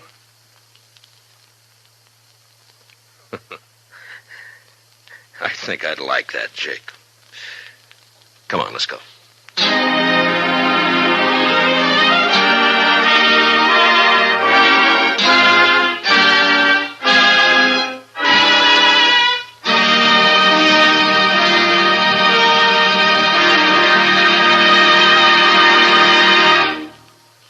Gunsmoke, under the direction of Norman MacDonald, stars William Conrad as Matt Dillon, U.S. Marshal. Tonight's story was specially written for Gunsmoke by John Meston, with music composed and conducted by Rex Corey. Featured in the cast were John Daner, with Lawrence Dobkin and Harry Bartell. Parley Bear is Chester, Howard McNear is Doc, and Georgia Ellis is Kitty. Gunsmoke is heard by our troops overseas through the facilities of the Armed Forces Radio Service. Join us again next week as Matt Dillon, U.S. Marshal, fights to bring law and order out of the wild violence of the West in Gunsmoke.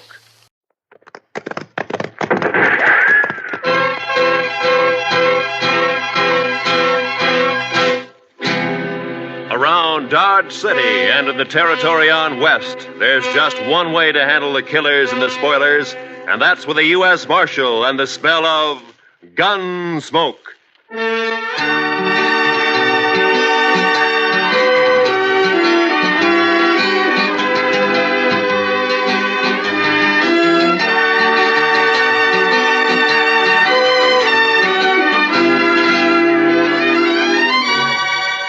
Gunsmoke, starring William Conrad. The story of the violence that moved west with young America. The story of a man who moved with it.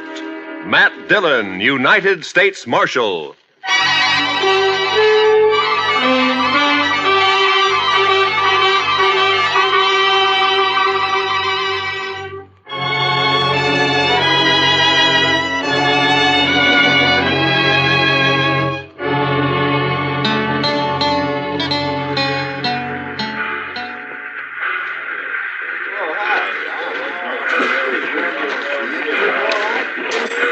.20 p.m. We got in right on time, Mr. Dillon. Yeah, the railroad's getting better every month, Chester. Looks like they're going to civilize this prairie yet. Well, I'm glad to hear it. All right, let's go. Well, Abilene sure don't change much. Looks about like it did the last time I was here. Now, we're getting most of the cattle at Dodge now. The boom's leveled off here. Still a rough town, though, I suppose. You think he'll put up a fight? I don't know, Chester. He's pretty mean from all reports. He may. We'll try to avoid it, though. Of course, we're only guessing anyway. He might not even be here. No, he always heads for Abilene when he gets in trouble. It's his hometown. He'll be here. And one good thing, it's Bill Hickok's town, too. At least we'll have the local sheriff on our side for once. Yeah. I suppose that's some help. Some help? I'd rather have Wild Bill along than anybody I know. I suppose.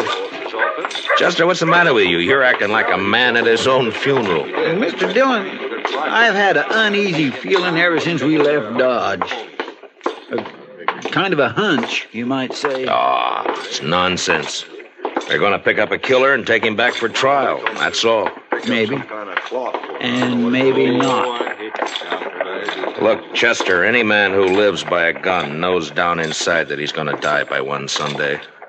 But if he's got any sense, he keeps from thinking about it.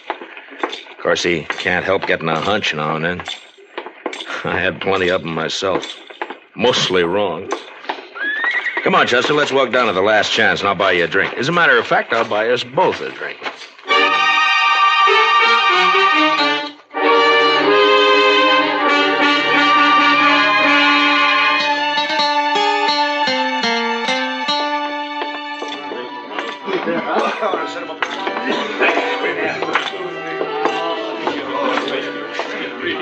What'll you have, boys?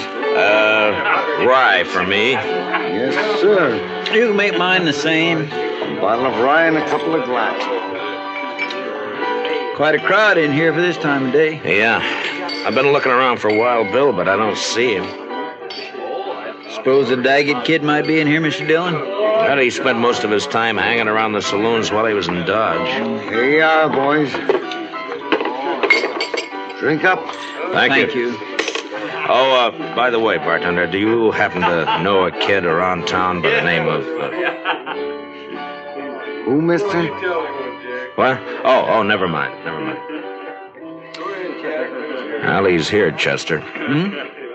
Down there at the end of the bar. Yeah, that's him, all right. Well, sir, Mr. Dillon? He's what we're here for. We gonna wait for Mr. Hickok? No. Come up on his left side, Chester, and watch his gun handle. Yes, sir, Mr. Dillon. I'm telling you, it was a funny sight you ever seen. The bullet knocked that scrawny hound dog end over end. First shot fired. Caught him right in the back of the...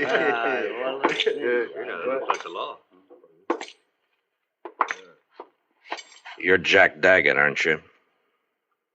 That's right, mister. What about it? My name's Dillon, U.S. Marshal from Dodge. You're under arrest. You're kind of out of your territory, aren't you? Marshal's territory's anywhere. I'll take that gun of yours now. You will, huh? All right. Drop it. Drop the gun. Let go of my wrist! The gun! Drop nothing! You heard the marshal? That was easy, Mr. Dillon. A lot easier than what I thought it'd be. All right, Chester, put the cuffs on him. Yes.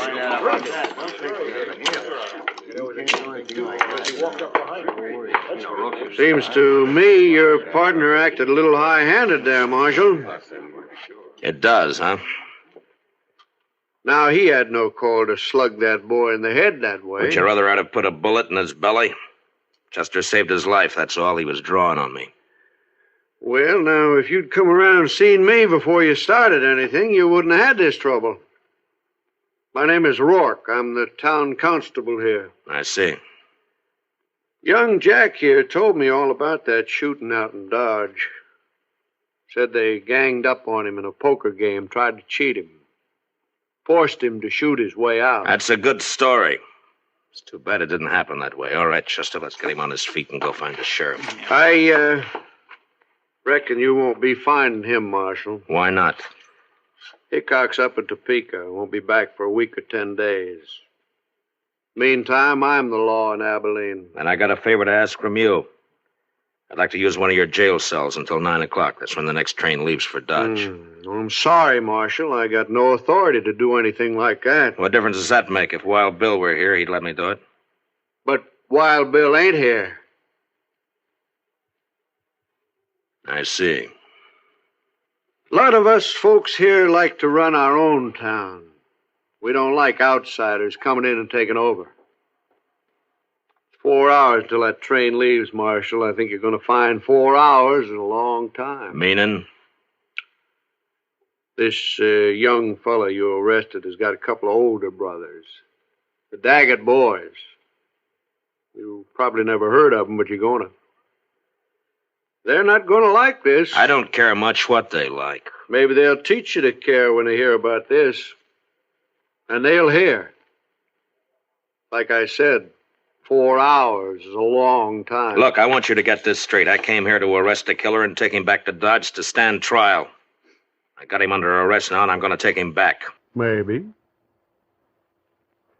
All right, Chester, let's get him out of here. Get hold of his other arm there. Lift him up. Yes, sir. Take him out if you want. Mr. Dillon? What is it, Chester?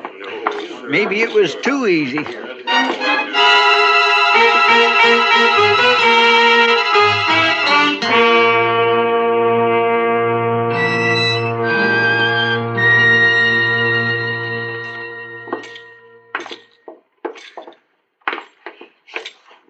Yes, gentlemen. What can I do for you? We'd like to get a room, please. Well, I have a very nice one right at the head of the stairs. If you'd care to look at it. That won't be necessary. We'll only need it for about 4 hours until the train leaves for Dodge. Mm-hmm. Well, if you'll just sign the register here. Thank you. My, your friend seems to have suffered quite an injury. Yes, sir. He bumped his head. Oh, really? Well, it's certainly a bad cut just to have had. Boy, that's one of the Daggett boys. Young Jack Daggett. Yeah, that's right. I got him under arrest for murder. Now, where's the room? You arrested Jack Daggett? Right here in Abilene? Yeah. You said the room was up... And you're planning to keep him here at my hotel for the next 4 hours? Well, I can't stand out there on the street with him. Marshal, do you know what's going to happen when the Daggett boys hear about this? No, but I understand they may not like it very much. May not like it? I'm sorry, sir, but you cannot stay here. I will not let my hotel be made the scene of a bloody massacre. Now, just a minute, mister. You've rented me a room. I've signed the register, and I've got the key. And I'm going to use that room until 9 o'clock, whether you like it or not. It's the second door at the top of the stairs. Thank you. Come on, Daggett. Move. You heard him, son. Come on. Keep your hands off. There's just one thing, sir. Yeah.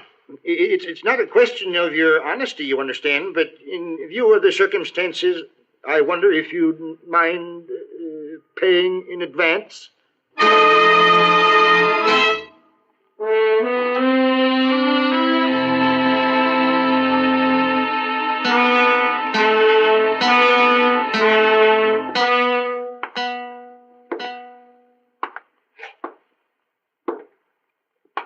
What time is it, Chester? It's 6:23, Mr. Dillon. I thought it was later than that. Yes, sir, I know. He goes pretty slow when you're waiting for something like this. I swear I wished it was 9 o'clock. I wished we were leaving on that train right now. You're not leaving on no train. Not alive. You got a one-track mind, Daggett. So have my brothers, Dillon. What they think about all the time is hands off the Daggets. That goes for you or anybody else. Reckon we ought to stuff a pillow in his mouth, Mr. Dillon? Might not be a bad idea. You won't think it's funny when they come around. But maybe they won't come around. Maybe they decided... Cover the door from the other side, Chester. Yes, sir.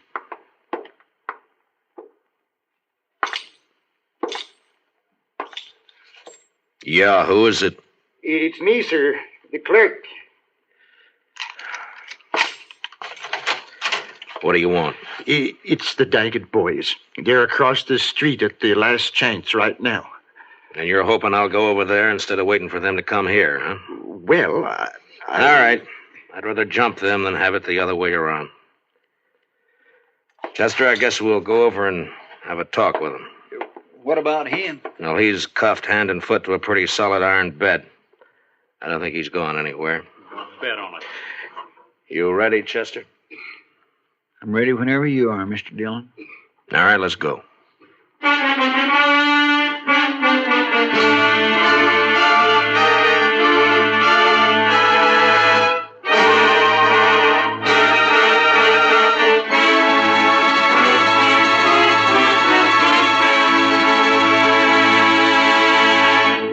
We will return for the second act of Gunsmoke in just a moment. But first, this Monday night on most of these same stations, be sure to be with us when Lux Radio Theater raises the curtain on its full-hour adaptation of the exciting screenplay Phone Call from a Stranger.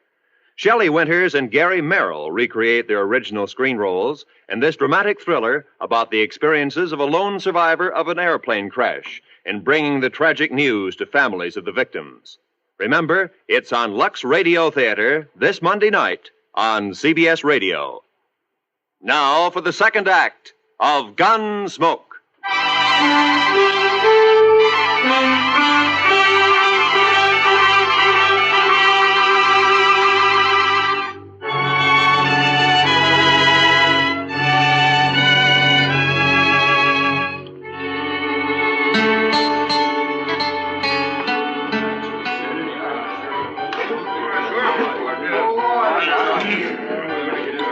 That must be them, Mr. Dillon. Across the room there. Yeah, I guess so. They look a lot like Jack. And they look mad. There's quite a crowd around them. Well, Chester, the only way to get it over is to get it started. Yes, sir.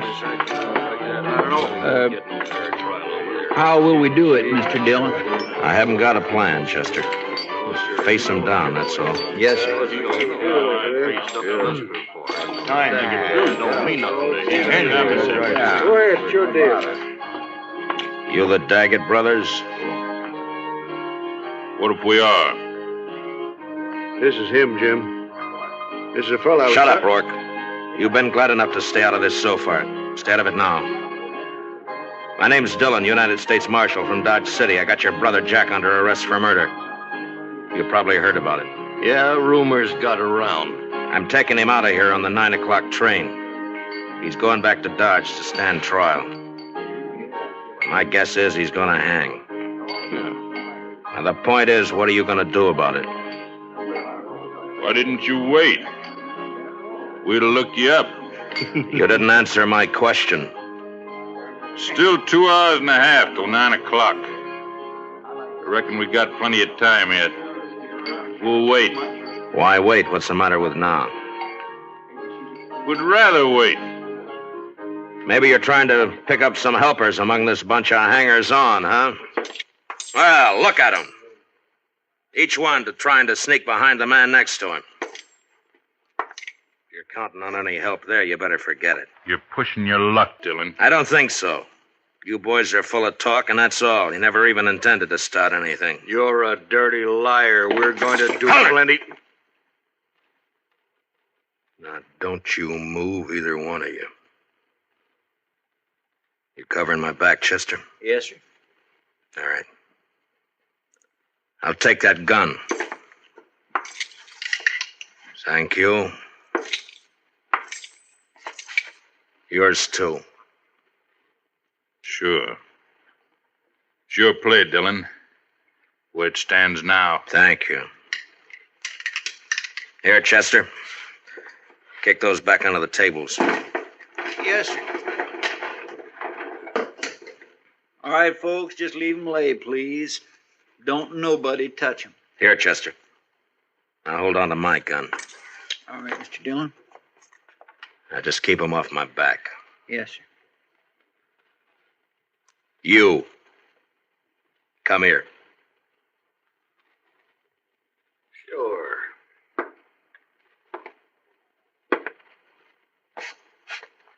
You called me a liar, didn't you? Yeah. Why, you cheap chin horn, you... I can't do that!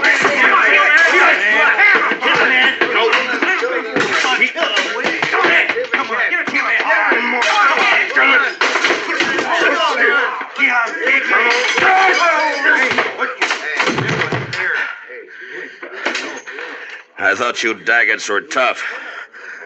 Hey, watch this. All right, you. You're next. I'll wait, Marshal. I'll get to you later. You're a no-good coward, Daggett. All right, Chester, I'll take my gun back now. Here you are, sir. Thank you. All right, boys, the show's over. Unless, of course, one of you'd like to take up where the Daggets left off.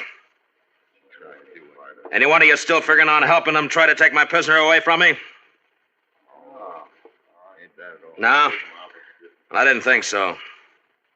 You're all fine, upright citizens now, huh? A pride and joy to Constable Rourke here. That's enough, Dillon. I thought I told you boys the show was over. All right, get out. Go on, get out, all of you. Move! All right, let's get out of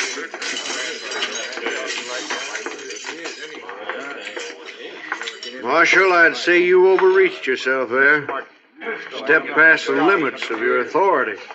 How I enforce the law's my own business. I do things my own way. The way it'll get you killed someday. Maybe. I have to live in this town, Dillon. You don't know these Daggett brothers. If you cross them, you're through. I've seen it happen. Come on, Chester, let's go. All right, Mr. Dillon.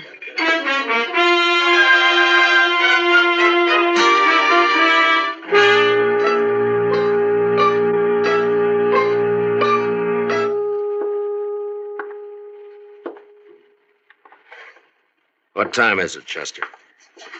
It's 7:45, Mr. Dillon. Yeah, the time's dragging. Yes, sir. It's still an hour and 15 minutes till that train leaves. What difference does it make? You're not going to be on it. Neither one of you are. The way I'm figuring, Jack, we'll all three be on it. You wait and see.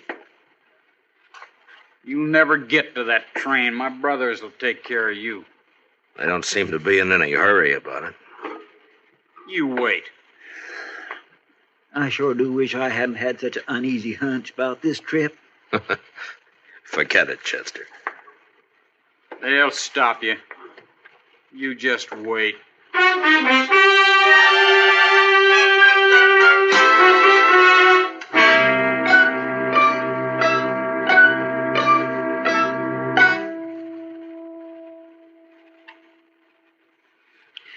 It's only 8:15. Mr. Dillon seems to be going slower all the time. Yeah, adds up, though. Won't be much longer now. 45 minutes, if the train's on time. And if we're lucky enough to get on it. Chester, you're wearing yourself out. Why don't you sit down and relax, huh? I just can't seem to set my mind to it, Mr. Dillon. No daggit'll ever leave this town wearing handcuffs as long as the other two are alive. Well, I'd think that's up to them, Jack. Sure. And they'll take care of it, too. I swear and declare, Mr. Dillon, I almost wish they would try something and get it over with. The waiting's always the worst part, Chester. You find out what the worst part is. I could slug him, Mr. Dillon. No, let him talk. Let him talk, Chester. He's only got a few more weeks to do it in. They'll never hang me. I'll never even stand trial. You wait and see.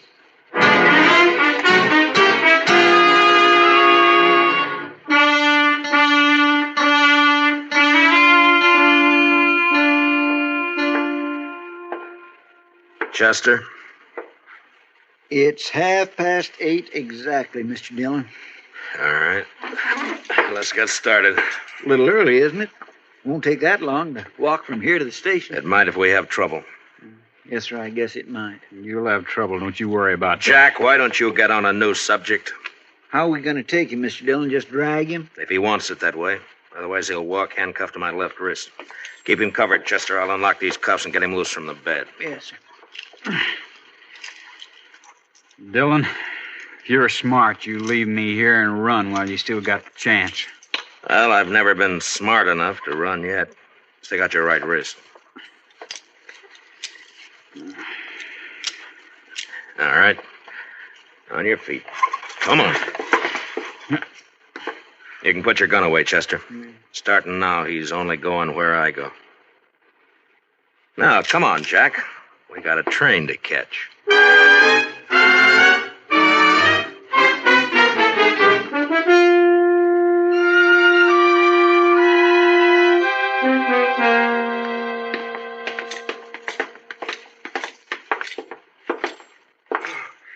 Thank heaven, gentlemen, you're leaving. Yeah, we're leaving. And I want to thank you for your wonderful hospitality. I'll be glad to recommend your hotel to anybody who plans to stop over in Abilene. Oh, I hardly know what to say, Marshal. You simply don't understand. You don't know these Daggett brothers. No offense personally, Jack.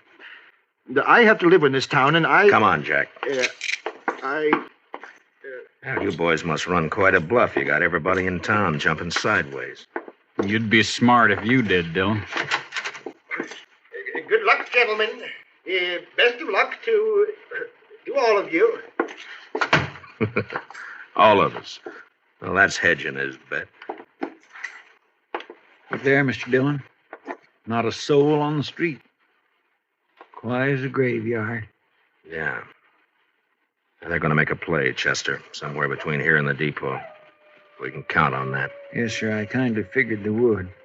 Especially after getting beat up over there at the saloon. Well, they would have anyway.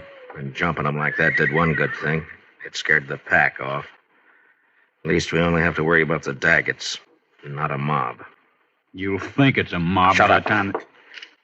Now, from here on, you keep your mouth shut. If you don't, so help me, I'll slug you and drag you to the depot. All right, now let's go.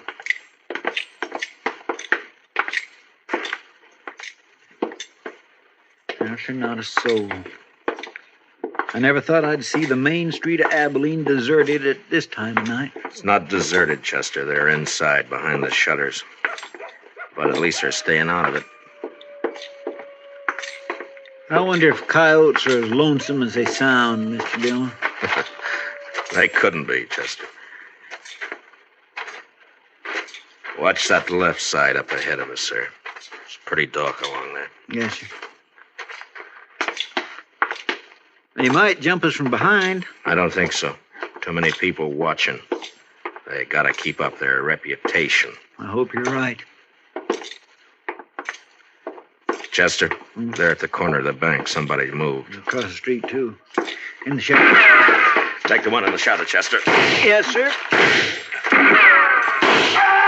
There's one down, Chester. The other one's still there in the shadows. Get him if you can. Jack here's ruining my aim. I'll ruin more.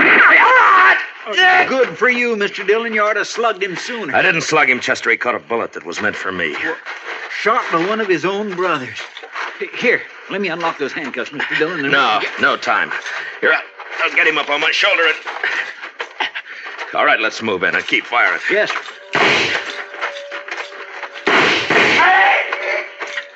Hold it, Chester.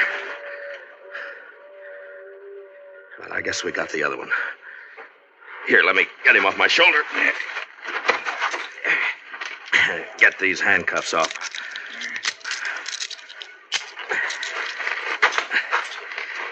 Well,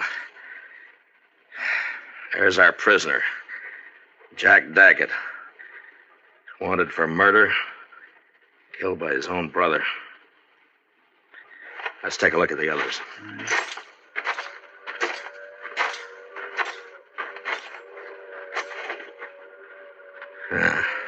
Three men dead.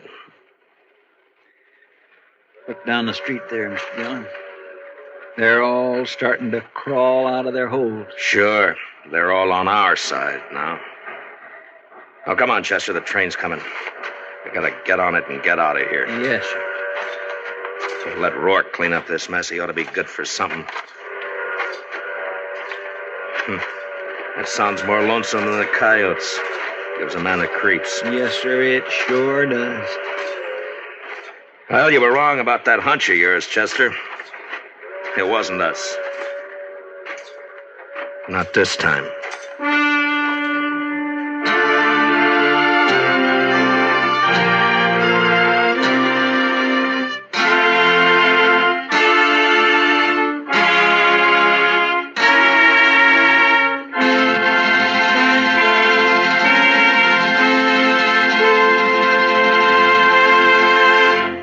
Gunsmoke, under the direction of Norman MacDonald, stars William Conrad as Matt Dillon, U.S. Marshal.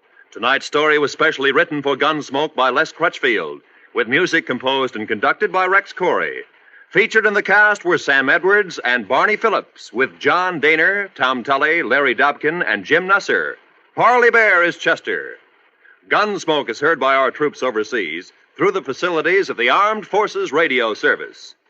Join us again next week as Matt Dillon, U.S. Marshal, fights to bring law and order out of the wild violence of the West in Gunsmoke.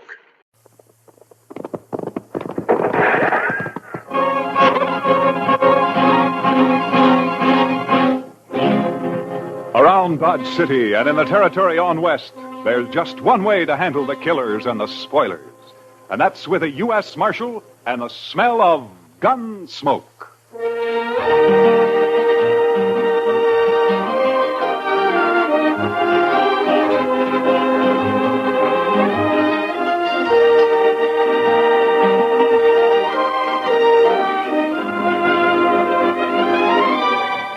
Gunsmoke, starring William Conrad. The story of the violence that moved west with young America. The story of a man who moved with it. Matt Dillon, United States Marshal.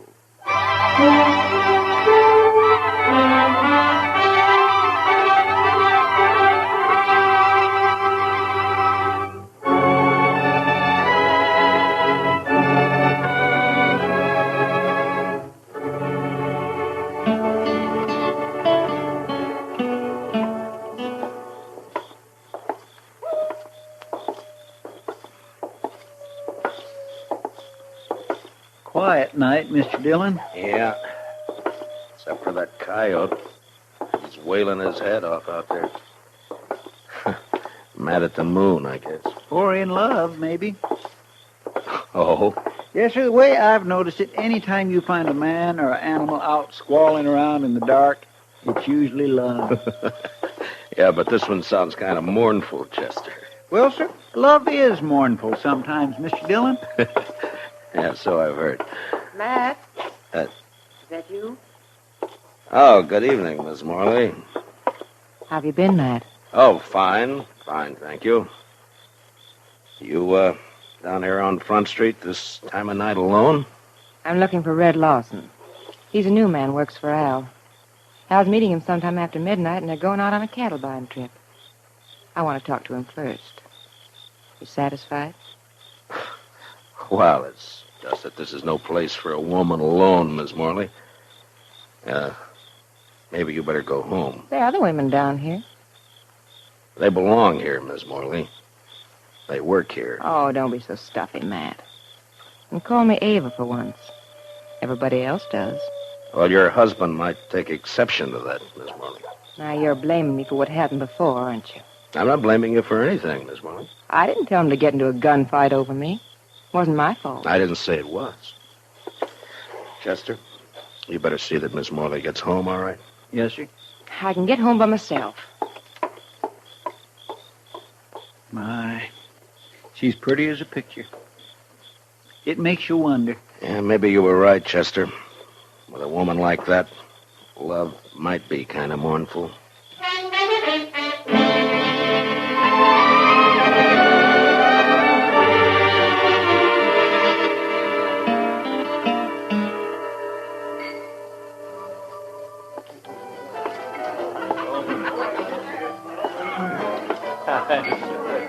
So I just give my rope a couple of turns around that juniper stump, and I jerk back on it. Lawson? Oh, hi, Marshal. I wonder if I could see you for a minute, huh? Yeah, sure. Be right back, boys.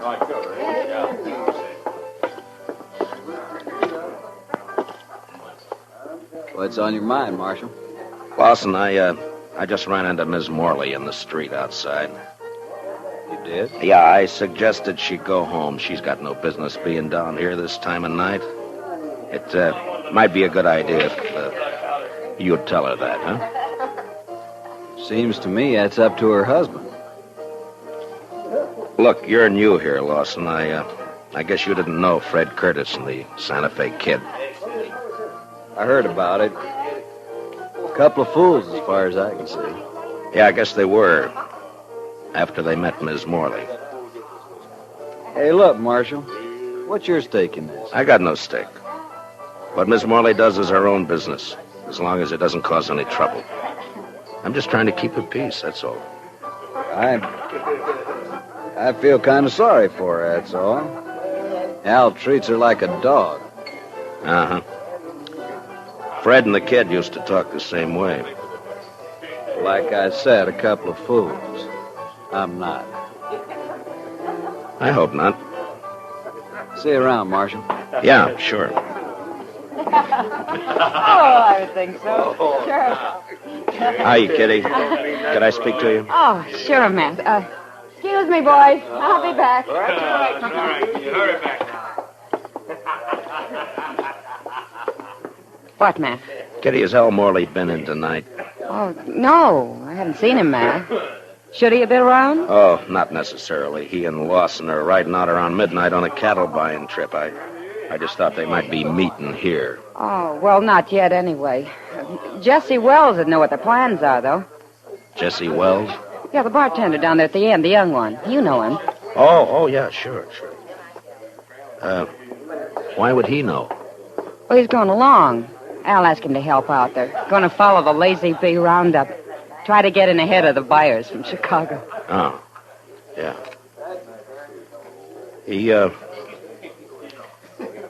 He's a nice-looking kid. I wonder if, Yeah. Yeah, he's another friend of Ava's.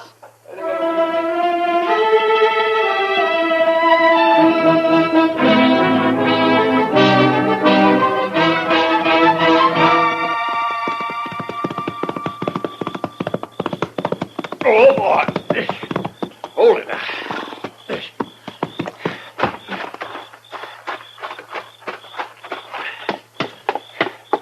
Marshal! Marshal Dillon! Oh, come on. Wake up, Marshal! All right. Take it easy. Who is it? Jesse Wells, Marshal. Open the door. All right, just a second till I get it. What's the trouble, Wells? Al Morley, Marshal. And you better get your horse, because we got to ride back out there. Out where? What happened? Buffalo Flats. We camped there to wait for the roundup crew. And Al's dead, Marshal. He's knifed in the back. Did you do it? No. It was Red Lawson. He knifed Al and he stole the money we were going to use to buy cattle. What in the world is going on, Mr. Dillon? You better saddle up, Chester. We got to ride. What's the trouble? The usual. Nothing new but the names.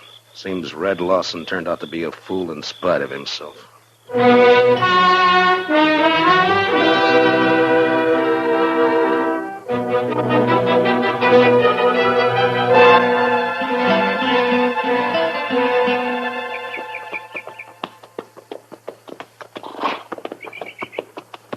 Over this way, Marshal. Camp is right there by that plum thicket. Right. Be daylight in another 20 minutes. Hello, boy. He's laying over there by the bushes. Yeah, I see him.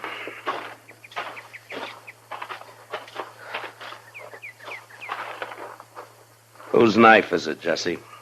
It's Al's. We were all asleep. We built a fire, made some coffee, and then turned in. But wait for daylight. The Lazy Bee bunch planned to work their stock up this way. I see. Here, Chester. Wrap the knife in something and hang on to it. Huh? Yes, Mr. Dillon. Now, go on, Jesse. What happened? Well, like I said, Marshal Dillon, we were all asleep. I guess it was the sound of the horse's hose woke me up. Mm-hmm. Red Lawson, he was pulling out.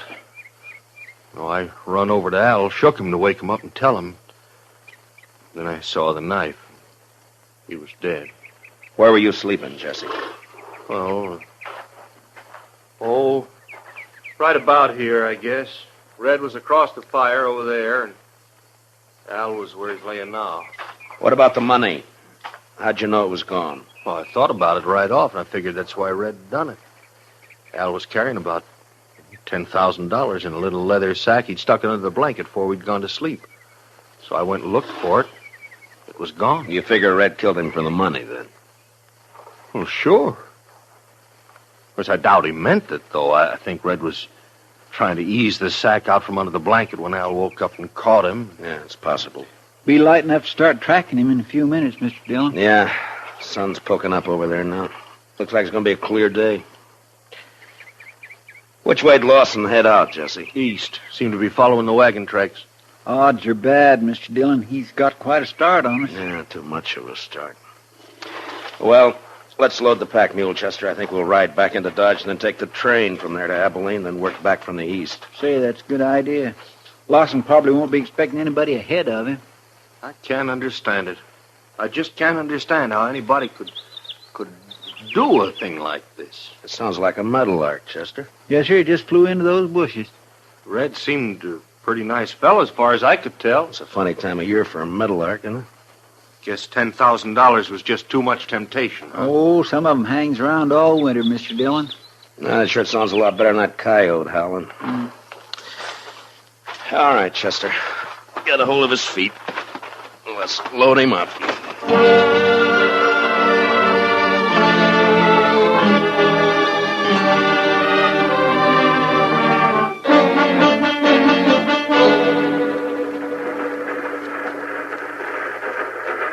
Sumac Creek water tank's right around the bend up ahead of us there. How long do we stop here?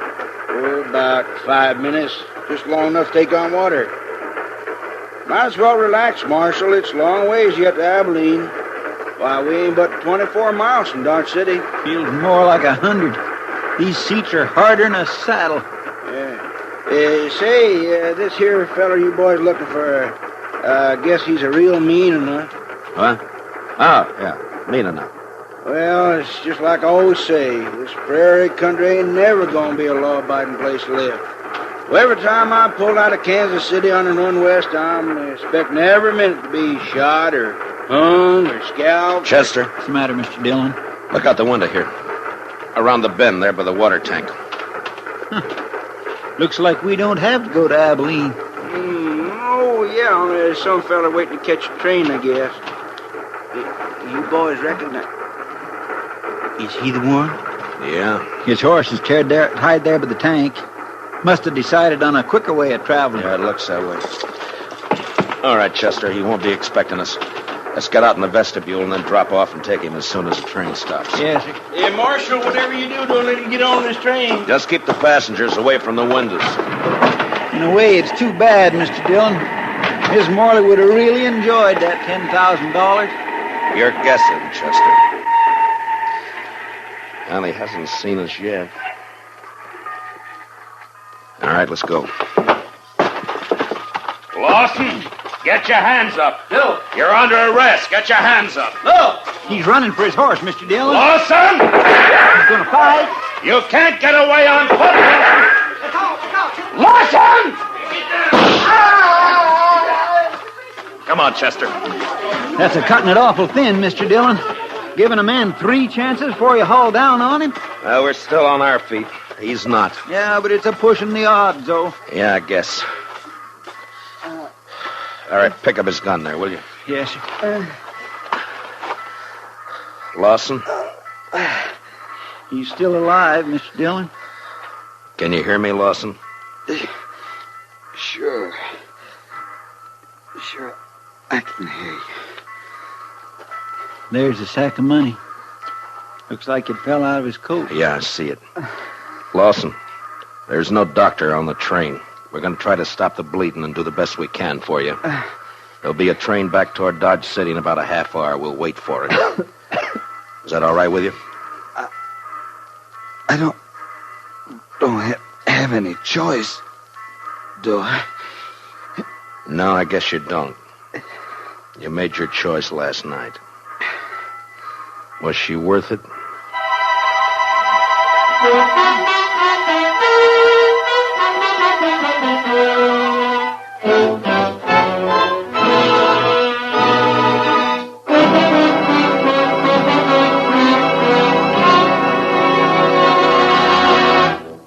We will return for the second act of Gunsmoke in just a moment.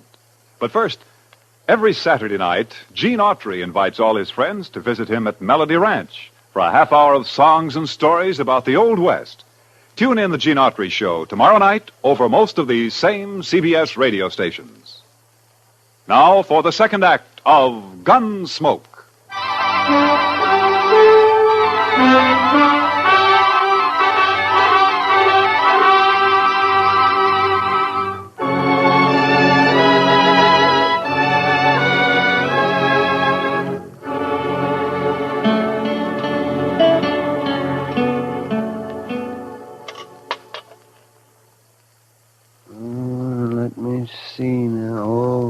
That's a bad one, Matt. Yes, I'd say the bullet's lying right in against his heart. I just tried to wing him, Doc, but we were both moving. You can't always call him, you know. No, I guess not. Well, I'm afraid that's about all I can do for him, Matt. It's not enough, is that it? He won't live an hour. I wish he was conscious. I want to talk to him. Well, the stimulant might take effect, and then again might not. With this kind of a case, you never know. What is it you're after, Matt? Ms. Morley? Accessory before the fact? She could have been. Mm-hmm. Well, I'm a broken down old man, Matt, but if that woman rolled her eyes at me just once, well, I do not know. I just might. Matt. Yeah. Lawson? Lawson, can you talk? Can you hear me, Lawson? Yeah. Sure. Was Ms. Morley in on it? Nobody was in on it. Did she know you were going to do it? She had nothing to do with it. Was she going to meet you somewhere later? She had nothing to do with it. It was my idea. Nobody else. Lawson. Lawson, listen to me. You're dying. Do you know that? Yeah. Yeah, I know. I can feel it. She wasn't in on it. All right. That's the way you want it. At least Al won't treat her like a dog anymore. What do you mean? I mean, a dead man can't bother anybody. Al? You ought to know you killed him. No. What? He was asleep. I took the money and rode away. And they were both asleep. I didn't touch him. You're telling the truth. I swear I didn't kill him. I only stole the money, and I didn't get... Well, guess I was wrong, Matt. The bullet was closer to his heart than I thought. Yeah. And I was wrong about something myself, Doc. I thought this was the end of it. Now it's wide open again. Wide open.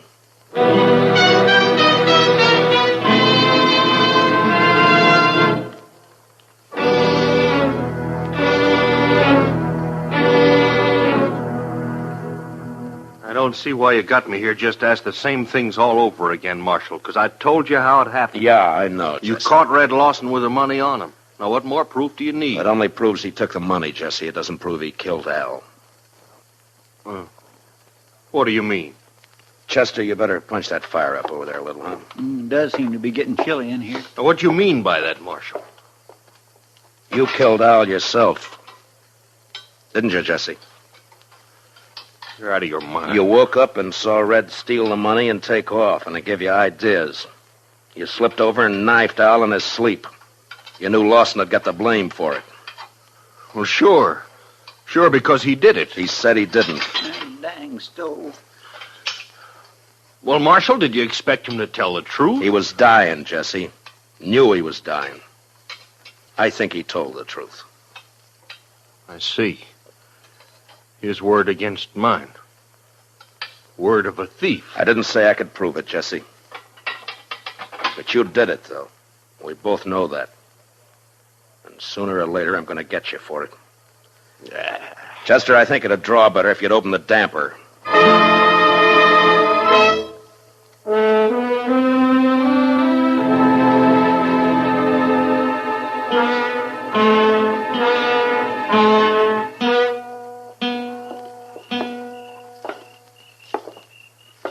Quiet night, Mr. Dillon. It was a quiet night last night. And 2 men who were alive last night are gone tonight. Sure makes you stop and wonder. Well, at least one thing hasn't changed. That coyote's still there. I guess there'll always be coyotes around, Mr. Dillon. What are you going to do about Jesse Wells? Oh, I don't know, Chester. He's guilty. You can see it written all over him, but there'd be no use bringing him in. I haven't got one piece of evidence. I don't know. Yes, sir. She's quite a woman. Mercy. Quite a woman. Yeah, she is that, all right. Matt? Is that you? Good evening, Miss Morley. Who are you looking for tonight? Can't be Red Lawson. He's dead. So is my husband. You forgotten? My deepest sympathy. Don't bother. You know better. I am sorry about Red, though. He was nice. You're the one who did it, aren't you, Matt?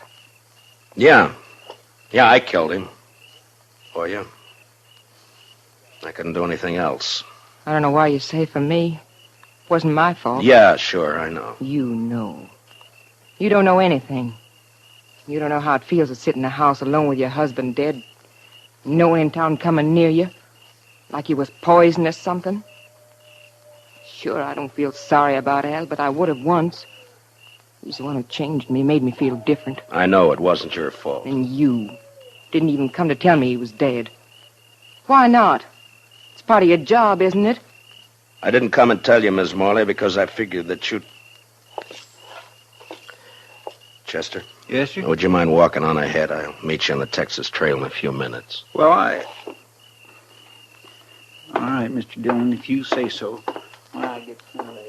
Why'd you send him away, Matt? I was just wondering if you were going to be home later tonight. Well, I could be. Around 10 o'clock, say? Sure, Matt. I'll be there.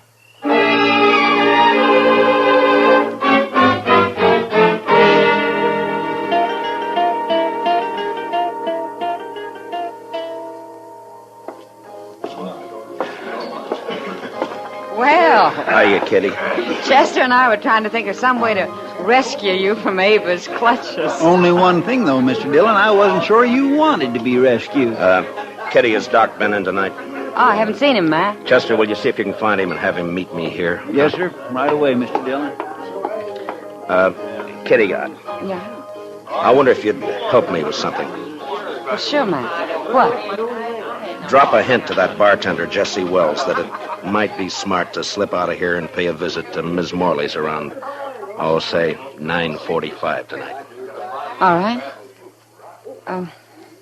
Is it anything you can talk about? I don't exactly know how to talk about it, Kitty. I got a murder on my hands. I know who the killer is, and I can't touch him. So? So I'm going to try to make him touch me. Oh. All right, Matt. I'll take care of it. Will you be around for a while? Yeah. I'll be here till about 10.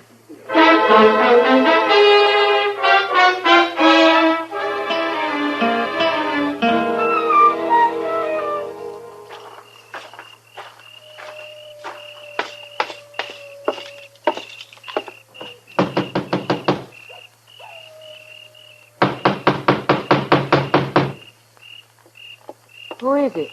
It's Matt Dillon. Who'd you think? Just a minute. Well, hurry up. Let me in. All right, Dillon, come on in.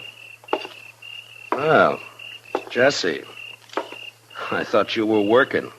I was, till just a few minutes ago. Well, what's on your mind?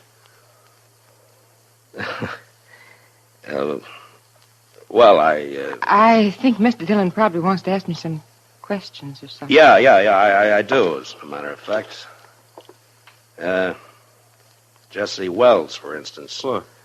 You didn't tell me he was going to be here, Ava. Well, What do you mean she didn't tell you? Wait, Ava, what about this? You were expecting him. You knew he was coming. Of course you knew I was coming. You and Matt Dillon. For how long? And what kind of a fool does that make me? I'm afraid you were born a fool, Jesse. That's why she picked you. She's so wonderful you said if only Al didn't stand in our way. I didn't tell you to kill him. I didn't mention it once. You didn't have to. Just kept dropping hints, leading me on. And all the time you and Matt Dillon. She's too smart for you, Jesse. You should have realized that. Yeah. And instead I played right into your hands. Both of you. How, Jesse? Killing Al, getting him out of your way, giving the two of you a clear field. You're under arrest for murder, Jesse. What? Oh, you'd like that, wouldn't you? Both of you would. Sit around and laugh about it while you're waiting for me to hang. I said you're under arrest. Now hand over your gun. No, you don't, Dillon. You're not going to carry it that far. You're not taking me in for something both of you wanted me to do. Hand over your gun, Jesse. You want my gun, you got to take it away from me. Get away from the door. Oh, sure, I'll get away from it. Hold it, Mr. Wells! Are you all right, Chester? Yes, sir. It was close, but he missed me. Well, you two didn't miss him. I don't know which one of you fired first, but either bullet would have done it. Well, you got his confession all right, Mr. Dillon. Doc and I heard every word from the front porch there. We sure did. Only one thing, though, Matt. He He didn't implicate the woman in it. Yeah, I know. Will you take charge, Doc? Oh, sure. Be glad to. Part of my job, you know. Matt. All right, Chester, let's go. Matt? Could I see you for a minute before you go? Matt? What's it add up to, Mr. Dillon? 3 men have been killed since the same time last night. Yeah. And you know, Mr. Dillon, I think maybe it's kind of all her fault. And you can't pin a thing on her. My. Well, there's one lucky thing.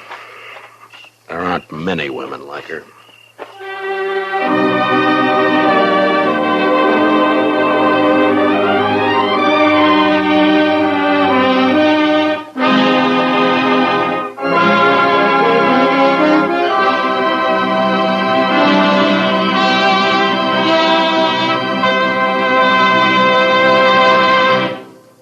Gunsmoke, under the direction of Norman Macdonald, stars William Conrad as Matt Dillon, U.S. Marshal.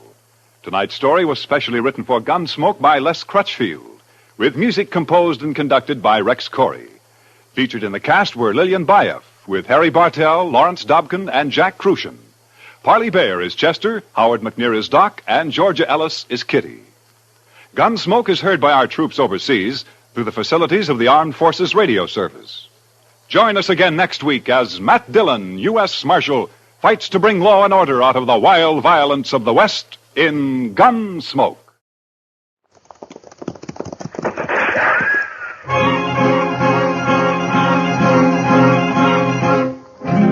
Around Dodge City and in the territory on West, there's just one way to handle the killers and the spoilers, and that's with a U.S. Marshal and the smell of Gunsmoke.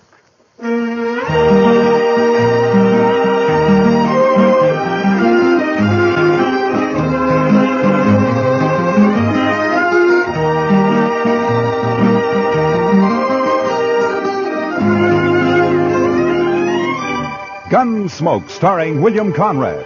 The story of the violence that moved west with young America. The story of a man who moved with it. Matt Dillon, United States Marshal.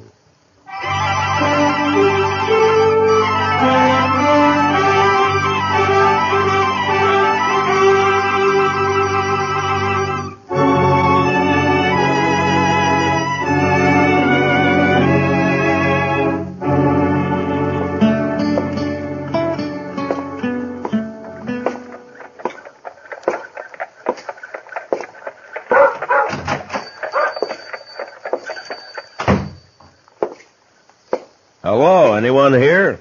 Be right out. I was just in the... Oh, hello, Marshal Dillon. Hello, Ben. How are you? Had shipment come in from St. Louis? They came in on the morning train, Marshal. I was going to send the boy over to tell you. What, have you seen it yet? I haven't had a chance to open it up. Here it is. Oh, good. Well, let's see how it looks. All right. There it is. Prettiest gold watch chain I ever did see. Chester will like that. Yeah. And look at the gleam on that elk's tooth. Yeah. Chester know you're getting this for him? Oh, no. It's by way of a surprise. He thinks he's got a birthday this month sometime. Saturday's about the middle of the month, so I figure it's as good a day as any. Give it. Yeah, morning, Miss Tara. Oh, morning, Ben. Marshal Dillon. Morning, Tara. Oh, how beautiful. Is it yours, Marshal? Oh, no. It's for Chester. He's always wanted one. It's lovely. Ben, did my hand mirror arrive? Yeah, it came in this morning, Miss Tara. Can I take it now? I don't know why not. It's paid for. Here.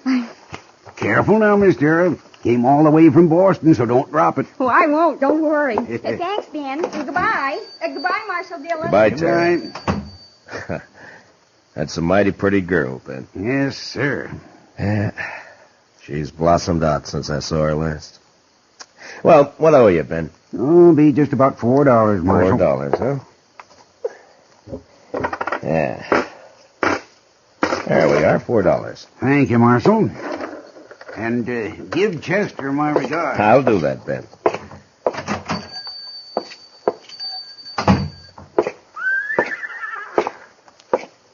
Well, morning, Miss Lane. Morning, Marshal.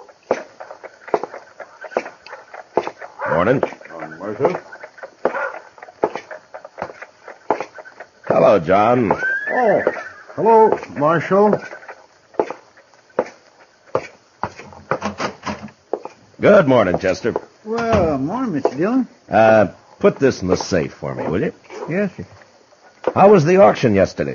You know, Mr. Dillon, I never did see so many horses and mules. You buy anything? No, sir, Mr. Dillon. But Asa Welton bought that old stud horse off Mr. McGovern. No, is that so? Yeah. You know, I feel sorry for poor old Asa.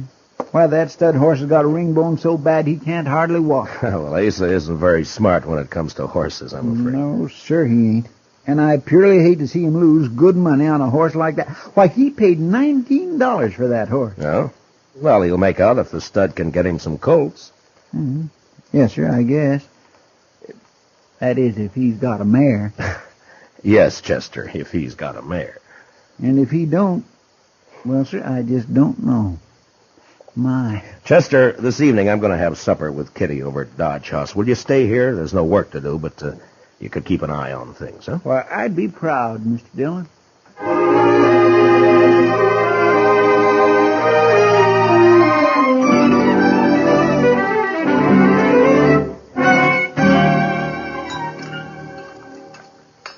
More coffee, Kitty? No thanks, Matt. Yeah. You, mind if I smoke? Oh, those are the longest cigars I ever saw. Well, if it bothers you, Matt, I'll have... 6 nights a week at the Texas Trail, and you think I'd mind one cigar? Go ahead. Okay. Matt. What? There's something been troubling me. Oh? What's that? Well, I wanted to have supper here so we could talk. Well, what is it, Kitty? Almost 4 months ago, you and Chester brought a little girl back into town. Daddy was dead, out on the plains. You brought her back because she couldn't stay out there alone. Well, go on. She was real sweet. Young, I guess maybe 17. You're talking about Tara Hantry. Yeah, Matt. I saw her over at the general store this morning. What about her? Well, she's hanging around the Texas Trail, Matt. I see her there all the time. Afternoons, evenings. Oh? Well, why are you telling me this, Kitty? Well, it's no place for a girl. Not a young girl, not a girl like Tara. I don't have any say about how Kate runs the Texas Trail. If they don't want Tara in the place, Kate should keep her out. Well, Kate won't keep her out. Why should she? Tara's attractive. She's good for business. Kitty, when I brought Tara back to Dodge, Lawrence Kells and his wife took her in. They've been treating her like their own daughter. Now, it's not my place to interfere Well, with maybe them. they don't know, Matt. They're church-going people, Kitty, Kells and his wife. They try to do what's right for Tara. I'm sure they do. Matt, people like the Kells don't know the Texas Trail. They don't know the saddle bums, the spoilers, the wild ones that hang out there. Even if they did, they wouldn't see too much wrong with the man Tara's taken up with. Well, who is it? Jack Grace. Jack Grace? Yeah. Tara's keeping company with him? She has been since he came to town a few weeks back. Oh, that little fool. Well, don't blame her too much, Matt. He cuts quite a figure. Long hair, buckskin shirt, Texas spurs. She's young, and his stories make for good listening. Yeah. Matt, I've talked with Grace, and there's something wrong with him. He's too cold, like he's dead inside. He can charm you with a smile, and he talks just fine, almost like a gentleman. But there's nothing inside him, Matt. He's empty, like a shell. All right. What do you want me to do, Kitty? Thank you, Matt. Talk to the Kells. All right. Tomorrow morning.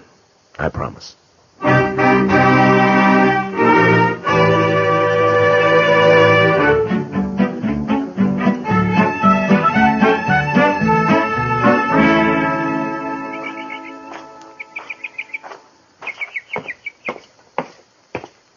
Morning, Marshal Dillon. Good morning, Tara. We're having some lemonade. Won't you join us? I came looking for Mr. Kells. They're both down at church, getting ready for the social tomorrow night. Marshal Dillon, have you met Mr. Grace? Mr. Grace? I know of you, Marshal Dillon. Down around Waco, several of the boys speak of you. No? What did you want to see the Kells about, Marshal Dillon? Maybe I could help you. I think I should talk to them, Tara. It's a matter of business. About Mr. Kells' business? The buffalo hides? No. It's another sort of thing. I better come back, Tara. They'll be home later? Well, you know how these church socials take planning. It may be late. Yeah, well, I'll come back then. Sorry you won't join us, Marshal. Thank you anyway, Mr. Grace. I'll walk you to the gate, Marshal. No, fine. I'll be seeing you again, Marshal Dillon? Maybe, Mr. Grace. I know why you came here today, Marshal. I know why you wanted to see the Kells. You do, Tara? It's about me and Jack Grace, isn't it? This isn't the time to talk about it, Tara. It's a fine time to talk about it. Now, look, The Tara... busybodies in this town sent you over here.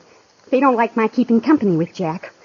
Isn't that right? They're not busybodies, Tara. They're people who are fond of you.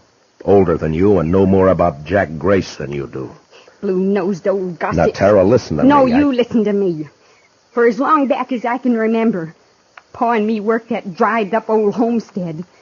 Alone after Ma died. He killed Pa. Came near to killing me. Look, when I brought you into Dodge, the Kells took you in. They treated you like their own daughter. Mr. Kells is a wealthy man. He's given you everything he can. And I'm grateful to him. He's tried hard to do all the things Pa would have done if the planes hadn't killed him. But he still can't give me the love and excitement and fun Jack Grace can. Oh, Tara, so help me. If you were 2 years younger, I'd put you across my knee and slap some sense into you. Now, if you hurt the Kells because of Jack Grace, or if you get yourself in trouble, I'm going to forget about this. I didn't know better. I'd say it was a lover's spat. I'll be back later, Tara. There isn't much point in that, Marshal Dillon. From what I could hear on the porch, Miss Tara seems to have said what she thinks real plain. I'll be back later, Tara. Will you tell him? I don't know why you bother, Marshal.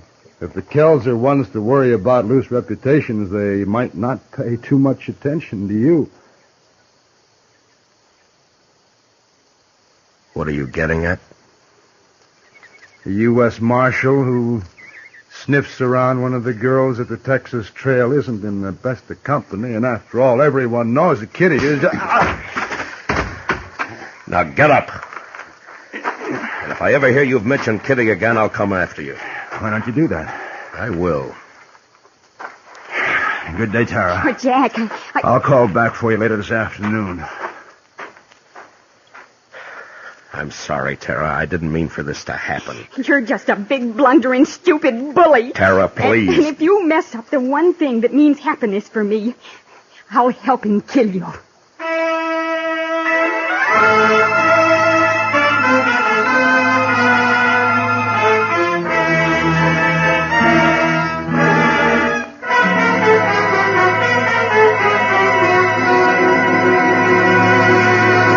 We will return for the second act of Gunsmoke in just a moment. But first, missed reminded? Then mind you don't miss CBS Radio's Mr. Chameleon on the first of his new Friday night broadcasts tonight on most of these same CBS radio stations. Now, the second act of Gunsmoke.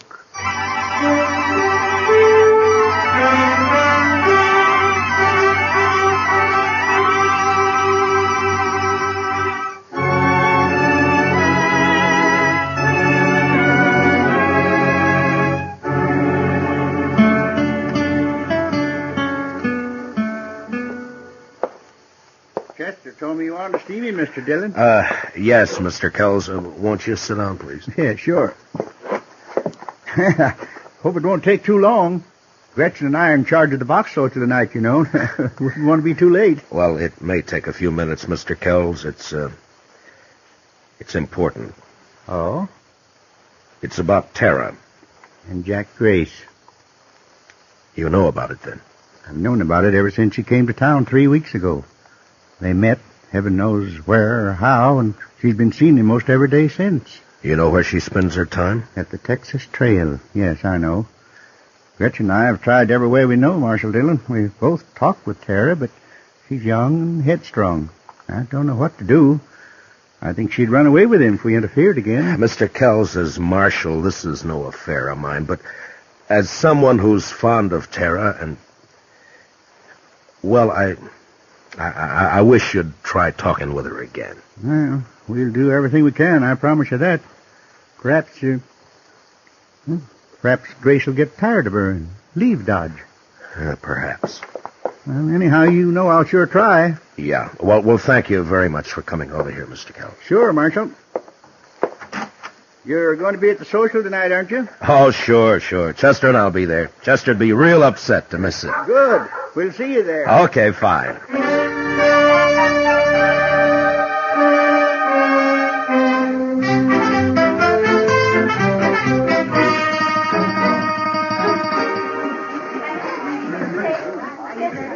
Mr. Dillon, this is Miss Honeycutt. How do? Well, I'm proud to know you, ma'am. I bought her supper box. Did you bid on any supper boxes, Mr. Dillon? No, Chester. I was late getting here. Oh, so. That's a pity. Now, what do you do for supper? Oh, I'll make out all right. Well, there's really enough for the three of us, Marshal, if you'd care to join us. Well, thank you, Miss Honeycutt, but I'm looking for Mr. and Ms. Kells. Oh, they're not here yet. The parson was asking for them a few minutes ago. Mr. Kells was to have auctioned off the suppers, but they didn't come, so we went ahead without them. Oh? You sure you won't join us, Marshal? No, thank you, ma'am. I'll just wait for the Kells. Perhaps I'll walk back toward their place and meet them on the way. Well, all right, Mr. Dillon. Miss Honeycutt, and I'll be right over there if you need me. I don't think I will, Chester. You just go ahead and enjoy yourself. Real pleased to meet you. Nice to have met you, Miss Honeycutt. Mind that bench, Miss Honeycutt. Yes, thank you.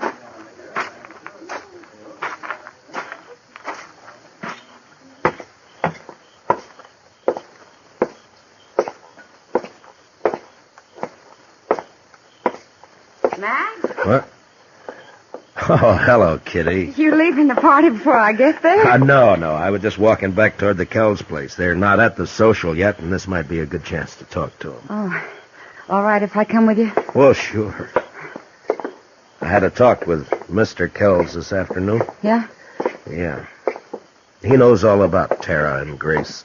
Has known for a long time. Well, what's he going to do about it, Matt? He doesn't know what to do. Neither do I, Kitty. Look, Kitty, you're a woman. You know about these things. You don't tell a woman she shouldn't love some man, do you? No. No, you don't. Kells has tried hard. He's done everything he can. Well, he's a wealthy man. He could send her east for a few months on a visit. St. Louis, maybe. To forget Grace? Yeah? Would it do any good? No.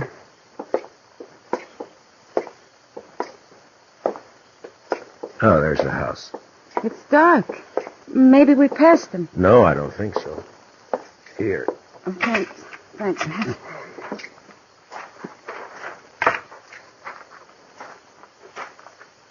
Kitty? Yeah? Maybe you better wait here, huh? Matt, what is it? The house shouldn't be dark. We didn't pass them. What are you going to do? I'm going inside. I'll come with you. All right, come on.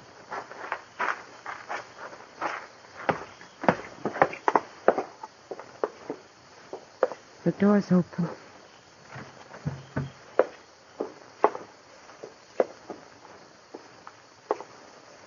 Oh, Matt. Matt, look. Stay here, Kitty. Shot, both of them. Oh. No wonder they were late for the auction. Kitty, go back to the church social. Find Chester. Have him meet me at the jail. Tell Doc to come over here. What are you going to do, Matt? I don't know. Look around, maybe. Why this? What for? Who knows why people kill, Kitty? Money, maybe. I don't know. But who'd do it, Matt? Who'd kill the Kells? Someone who hated him enough or thought they had something he wanted. Bad. Real bad. Grace? Will you please get Chester and Doc? Yeah.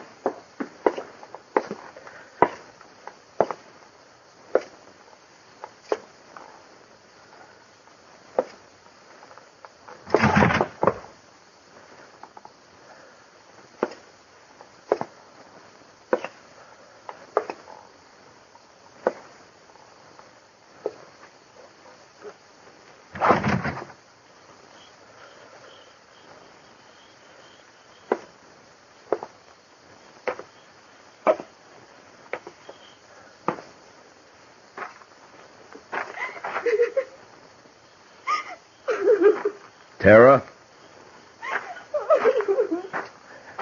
Tara, are you all right? It's Matt Dillon, Tara. Are you hurt bad? Who did it, Tara? Do you know? Yes. Yes, I know. Well, who was it? Was it Grace? Oh, Matt. Matt. What happened, Tara? Tara. Mr. Kells was waiting for him when Jack came for me. Mr. Kells wanted to talk with Jack, he said, and oh, Well, go on. I don't know. I don't know. I can't help if you don't tell me what happened. But when Jack came, there was an argument. Mr. Kells told Jack to go away, leave me alone. Told him not to come back. Jack laughed. Called Mr. Kells a name, and Miss Kells slapped him. And Jack hit her. Mr. Kells tried to get his rifle in the corner, and Jack... Yeah? He shot him. He shot both of them. Then he turned and said it wouldn't have worked out for us. He was leaving. Just like that. He was leaving. You see, you'd be nothing but trouble, he said. I'm leaving, he said. Then he hit me. And... oh. Doc will be here in a few minutes, Tara. He'll take care of you.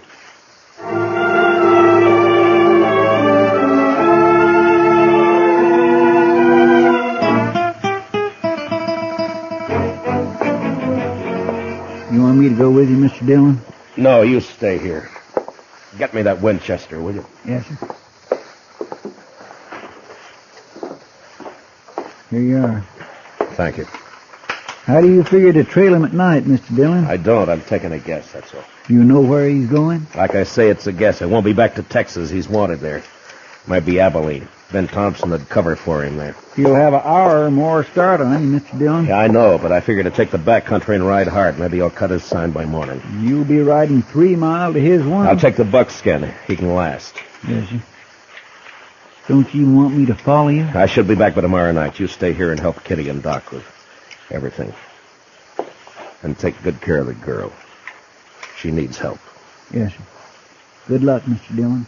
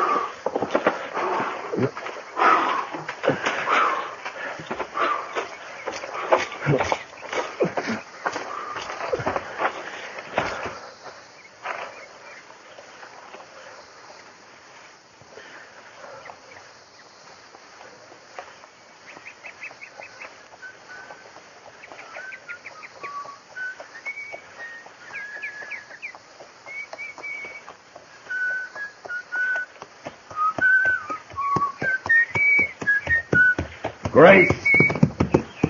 You can't see me. Don't bother to try. Just drop your gun belt. Easy. And your rifle. Throw it down. Now keep your hands high, just like they are.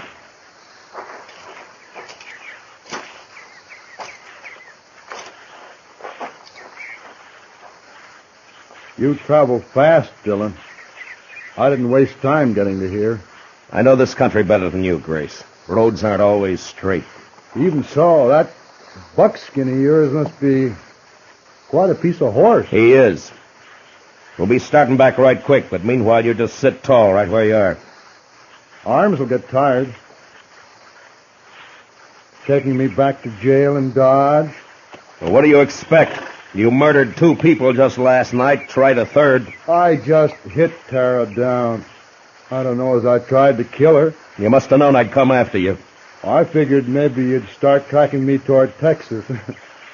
I didn't give you credit to think of my heading for Abilene. I guess the joke's on me. Yeah, I guess it is. You know, I don't understand what goes on inside you, Grace. There's no point in my getting riled. You got me cold, Deck. Someone told me earlier you were just a shell, that you were empty inside. But by heaven, you are. You're crazy, Grace. Just mean, pure crazy. It's you doing that talking, Marshal. Please yourself. In a way, it's all Tara's fault, I suppose. Well, it wouldn't have worked out anyway, like I told her. All right if I light up? Marshal? All right, but watch your moves. My makings are in my boot. Don't, Grace!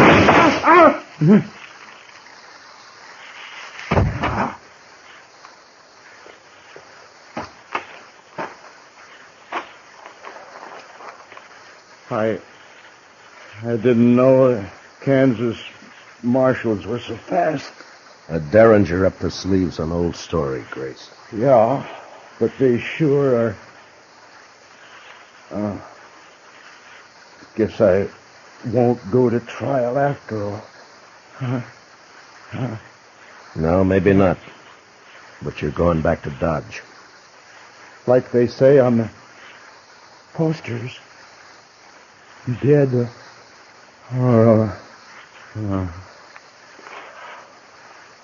Yeah. Dead or alive.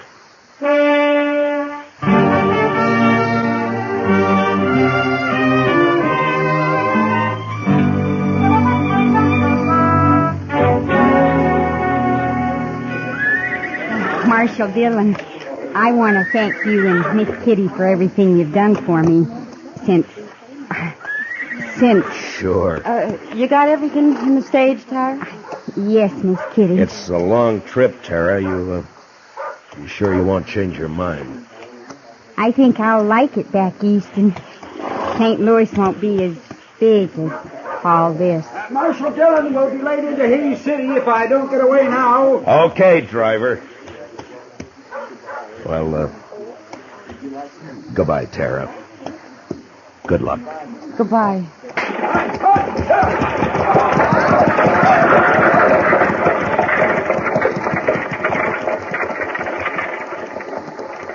Well, Matt, she's gone. Yeah. I don't blame her for wanting to leave, Kitty. The West took nearly everything she loved. Her ma and pa, and the Kells. And her true love? What, Jack Grace? Jack Grace is no good, but Tara gave him her heart. And she never got it all back. Perhaps you're right, Kitty, but Tara's young. She'll mend. Will she, Matt? I hope so, Kitty. I truly do.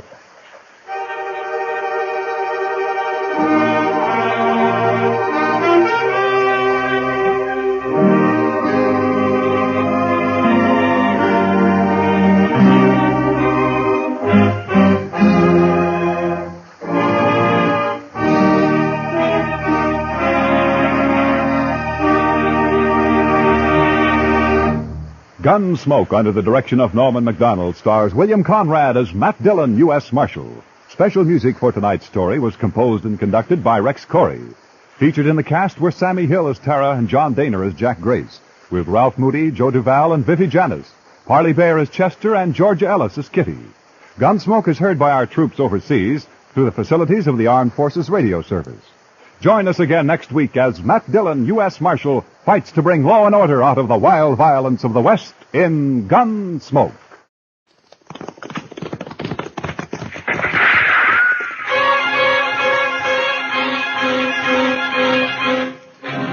Around Dodge City and in the territory on West, there's just one way to handle the killers and the spoilers, and that's with a U.S. Marshal and the smell of Gunsmoke.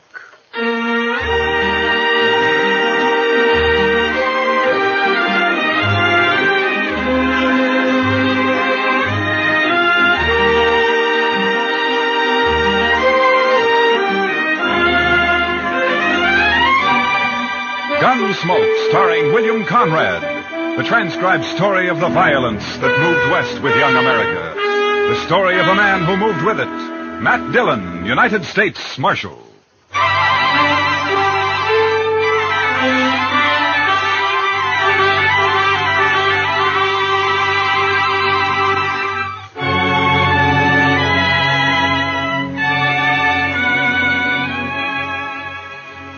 A stranger named Jobe killed a man in Dodge and then got on his horse and rode 90 miles northwest.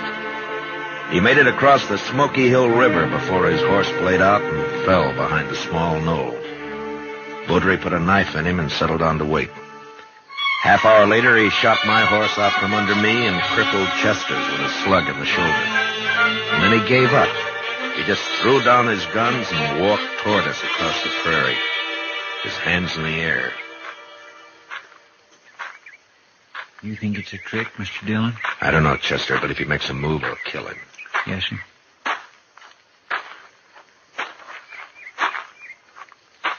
That's far enough, Baudry. Now turn around.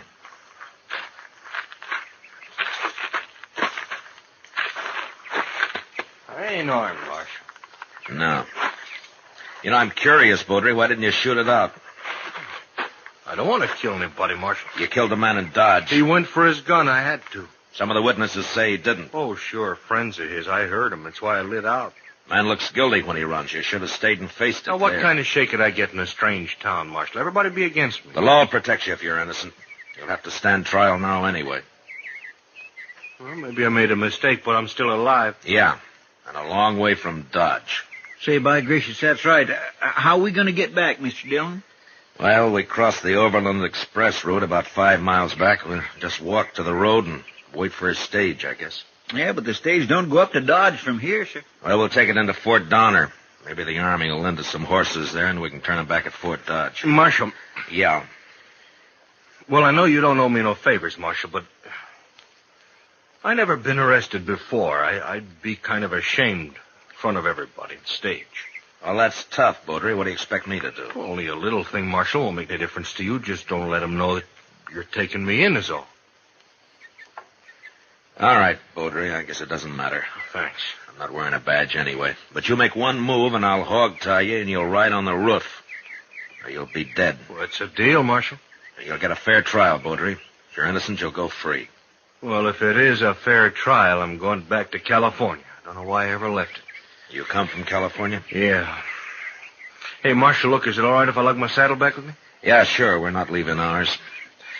Chester, I'll go with Baudry and get his guns. Yes, Mr. Dillon. I sure do wish you'd stop closer to the stage road, though, Baudry. 5 miles is a long way packing a saddle. Go take care of your horse, Chester. Let's get out of here. Yes, sir. It's a doggone shame, though. That was a mighty good horse. Come on, Baudry.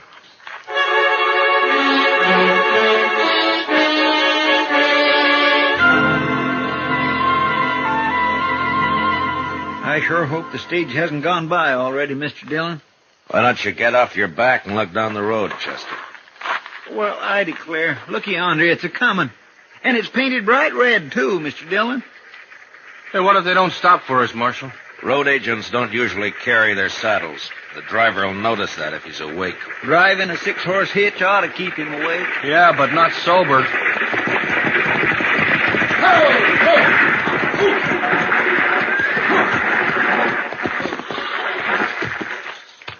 That's a shotgun the messenger's holding. He doesn't need it.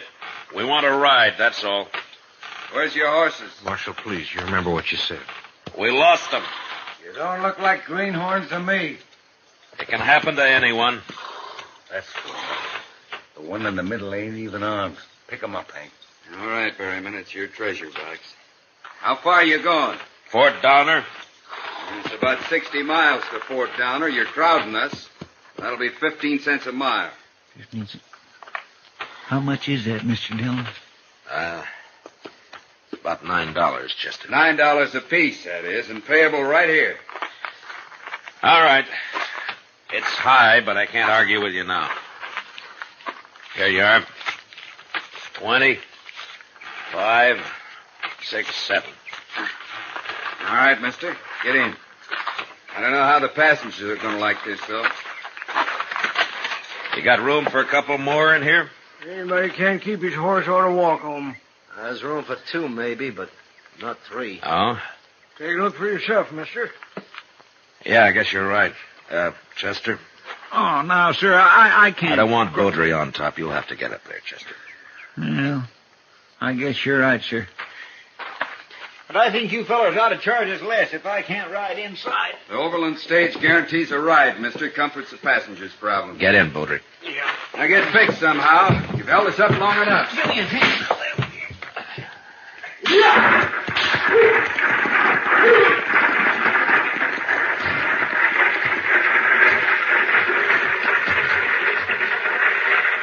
You don't look like a judge, mister.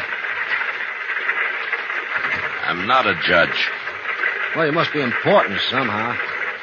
We order these men around, and that fellow on top there calls you sir. Dillon? Well, let's just say that I'm sort of the boss of this outfit, mister. What'd you say your name was? I didn't say. It happens to be Dillon. Oh, I'm Zimmer. Old man here called himself Gant. My name is Gant, and I ain't ashamed of it. And I don't give a long hoot what any of you call yourselves. Gant's kind of crusty, but he's sober. That's more than I can say for the other 2 here. They only wake up long enough to pull on that jug they got and get drunk enough to go back to sleep. Well, that's not a bad way to travel if your stomach can stand it, I guess. No, it ain't. Do it myself if I was younger. What business you in, Dillon? You ask too many questions, Zimmer. You ain't got no manners. Nobody's asking you, old man. Good. Then I don't have to listen to your gobbling. Now, listen here, Gant. Any more out of you, and I'll tear you apart. You can't spook me. I'm too old. 85, mister. Would you believe it? No, sir, I wouldn't. That's mighty old. You sure don't look it. I knew Meriwether Lewis, mister. Met him in St. Louis when he and Clark come back from the Pacific. Now who's doing all the talking? Leave him be, Zimmer. There's no harm in passing the time. Look, mister. You may be the boss of these other fellas, but you don't run me. Nobody's trying to run you. Just take it easy. Don't pay him no mind, Dillon. He's just nervous about something. What are you driving at, old man?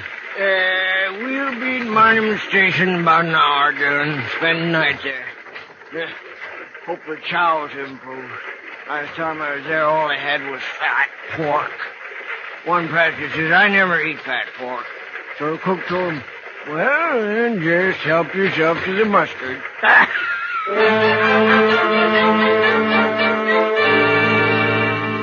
Monument Station was a long, low hut made of sun-dried, mud-colored bricks, with a flat roof thatched and then sodded. The one building served as an eating room in the daytime and a bunkhouse at night.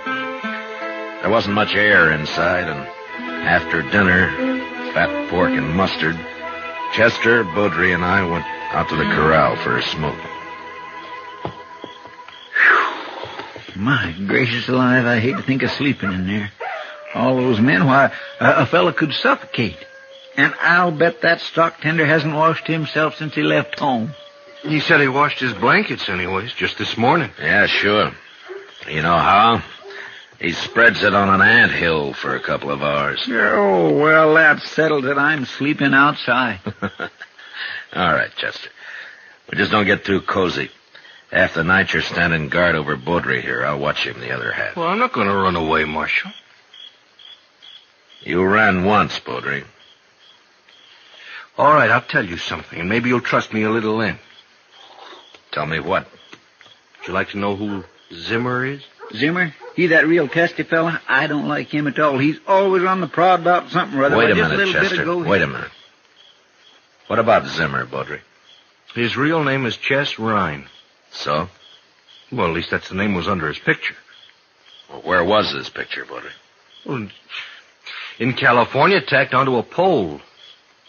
Go on. Well, I think the reward was $500. Of course, I ain't certain. You sure it was his picture? Yeah, Marshal, I'm sure.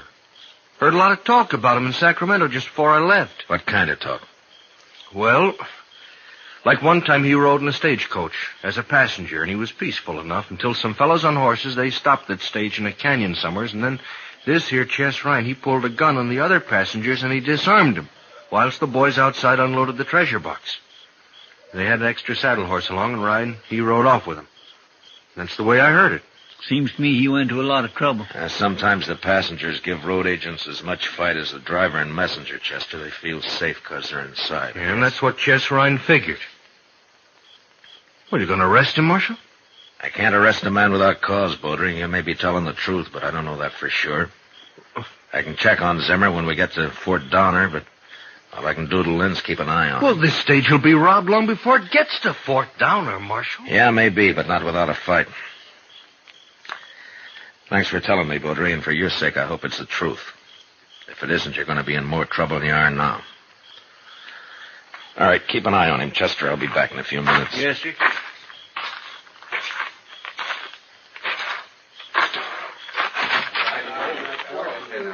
Berryman? Yeah? Out here a minute, will you? What's up, mister? I want to talk to you, that's all. Alone. Come on outside, huh? Be right back, Hank. Save some of that whiskey for me. Right, Barry.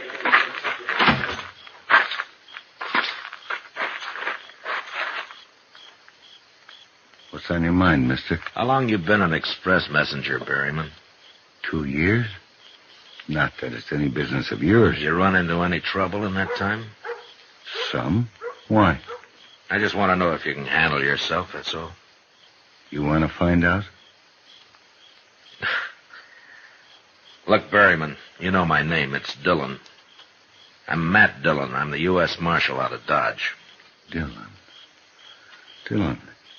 Yeah, I think I remember seeing you there. Good. Now tell me this. You carrying much in that treasure box of yours? The messenger who brought it as far as Pond Creek said it was $50,000, unsigned currency, mostly. Mm-hmm. Something up, Marshal? Well, maybe. Tell me, what's the best place for a holdup between here and Fort Donner? Well, Willow Bend, I expect.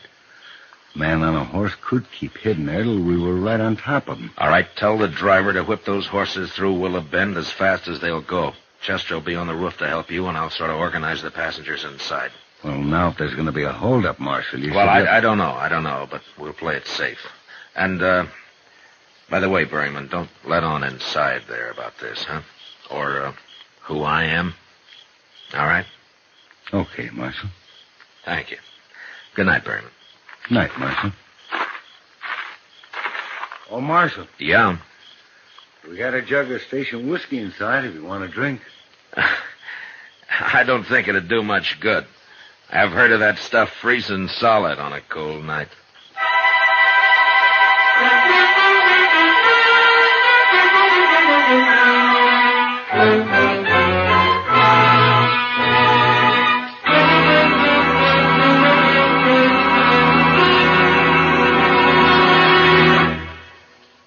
We will return for the second act of Gunsmoke in just a moment. But first, backing up the great CBS Radio News Team election night will be Univac, the new electric brain operating for the first time to bring you faster, more accurate, more complete election night totals.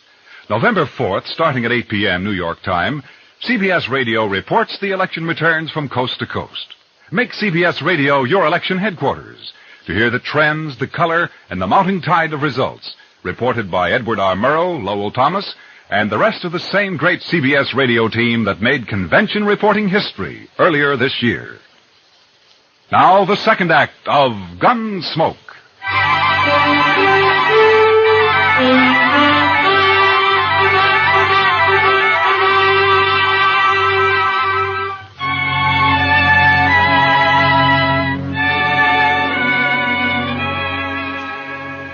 Next morning, just after sunup, the stage left Monument Station.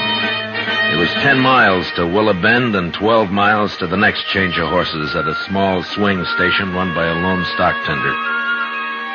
Zimmer, or Chess Rhine, if that's who he was, seemed nervous. Too nervous for an experienced road agent, but maybe he had figured me for what I was, and that gave him the jumps. Anyway, I sat next to him so I could handle him faster if and when the time came. We drove at an easy pace until we neared the bend. And then the driver popped his whip over the teams and they began to run hard. But suddenly he was pulling them in and braking at the same time. One move by Zimmer at that point and I'd have killed or crippled him. What are we stopping here for? Hey, driver! What's up? Wheel's been dragging. Couldn't you feel it pull? All right, everybody out. Well, what's the idea, driver? What's wrong? The wheel's stuck. Can't pull it off with you in there. Come on, hurry it up. Baudry, get over there by Chester. Well, don't you worry about me. You keep an eye on Reed. Go on now. Come on. What do you think, Dillon? Well, they'd have jumped us by now, Berryman, while everybody was still inside. But keep your head up anyway. You watch the other side of the coach. I'll stay here. Okay. What do you mean it wasn't grease? Why not? It's sizzling hot. Have to cool before we can take it off. That drunken fool at Monument didn't grease this one, that's all. Take a bullwhip to him when I get back there. Well, you can grease it now, can't you? I could, mister, if I had any grease. Well, you mean you haven't got any? Not unless I render you down and make some. Now get out of my way. Well, any more of that and I'll... All right, forget it. What are we going to do? How about grass, driver? Hey, that's an idea. Wrap it around the spindle and go till it wears out. It won't last long, but we can keep putting it on till we get to the next station. We'll be all day stopping every half mile. Why don't you greenhorns ask a real man how to fix it? All right, Pop. How are we going to fix it? Cheese? Cheese? Yeah, cheese. Cheese. One fine, too. Yeah, it might at that. I suppose you brought some cheese along just in case, Pop, huh? I brought it along to eat. You get it? Well, I'll let you have it. It's in my carpet bag.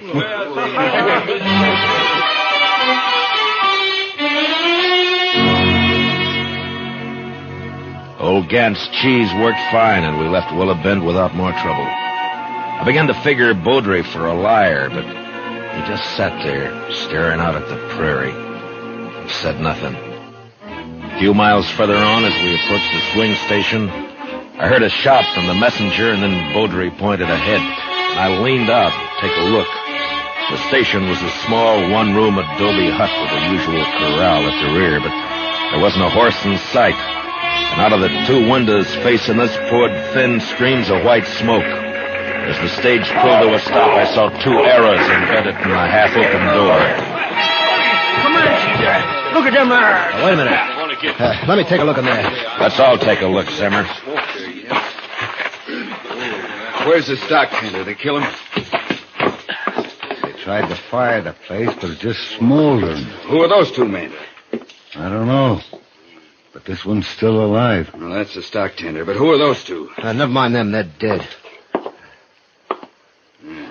Scalp. Indian sure must have surprised him, sneaked right up. All right, Berryman, let's get the stock tender out of this smoke. Take his head there. Yeah. They scalped him, too. And he ain't even dead. Never mind that. Just pick him up easy.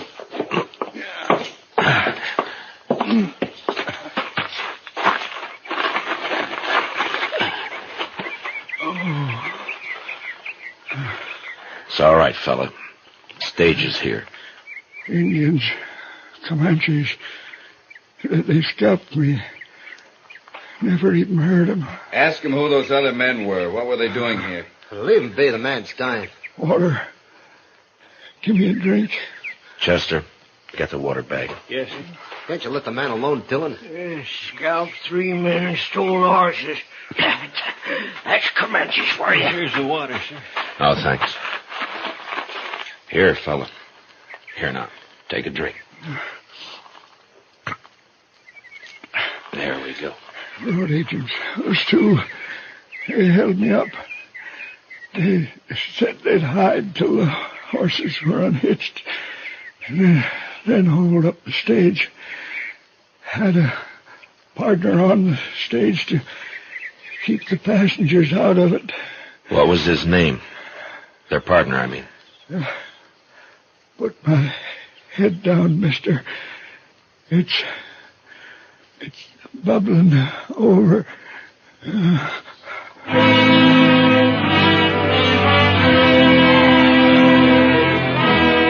The stock tender's eyes clouded up and went blank as I lay his head back. And then there was a scuffle behind me, and before anybody could move, Zimmer grabbed Gant, and using him as a shield, he walked backward toward the stage. The old man stopped struggling when he felt Zimmer's gun in his back, and the rest of us just stood there watching, helpless. First man draws a gun, Gant'll die. You gave yourself away, Chess Ryan. Take it easy, man. Take it easy. This fool's nervous. Shut up. You, driver. Lead those teams down the road a piece, and then come back here. Jan and I'll take the stage alone. Come on! You better do what he says, driver. He's scared enough to shoot. Guess I better. Come on. Come on. What are you stopping for? Take him 50 yards down there. Can't do it. That wheel's froze up again. He ain't going anywhere at that stage. Might as well give up right now, young fool. I never did like you, Gant. Ryan, listen to me. You've made your play and you've lost. If you give up now, the charges will be attempted robbery. If you don't, they'll probably turn into murder. Who are you anyway, mister? I'm a U.S. Marshal. Well, you're not arresting nobody. Not unless you want Gant dead. You make a move and his blood will be on your hands, Marshal. You can't hold him there forever, Ryan. The stage going west passes through sometime today. What'll you do then? He's right. That stage passes this station about noon. I drive it myself half the time. I'll think of something. First, I want all you men to unload your weapons. Line up and throw them in a pile there. One at a time. Would you even start to try anything, and I'll blow a hole in the old man. You think you would, Mr. Dillon? He's so nervous now, it's a wonder he doesn't do it by accident, Chester. I get going, don't stand there. One at a time now. And use 2 fingers to do it. All right, man, you better do as he says. Now? Go ahead. Easy. All right. Next man.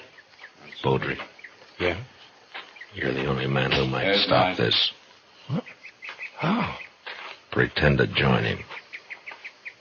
You trust me that much? I have to. Okay, All right, easy now. 2 fingers. All right. Next man. Ryan. Hold it right there, Beaudry. Well, I'm not armed, Ryan. Look. But you know why? Too yellow, maybe. Oh, the marshal's got my gun.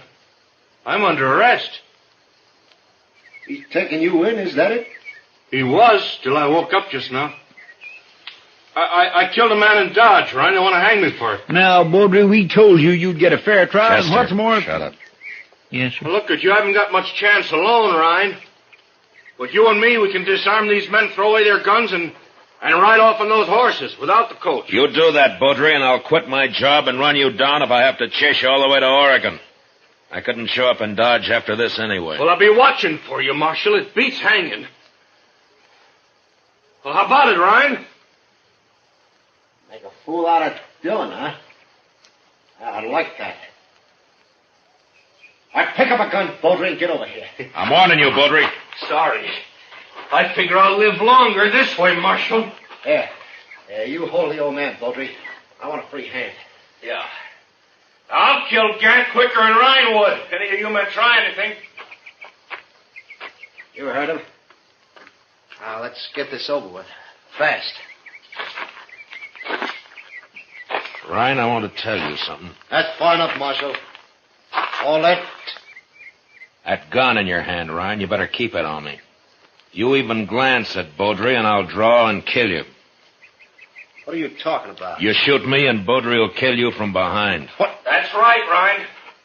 Yeah, you walk back over towards the hut so you can see I'll let you go.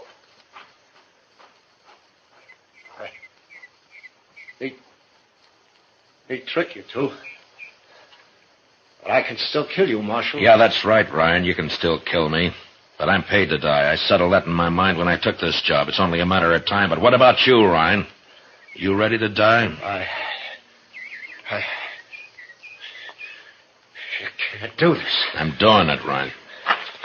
I'm doing it now. I'm going to walk right up to you, and you're going to give me that gun. Stop, Marshal. Don't. Your spine if you shoot, Ryan. Let me have the gun, Ryan. Easy, No. Ryan. Now! Did he hit you, Mr. Dillon? No, he waited a second too long. Worked, Marshal. Boy, you worked. Yeah, you did fine, Baudry. I'm going to remember it. Yeah. Now, give me back that gun. You still gonna take me in? Of course. No, that don't seem fair, Dillon. I'm only a marshal, Baudry, not a judge. Oh. I'm not sure I wouldn't rather die right here. Wait, Baudry. Now, I'll testify at your trial, and I promise you it'll be a fair one, but that's all. Now, give me the gun. You don't make it easy, Marshal. My job's to bring you in. Any way I can get you there. Dead or alive? That's right.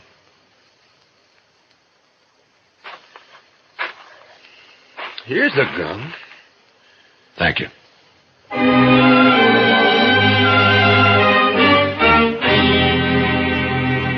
The next day, I turned Chess Ryan over to the Army at Fort Donner.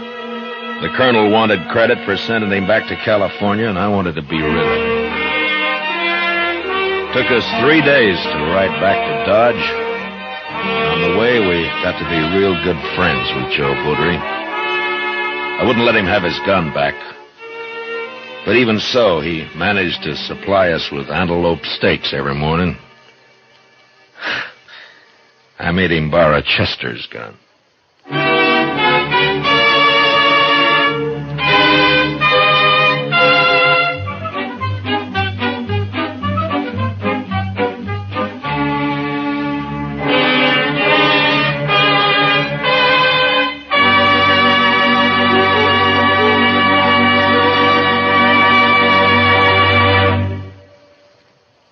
Gunsmoke, transcribed under the direction of Norman MacDonald, stars William Conrad as Matt Dillon, U.S. Marshal. Tonight's story was specially written for Gunsmoke by John Meston, with music composed and conducted by Rex Corey. Featured in the cast were Lawrence Dobkin and Lou Krugman, with Vic Perrin, Junius Matthews, Jim Nusser, and Ralph Moody. Parley Bayer is Chester. Gunsmoke is heard by our troops overseas through the facilities of the Armed Forces Radio Service. Join us again next week as Matt Dillon, U.S. Marshal, fights to bring law and order out of the wild violence of the West in Gunsmoke.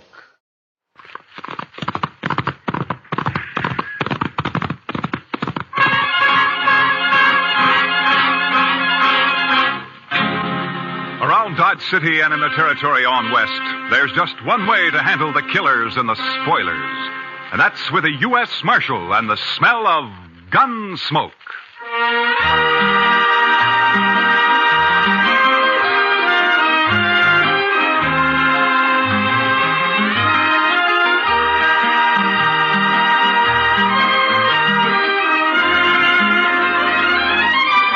Gunsmoke, starring William Conrad. The story of the violence that moved west with young America. The story of a man who moved with it. Matt Dillon, United States Marshal.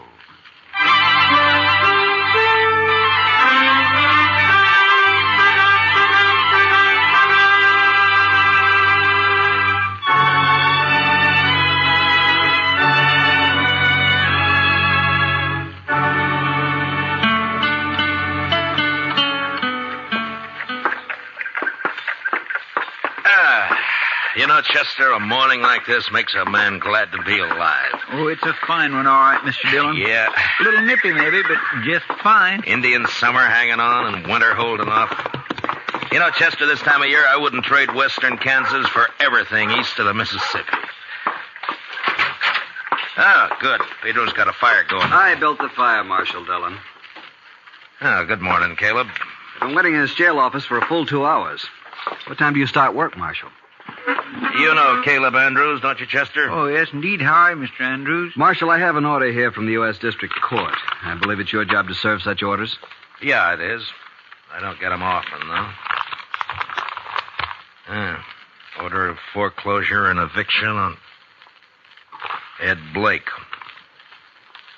Why are you doing this to Ed, Caleb? The man borrowed money from me. Gave me a mortgage on his farm and household effects. He can't pay it. Why do you think I'm doing it? It only came due 3 days ago. You sure didn't waste any time. I'm not interested in your opinions, Marshal Dillon. Yeah, amount of the mortgage. $420. What do you need with $420? You own half of Ford County now. Marshal, it's not your place. You know as well as I do why Ed Blake can't pay this off. His horse rolled on him last spring and broke his leg. And his wife and kid nearly broke their backs trying to get a crop out. I didn't come here to listen if to you let this ride on through the winter, you'll get your money out of it. If you go ahead and foreclose now, you'll wipe him out. Marshal, I already have foreclosed.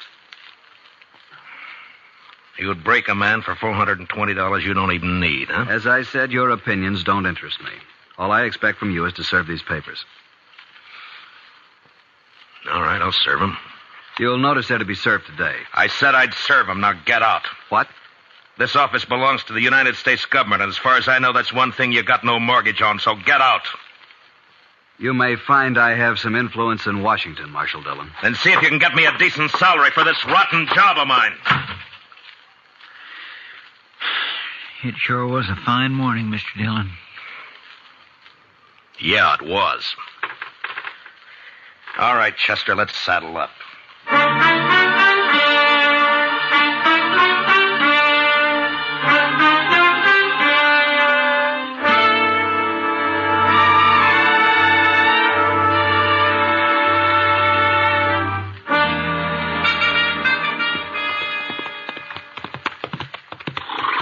This is one job I surely wish we didn't have to do, Mr. Dillon. Yeah. My, this sure is a nice farm. Ed and Martha have put in a lot of work here the last 4 years.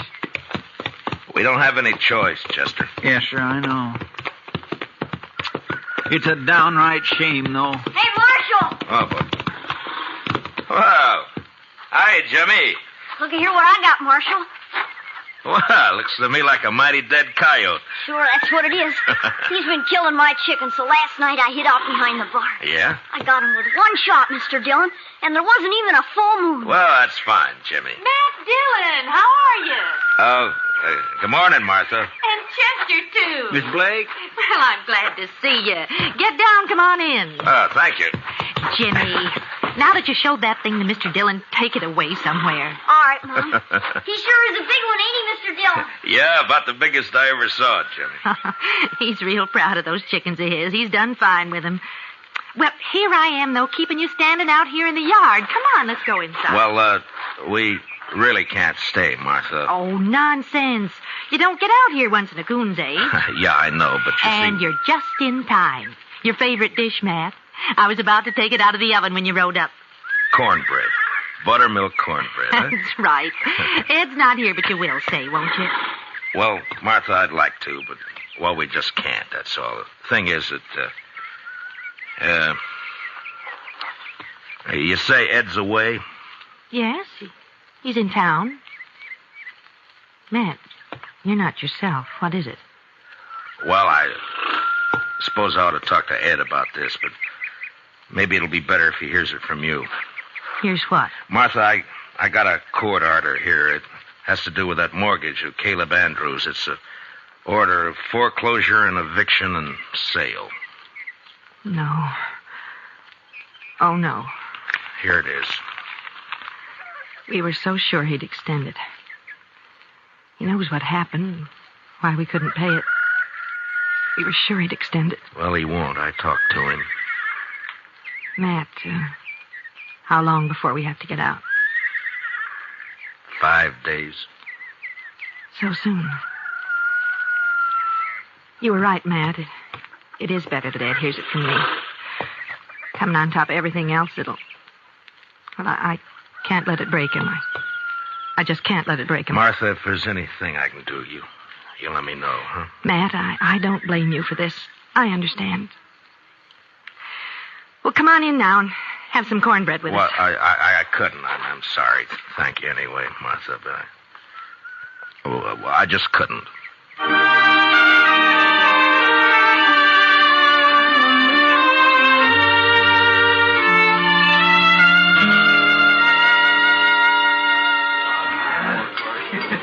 Matt, you looked low all week. Oh, it's just things in general, Kitty. Sometimes you get to wondering if it's all worth it or not. The Blakes, huh? Chester was telling me. Chester talks too much. It's not your fault, Matt. Somebody had to serve the order. Somebody has to be hangman, too. Life's never all good, Matt.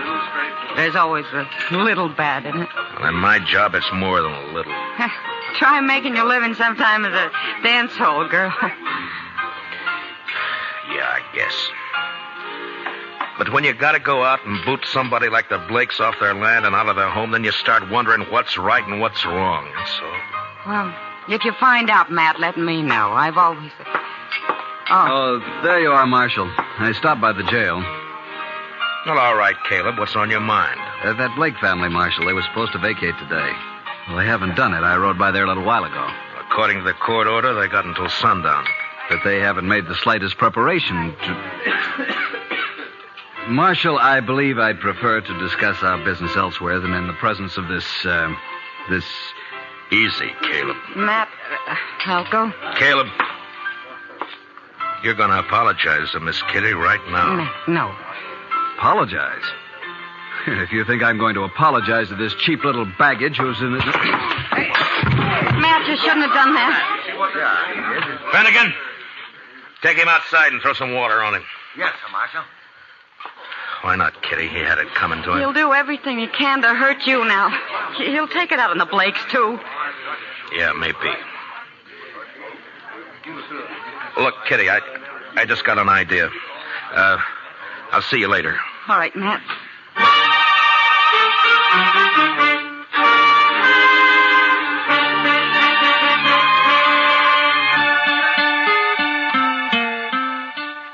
But, Matt, the mere fact a man runs a bank doesn't always mean he's got a free hand in everything he does. A bank has stockholders, a board of directors. I've got to listen to them. I think they'd approve the loan, Clem. Another thing, Caleb Andrews is the biggest account I've got.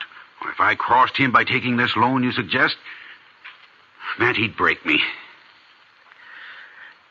I see. All right, Clem. Forget it. Matt, I realize I'm under obligation to you. You saved my life that time the James brothers held me up. Saved the bank, too, in fact, but... That was part of my job, Clem. There's no obligation. I was just asking you as a friend to help out another friend. Matt, I'd like to do it, but I just can't. Don't you see? Yeah, sure, Clem. I see. Just forget it. Gotta think of my wife and the two girls. Yeah, of course you have. It's not that I don't want to help. I understand, Clem. I really do. Forget it.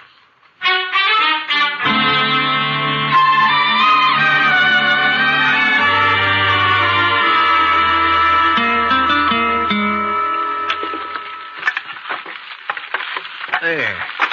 That ought to hold it a while. That fire feels kind of good, Mr. Dillon. It's getting chillish out tonight. Yeah, I guess we better have Pedro lay in some more wood. Yes, sir. When winter sets in, it always makes you feel good to know you got a warm place to hole up. Be mighty rough not to have a... not to... Yeah, I was thinking of the same thing, Chester. You suppose they vacated this afternoon? I don't know. We'll ride out there in the morning and find out. Sure is a shame. It's just too bad that... Come in. Can we bother you, Matt? Ed! Oh, come in, Martha. Well, hiya, Jimmy. Come on up to the stove, folks. Come on.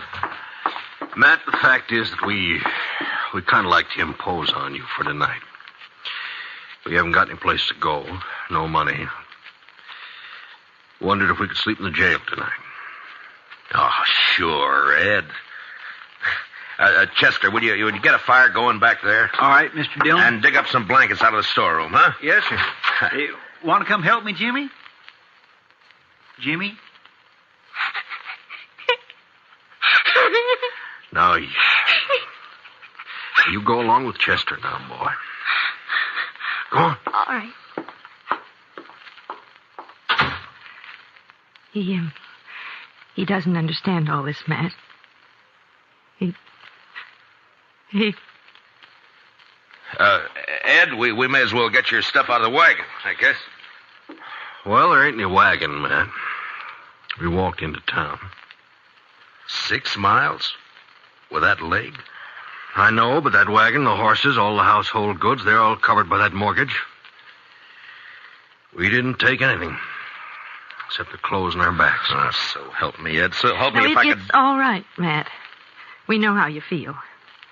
But after all, we started with nothing before. We can do it again. But there's no reason you should have to. We do have to, though. And that's that. Ed and I can accept it. We're not bitter any longer. Jimmy can't understand. He's been carrying on pretty bad, but he's just a boy. And in time, he'll be able to... Dillon? Yeah, what is it, Chester? It's Jimmy. He grabbed a rifle from off the rack and took out the back way. I couldn't stop him. What? But where on earth's he going? I think I know where he's going. And heaven help Caleb Andrews if we don't catch him.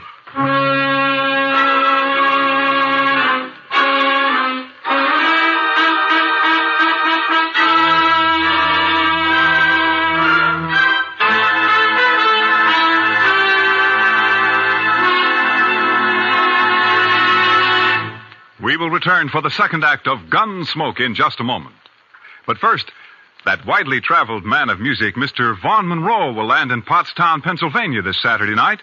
The Moon Maids, the Moon Men, and the Monroe Ensemble will be on hand to enliven the session.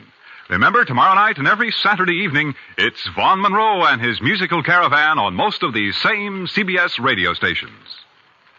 Now, the second act of Gunsmoke.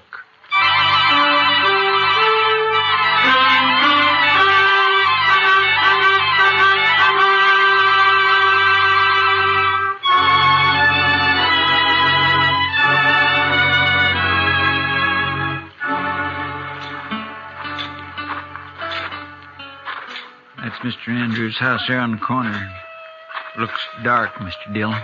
Yeah, he may not be home. I sure hope he isn't. No sign of the boy around. Reckon he broke in the house, Mr. Dillon? Maybe. Anyhow, it's 10 to 1. This is where he headed for.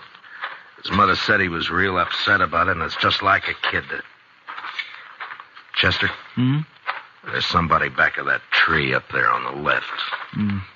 Yeah. Think it's him? I don't know. Just keep on walking. Yeah, it's him, all right. I can see the moonlight on the rifle barrel. Will we try to rush him, Mr. Dillon? Well, not unless you're thinking of suicide. I'm going to talk to him, Chester. Jimmy? It's me, Matt Dillon. Go away, Mr. Dillon. Better go away now. Don't bother me. I can't do that, Jimmy. You're a friend of mine, and I figure you're waiting here to do something that you'd be sorry for, and I can't let you do that. Nothing you can do about it, Mr. Dillon. I got a gun here, and I'm going to kill him. You go away now and leave me alone. Jimmy, I know how you feel. I don't like Caleb either, but killing him's no answer. You folks feel bad enough already. Think how it would hurt him if you did. Stop, Mr. Dillon. Now stay where you are. Don't come any closer. I have to, Jimmy. It's my job. So if you're going through with this, I guess you'll have to kill me first. No, Mr. Dillon. Now stay back. I'm sorry, Jimmy. I don't have a choice. But you do. No. I couldn't shoot you, Mr. Dillon. You know that. Sure. I knew you couldn't. I kept waking up nights and hearing Mom crying. Dad would sit up all night without the lamp lit, no fire, not saying anything, just sitting. Easy now, Jimmy. Why is he doing it to us, Mr. Dillon? Jimmy, Listen to me. Will you do something for a friend? Yeah. If you say so. All right. Then take that rifle back to the jail and put it in the rack. And go to bed. Now, you promise? Yeah. I promise, Mr. Dillon. I'm sorry. I'll do like you say. You're all right, Jimmy. Good night, son.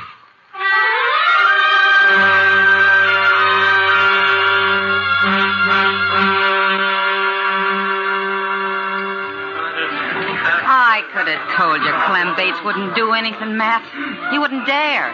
He'd be scared Caleb would take his money out of the bank. Yeah, that's about what he said. I don't know, Kitty. I've done everything I could possibly think Oh, the of. worst of it is everybody in town's just as scared of Caleb as Clem is.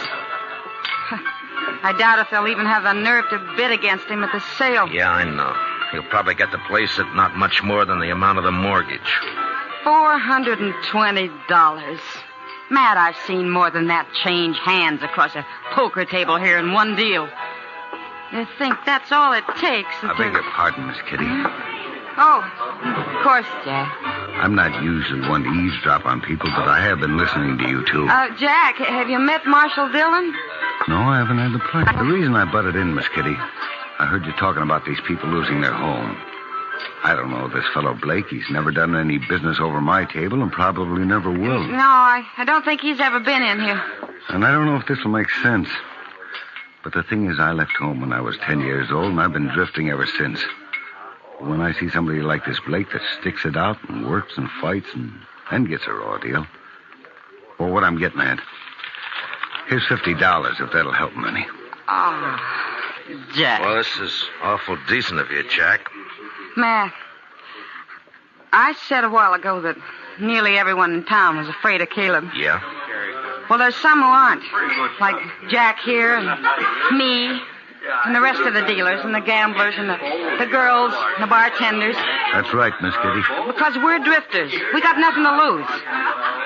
Matt, I'll raise $420 right here in the Texas Trail. By heaven, Kitty, I think you could. Well, I can't do as well as Jack, but...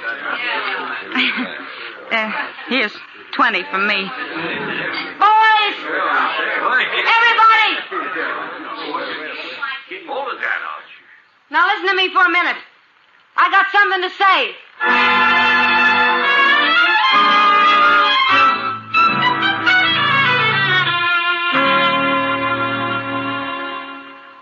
He's sure taking his time getting here, Chester. Well, I told him what you said, Mr. Dillon. Well, that ought to bring him on the run, if anything will. Anytime Caleb figures he's about to lose $1 or $2, it's hitting him where it hurts. The Blakes turned in for the night? Yeah, I guess so. It's been quiet back there for the last few. Marshal, what's this all about? Well, shut the door, Caleb. We're trying to keep it warm in here. Would you mind telling me why I've been called over here at this time of night? Yeah, sure. Here's $420. The Blakes want to pay off the mortgage. They do they? The court costs up to now probably run about $10. I'll pay that myself. That's mighty generous of you. Well, good night, Marshal. Is it a deal, then? I am not the least bit interested in having that mortgage paid off, Marshal Dillon. The Blake farm is worth about $2,000 now, and in 5 years it'll be worth 3 times that much. Land's going up in Ford County. That's why I'm grabbing every piece I can get. So I don't want the money. I want the farm. And when it's put up for sale, I'll get it at my own price. The foreclosure still goes. I see. Good night, gentlemen. Well, I guess that's that, Mr. Dillon. I don't know why I even thought he'd take the money. The Blakes won't get a cent out of the sale. He'll scare everybody off and bid it in a few dollars over the amount of the mortgage, and nobody in town will even try to...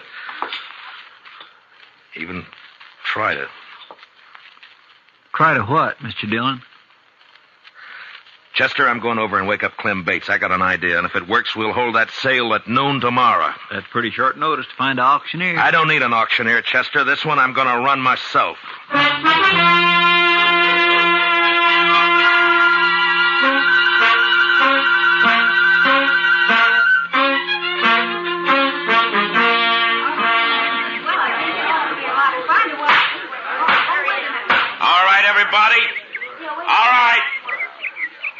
of you know what we're here for. This is a foreclosure sale of the property and household effects of Edward and Martha Blake, ordered by the court at the request of that fine-spirited, good-hearted public benefactor and friend and neighbor of us all, Caleb Andrews. Marshal Dillon, I refuse to tolerate this. Caleb, I think we better get one thing straight right now. The law tells me I gotta conduct this sale, but the law doesn't tell me what I gotta say while I'm conducting it. Get on with it. Get on with the sale. All right. Now, the first item I'm offering is a breadboard. Ms. Blake tells me she's used this for nearly 10 years. That's a lot of loaves of bread, a lot of years. As you can see, it's pretty badly battered up. I doubt if it'd be worth much to anybody unless they were used to it. Suppose we started at 50 cents. Is there anybody here low enough to bid 50 cents for Mrs. Blake's breadboard? How about you, Caleb? I'm not interested in the item. Get on with the sale. Anybody else? No? All right, then. The second item. It's a crib. Now, you'll notice it's handmade. Rough construction. Never been painted. And it's been well used. Ed built it himself 12 years ago, just before Jimmy was born. There are teeth marks all over the slats here, but that doesn't really hurt anything. There are Marshal Dillon, may I suggest you lump the household effects together and offer them as one bulk item? I'm sorry, Caleb. I'd rather offer them one at a time. Yes. Unless, of course, you'd care to waive all claim to the household effects and withdraw them from the order of foreclosure. I waive the claim. The household goods are withdrawn. Now get on to the house and land. So ordered. Now, the item offered is 160 acres of tillable land, a 4-room house, and a barn. I won't read through the description. You all know the property. It's a good farm. The amount of the mortgage is $420, held by Caleb Andrews. All right, the bidding's open. What am I offered? $450. I have $450 from Caleb Andrews. Do I hear another bid? Oh, the farm's worth $2,000. You're going to let him have it for $450? How about another bidder? Mr. Dillon? Yeah, what is it, Chester? Well, I've been thinking some lately of getting me a little place like this and settling down. I'll bid $1,000. I have $1,000. Do I hear another bid? It's a trick. He doesn't want this place. $1,000. Going once? $1,200. Caleb Andrews bids $1,200. What do you say, Chester? Well, sir, I think I kind of like this farm. $1,500. This is ridiculous. The bid is $1,500. Going once. Going twice. $1,600. $1,600 from Mr. Andrews. Chester? $8,420. He never had that much money in his whole life. Do I hear another bid? Oh, what do you say, Caleb? Do you think I'm a fool? Going once, going twice, sold. The Chester Proudfoot for $8,420. The buyer will come forward and complete the sale. Don't you worry none about me, Mr. Andrews. I got it right here. There's $8,000 in $500 bills, and here is the $420. Where did you ever get that much in cash? Well, I save my pay, Mr. Andrews, and of course I drink just mostly beer. It adds up after a while. Caleb, I guess $420 of this is yours. And that takes care of the mortgage. Well, Ed, looks like you made a pretty fair profit on the place. A lot better than I expected. Here's your money. Thank you, Matt. But I tell you, I'd still rather have the farm than the money. Well, now, I've been sort of thinking it over, Mr. Blake. Maybe I kind of lost my head. But when you come right down to it, I don't know what I'd ever do with a farm, so if you'd like to buy it, I'll take a $420 loss and sell it back to you for $8,000 cash. done. Here's your money. This is unheard of. They can't do it, Marshal. Well, as far as I know, there's no law against a man selling his own property. Now, the way I see it, Mr. Andrews, is right this minute you're a trespasser on my property. Come on, let's go. Let go of me, Gracie. Who do you think you're laughing at? Chester, you better get that $8,000 back to the bank. Clem Bates is probably worrying himself into a breakdown for fear somebody will find out that he let us have it. All right, Mr. Dillon, I'll see you in town later. Yeah. Oh, Matt, I don't know how we can ever thank you for what you've done. Not me, Martha.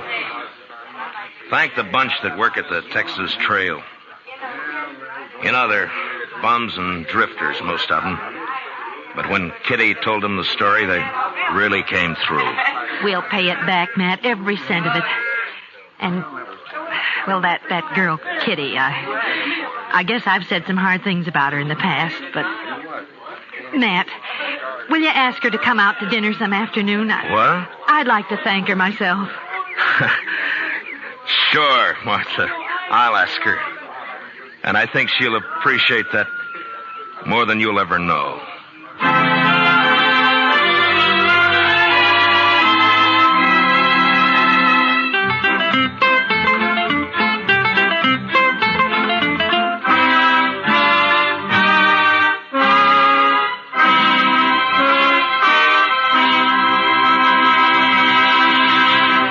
Gunsmoke, under the direction of Norman MacDonald, stars William Conrad as Matt Dillon, U.S. Marshal. Tonight's story was specially written for Gunsmoke by Les Crutchfield, with music composed and conducted by Rex Corey.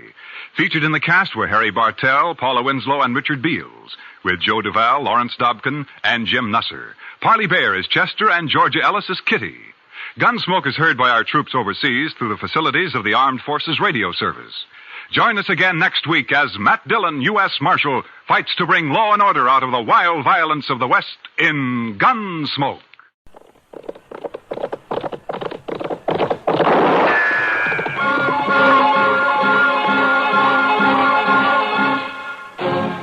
Around Dodge City and in the territory on West, there's just one way to handle the killers and the spoilers, and that's with a U.S. Marshal and the smell of gun smoke.